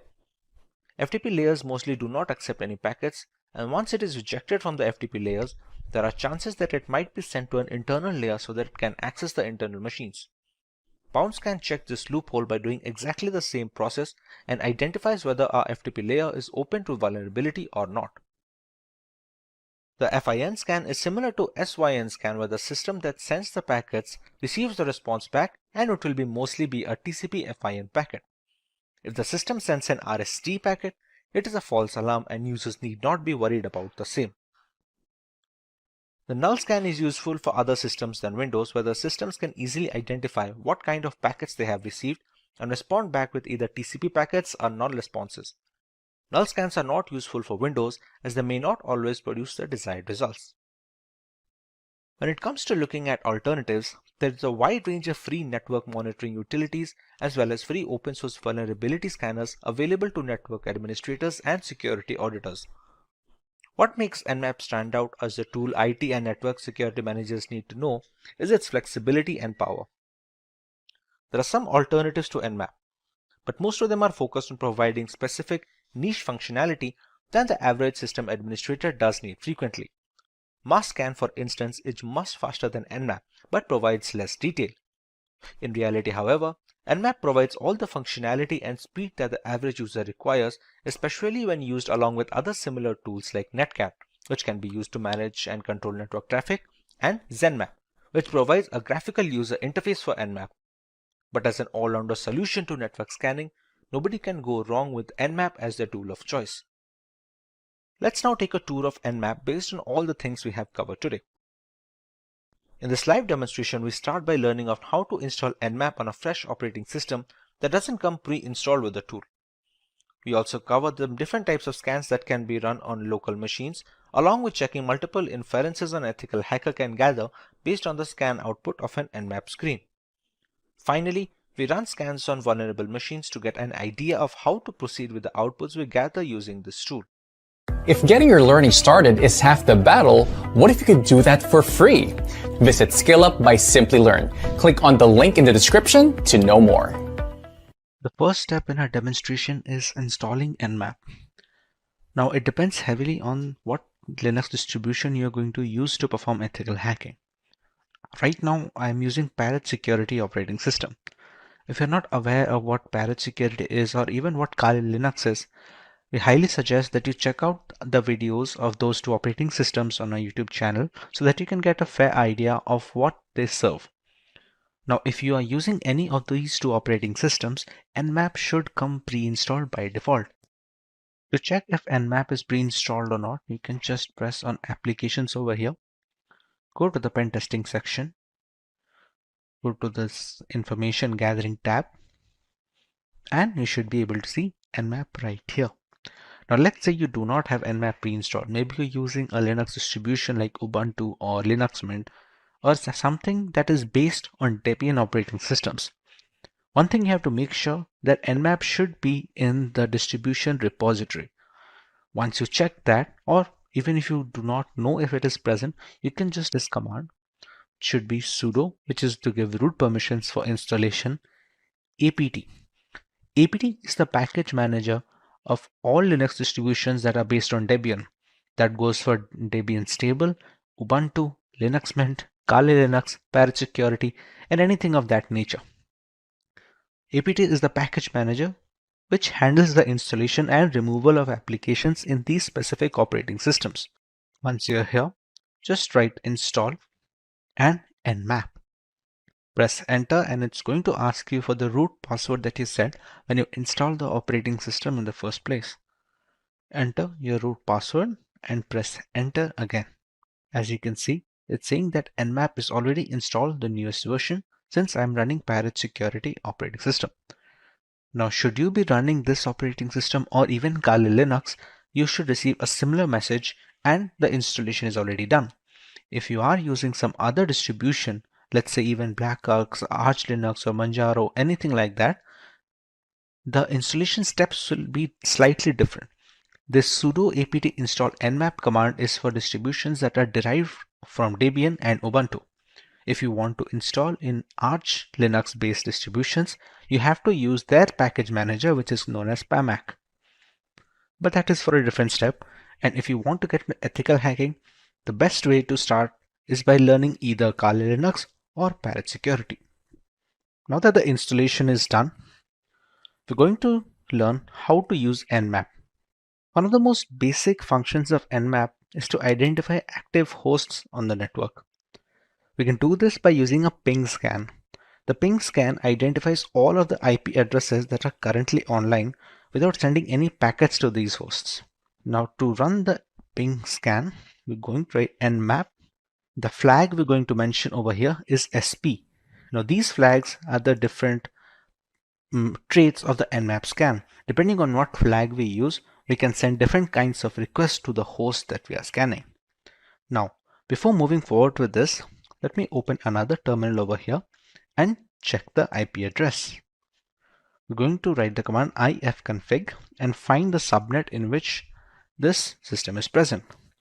As you can see, the IP address is 192.168.72.131. Now this operating system is being run on a virtual machine software known as VMware. The VMware in itself is running on a Windows 10 operating system. Considering they are now a part of the local network, this IP address is of Parrot Security, and the Windows operating system, which is the host system in my scenario, will fall in this particular subnet. So to run our scan, we're going to target 192.168.72.1/24. This command then returns a list of hosts on your network and the total number of assigned IP addresses. This is going to be a capital P. Yeah. If you spot any hosts or IP addresses on that list that you cannot account for, you can then run further commands to investigate them further. As of right now, you can see the machine that is the Parrot Security. This IP address can be detected in the subnet. The 192.168.72.1 is my local Windows machine that is running VMware software and ultimately this virtual machine. The 72.2 is the DHCP server that hosts the internet connection of the Parrot Security. This we can ignore for now. Now, the Windows machine that we have over here, let's run some tests on that. We're going to clear our terminal, and we can close this actually. When scanning hosts, nmap commands can use server names, IPv4 addresses, or IPv6 addresses. A basic nmap command will produce information about the given host. To run a basic port scan, we can just use nmap along with the IP. Now, as we remember, the IP is 192.168.72.1. This is the IP of my local Windows 10 machine. As you can see, it shows the ports that are open and the particular servers that these ports are running. Now, you can also have a detection of the operating system. Now, mind you, this is not 100% correct, and the reliability depends on the installation and what kind of fingerprinting measures are available. Now, since this does TCP/IP fingerprinting, it needs some extra permissions. The flag that we are going to use is nmap -o along with the same IP address. Like I said, since this does TCP/IP fingerprinting, it requires root privileges.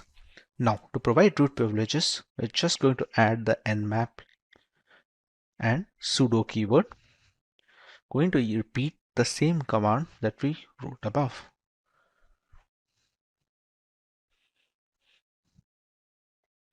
As you can see, it has successfully detected that I am running Microsoft Windows 10 with this MAC address. It has also shown the correct build number of the Windows 10 system that I am using. This is useful for troubleshooting, scanning for few vulnerabilities, or even locating some services that need to be updated. Now, to get the necessary information about these services, for example, what versions they are using, we have a command known as SV, which stands for service version. We use the same IP address and press enter.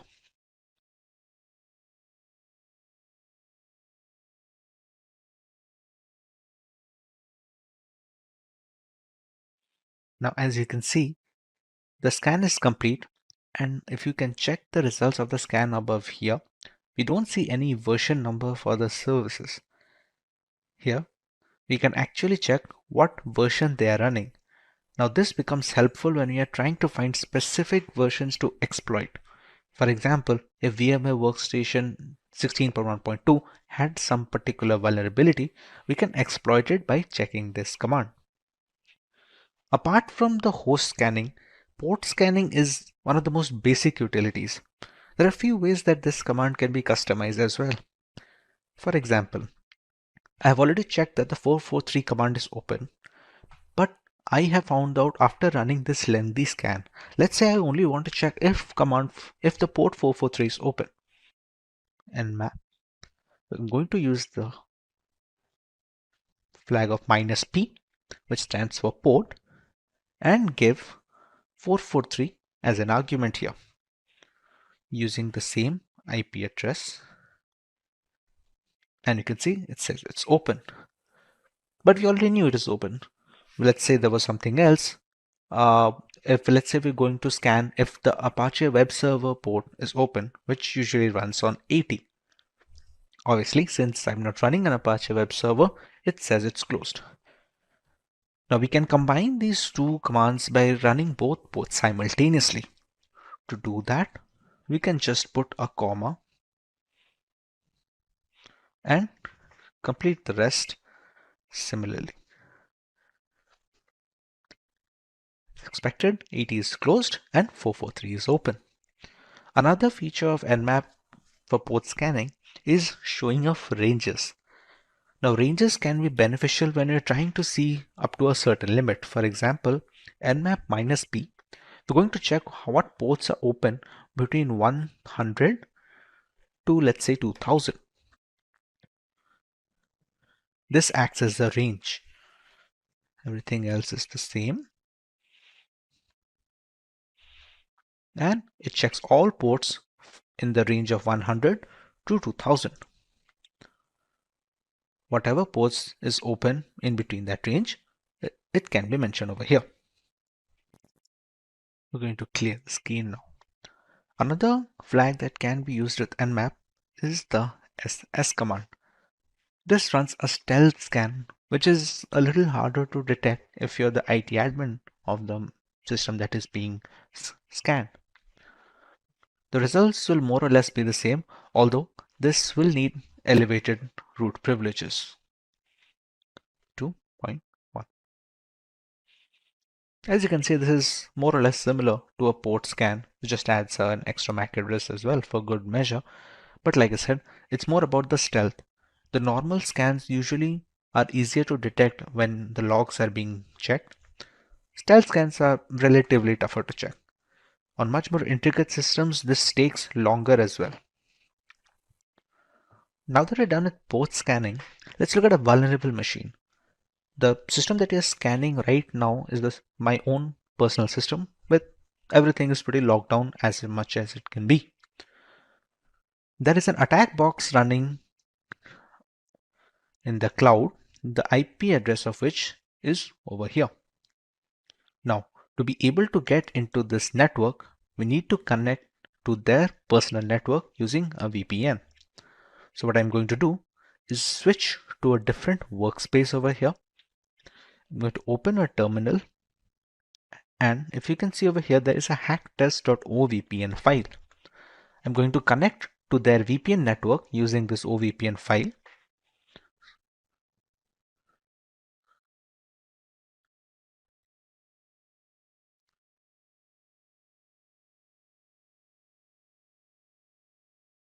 And once we get the initialization sequence completed message, we know that the connection has been established.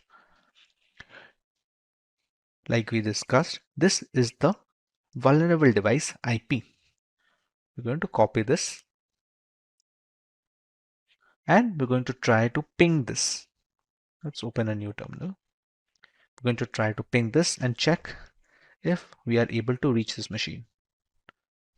And as you can see, we're getting a reply back, which means we are now part of the local network where the vulnerable machine is present.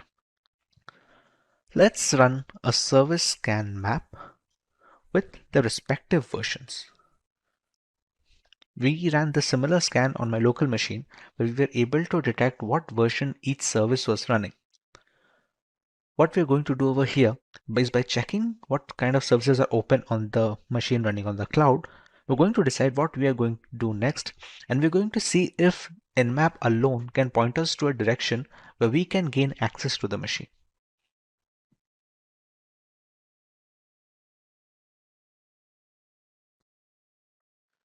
As you can see, the scan is now completed, and we have some of the ports that are being opened over here and what kind of service they are running. Now, like we discussed, this is the first stage, or sometimes even the second stage, of ethical hacking. What we can infer from here is what are the services that are being run.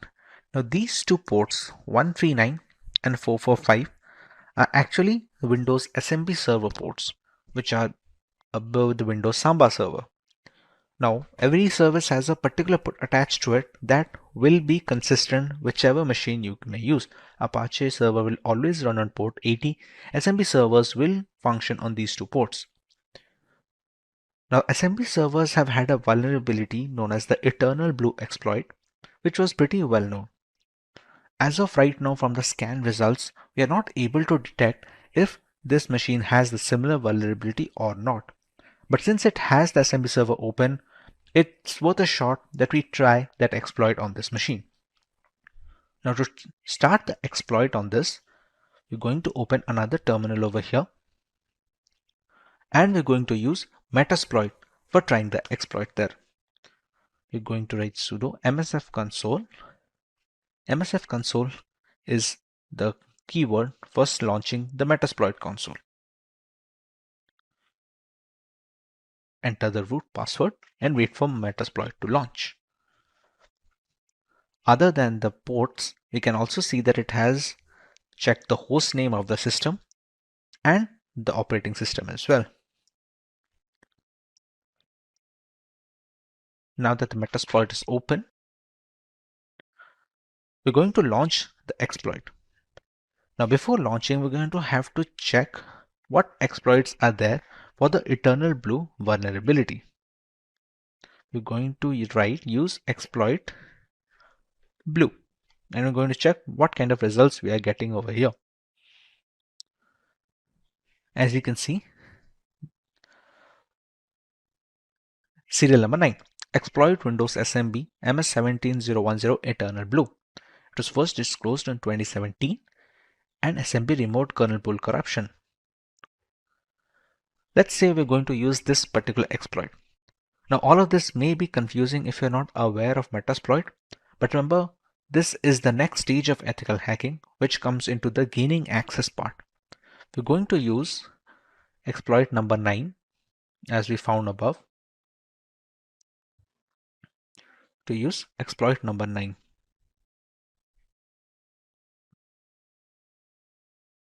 We're going to set a payload, which is our malicious code that will run on the victim machine. Now we're going to check some options. As you can see, it has by default pointed it to the 445 port, since that is the port where SMB server can be accessed from. The parameter that's missing over here is rhost. The rhost is the IP address of the vulnerable machine, basically the machine in which we want to attack. Now I'm going to use the set command to set the IP address. Now if we check, we now have a victim IP address set. Another parameter that we can change is the lhost. This is basically the IP address of our own system where we are going to gain access. Now if you remember, we had connected using a VPN. So we're going to be assigned a new IP according to the VPN. So if we write ifconfig and check this one, TUN0 is the VPN adapter. This is our IP address that we have been assigned in the server, in the network where the vulnerable machine is present. So we're going to copy this IP address. We're going to move over this workspace, and we're going to set lhost with that IP address. With that, our options are set. Now we're going to run exploit, and it's going to check if Samba server vulnerability is present. As you can see, it has written that the target is vulnerable to this particular exploit. It's going to send the malicious code, and the malicious code is set in the payload that we sent above.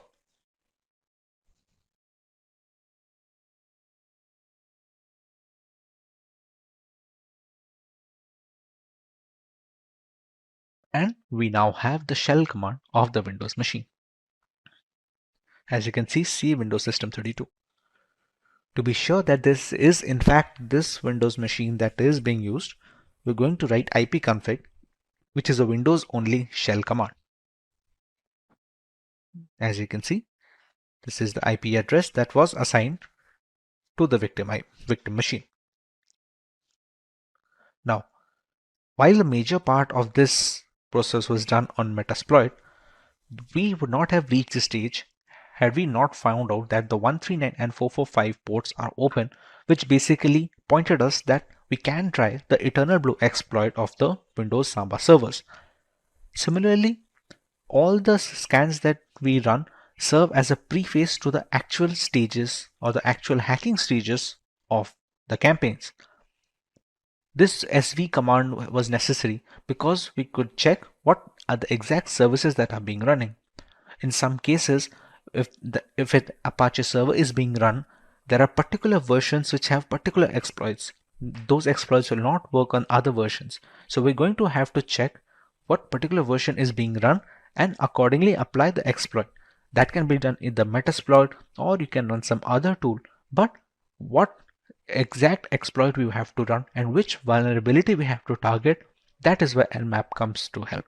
With the world moving towards the next generation of computer hardware, the software side of things still has a lot left to be discovered. With the majority of laptops coming with Windows pre-installed, Many users are devoid of the Linux operating system experience, which is more resource-friendly than the mainstream operating systems. It can be attributed to the difficulty people used to face when installing a new operating system like Linux in the old days. However, a lot of these issues are fixed nowadays thanks to the big names like Debian and Ubuntu, who have been instrumental in making Linux-based operating systems as user-friendly as possible.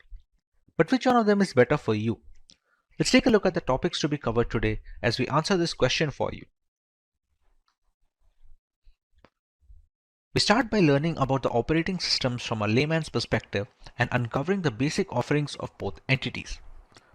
Next, we cover the unique features of both Ubuntu and Debian and how they stack up against each other and other industry counterparts. Moving on, we take a look at some pointers before installing each of these operating systems and the respective download links.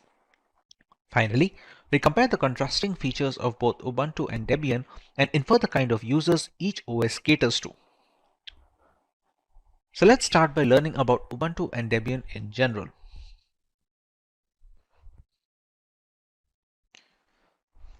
Ubuntu is an open source, free Linux distribution. It is an operating system for cloud computing in accordance with support with OpenStack. Ubuntu is developed by the Canonical community and it is freely available. Also, Canonical Limited is responsible for the funding of Ubuntu. Basically, Ubuntu is released every 6 months. Free support is available for 9 months after every release, and long-term support, which are the LTS, is released every 2 years. The first release of Ubuntu was in October 2004. You must have heard about Ubuntu no matter what. It is the most popular Linux distribution overall, not just limited to servers, but also the most popular choice for Linux desktops. It's easy to use, offers a good experience, and comes pre-installed with essential tools to get a head start. Of course, Ubuntu managed to simplify the Linux experience years back, and that is the reason why it is still so popular even with several impressive Linux distributions available right now. Every new release is more polished and comes loaded with new features and improvements. Thanks to its huge user base, a number of software vendors have made their applications compatible with Ubuntu. While the catalog may not be as extensive as Windows, the options are still well curated. More importantly, the advantage of Linux-based operating systems is the ability to use free and open source alternatives to major proprietary software. While lacking some polish and overall feature set, most alternatives are enough to get the job done for majority of the users. The never-ending community support also helps in troubleshooting should things go wrong at any point in time. The default desktop environment in Ubuntu is GNOME or a Unity. The Unity is a modern desktop environment with a powerful search tool for finding all your applications and documents with its base setup as GNOME. It integrates well with common applications such as audio players, video players, and social media. There are a few other desktop environments for Ubuntu as well, with Unity as its flagship environment. Debian, on the other hand, is a free operating system for your computer which started in 1996 and is maintained by global contributors. If the operating system, a set of basic programs and utilities that make your computer run, its core is the kernel. The kernel is the most fundamental program on the computer. Debian uses the Linux kernel, a completely free piece of software which was started by Linus Torvalds and supported by thousands of programmers worldwide. A large part of the basic tools that fill out the operating system come from the GNU project, and those tools are free as well.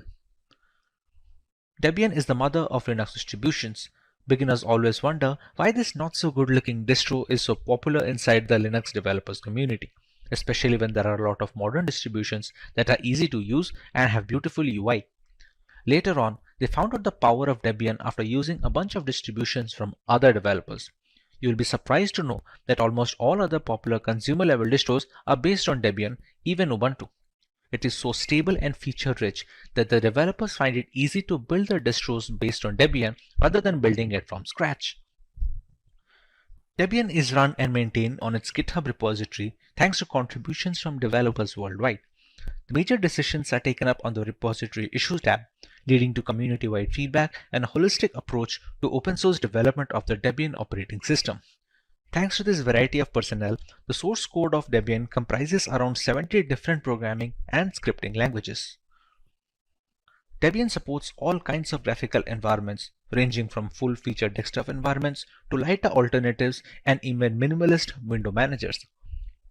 Ubuntu ships with Unity Desktop by default, but the package manager can install the GNOME environment if needed, while also including Cinnamon, LXDE, XFCE, KDE, and Mate.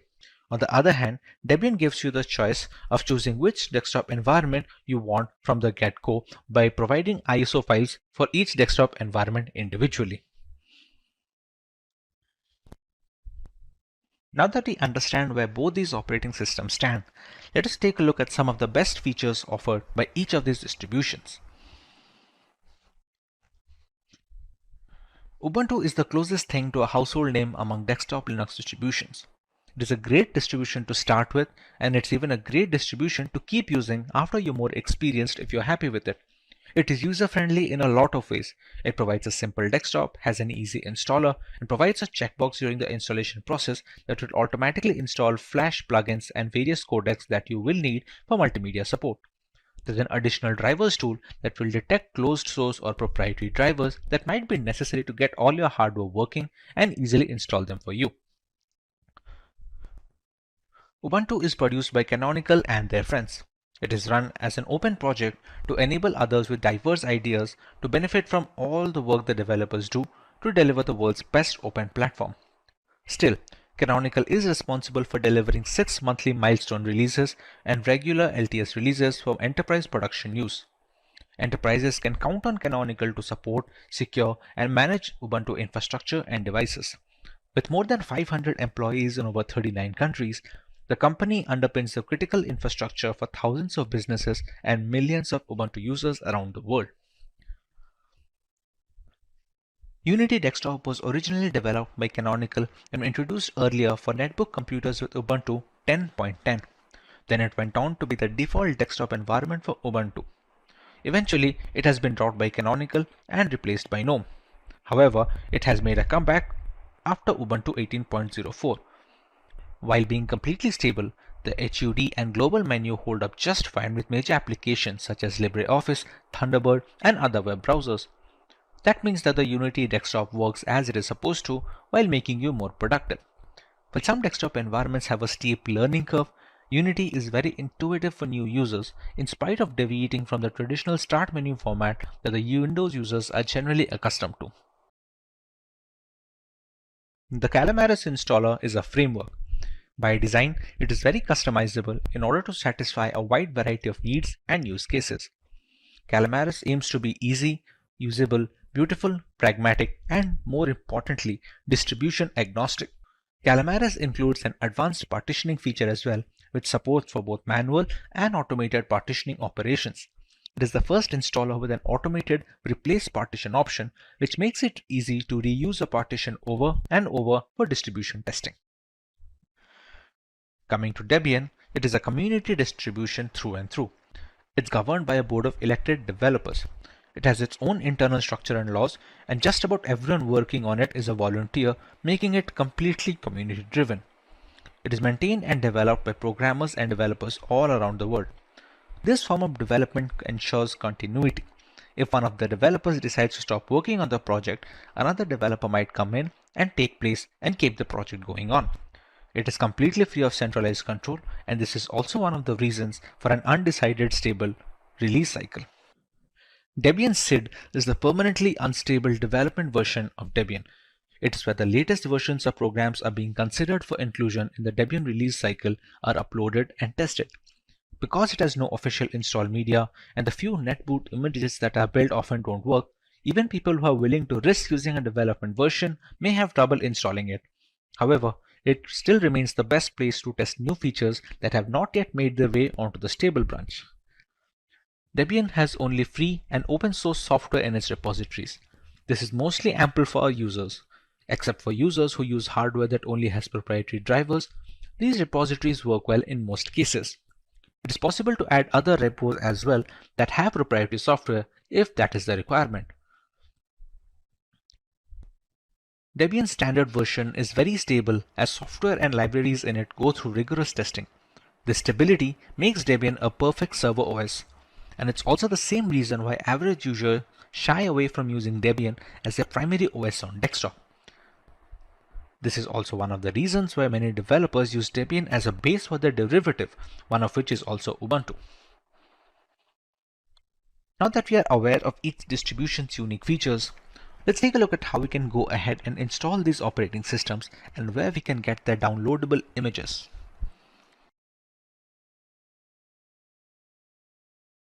When it comes to Ubuntu, Ubuntu has dropped the support for 32-bit systems. Currently, it supports only 64-bit devices and ARM devices. Installation is easy with the Calamares framework coming into ISO pre-default, and the latest ISO can be downloaded from the link being shown on the screen right now. In the case of Debian, the support for multiple range of devices is still present. That can also include 32-bit systems and other smaller devices which are not modern. Even though it does not use the Calamares installer, even downloading the ISO file can be a bit hectic for newer users. Considering this is a distribution aimed at developers and intermediate users, finding the right link can be difficult, because of which we have mentioned the link on the screen below where you can get the latest ISO depending on which desktop environment you choose to go with. With the installation out of the way, let's take a direct comparison of the features between both Ubuntu and Debian. Debian is a community-driven open-source Linux distribution and is primarily aimed to be robust, capable, and most importantly free. On the other hand, Ubuntu is also free and open source like Debian, but it's backed up and developed by a Canonical, which is a corporate company. Debian and Ubuntu are both fundamentally fast regarding performance. As Debian comes bare minimum and is not bundled or pre-packed with additional software and features, it makes it super fast and lightweight, at least when compared with Ubuntu directly. Both Ubuntu and Debian use the same APT software packaging management system, but provide a different software repository. Debian is more like promoting freedom of choosing free software. Thus, it does not include any proprietary software by default. You can always install the paid versions, but you have to enable it manually. Ubuntu focuses on usability, including all the software, including free, paid, open source, closed source, etc. Ubuntu also introduced a universal package management system called Snap. It will be used across distros and thus prevent more distro-based software fragmentations. As the Debian distro does not contain any proprietary blobs, there might be some problems with drivers and firmware. That means Debian lacks some of the essential proprietary firmware by default, but the users can enable the repository and install it manually like other paid software. On the other hand, Ubuntu does not care how much whether it's paid, free, open source or clone source, so it includes as many drivers and firmware as possible. Ubuntu also lets you install and configure the necessary drivers and firmware automatically during installation or afterward. If you are a gamer, then you will probably be concerned with the latest software, drivers, and hardware support. While Debian can potentially provide that, it is likely that you might end up breaking your installation. As mentioned before, Ubuntu supports certain proprietary packages as well, which often consist of graphic drivers, which are essential to gaming. Debian focuses on the open source aspect of the software. Hence, it can be a well-known fact that with gamers, Ubuntu and some other distributions like Pop! OS have been working much better regarding both software and hardware support. Regarding the audience they cater to, both Ubuntu and Debian have their pros and cons. Ubuntu is a very good distribution for amateur users with little to no experience, and if they want to have the latest versions of packages and applications at all times on their systems. It is also for users who do not want a lot of customizability in spite of Unity being a very customizable desktop environment. It is also perfect for users with newer hardware since it comes updated with all the latest graphical devices and their respective drivers. Debian, on the other hand, is catered towards a little bit of experienced users who can fix some minor bugs on their own or with minimal community support. It also is for users who want to support an open source approach rather than an operating system which is devoid of any contribution from other end and is primarily backed by a corporation. It also doesn't favor gaming since it does not guarantee compatibility with all the newest graphic cards or even Wi-Fi cards in some cases. However, due to the low memory overhead, Debian is very useful for people who are looking to run home servers or even corporate environments where running servers on Debian will provide much more use. Data protection is of paramount importance in today's world.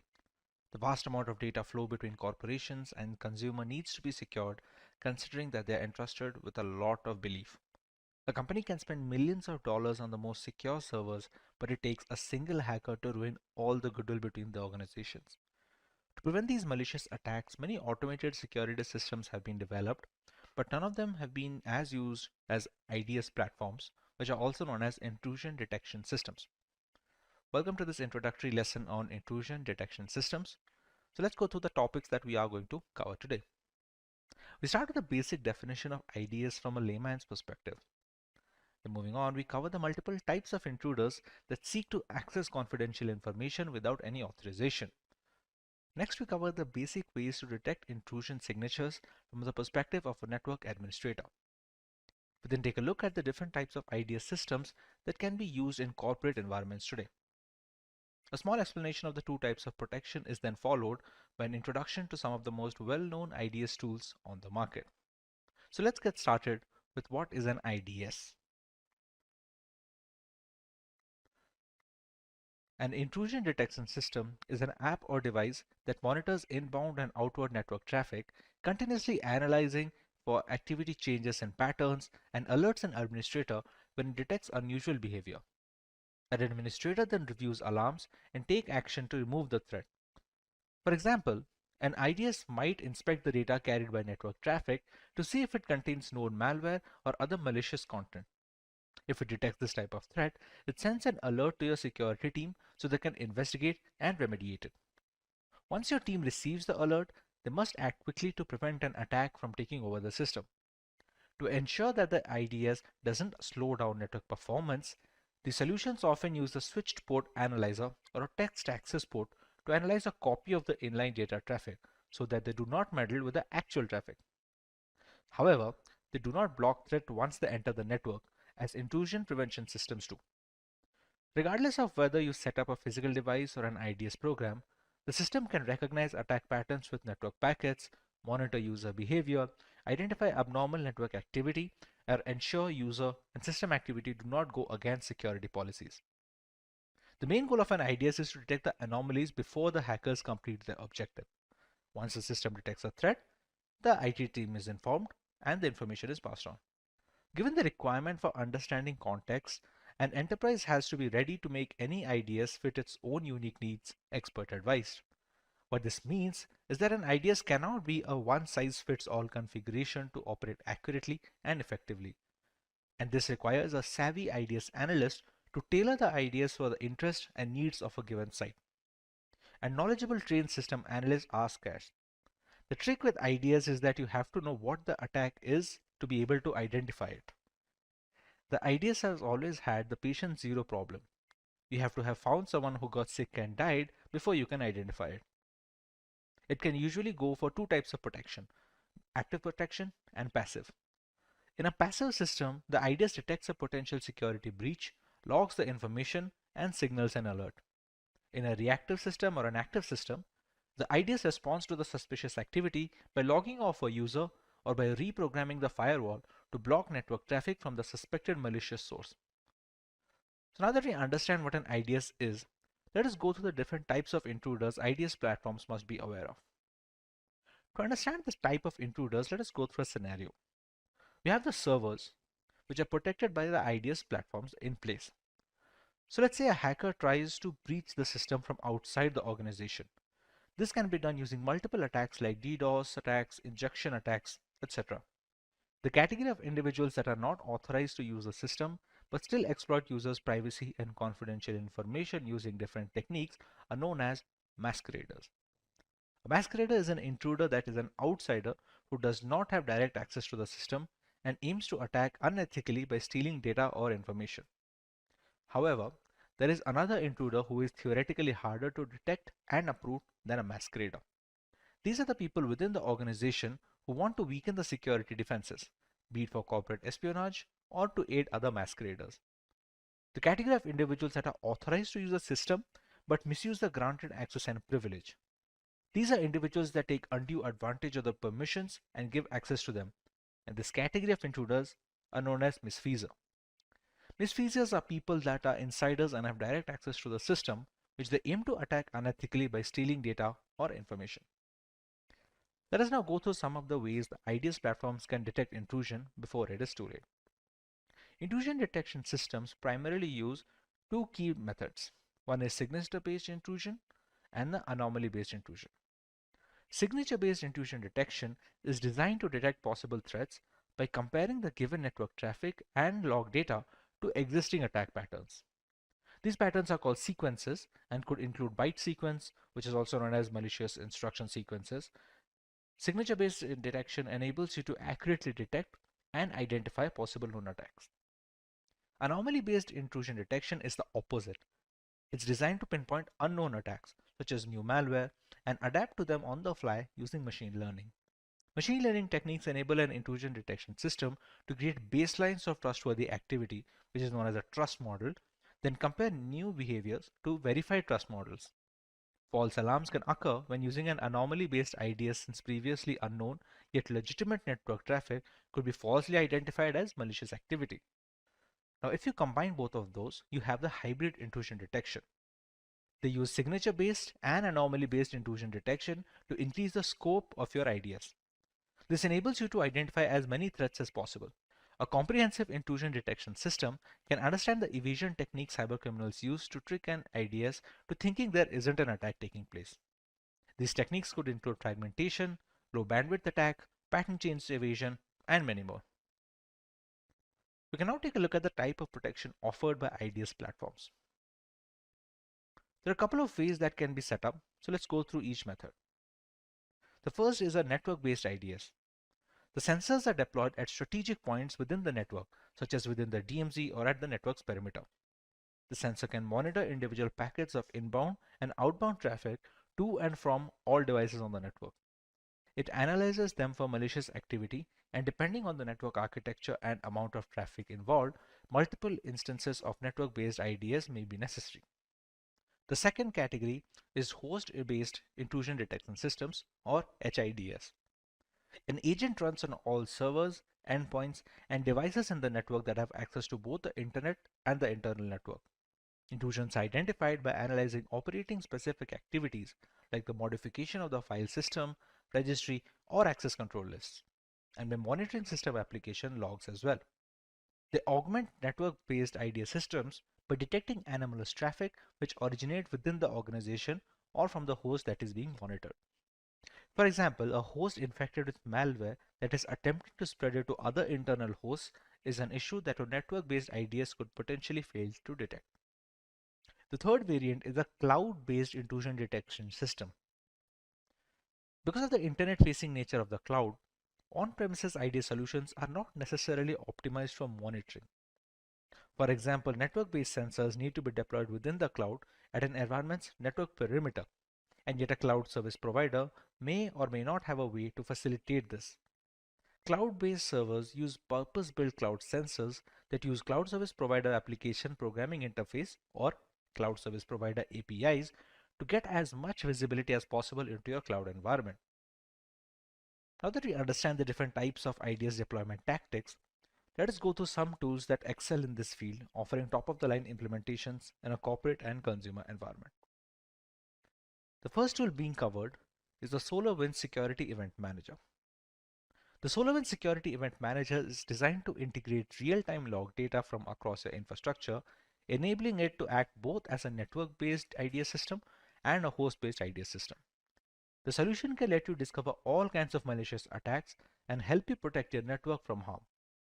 It is also designed to enact both signature-based and anomaly-based intrusion detection by comparing sequences of network traffic against a set of customizable rules. Next, we have the McAfee LifeSafe. McAfee LifeSafe is an intrusion detection system designed to bring real-time threat awareness to your physical and virtual networks. It uses signature-based intrusion prevention and anomaly-based intrusion detection, along with emulation techniques to spot and identify malicious activity. McAfee is also built to correlate threat activity with application usage, which can further prevent network issues stemming from cyber attacks. Next, we have Lumira. Rumira is a security information and event management platform built to enact threat detection and responses across your cloud and on-premises environments. It is designed to continuously monitor your IT infrastructure for suspicious activity and misconfigurations, both of which could result in data leaks and compliance breaches. It enables you to respond to an attack in progress and stop malicious actors in their tracks. Monitoring usage of corporate data and access to privileged information had been a daunting task before the advent of IAM. Encompassing numerous APIs, single sign-on frameworks, and data handling policies, IAM has established itself as a key component of every IT department. But how does it enforce these rules? And who are the key benefactors of these policies? What about the advantages of these frameworks and the workflow of these systems? We are here today to answer these questions. Let's take a look at some of the topics to be covered today.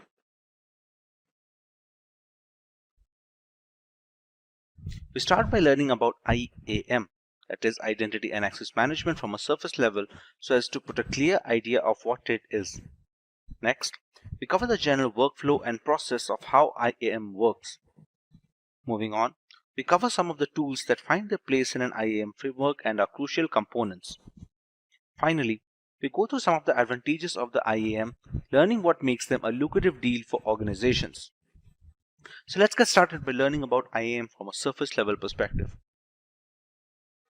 Identity and Access Management, or IAM, is a set of processes, policies, and tools for defining and managing the roles and access privileges of individual network entities to a variety of cloud and on-premise applications.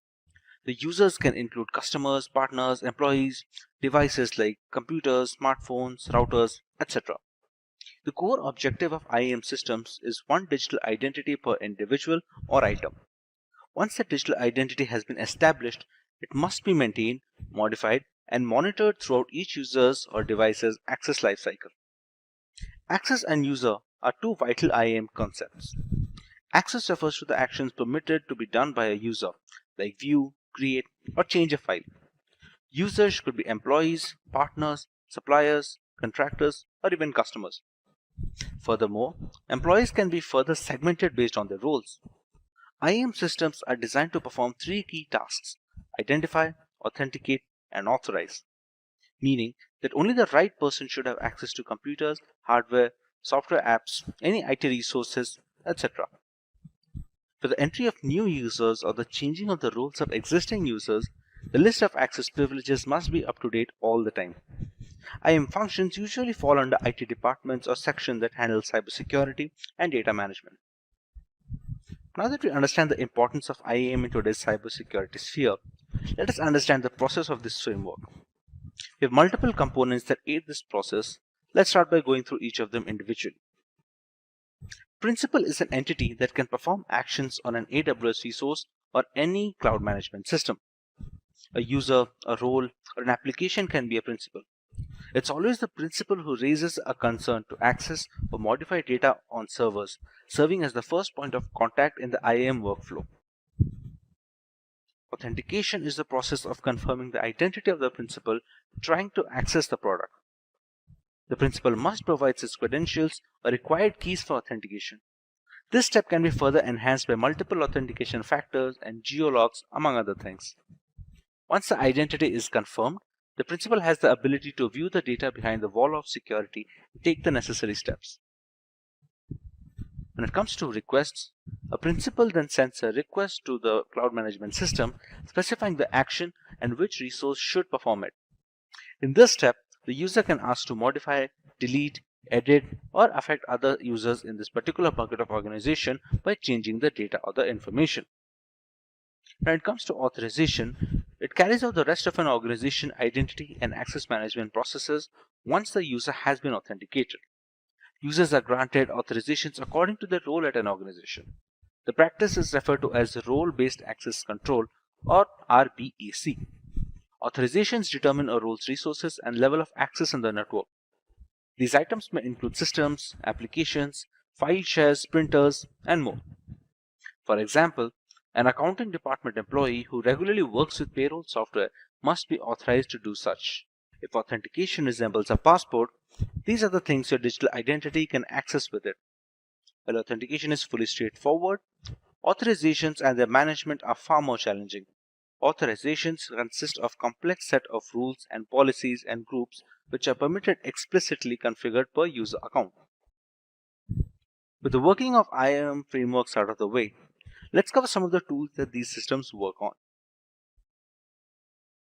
SSO is an IAM tool that enables a user to log into an organization's properties and automatically be logged into a designed set of other properties. For example, when you log into Google, you're automatically logged into your Gmail and your YouTube accounts. Similarly, for users, single sign-on reduces friction since they don't have to keep track of different credentials for every application. For organizations, SSO helps in collecting valuable insights about user behavior and preferences since it tracks them as they move from one application to another connected by one single login. Next is multi-factor authentication or MFA. Implementing multi-factor authentication is crucial to protect your organization's data from malicious intrusions, and virtually every IAM platform offers some form of MFA. However, it's equally crucial to customize MFA with the appropriate level of security. For example, in business-to-consumer scenarios, you need to consider UX and try not to create unnecessary friction for users who don't want to be subjected to heightened scrutiny every time they log in. For workforce IAM, you may want a more stringent MFA, since the consequences of an unauthorized party gaining access to your private network can be so devastating. A modern IAM solution will allow you to implement MFA only when it's needed. This can be accomplished through setup authentication or adaptive authentication, in which users only trigger MFA if they are trying to access sensitive data or their behavior is flagged as risky. In the past few years, identity has become the preferred gateway for hackers to break into systems. Brute force attacks, credential stuffing attacks, and even highly targeted phishing campaigns are all attempts by hackers to break in through a company's front door, which is the login box. There are multiple ways IAM systems can help detect and mitigate these malicious attacks. IAM solutions detect attacks by monitoring signals such as the velocity of traffic, detection of login patterns that differ from a user's routine, use of a breached password, use of devices and IP addresses with a poor reputation, among other things. These are some of the most widely used tools when it comes to IAM frameworks. But why do we go through setting up so many tools and firewalls? Let's go through some of the advantages of using IAM systems in both corporate and consumer environments. IAM solution helps identify and mitigate security risks. You can use IAM to identify policy violations or remove inappropriate access privileges without having to search through multiple distributed systems. You can also leverage IAM to ensure that security measures are in place to meet regulatory and auditing requirements. IAM provides a common platform for access and identity management information.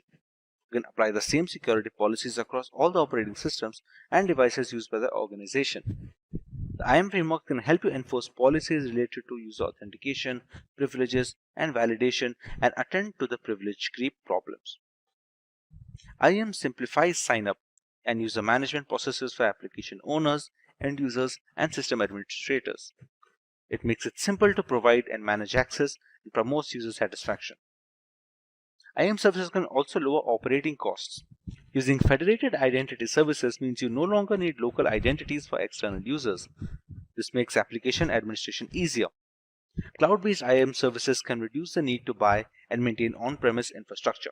Hello everyone and welcome to today's video on network protocols. In this video, we are going to learn about the fundamental rules that allow devices to communicate seamlessly across a network.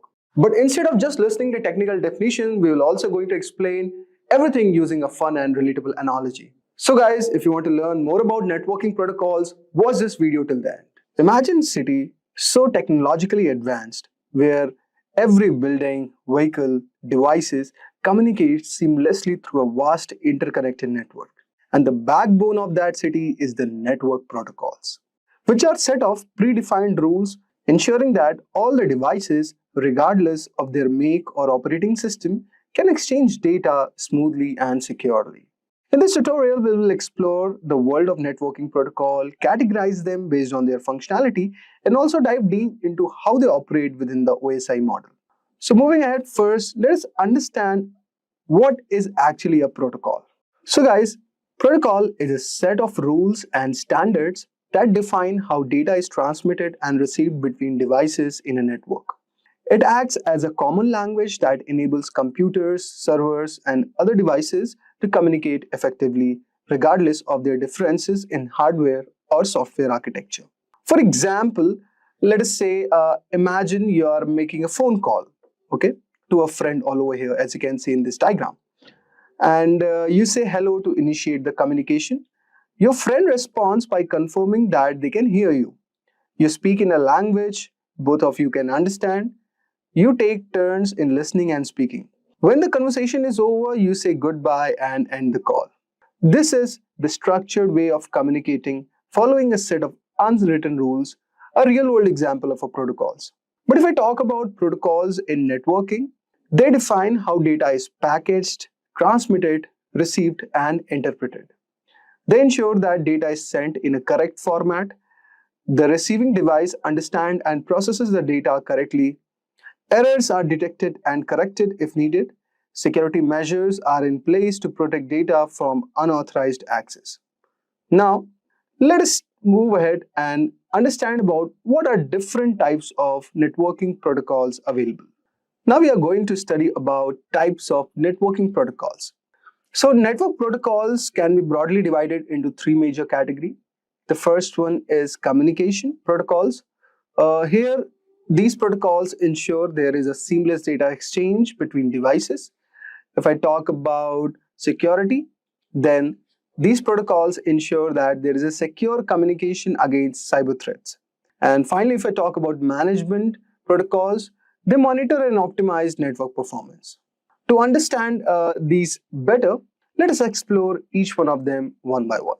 So if I talk about communication protocol, so this protocol governs data transmission and defines structure, format, and method for exchanging messages between devices.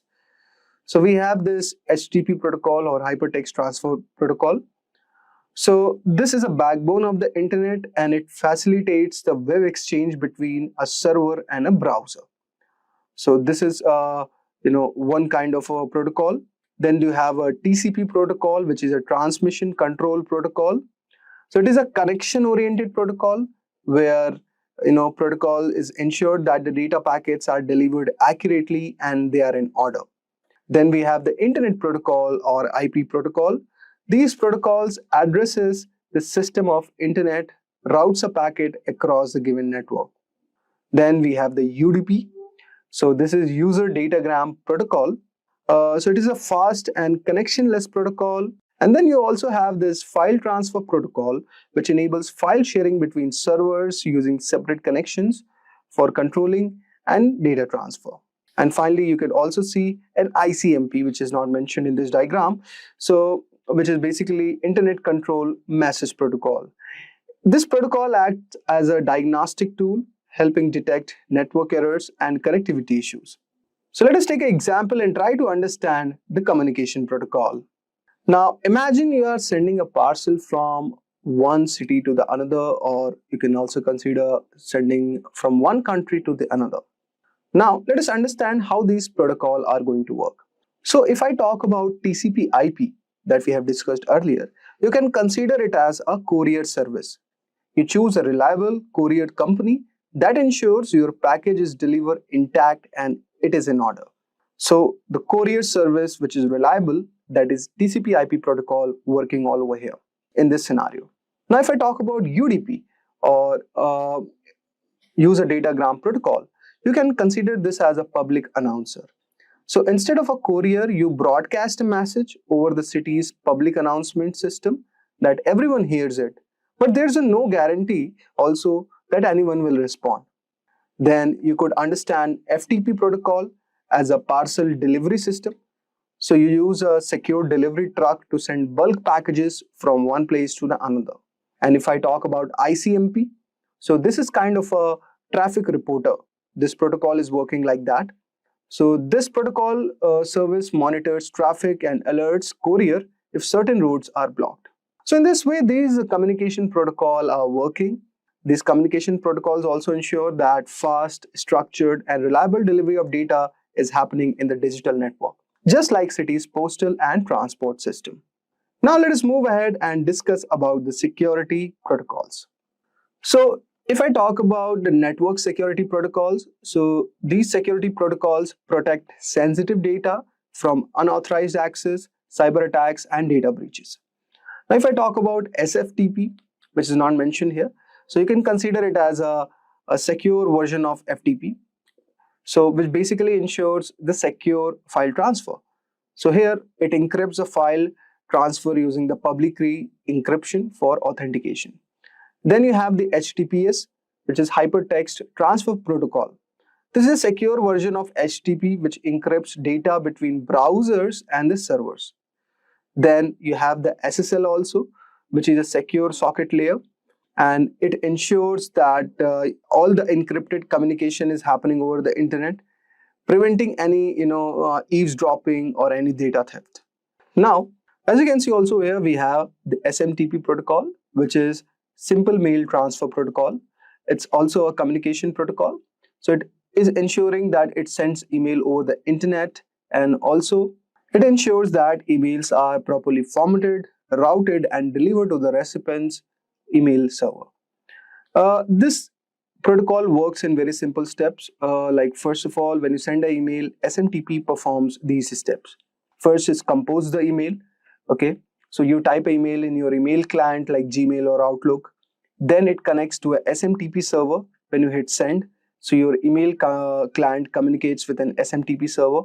Then the routing happens in the email where SMTP server checks the recipient's domain name and contacts their email server. And then the email is being delivered. So the recipient's email server receives a message and stores it for retrieval. So these were one of the scenario. And you could consider the same analogy for SMTP as a postal system also. Now, suppose you write a letter all over here and you put it up in envelope. Okay, you drop it up at the post office, which is basically the SMTP server, where it's checked and it is sorted, and the postal system finds the recipient's address, mail server, and also the recipient can pick up and read the letter. Okay, so there are protocols like IMAP which are used to retrieve the emails. So SMTP only sends emails, not retrieves them. Okay, retrieval is done by IMAP protocol or POP3. So this was one of the example. Now let us discuss about SSH protocol. So SSH means it is a secure shell network protocol, which is basically used to securely access and control remote computers over an encrypted connection. It is widely used for securing remote logging and file transfers. Now, how does SSH works? So it initiates the connection. A user enters a command in the terminal, such as you can say SSH user remote server. Then the authentication happens where the user provides a password or uses an SSH key for authentication. Once it is authenticated, the user gains secure access to the remote server, and then the commands starts executing. The user can run commands, transfer files, or manage the system remotely. Imagine like a bank vault. Okay, so you can think SSH of a secure key card entry system for a high security vault. Okay, or in the banking, in the banks basically, where you will be needing credentials, password, or key card. Once inside, all the communications are private and encrypted. Okay, you can check records, retrieve documents, or make updates very much securely. And when done, you can log out and exit the vault safely. So you can think of SSH providing a secure way to access and manage remote computers, just like a bank vault system, which prevents the unauthorized entry. Now let us move ahead and discuss about our third and final protocol, which is basically the network management protocols. Network management refers to the process of monitoring, configuring, and maintaining the network devices to ensure a seamless communication is happening and preventing failures. It involves fault detection, performance optimization, and security enforcement. Now, the key network management protocols include like SNAP, which is Simple Network Management Protocol. So this protocol, as you can see all over here, this is basically used to monitor and manage network devices such as routers, switches, or servers. How this protocol works, guys? So, for example, devices have an SNMP agent that collects data, for example, the CPU usage or bandwidth. And the SNMP manager queries the agent to monitor network's health. If an issue occurs, then SNMP sends alerts called traps. So this is how it works. So for example, you can consider in a large office, SNMP alerts IT admins if a router is overloaded, something like this. Then we have the DHCP protocol, very famous protocol. So it stands for Dynamic Host Configuration Protocol. It automatically assigns IP addresses to devices in a network. So suppose when a new device connects, so it requests an IP address from the DHCP server, and the DHCP server assigns the available IP, preventing conflicts. This could be example in a Wi-Fi enabled office. Okay, so employee don't need to manually configure IPs. Here DHCP assigns them dynamically. Then we have the ICMP protocol, which is Internet Control Message Protocol. This protocol is basically used for error reporting and network diagnostics. Here ICMP actually sends a control messages like ping requests to test the connectivity. So if a network path is down, then ICMP informs the sender. For example, if a website isn't loading, then a technician runs ping www.com or any given domain to check if the server is reachable or not. Then we have the border gateway protocol. So this is kind of a routing protocol which determines the best path for internet traffic. Internet routers use BGP to exchange routing information mostly, and it finds most efficient route to send the data packets. For example, like in a fiber optic cable under the ocean, if it fails, then BGP reroutes the traffic via another path.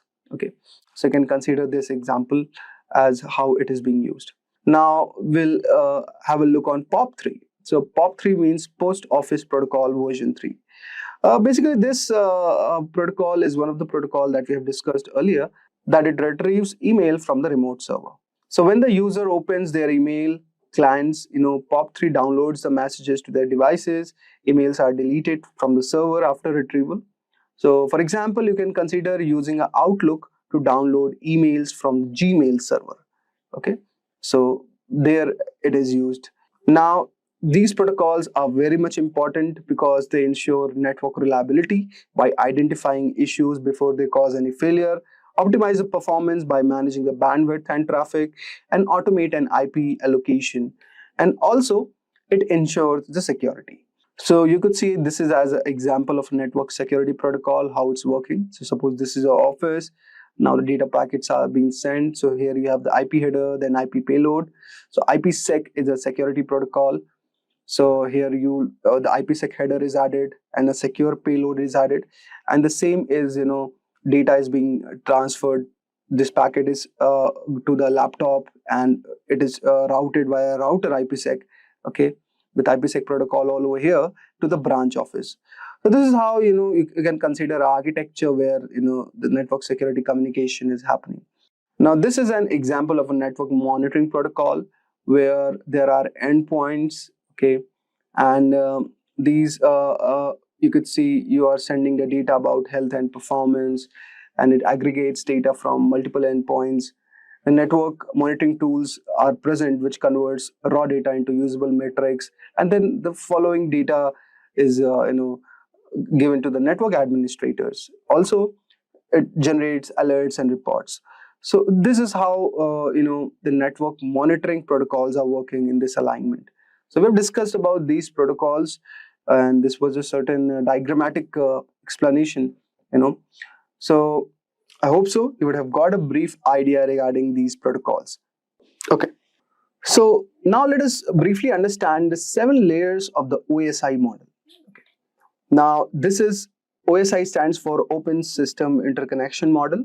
So there are 7 layers in this model, okay, and along with there are protocols also mentioned and the components associated with each layer. So let us break down these layers. So first of all, we have the physical layer, okay. The purpose of this layer is to define the physical structure of the network, such as cables, switches, and wireless transmission. Here, the function is that of this layer is that it converts data into electrical signals like radio or optic signals for transformation. It also manages bitrate control and transmission media. Now, this is all about the physical layer. Then you have the data link layer, or you could say the error detection layer. This layer basically manages the direct node-to-node data transfer and error detection. The function of this layer is that it ensures that the data is correctly framed before transmission. It detects and corrects errors in transmission, and it basically uses MAC address for device identification. Examples of this layer could be considered as Ethernet or PPP, point-to-point protocol, switches, bridges. All these come into this layer. The third one, we have the network protocol or the routing layer.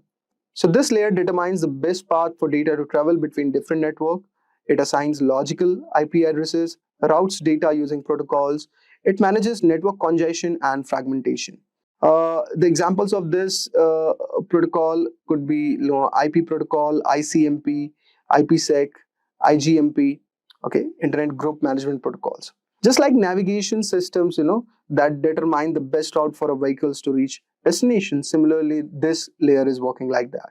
Then we have the transport layer, which basically is like a delivery layer. It ensures complete and reliable data transmission.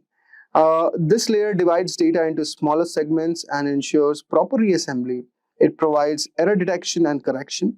It uses TCP for reliable transmission and UDP for faster connectionless communications. Examples could be, the TCP protocol or UDP protocol. So you can consider it like a couriers, that ensure that packages are delivered safely and in the correct order. So after this, the data is moved to the session layer, which is like the connection layer. It establishes, maintains, and terminates the communication sessions. It helps in managing sessions between applications. It handles authentication and any reconnections if needed. So for example, we have the API sockets all over here in this layer. So just like customer service representatives who handle call and ensure smooth communication between businesses, this layer is working like that. Then we have the presentation layer, which ensures that data is formatted properly for the application layer. It translates data formats like converts images, compresses file, encrypts and decrypts data for security. Then we have example of presentation layer like SSL, secure socket layer, SSH, IMAP protocol, FTP. So you can consider these as a language translators who convert a message into a format that the recipient can understand.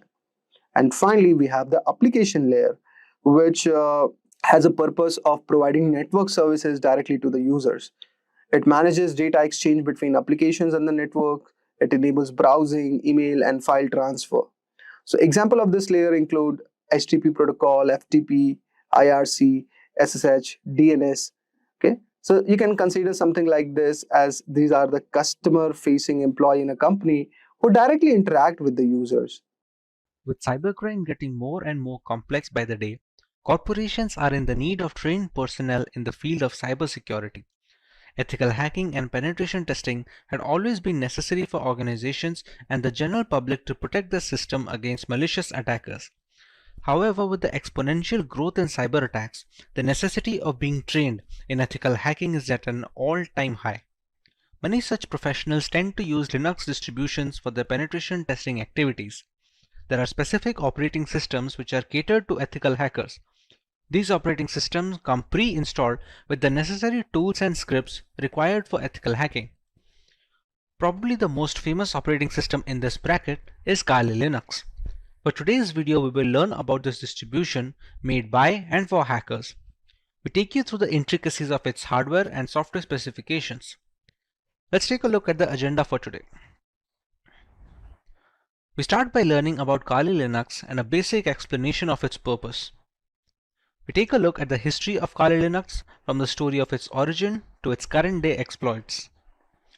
Next, we learn a few distinct features of Kali Linux that make it an attractive choice for penetration testers worldwide.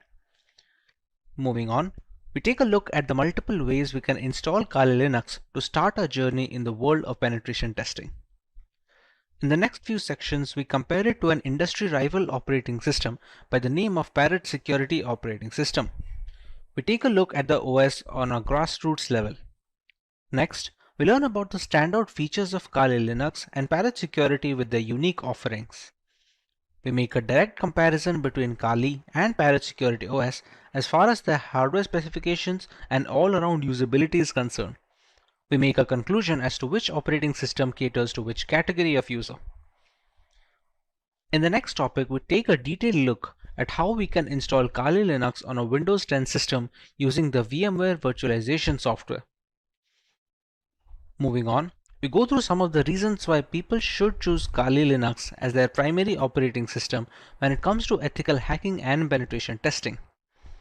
In the next section, we cover the 5 different phases of penetration testing, where each stage is a crucial segment in the entire cycle of an ethical hacking campaign. We also take a look at the most popular tools installed in Kali Linux that are used regularly by ethical hackers as a part of their professional work.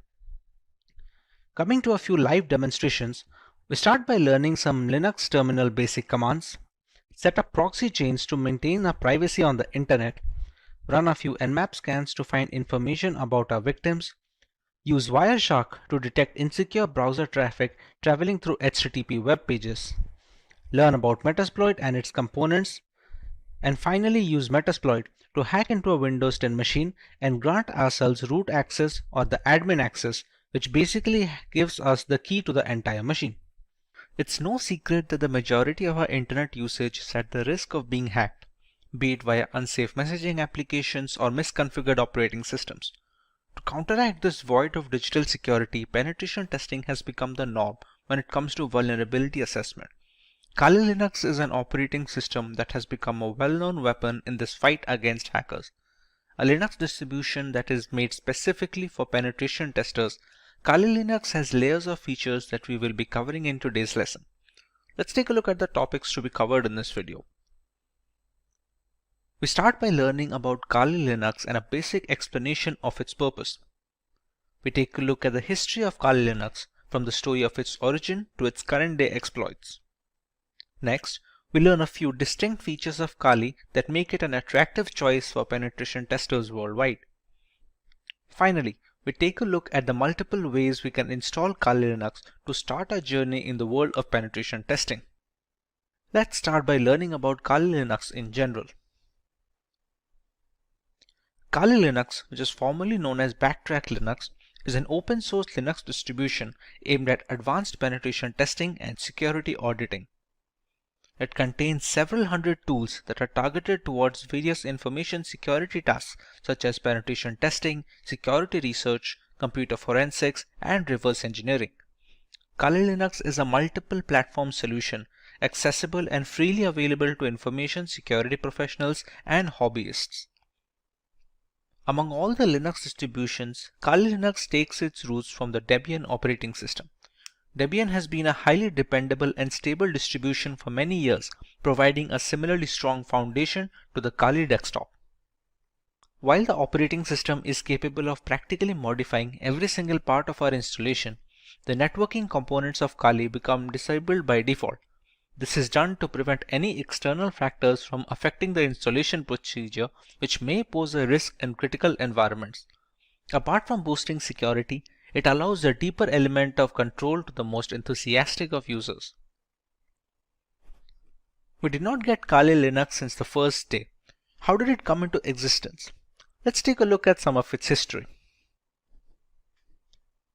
Kali Linux is based on years of knowledge and experience in building penetration testing and operating systems. During all these project lifelines, there have been only a few different developers, as the team has always been small. The first project was called WOPEX, which stands for White Hat Knopex. As can be inferred from the name, it was based on the Knopex operating system as its underlying OS. WOPEX had releases ranging from version 2.0 to 2.7. This made way for the next project, which was known as WAX, or the longhand being White Hat Slacks.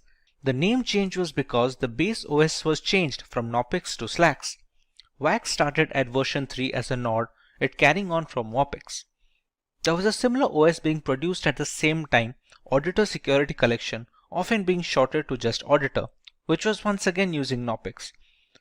Its efforts were combined with WAX to produce Backtrack. Backtrack was based on Slackware from version 1 to version 3, but switched to Ubuntu later on with version 4 to version 5. Using the experience gained from all of this, Kali Linux came after Backtrack in 2013. Kali started off using Debian stable as the engine under the hood before moving to Debian testing when Kali Linux became a rolling operating system. Now that we understand the history and the purpose of Kali Linux, Let us learn a little more about its distinct features. The latest version of Kali comes with more than 600 penetration tools pre-installed. After reviewing every tool that was included in Backtrack, developers have eliminated a great number of tools that either simply did not work or which duplicated other tools that provided the same or similar functionality. The Kali Linux team is made up of a small group of individuals who are the only ones trusted to commit packages and interact with the repositories, all of which is done using multiple secure protocols. Restricting access of critical code bases to external assets greatly reduces the risk of source contamination, which can cause Kali Linux users worldwide a great deal of damage as a direct victim of cybercrime. Although penetration tools tend to be written in English, the developers have ensured that Kali includes true multilingual support, allowing more users to operate in their native language and locate the tools they need for the job. The more comfortable a user feels with the intricacies of the operating system, the easier it is to maintain a stronghold over the configuration and the device in general. Since ARM-based single-board systems like the Raspberry Pi are becoming more and more prevalent and inexpensive, the development team knew that Kali's ARM support would need to be as robust as they could manage with fully working installations. Kali Linux is available on a wide range of ARM devices and has ARM repositories integrated with the mainline distributions, so the tools for ARM are updated in conjunction with the rest of the distribution. All this information is necessary for users to determine if Kali Linux is the correct choice for them. If it is, what are the ways that they can go forward with this installation and start their penetration testing journey? The first way to use Kali Linux is by launching the distribution in the live USB mode. This can be achieved by downloading the installer image file or the ISO file from the Kali Linux website and flashing it to a USB drive with a capacity of at least 8 GB. Some people don't need to save their data permanently, and a live USB is the perfect solution for such cases. After the ISO image is flashed, the thumb drive can be used to boot a fully working installation of the operating system, with the caveat that any changes made to the OS in this mode are not written permanently. Some cases allow persistent usage in live USBs, but those require further configuration than normal situations. But what if the user wants to store data permanently in the installed OS? The best and the most reliable way to ensure this is the full-fledged hard disk installation. This will ensure the complete usage of the system's hardware capabilities and will take into account the updates and the configurations being made to the OS. This method is supposed to override any pre-existing operating system installed on the computer, be it Windows or any other variant of Linux. The next alternative route for installing Kali Linux would be to use virtualization software such as VMware or VirtualBox. The software will be installed as a separate application on an already existing OS, and Kali Linux can be run as an operating system in the same computer as a window. The hardware requirements will be completely customizable, starting with the allotted RAM to the virtual hard disk capacity. The usage of both a host and guest operating system like Kali Linux allows users a safe environment to learn while not putting their systems at risk. If you want to learn more about how one can go forward with this method, we have a dedicated video where Kali Linux is being installed on VMware while running on a Windows 10 operating system. You can find the link in the description box to get started with your very own virtual machine. The final way to install Kali Linux is by using a dual boot system. To put it in simple words, the Kali Linux OS will not be overwriting any pre-installed operating system on a machine, but will be installed alongside it. When a computer boots up, the user will get a choice to boot into either of these operating systems. Many people prefer to keep both the Windows and Kali Linux installed, so the distribution of work and recreational activities is also allotted effectively. It gives users a safety valve should their custom Linux installation run into any bugs that cannot be fixed from within the operating system. Professionals in security testing, penetration testing, and ethical hacking utilize Linux as their preferred operating system. Provide several configurable distributions that you may configure based on your end use. Kali Linux and Parrot OS are two popular penetration testing distributions. While these operating systems each have unique offerings, the overall choice can differ between personnel thanks to the various tools and hardware specifications. Today we will look at both these distributions and settle on the perfect choice for each type of user. Let's go through the agenda for this video. We will learn about Kali Linux and Parrot Security OS from scratch, while understanding their primary selling points as a Linux distribution catered towards penetration testers. Next, we know about some features of these operating systems that stand out of their package. Finally, we directly compare Kali Linux and Parrot Security OS, thereby making a clear-cut conclusion on which OS is perfect on a per requirement basis. So let's start by learning about Kali Linux from a ground level.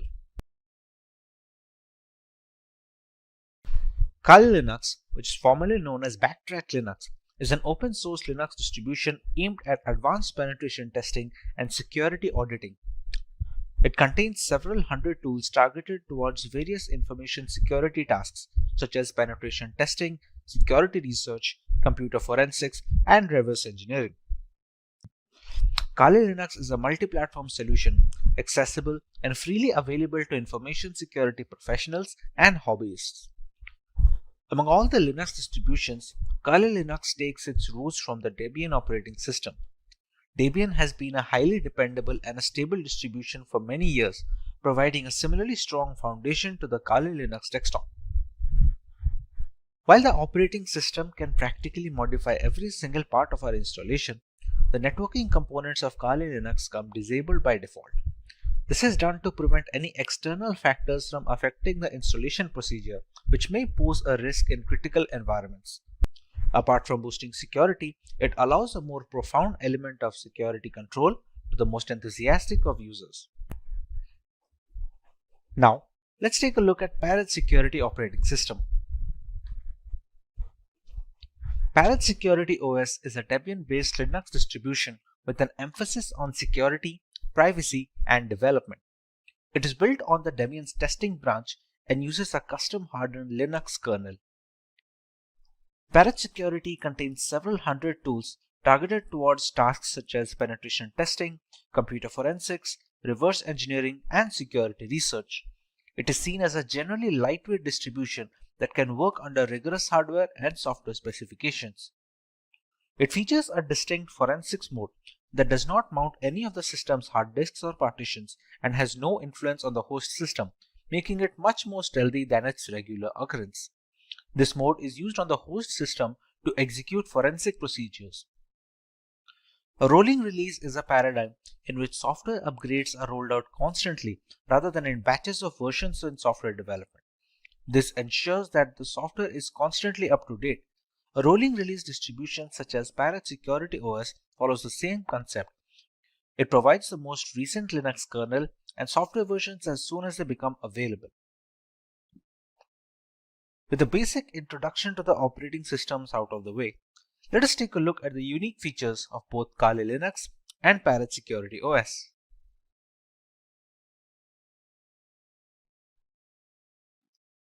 The latest version of Kali Linux comes with more than 600 penetration tools pre-installed. After reviewing every tool included in Backtrack, developers have eliminated a significant number of tools that either simply did not work or duplicated other tools that provided the same and similar functionality. The Kali Linux team comprises a small group of individuals who are the only ones trusted to commit packages and interact with the repositories, all of which is done using multiple secure protocols. Restricting access of critical code bases to external assets dramatically reduces the risk of source contamination, which can cause Kali Linux users worldwide a great deal of damage as a direct victim of cybercrime. Although penetration tools tend to be written in English, the developers have ensured that Kali includes proper multilingual support, allowing more users to operate in the native language and locate the tools they need for their job. The more comfortable a user feels with the intricacies of the operating system, the easier it is to maintain a strong hold over the configuration and the device in general. Since ARM-based single-board systems like the Raspberry Pi are becoming more prevalent and inexpensive, the development team knew that Kali's ARM support would need to be as robust as they could manage with fully working installations. Kali Linux is available on a wide range of ARM devices and has ARM repositories integrated with the mainline distribution. so the tools for ARM are updated in conjunction with the rest of the distribution. Let's take a look at some of the features of Parrot Security operating system now. Along with the giant catalog of scripts, Parrot Security OS has its own hardened Linux kernel modified explicitly to provide as much security and resistance to hackers as possible in the first line of defense. The configurations in the operating system act as the second gateway, taking care of malicious requests and dropping them off. This is particularly beneficial since should there be a scenario where the latex Linux kernel is causing some particular issue, the Parrot OS development team will most likely iron it out first before passing it on as an update. If the custom hardened kernel wasn't reason enough, Parrot Security developers managed to install more hacking tools and scripts to ensure a smooth transition for the Kali Linux users. All the tools you find in Kali are present in Parrot OS and a few extra ones for good measure. And this has been achieved while keeping roughly the same operating system size between both of them. However, it's not all productivity points for Parrot OS. They provide a choice between two different desktop environments, Mate, which comes pre-installed by default, and KDE. For those unfamiliar with Linux terminology, you can think of desktop environments as the main UI for a distribution. Being highly modular in nature, one can use Parrot Security OS while adding another desktop environment that they find appealing. While Kali Linux has only a single option, Parrot Security has provided two optimized builds with Mate Desktop and KDE Desktop. One of the primary advantages of Parrot OS over Kali Linux is that it's relatively lightweight. This implies that it takes significantly less disk space and computing power to function correctly, with as little as 320 MB of RAM required. In reality, Parrot OS is designed to operate successfully off a USB stick, but Kali Linux does not work well from a USB drive and is generally installed in a virtual machine. Parrot OS is more of a niche distribution if you're searching for something lighter than Kali Linux. Features are great, but what about performance? Real-world metrics. Let us compare both these operating systems directly with respect to their hardware specifications and usability. In the end, we can decide on what distribution is fit for each type of user.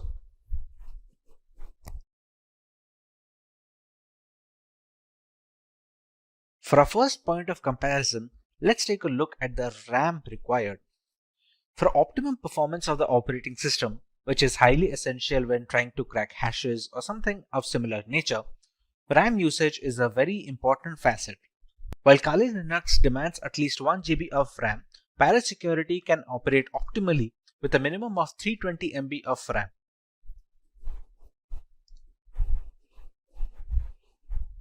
For correctly displaying graphical elements, Kali Linux requires GPU-based acceleration, while this is not the case with Parrot Security OS, which doesn't require any graphical acceleration needed from the user side. Once these operating systems are installed on VMware using their live boot ISOs, they take up a minimum amount of hard disk storage. Both of these operating systems have a recommended disk storage of minimum of 20 GB in Kali Linux and a minimum of 15 GB in Parrot Security, so they can install all the tools necessary in the ISO file. When it comes to the category and the selection of tools, Kali Linux has always been the first in securing every single tool available for hackers in the penetration testing industry. Parrot Security, on the other hand, has managed to take it up a notch. While specializing in wireless pen testing, Parrot Security makes it a point that all the tools that Kali Linux provides has been included in the ISO, while simultaneously adding some extra tools that many users will have to install from third-party sources in Kali Linux. Being a decade-old penetration testing distribution, Kali Linux has formed up a very big community with strong support signature. Parrot Security, on the other hand, is still growing, and it is garnering much more interest among veteran penetration testers and ethical hackers. A primary drawback of Kali Linux is the extensive hardware requirement. To perform optimally, it requires higher memory than parallel security. It also needs graphical acceleration while demanding more virtual hard disk storage. Parallel security, on the other hand, was initially designed to run off a USB drive directly, thereby requiring very minimal requirements from a hardware perspective, like just 320 MB of RAM and no graphical acceleration needed. This means parallel security is much more feasible for people who are not able to devote massive resources to either their virtual machine or on their laptop hard disk directly. With the comparison done between both of these operating systems, let's take a look at the type of users both of these are catered to. One can go with Kali Linux if they want the extensive community support offered by its users, if they want to go with a trusted development team that have been working on this distribution since many years, if they have a powerful system which can run Kali Linux optimally without having to bottleneck performance, and if they are comfortable with a semi-professional environment which may or may not be very useful for new beginners. One can decide to go with parallel security if they want to go with a very lightweight and lean distribution that can run pretty much on all systems. It also has a lot of tools pre-installed, and some of them are not even present on Kali Linux. It is much more suitable for underpowered rigs where users do not have a lot of hardware resources to provide to the operating system, and thereby it is much more feasible for people with underpowered laptops or no graphical acceleration. Compared to Kali Linux, parallel security's desktop environment is also relatively easier to use for new beginners. For people who are just getting into ethical hacking, parallel security does a relatively better job of introducing them to the operating system and to the various tools without having to dump them into the entire intricacies. The installation of Kali Linux. There are multiple ways to install Kali Linux. We can either install it on a normal hard drive in a virtual machine software such as VMware or VirtualBox, or we can do that in hard bare metal machines. Now, for the convenience of explanation, we're going to install Kali Linux today on a virtual machine software known as VMware. VMware is able to run multiple operating systems on a single host machine, which in our case is a Windows 10 system. To get started with Kali Linux installation, we have to go to the website to download an image file. We go to Get Kali, and as you can see, there are multiple platforms on which this operating system can be inverted. As per our requirement, we're going to go with the virtual machine section. As you can see, it is already recommended by the developers. This is the download button, which will download a 64-bit ISO file. We can download 32-bit, but that is more necessary for hard metal machines, or if you're going to use it for older devices which do not support 64-bit operating systems yet. After clicking on the download button, we can see we have a WinRAR archive which will have the ISO files. For now, we have downloaded the ISO file and it is already present with me. So we can start working on the VMware side of things. Once the ISO file is downloaded, we open up VMware Workstation. We go to File and we create a new virtual machine. In these two options, it is highly recommended to go with the typical setup rather than the custom one. The custom is much more advanced and requires much more information from the user, which is beneficial for developers and people who are well versed with virtualization software, but for 90% of the cases, typical setup will be enough. Here, we can select the third option, which will be I will install the operating system later. In some operating systems, we can use the ISO file here directly and VMware will install it for us. But for right now, in the case of Kali Linux, the third option is always the safest. Kali Linux is a Linux distribution, so we can select Linux over here, and the version, as you can see here, have multiple versions such as the multiple kernels. Every distribution has a parent distribution. For example, Kali Linux has Debian, and there are other distributions which are based or forked from some parent distribution. Kali Linux is based off Debian, so we can go with the highest version of Debian, which is the Debian 10.x 64-bit. Go on next. We can write any such name. We can write Kali Linux so that it will be easier to recognize the virtual machine among this list of virtual machine instances. The location can be any location you decide to put. By default, it should be the documents folder, but anywhere you put, it will hold up all the information of the operating system, all the files you download, all the configurations you store. Everything will be stored in this particular location that you provide. When we go next, we are asked about the disk capacity. This disk capacity will be all the storage that will be provided to your virtual machine of Kali Linux. Think of your Windows device. If you have a 1 terabyte of hard drive, you have the entirety of the hard disk to store data on. How much data you give here, you can only store up to that amount of data. Not to mention, some amount of capacity will be taken up by the operating system itself to store its programs and applications. For now, we can give around, let's say, 15 GB of information.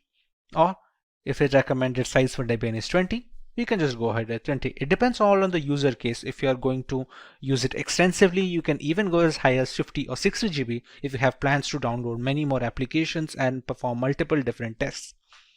Another option we get over here is storing virtual disks as a single file or storing them into multiple files.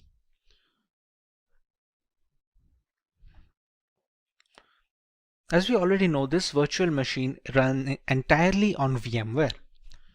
Sometimes when transferring these virtual machine instances, let's say from a personal computer to a work computer, we're going to need to copy up the entire folder that we had mentioned before over here. Instead, all virtual machines have a portability feature. Now this portability feature is possible for all scenarios, except it is much easier if they split the virtual disk into multiple files. Now even if this makes porting virtual machines easier from either system to system or software to software, let's say if you want to switch from VMware to VirtualBox or vice versa, the performance takes a small hit. It's not huge, but it's recommended to go with storing the virtual disk as a single file if you have no purposes of ever moving the virtual machine. Even if you do, it's not a complete stop that it cannot be ported. It's just easier when using multiple files. But in order to get the best performance out of the virtual machine, we can store it as a single file over here. This is a summary of all the changes that we made and all the configurations that have been settled until now. Now at this point of time, we have not provided the .iso file yet, which is the installation file for the Kali Linux that we downloaded from this website. As of right now, we have only configured the settings of the virtual machine. So we can press on Finish. And we have Kali Linux in the list. Now, to make the changes further, we press on Edit Virtual Machine Settings. The memory is supposed to give the RAM of the virtual machine. So devices with RAM of 8 GB or below that, giving high amount of RAM will cause performance issues on the host system. If the memory has some amount of free storage left, let's say on idle storage, my Windows machine takes about 2 GB. So I have 6 GB of memory to provide. Although if you provide all of the 6 GB, it will be much more difficult for the host system to run everything properly. So for this instance, we can keep it as 2 GB of memory for the virtual machine instance. Similarly, we can use the number of processors and we can customize it according to our liking. Let's say if we want to use one processor, but we want to use 2 different cores, we can select them as well. Hard disk is pre-set up as the SCSI hard disk and it does not need to be changed for the installation of this operating system at all. CD/ID DVD. This is where the installation file comes. You can think of the ISO file that we downloaded as a pen drive or a USB thumb drive, which is necessary to install an operating system. To provide this, we're going to select Use ISO image file. We're going to click on Browse. Go to Downloads and select the ISO file over here.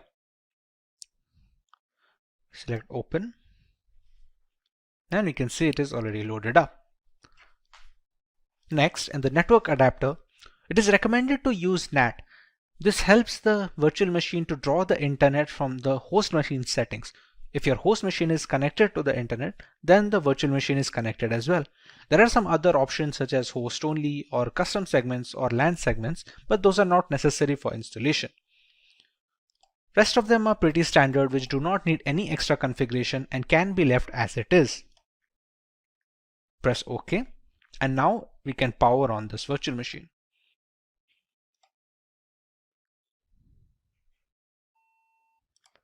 In this screen, we can choose how we want to proceed with the installation. We have a start installer option over here. So we're going to press enter on that.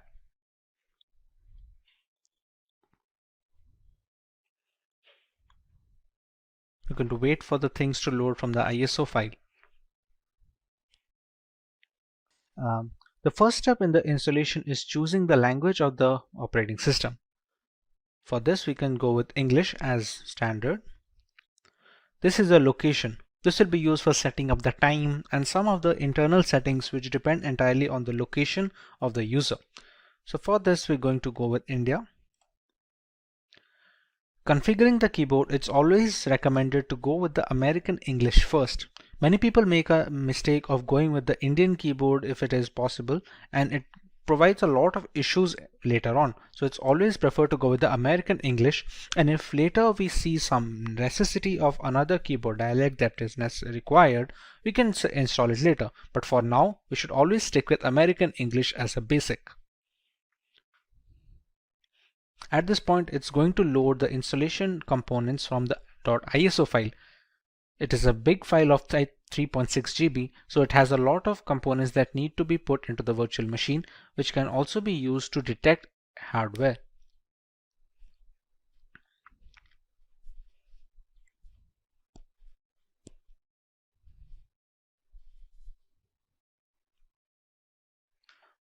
Once the hardware and the network configuration is done by the ISO file, we want to write a host name for the system. This host name can be anything which is used to recognize this device on a local network or a LAN cable. Let's say if we use the name Kali. Domain name, we can skip it for now. It's not necessary as such for the installation. This is the full name for the user. Let's say we can provide the name as Simplilearn as a full name. Next, we're going to set up a username. This username is going to be necessary to identify the user from its root accounts and the subsequent below accounts. For now, we can give it as something as simply123. Now we have to choose a password for the user. Now remember, since this is the first user that is being added onto this newly installed operating system, it needs to be a password for the administrator. We can use whichever password we like over here and use the same password below and press on continue. At this point, it's going to detect on the components on which the operating system can be installed. Like here, there are multiple options like the use entire disk and set up LVM, use entire disk and set up encrypted LVM. For newcomers, it is recommended to just use the first one, since LVM encryption is something that you can learn afterwards when you're much more hands-on with the Linux operating system. For now, we're going to use the use entire disk guided installation and press on continue. When we set up the virtual machine on VMware, we had set up a disk capacity that we gave a purpose 20 GB. That is the hard disk which is being discovered here. Even though it is a virtual disk, on VMware it acts as a normal hard disk on which an operating system can be installed. So we select this one and press on continue. Here there is a multiple partition system. All the operating systems that are installed have different components. One is used for the keeping of the applications, one for the files, other for the RAM management, and other things. For newcomers, it is always recommended to keep it in one partition.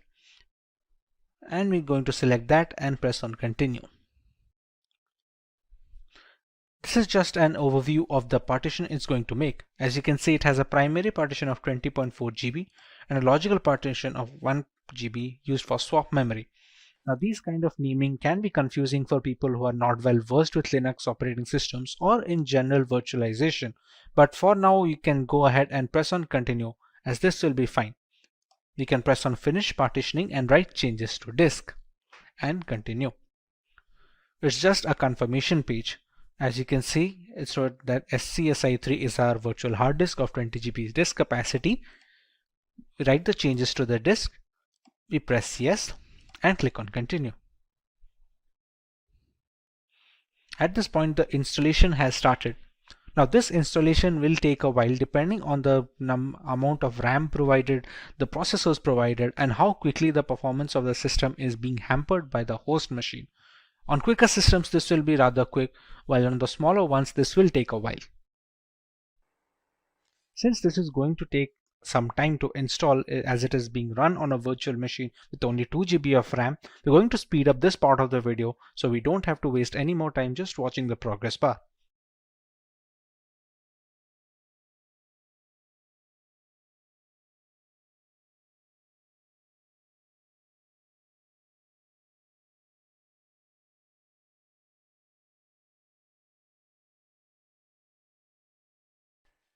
Now that our core installation is completed, it's asking us to configure a package manager. The work of a package manager on Linux operating systems is similar to the Google Play Store on Android mobile devices and on the App Store for the Apple devices. It's an interface to install external applications which are not installed by default. Let's say for Google Chrome or any other browser which can be used to browse the internet. At this point of time, it's asked us to select a network mirror. We're going to select as yes and move forward with this. Next, it's going to ask us for an HTTP proxy, which we can leave it as blank and press it as continue forward. At this point of time, it's looking for updates to the Kali Linux installation. This will fetch the new builds from the Kali server, so the installation is always updated to the latest version. Now that the package manager is configured, we have the grub bootloader. The grub is used for selecting the operating system while booting up. Its core functionality is to allow the operating system to be loaded correctly without any faults. So at this point of time, if it asks install the grub bootloader to your primary drive, we can select it as yes and press continue. Remember, the installation was conducted on dev SDA. So we're going to select installation of the grub loader on the same hard disk that we have configured. Press this one and press continue. So now the grub bootloader is being installed. The grub is highly essential because it shows the motherboard where to start the operating system from. Even if the operating system is installed correctly and all the files are in correct order, the absence of a bootloader will not be able to launch the OS properly. As you can see, the installation is finally complete. So now we can press on continue and it's going to finalize the changes.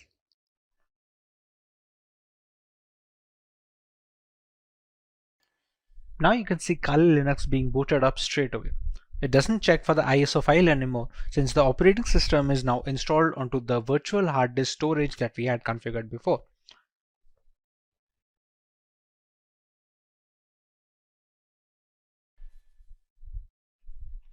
Here we're going to enter our username and password that we had set up before.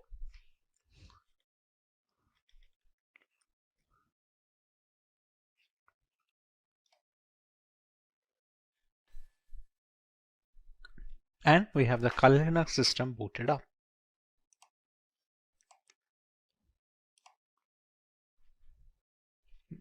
And this is your homepage. We can see the installed applications over here, which are being used for penetration testing by multiple security analysts worldwide. All of these come pre-installed with Kali Linux, and others can be installed using the apt package manager that we had configured. We can see our full name over here. And with this, our installation of the Kali Linux is complete. It's no secret that the vast bulk of our internet usage is vulnerable to hacking, whether it's through hazardous messaging apps or faulty operating systems. Penetration testing has become the norm for vulnerability assessment in order to fill this vacuum in digital security. Kali Linux is a well-known operating system in this fight against hackers. Kali Linux, a distribution designed specifically for penetration testers, has layers of features that we will go over in today's lesson and take a look at some of the tools and features that the operating system has to offer. Let's take a look at the video's topics and features that the operating system has to offer. Let's take a look at the video's topics. We start by learning the requirements of an operating system like Kali Linux. We learn more about the core features of the OS and its intricacies. Moving on, we take a look at the 5 distinct stages of penetration testing that dictate the flow of vulnerability assessment in general. Next, we learn about some important tools that can be found on Kali Linux which are geared specifically for ethical hacking purposes. And finally, we have an extensive demonstration where we work on some basic terminal commands, proxy tools, and a couple of highly regarded software from the crux of the operating system. Choose from over 300 in-demand skills and get access to 1,000 plus hours of video content for free. Visit SkillUp by Simplilearn. Click on the link in the description to know more. Let's start by learning why one should learn Kali Linux in the first place. In today's world, an organization's most valuable asset is its information or data. This is true for all kinds of businesses, be it public or private. On a daily basis, they all deal with enormous amounts of sensitive information. As a consequence, terrorist groups, hacking teams, and cyber thieves often attack them. To ensure this safety and protection, businesses use a variety of security measures and regularly update their index. Organizations must be proactive in this age of digitalization by regularly assessing and updating their security. Every day, hackers discover new methods to breach firewalls. Ethical hackers or white hat hackers provide a fresh perspective on security. They conduct penetration tests to validate security measures. Generally, they will penetrate your networks and give you relevant information about your security posture. Once an organization has this knowledge, it may upgrade its security procedures accordingly. The latest version of Kali Linux comes with more than 600 penetration tools pre-installed.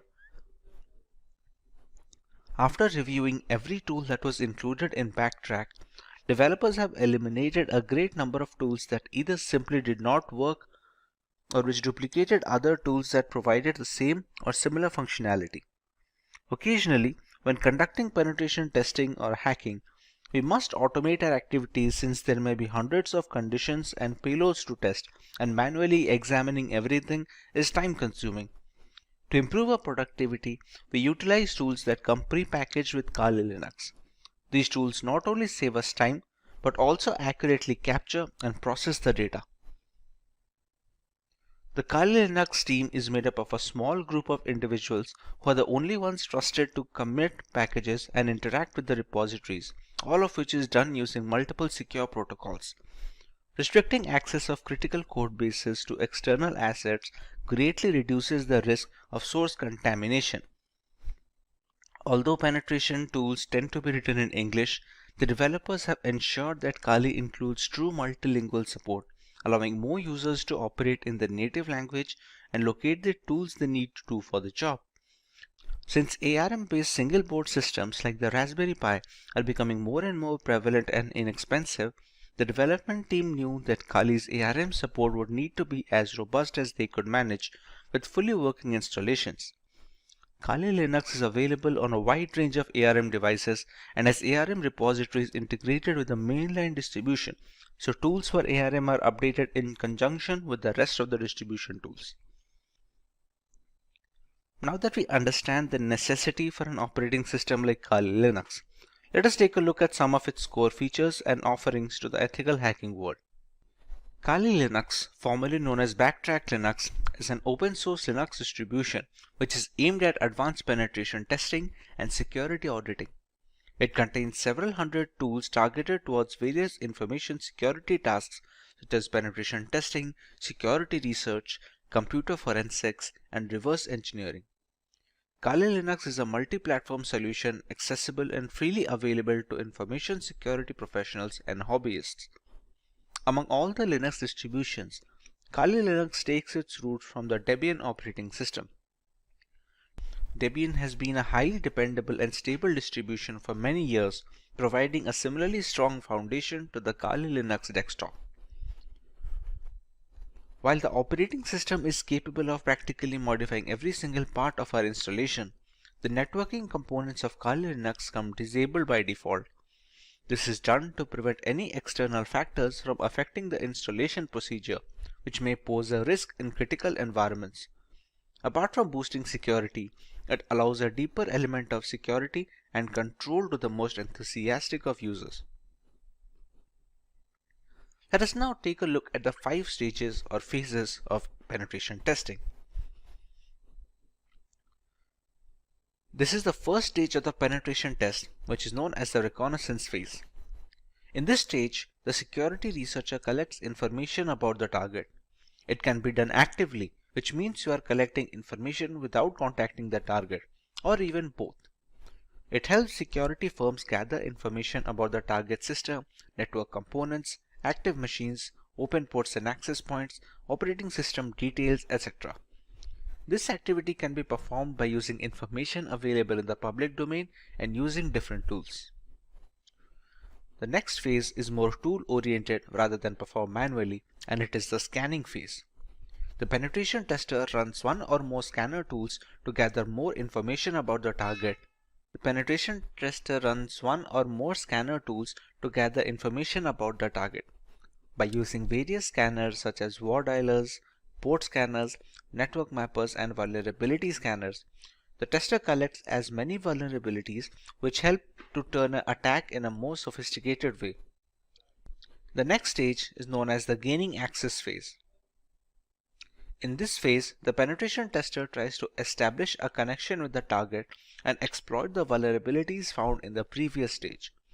Exploitation may be buffer overflow attacks, denial of service or DOS attacks, session hijacking, and many more. Basically, penetration tester extracts information and sensitive data from servers by gaining access using different tools. In the maintaining access phase, the penetration tester tries to create a backdoor for himself.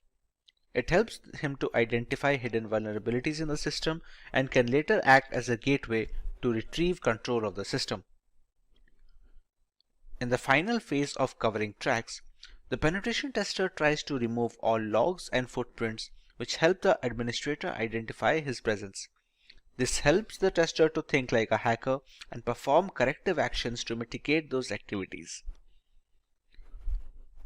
Now that we understand the basics of penetration testing and how ethical hackers go about their way, let us take a look at some notable tools which can be used on Kali Linux.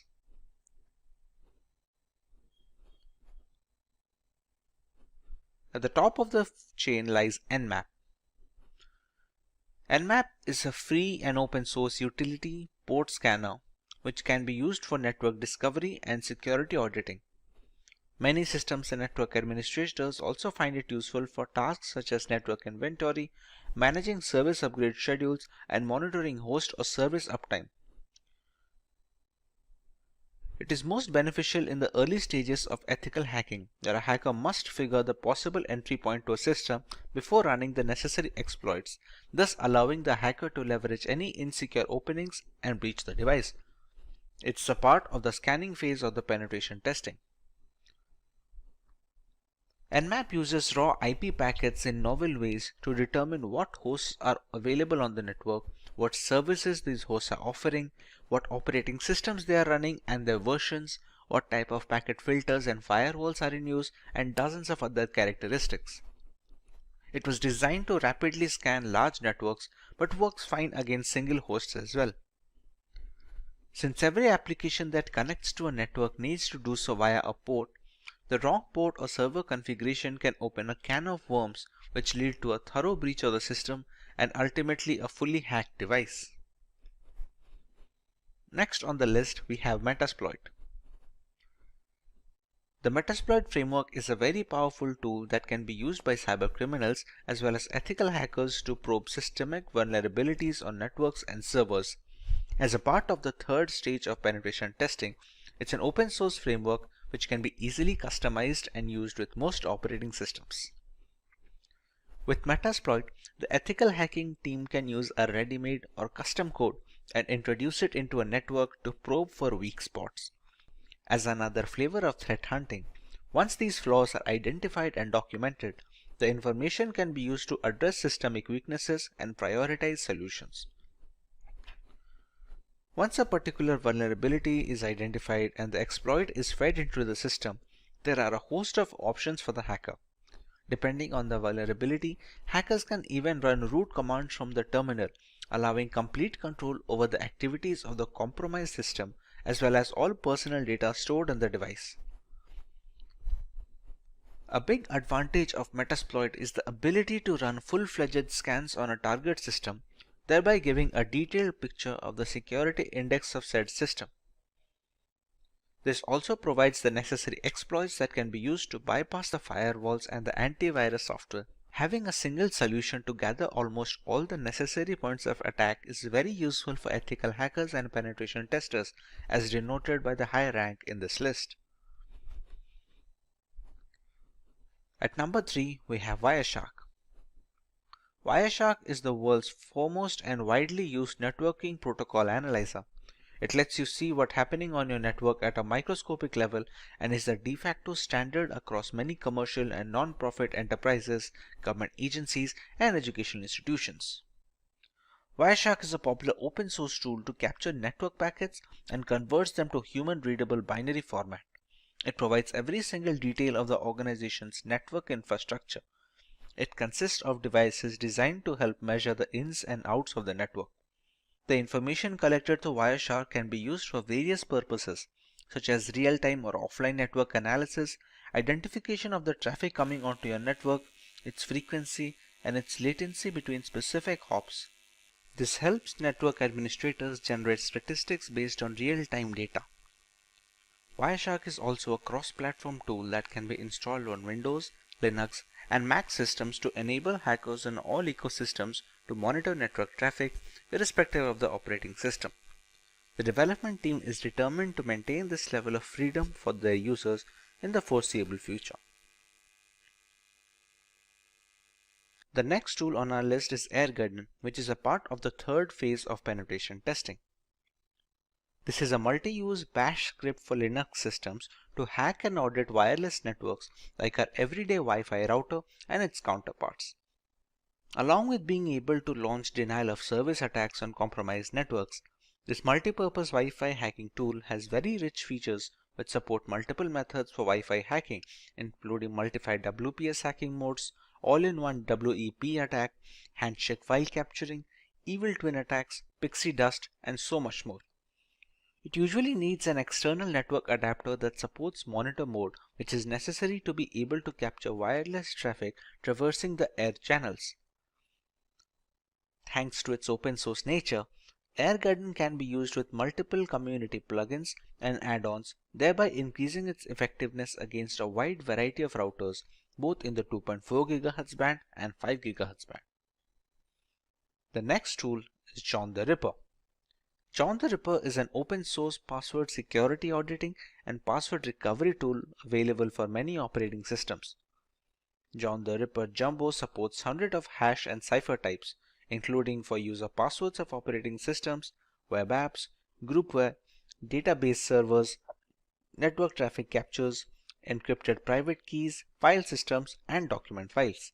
Some of the key features of the tool include offering multiple modes to speed up password cracking, automatically detecting the hashing algorithm used by the passwords, and the ease of running and configuring the tool, making it a password cracking script of choice for novices and professionals alike.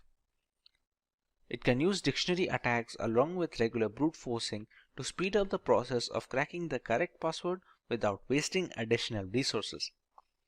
The word list being used in this dictionary attacks can be used from the user's end, allowing for a completely customizable process. Now that we have covered the basics of Kali Linux, let us take a look at the agenda for our demo today. We start out with a few terminal commands that are a basic part of a Linux operating system. We configure our own proxy chains to maintain anonymity while running penetration testing attacks on our victims. Next, we run a few Nmap scans on a local Windows 10 machine to find out the type of information that can be gathered in such a scenario. Moving on, we use Wireshark to monitor internet traffic and understand the importance of encryption and security when browsing the World Wide Web. Next, we learn about Metasploit and its various applications in the line of vulnerability assessment of a device. And finally, we use Metasploit to take root access of a fully updated Windows 10 computer system. Let's begin with some terminal basics on Kali Linux. When most people hear the term Linux, they envision a complex operating system used only by programmers. However, the experience is not as frightening as it appears. Linux is an umbrella term for a collection of free and open source Unix operating systems. There are many variants like Ubuntu, Fedora, Debian. These are distributions, will be a more precise term. When using a Linux operating system, you will most likely utilize a shell, which is a command line interface that provides access to the operating system services. The majority of Linux distributions ship with a graphical user interface, also known as GUI, as their primary shell. This is done to facilitate user interaction in the first place. Having said that, a command line interface is suggested due to its increased power and effectiveness. By entering the commands into the CLI, tasks that require a multi-step GUI procedure may be completed in a matter of seconds. You can start the terminal by clicking on the prompt icon here on top. Once the terminal is opened, we can put up our commands. The first command that we are going to look into is pwd. pwd stands for present working directory. As of right now, what you are seeing is the terminal window by default. If I write pwd and press enter, this shows the directory in which the terminal is being run on. As of right now, it's in the NF folder of my desktop, which is specifically this folder. If I open up this folder, you can see it is currently empty, as in it has no contents. If I use another command known as mkdir, which is supposed to stand for make directory, and I write nf2, shortage for new folder 2. If I open up the nf, you can see the new folder is created. This is how the pwd command works. Another important command to change directories, it's called the cd command. Let's say right now if I am in nf, I want to create a new file in nf2 folder or something else in the nf2 folder. I have to shift to cd nf2. Now if I write pwd, it will show the present working directory of home, Simplilearn, desktop, nf, and inside that I am in nf2 right now. It is done to navigate through the Linux files and directories. It requires either the full path or just the name of the directory.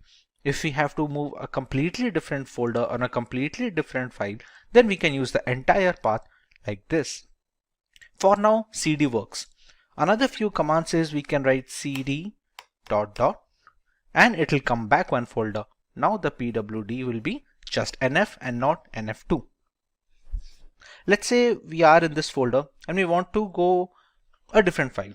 Let's say if we just go for cd home, Simplilearn. That's it. Right now, these are the folders in our current present working directory. We have the desktop, the documents, downloads, etc.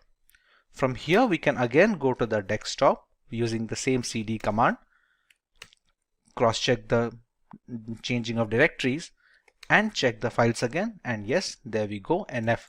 How do we know this? What are the commands that are used to show the files and folders? That folder is known as the ls command. ls can be used to view the contents of a directory. By default, this command will display the contents of your current working directory. If we add some other parameters, we can find the contents of other directories as well. There are some hidden files as well in Linux which cannot be showed just with ls.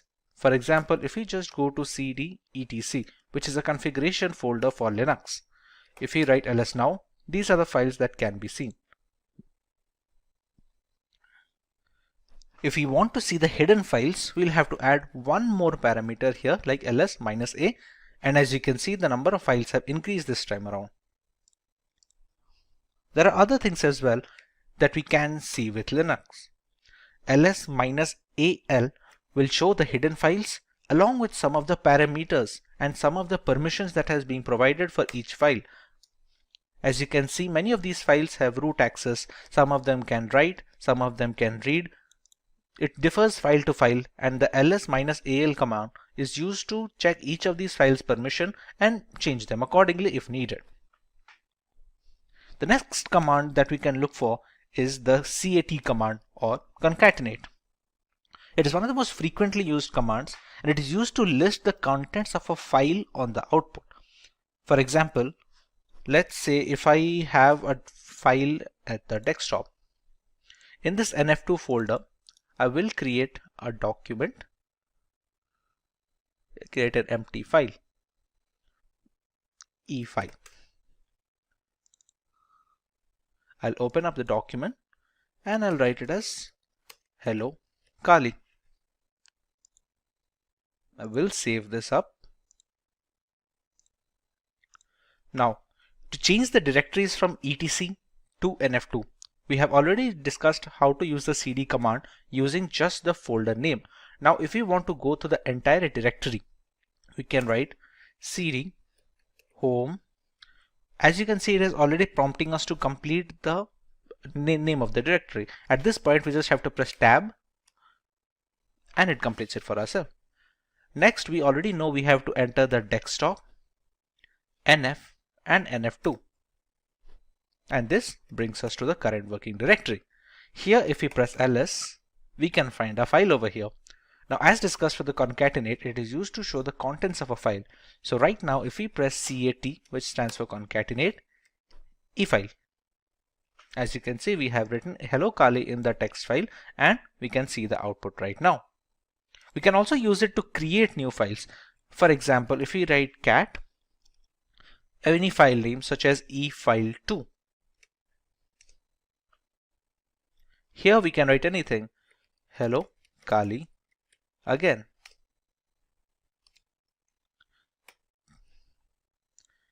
Once we press Ctrl C here, we can check e-file2 and we have Hello Kali again printed over here. We can see the same using the concatenate command as well. If I press ls, you can see we have two files here and I can go with cat e-file2 and I have Hello Kali again. This is how the concatenate command works. Apart from this, it can be used to copy. There is a different command like called cp, which is used to copy the files from one place to another. Mind you, this is not moving. This is only going to copy the command. For example, currently our pwd, which is the present working directory, is in the NF2 folder, as you can see over here. Let's copy the e-file2 to the NF folder. We can write cp e-file2 and give the path of the NF folder, which will be home, Simplilearn, desktop, and NF. Now if I press ls, I'll find both the files in NF2 since I copied. To go back to the NF folder again, we can again use the same command of we can again use the home, Simplilearn, desktop, and just NF. No NF2 this time, just NF. As you can see, this will change back our present working directory. Now when we press ls, we will find the e-file2 file and the NF2 folder. And we can confirm this using the GUI as well.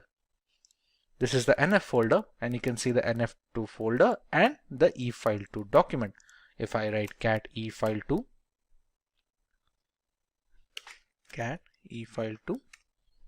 we can see the contents of the file. Now this can be done using moving as well. For example, if I go to cd NF2, which is the inside folder, it has both the document files like e-file and e-file2. Let's say I want to move the e-file completely from NF2 to NF1. Instead of writing cp, the command I'm going to use is mv e-file, and again give the path of the folder into which I have to copy, which will be again home, Simplilearn, desktop, and NF. As you can see, the contents of the NF2 have appeared here and e-file has been moved from NF2 to NF. This is the NF2 and we don't find e-file here anymore. If we press cd ...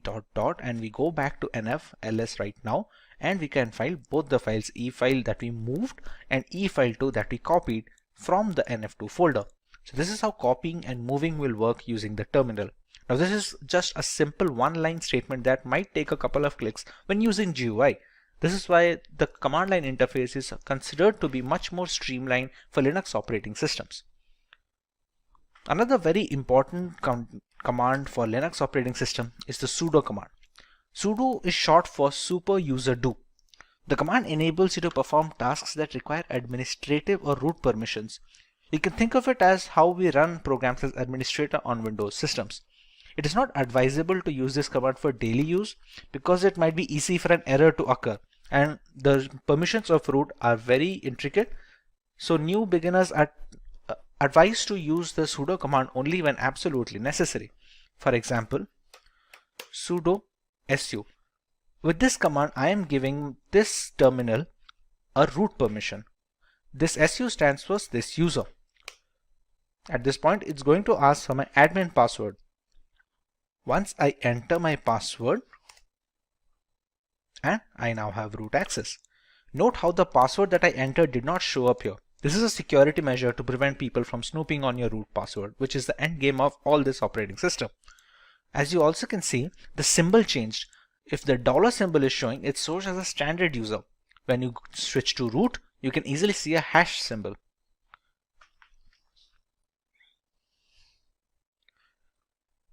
This opens up a separate shell inside this terminal command. For example, we can exit out of the root user to the standard user using the command exit. And once again, we have the dollar sign and the root has vanished over here. There are some commands that will only work with administrative access. For example, when updating the Kali Linux system, we have to use apt update. As you can see, it says problem unlinking the file because permission denied. Now let's try this using sudo apt update.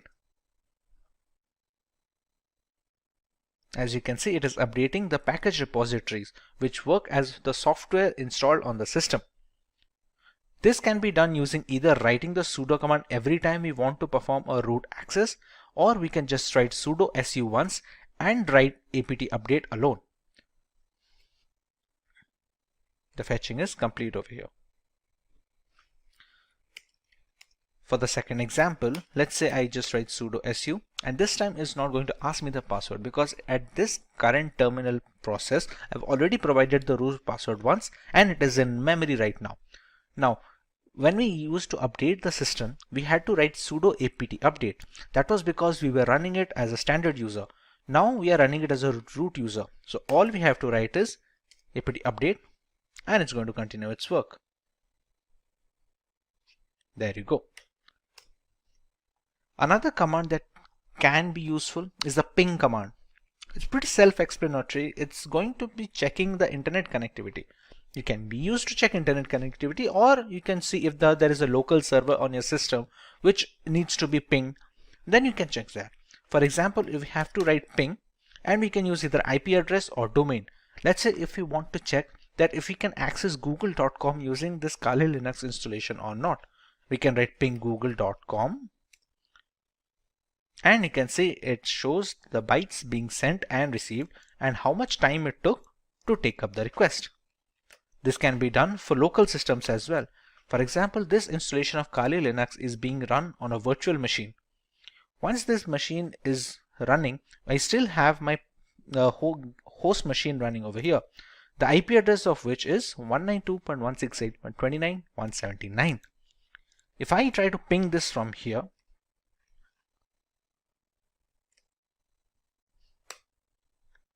as you can see, the time to complete the request is drastically low compared to a website on the internet, considering this is on the local network. This is how the ping command is worked, and it can show you what kind of packages are transmitted, how many are received, if there was any kind of packet loss between the connection window, and other details. A very important command when working with the terminal for a long duration is the history command. Pretty self-explanatory. There are so many commands that are being run. Sometimes people forget what was the change they did or what was the directory name they put. A history command helps to recover some of the commands that you have written. It doesn't go all the way back, but it takes up many commands that were inputted in the last few processes. This is how the history command works. These are some of the most commonly used terminal commands. If you want to learn more about this terminal and every other feature of this, please let us know in the comment section and we'll try to make an in-depth tutorial, especially if you could repeat. If you want to learn more about the terminal, please let us know in the comment section and we will try to make an in-depth tutorial specifically for terminal commands on Linux. Moving on, we learn how to configure proxy chains on our system. Proxying refers to the technique of bouncing your internet traffic through multiple machines to hide the identity of the original machine. It is a good tool that hackers use to accomplish this goal is proxy chains. Essentially, you can use proxy chains to run any program to a proxy server. This will allow you to access internet from behind a restrictive firewall which hides your IP address. Proxy chains even allows you to use multiple proxies at once by chaining them together. One of the most important reasons that proxy chains is used in a security context is that it's easy to evade detection. Attackers often use proxies to hide their true identities while executing an attack. And when multiple proxies are chained together, it becomes harder and harder for a forensic professional to trace the traffic back to the original machine. When these proxies are located across countries, investigators would have to obtain warranties in the local jurisdictions where every proxy is located. To see how proxy chain works, let's open Firefox first and check our current IP address. Write Firefox and there we go.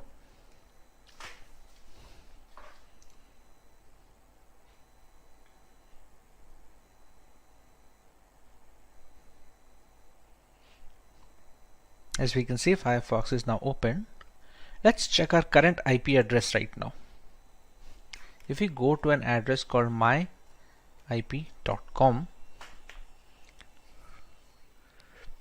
and you can see it easily detects our country is in India and this is a public IP address.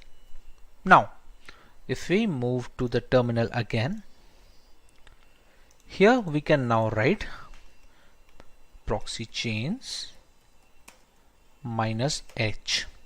What this -h does is it finds a help, it stands for the help file. This is for help file. What we found out using this is proxy chains has a config file here, etc proxychains4.conf. This is the config file found.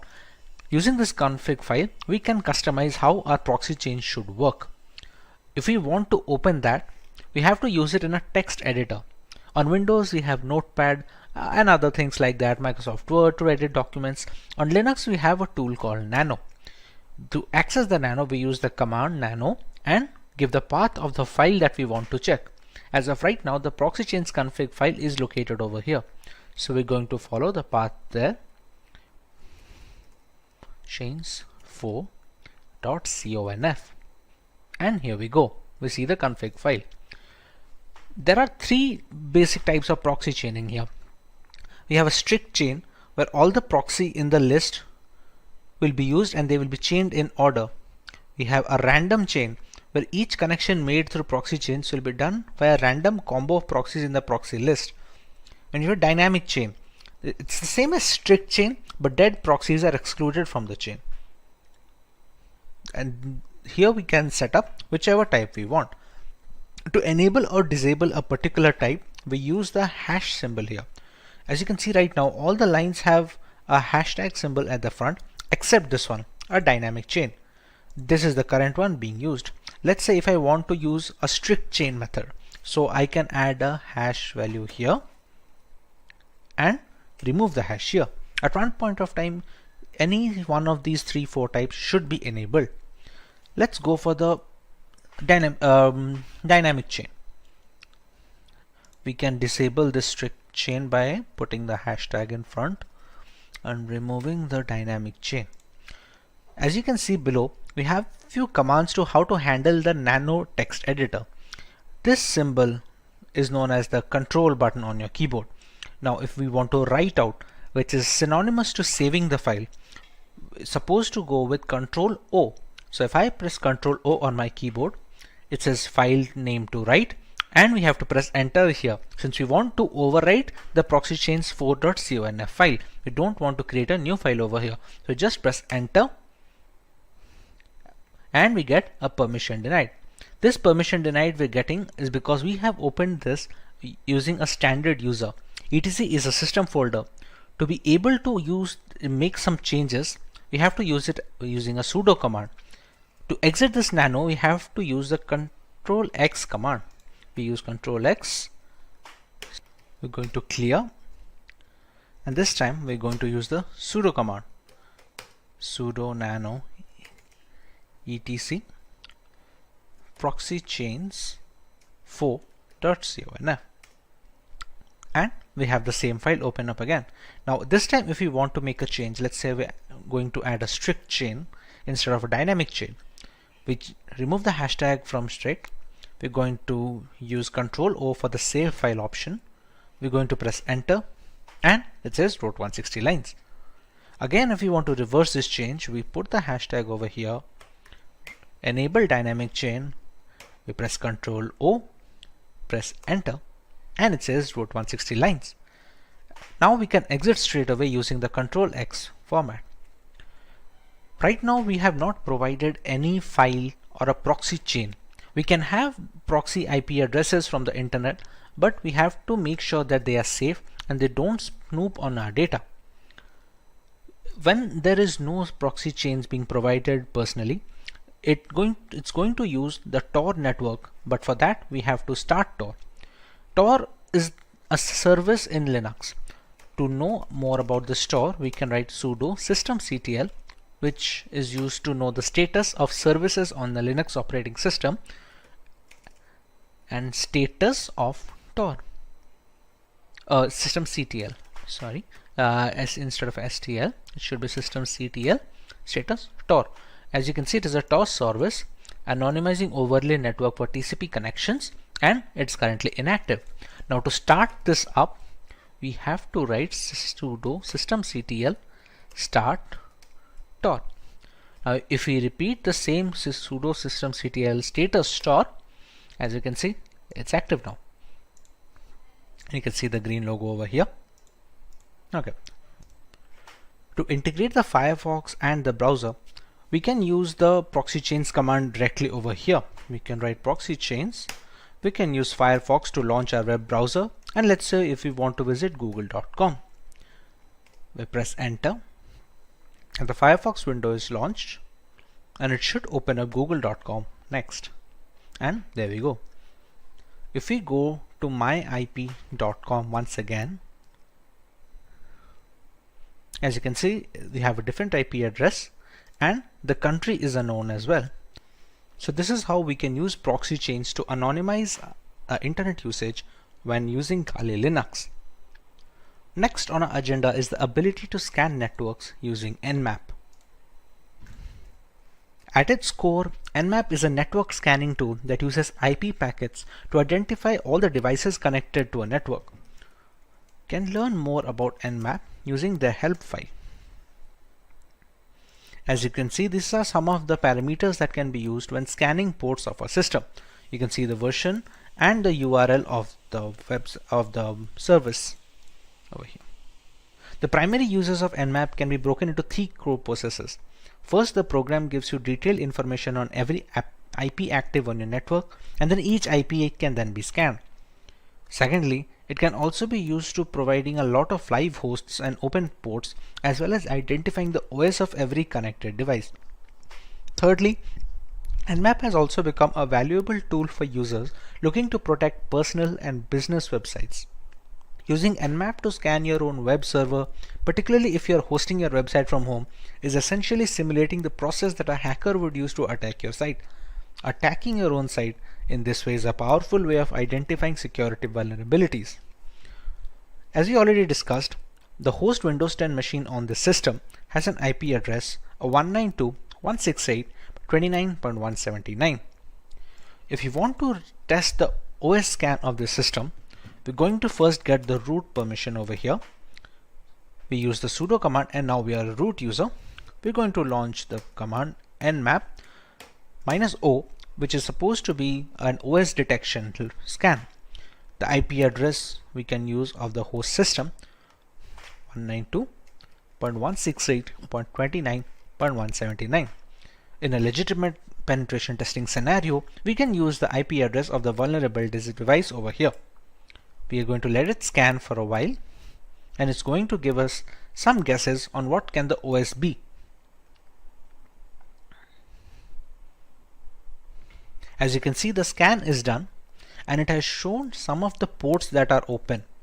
You can see the MSRPC port open, the HTTPS 443 port open, which is used to connect to the internet, and it has some aggressive OS guesses as well.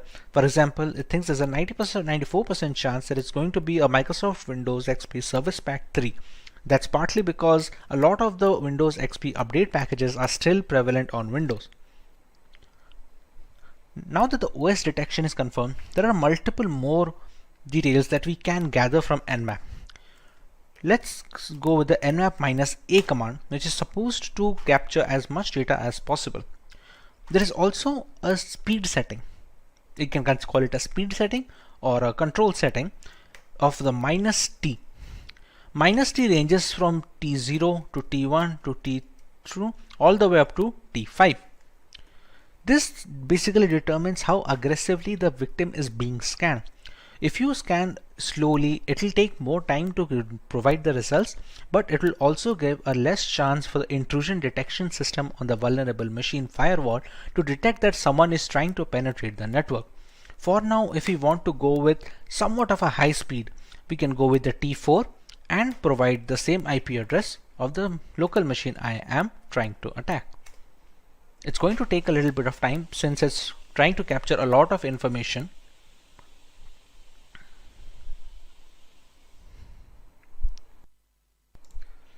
As you can see, the results are now here.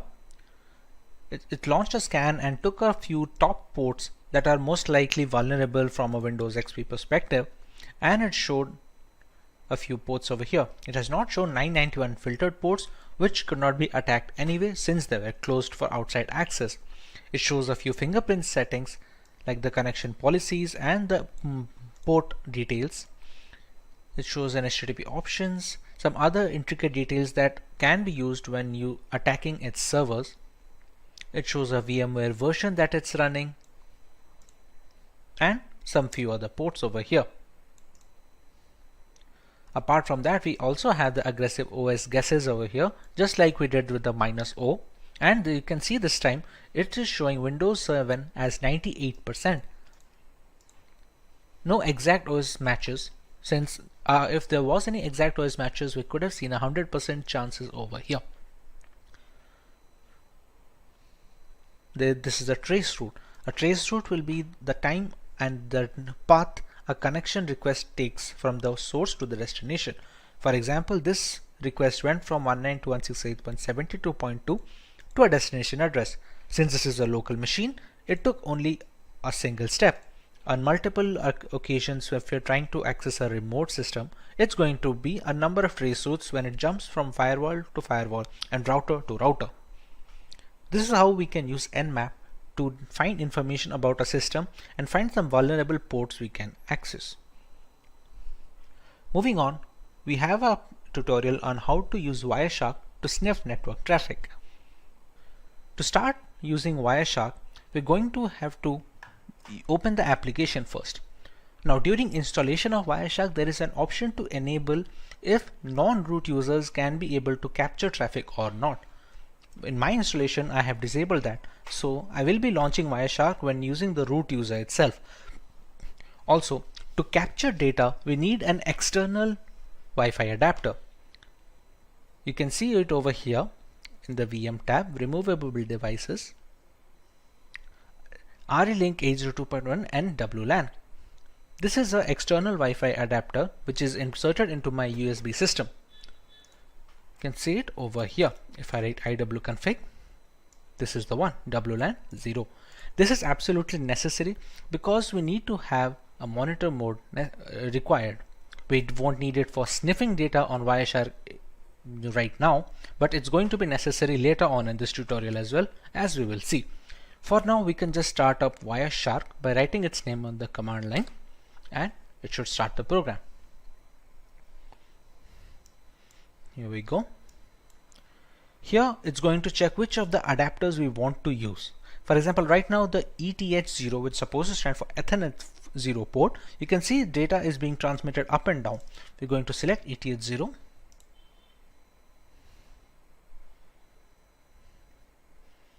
And we have started capturing data. You can see the data request from the source to destination, from the time and which protocol it is following, everything we can see. And we can see the IPv4 flags here as well, as you can see over here. To capture internet traffic, we can try running Firefox.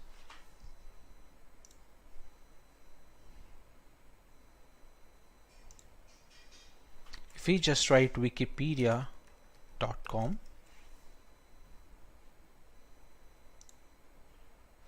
and you can see the number of requests increasing.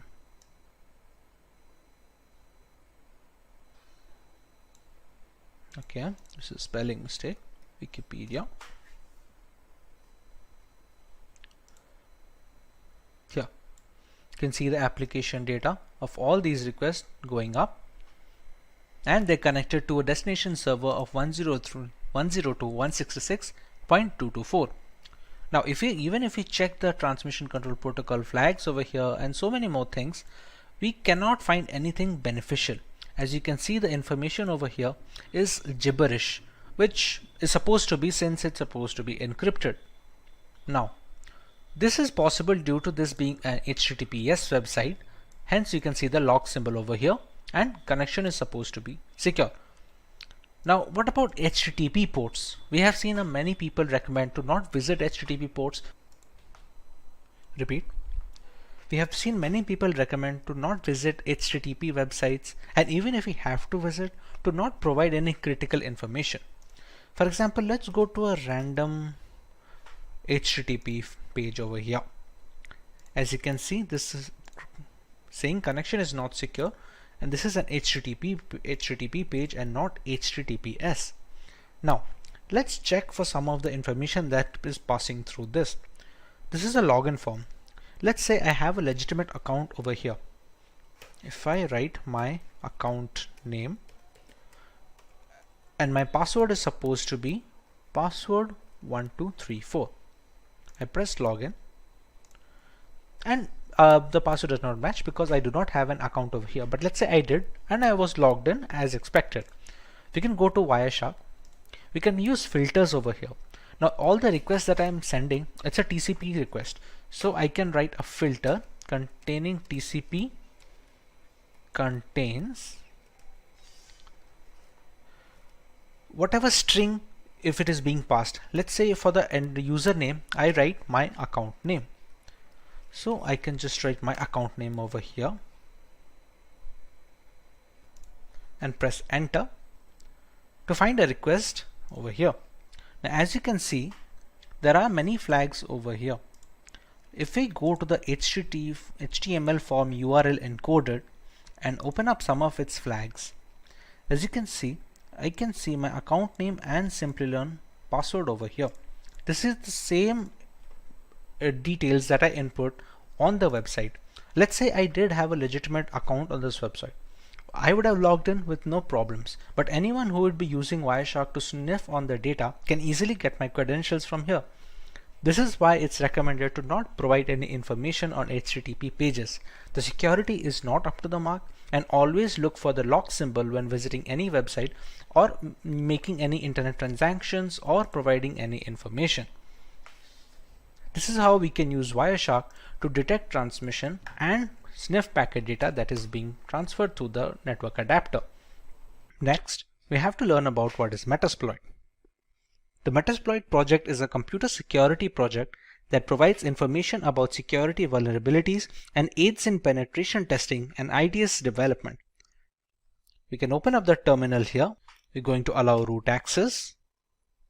And to open up Metasploit, the keyword is MSF console. It's going to take a little bit of time to start it up. Now the Metasploit console has been loaded. From here, we can decide what type of attack we want to launch and what kind of exploits we can launch against vulnerable targets. For example, like we had already discussed, I'm running this virtual machine on a Windows 10 host machine. So if I open the command prompt from my Windows 10 over here, if I need to check the IP address once, I go with ipconfig. Here you can see the IP address of this local machine. Moving on, if we have to attack that machine, let's say we want to see what kind of exploits are going to work over there. Now we already know that Windows has some common vulnerabilities. One of those vulnerabilities is the HTA server vulnerability. HTA is supposed to be a HTML application, but when passed the right payload, it can be used to open a backdoor into a system. To start off with the Metasploit and accessing such applications, we're going to use the command use exploit, and the name of the reverse HTA server is this: Windows MISC for miscellaneous HTA server. As you can see, it already found this one. Alright, now there are some options that we need to set for this exploit to go through. For example, you can see some of the options over here. There is a payload. The payload is supposed to be the malicious file that we are going to send on the HTML application, which allows us to give the backdoor. For example, right now the payload, which is the malicious file, is a Windows Meterpreter reverse TCP. Completely understandable. Now let's set the L host. L host and R host and SRV host should be the one where we are going to launch the attack from. For example, if we launched another tab of this console and we just press ifconfig, the IP address is 192.168.72.130. So we're going to set the L host as 192.168.72.130, and we're going to do the same thing with SRV host.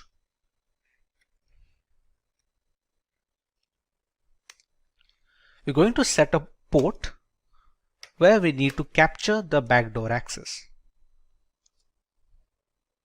Next, the payload has already been set. This payload will launch a backdoor and give us Meterpreter access to the system. Meterpreter can be considered as an upgrade of a normal command prompt shell. We will look into it once we get the access in the first place. Now that we have set the commands, we can press on exploit and press enter. Now you can see we have a URL over here. We're going to copy this URL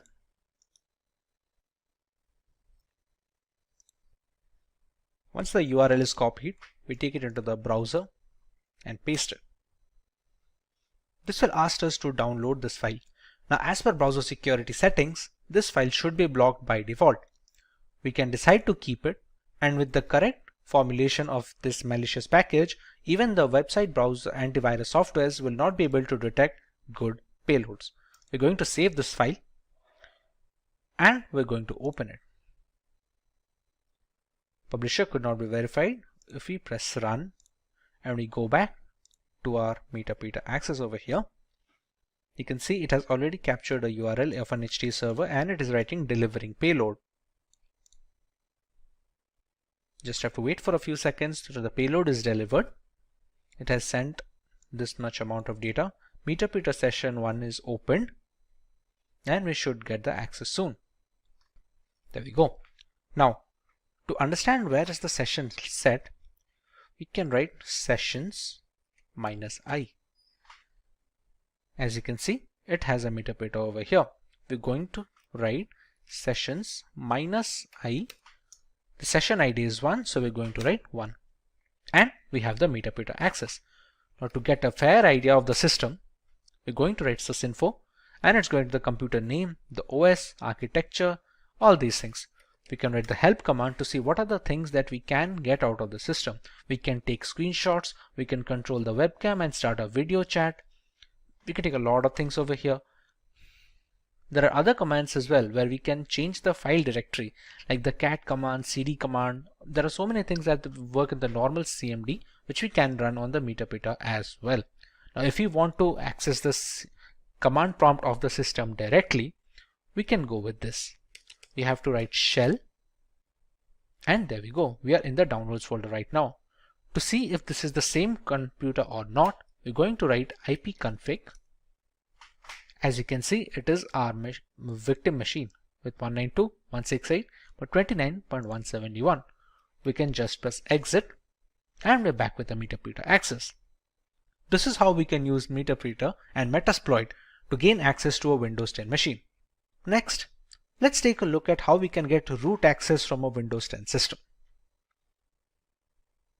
We just learned how we can get a meterpreter access from a system. We can background this meterpreter session by writing background and pressing enter. We can still see the sessions minus I. It's still present over here. Now, these kind of access are not administrative access. These are the kind of backdoors that can be created for standard users. But to get a complete access of a system, including the program files, the Windows documents, we need to have root access or administrative access. To do that, we're going to use another exploit. Reminder that the meterpreter session of the standard access is already present and we're not messing with it right now. We're going to set up another session, albeit with the same machine. That exploit name is use exploit Windows local bypass UAC event viewer. And there we go. Now, if we check the options that we can put in the system, we have to choose an exploit target. We need to put a session as well. Let's say we're going to use the session 1. This is the session that has the meterpreter access with the standard user. It doesn't have the system user. We're going to write set session 1 and we're going to run exploit. Run a few commands and it opened a second meterpreter session. As you can see, it is the session 2. If I write sysinfo, you can still see I'm not the system user right now. I'm still just a normal user. How can we check that?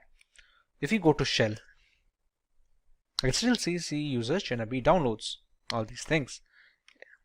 If I press exit, go back to the meterpreter. There is a command on meterpreter, get system. It attempts to elevate your privilege to that of the local system, which basically means you get promoted into root access. So if we write get system, and due to pipe impersonation, we now have the system root access. As you can see, now it has become x64 and we are the admin users. Now if I go to shell, I can easily go back, Windows, and I can easily access these things. This kind of control over the Windows folders and the program files folders, these kind of things are not possible if you are not an admin access or the command prompt has not been run with admin permissions. This is how we can use privilege escalation to get into an admin access system. We use the second exploit, which was the bypass UAC event viewer exploit, and essentially used it with the first session. As you can read here, Windows escalation UAC protection bypass. It was first disclosed on 2016, but it still works on some systems. This is how we can get root access on a Windows 10 installation. Hope you learned something new today. In this tutorial for today, we will explore the most frequently asked and important interview questions and answers for cybersecurity for all the different levels of proficiency, starting from freshers to experienced. Cybersecurity is crucial in today's digital world, protecting sensitive data from cyber threats and attacks. As cybersecurity risks grow, businesses are investing heavily in security measures, creating a surge in cybersecurity job openings. Roles in security analyst, ethical hacker, and SOC analyst are in high demand across all the industries. Professionals with skills in network security, penetration testing, and cloud security are highly sought after. Preparing for cybersecurity job interviews require knowledge of key topics like encryption, firewalls, threat detection, and risk management. Having a strong list of frequently asked questions will help you boost confidence and readiness. Strong cybersecurity awareness also helps individuals and organizations stay safe in evolving threats. Now, without further delay, let's get started with the cybersecurity interview questions and answers.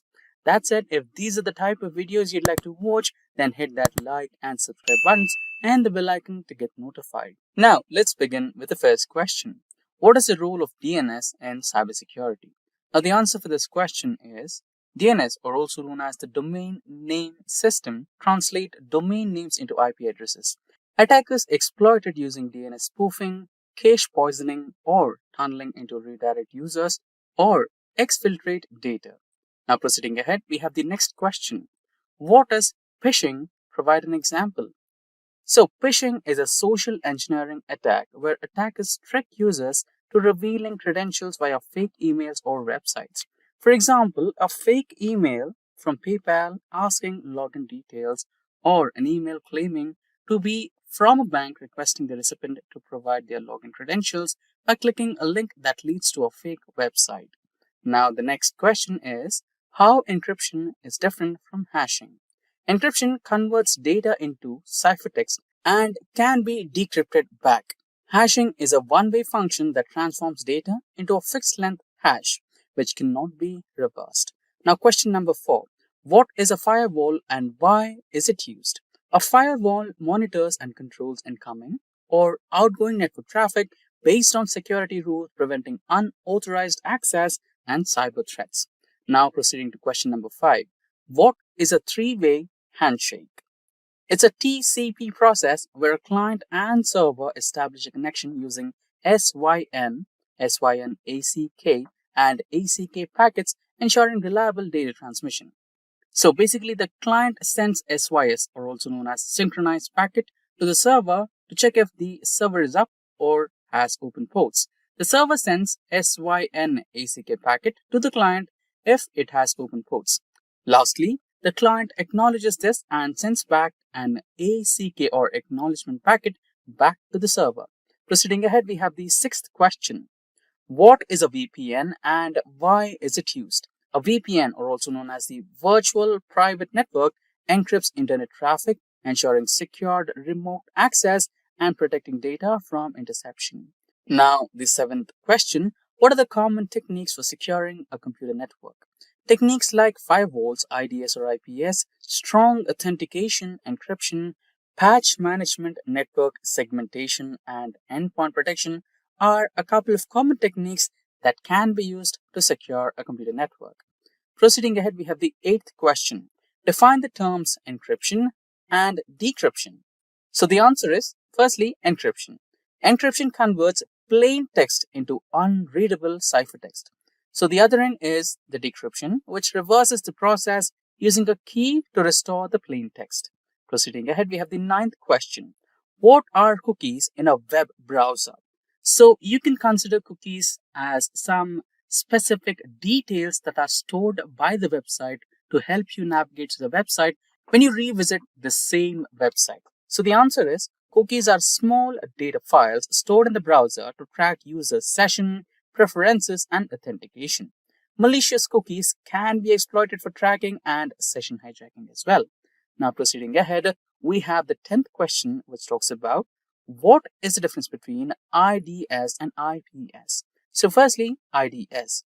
IDS is also known as Intrusion Detection System, which monitors traffic for threats, while IPS is Intrusion Prevention System, which actively blocks malicious traffic. Now, proceeding ahead, we have the 11th question. What is two-factor authentication? So for all of those you're already using Gmails or any of the email accounts and you want to log in from a remote location which kind of seems different to your browser, then you get a notification.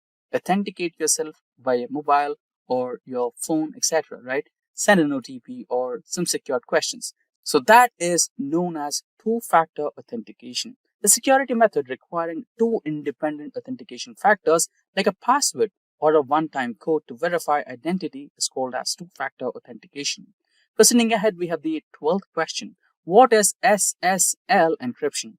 Secured sockets layer encrypted data between a web browser and a browser to prevent eavesdropping and tampering. Proceeding ahead, we have the 13th question.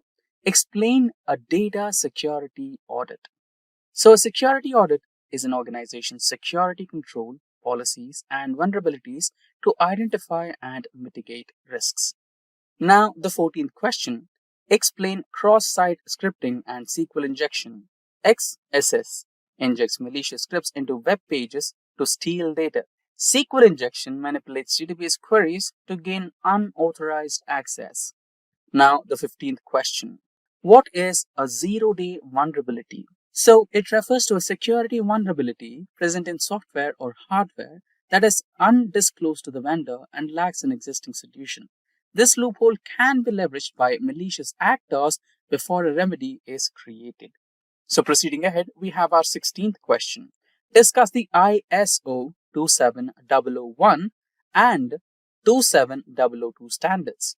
So, it is a framework for information security management systems, which is ISMS, while ISO 27002 provides guidelines for implementing security controls and practices within an organization. Now, proceeding ahead, we have the 17th question. Explain the principles of ethical hacking. Ethical hackers identify vulnerabilities legally, following rules and engagement, ensuring data integrity, and reporting findings responsibly. Now we have the 18th question. What are the different types of network security? So the 18th question. What are the different types of network security? So the different types of network security includes firewalls, IDS or IPS, encryption, VPNs, endpoint protection, network segmentation, and access controls. Proceeding ahead, we have the 19th question. So moving ahead, we have the 19th question. Discuss the concept of risk assessment in cybersecurity. Risk assessment evaluates threats, vulnerabilities, and potential impacts to prioritize security measures. Now, moving ahead, we have the next question, which is what is the incident response and how is it managed? So, the answer is incident response is handling security breaches using a structured approach, which is detection, containment, eradication, recovery, and lessons learned. Now, moving ahead, we have the 21st question, which talks about what is the CIA triad in cybersecurity? So, CIA stands for C, confidentiality, which is data privacy, I for integrity, which is data accuracy, and A for availability, which is for data access when needed from the CIA triad. Proceeding ahead, we have the 22nd question. What is network sniffing? Capturing and analyzing network traffic using tools like Wireshark, which attackers exploit to intercept sensitive data, is called as network sniffing. Now, the 23rd question. How do you manage cryptographic keys? Using key management systems like KMS, rotate key regularly, use strong storage methods, and enforce least private access, you can manage the cryptographic keys. Now we have the 24th question. Define the terms virus, malware, and ransomware. So the answer for this question is, firstly, a virus. Virus replicates and spreads. Next is malware, includes all malicious software.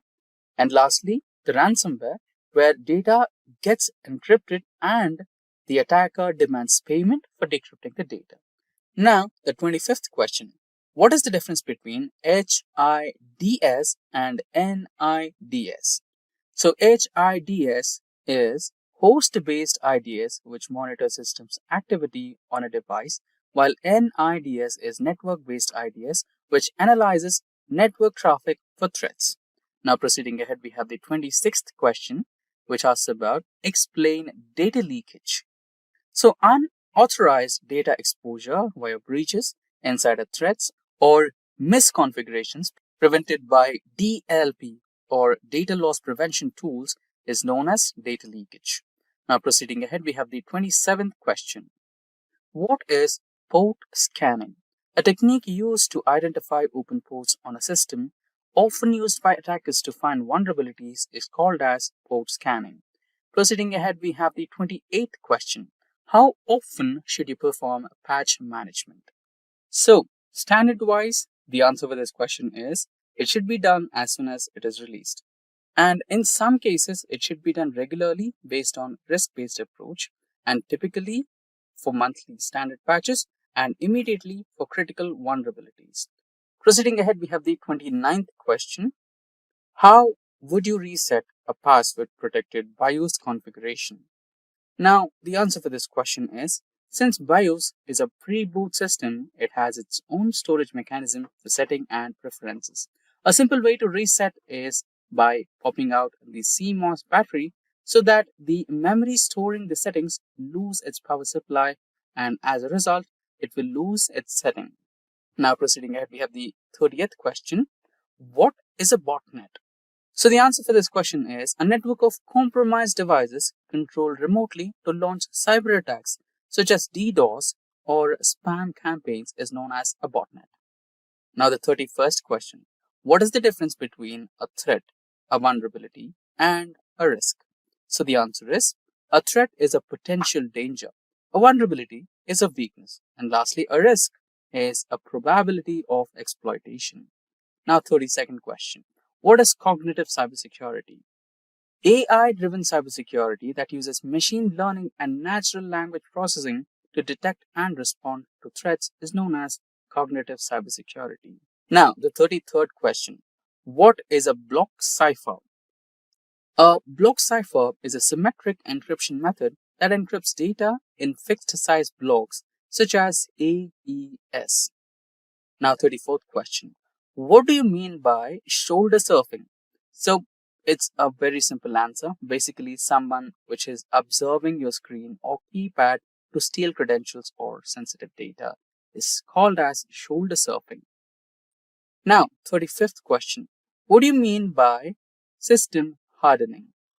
So the answer for this question is strengthening a system's security by removing vulnerabilities, disabling unused services, and enforcing strict policies is known as system hardening.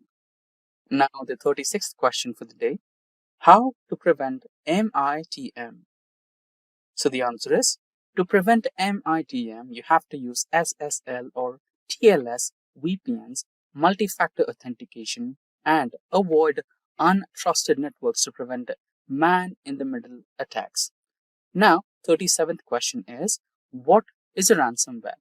So, the answer for this question, before we get started, we briefly had a discussion about ransomware in our previous questions. Now, let's have a detailed explanation for this one. Ransomware is a type of malware that encrypts data to make it inaccessible to computer users.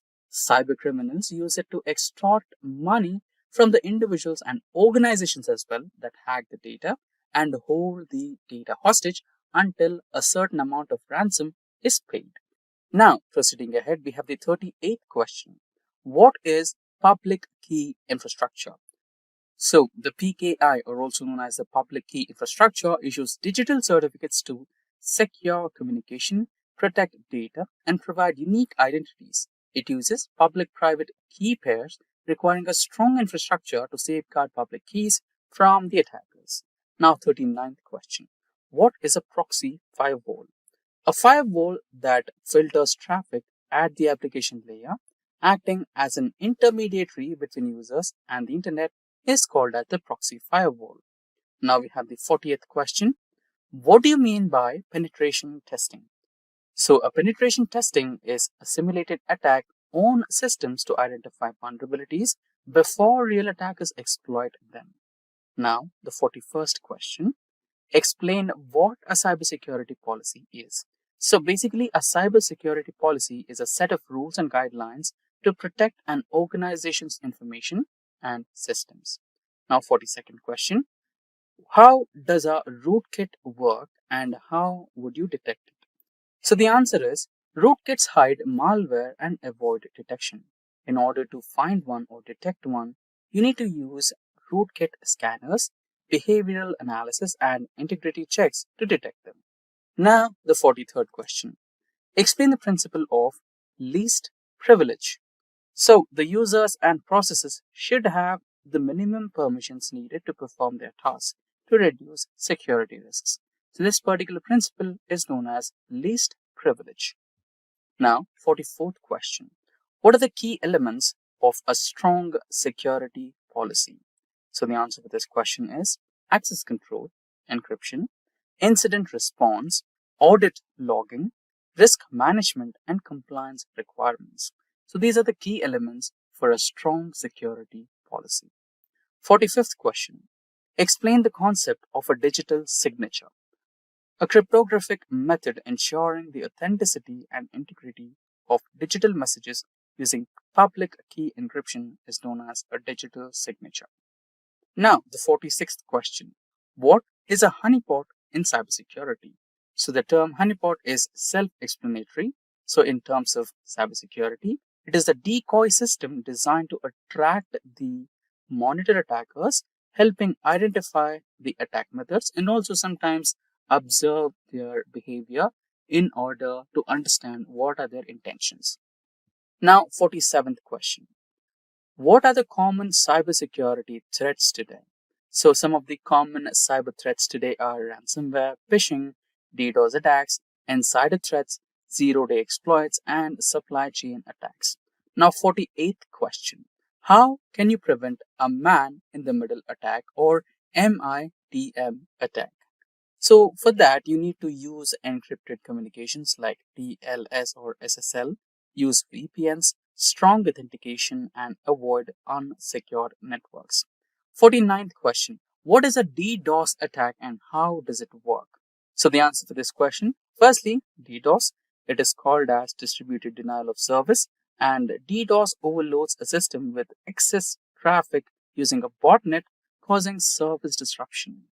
So, basically, it's kind of blocking the service. And with this, we come to the final question of today's session, which is, what is the difference between black hat, white hat, and gray hat hackers? So the answer for this question is, let's begin with the black hats. Black hats are malicious hackers. They exploit vulnerabilities for illegal purposes. And then we come with white hat. So ethical hackers who help to identify and fix vulnerabilities who have positive ethics are called as the white hat hackers, and gray hat, a kind of a mix and match between the both black hat and the white hat. So these hackers help identify vulnerabilities without malicious intent, but may not always have authorization. So guys, we have come to the end of our full course. If you have any doubts or questions, ask them in the comment section below. Our team of experts will reply you as soon as possible. Thank you and keep learning with Simplilearn. Hi there, if you like this video, subscribe to Simplilearn YouTube channel and click here to watch similar videos. To nerd up and get certified, you can check the description box below.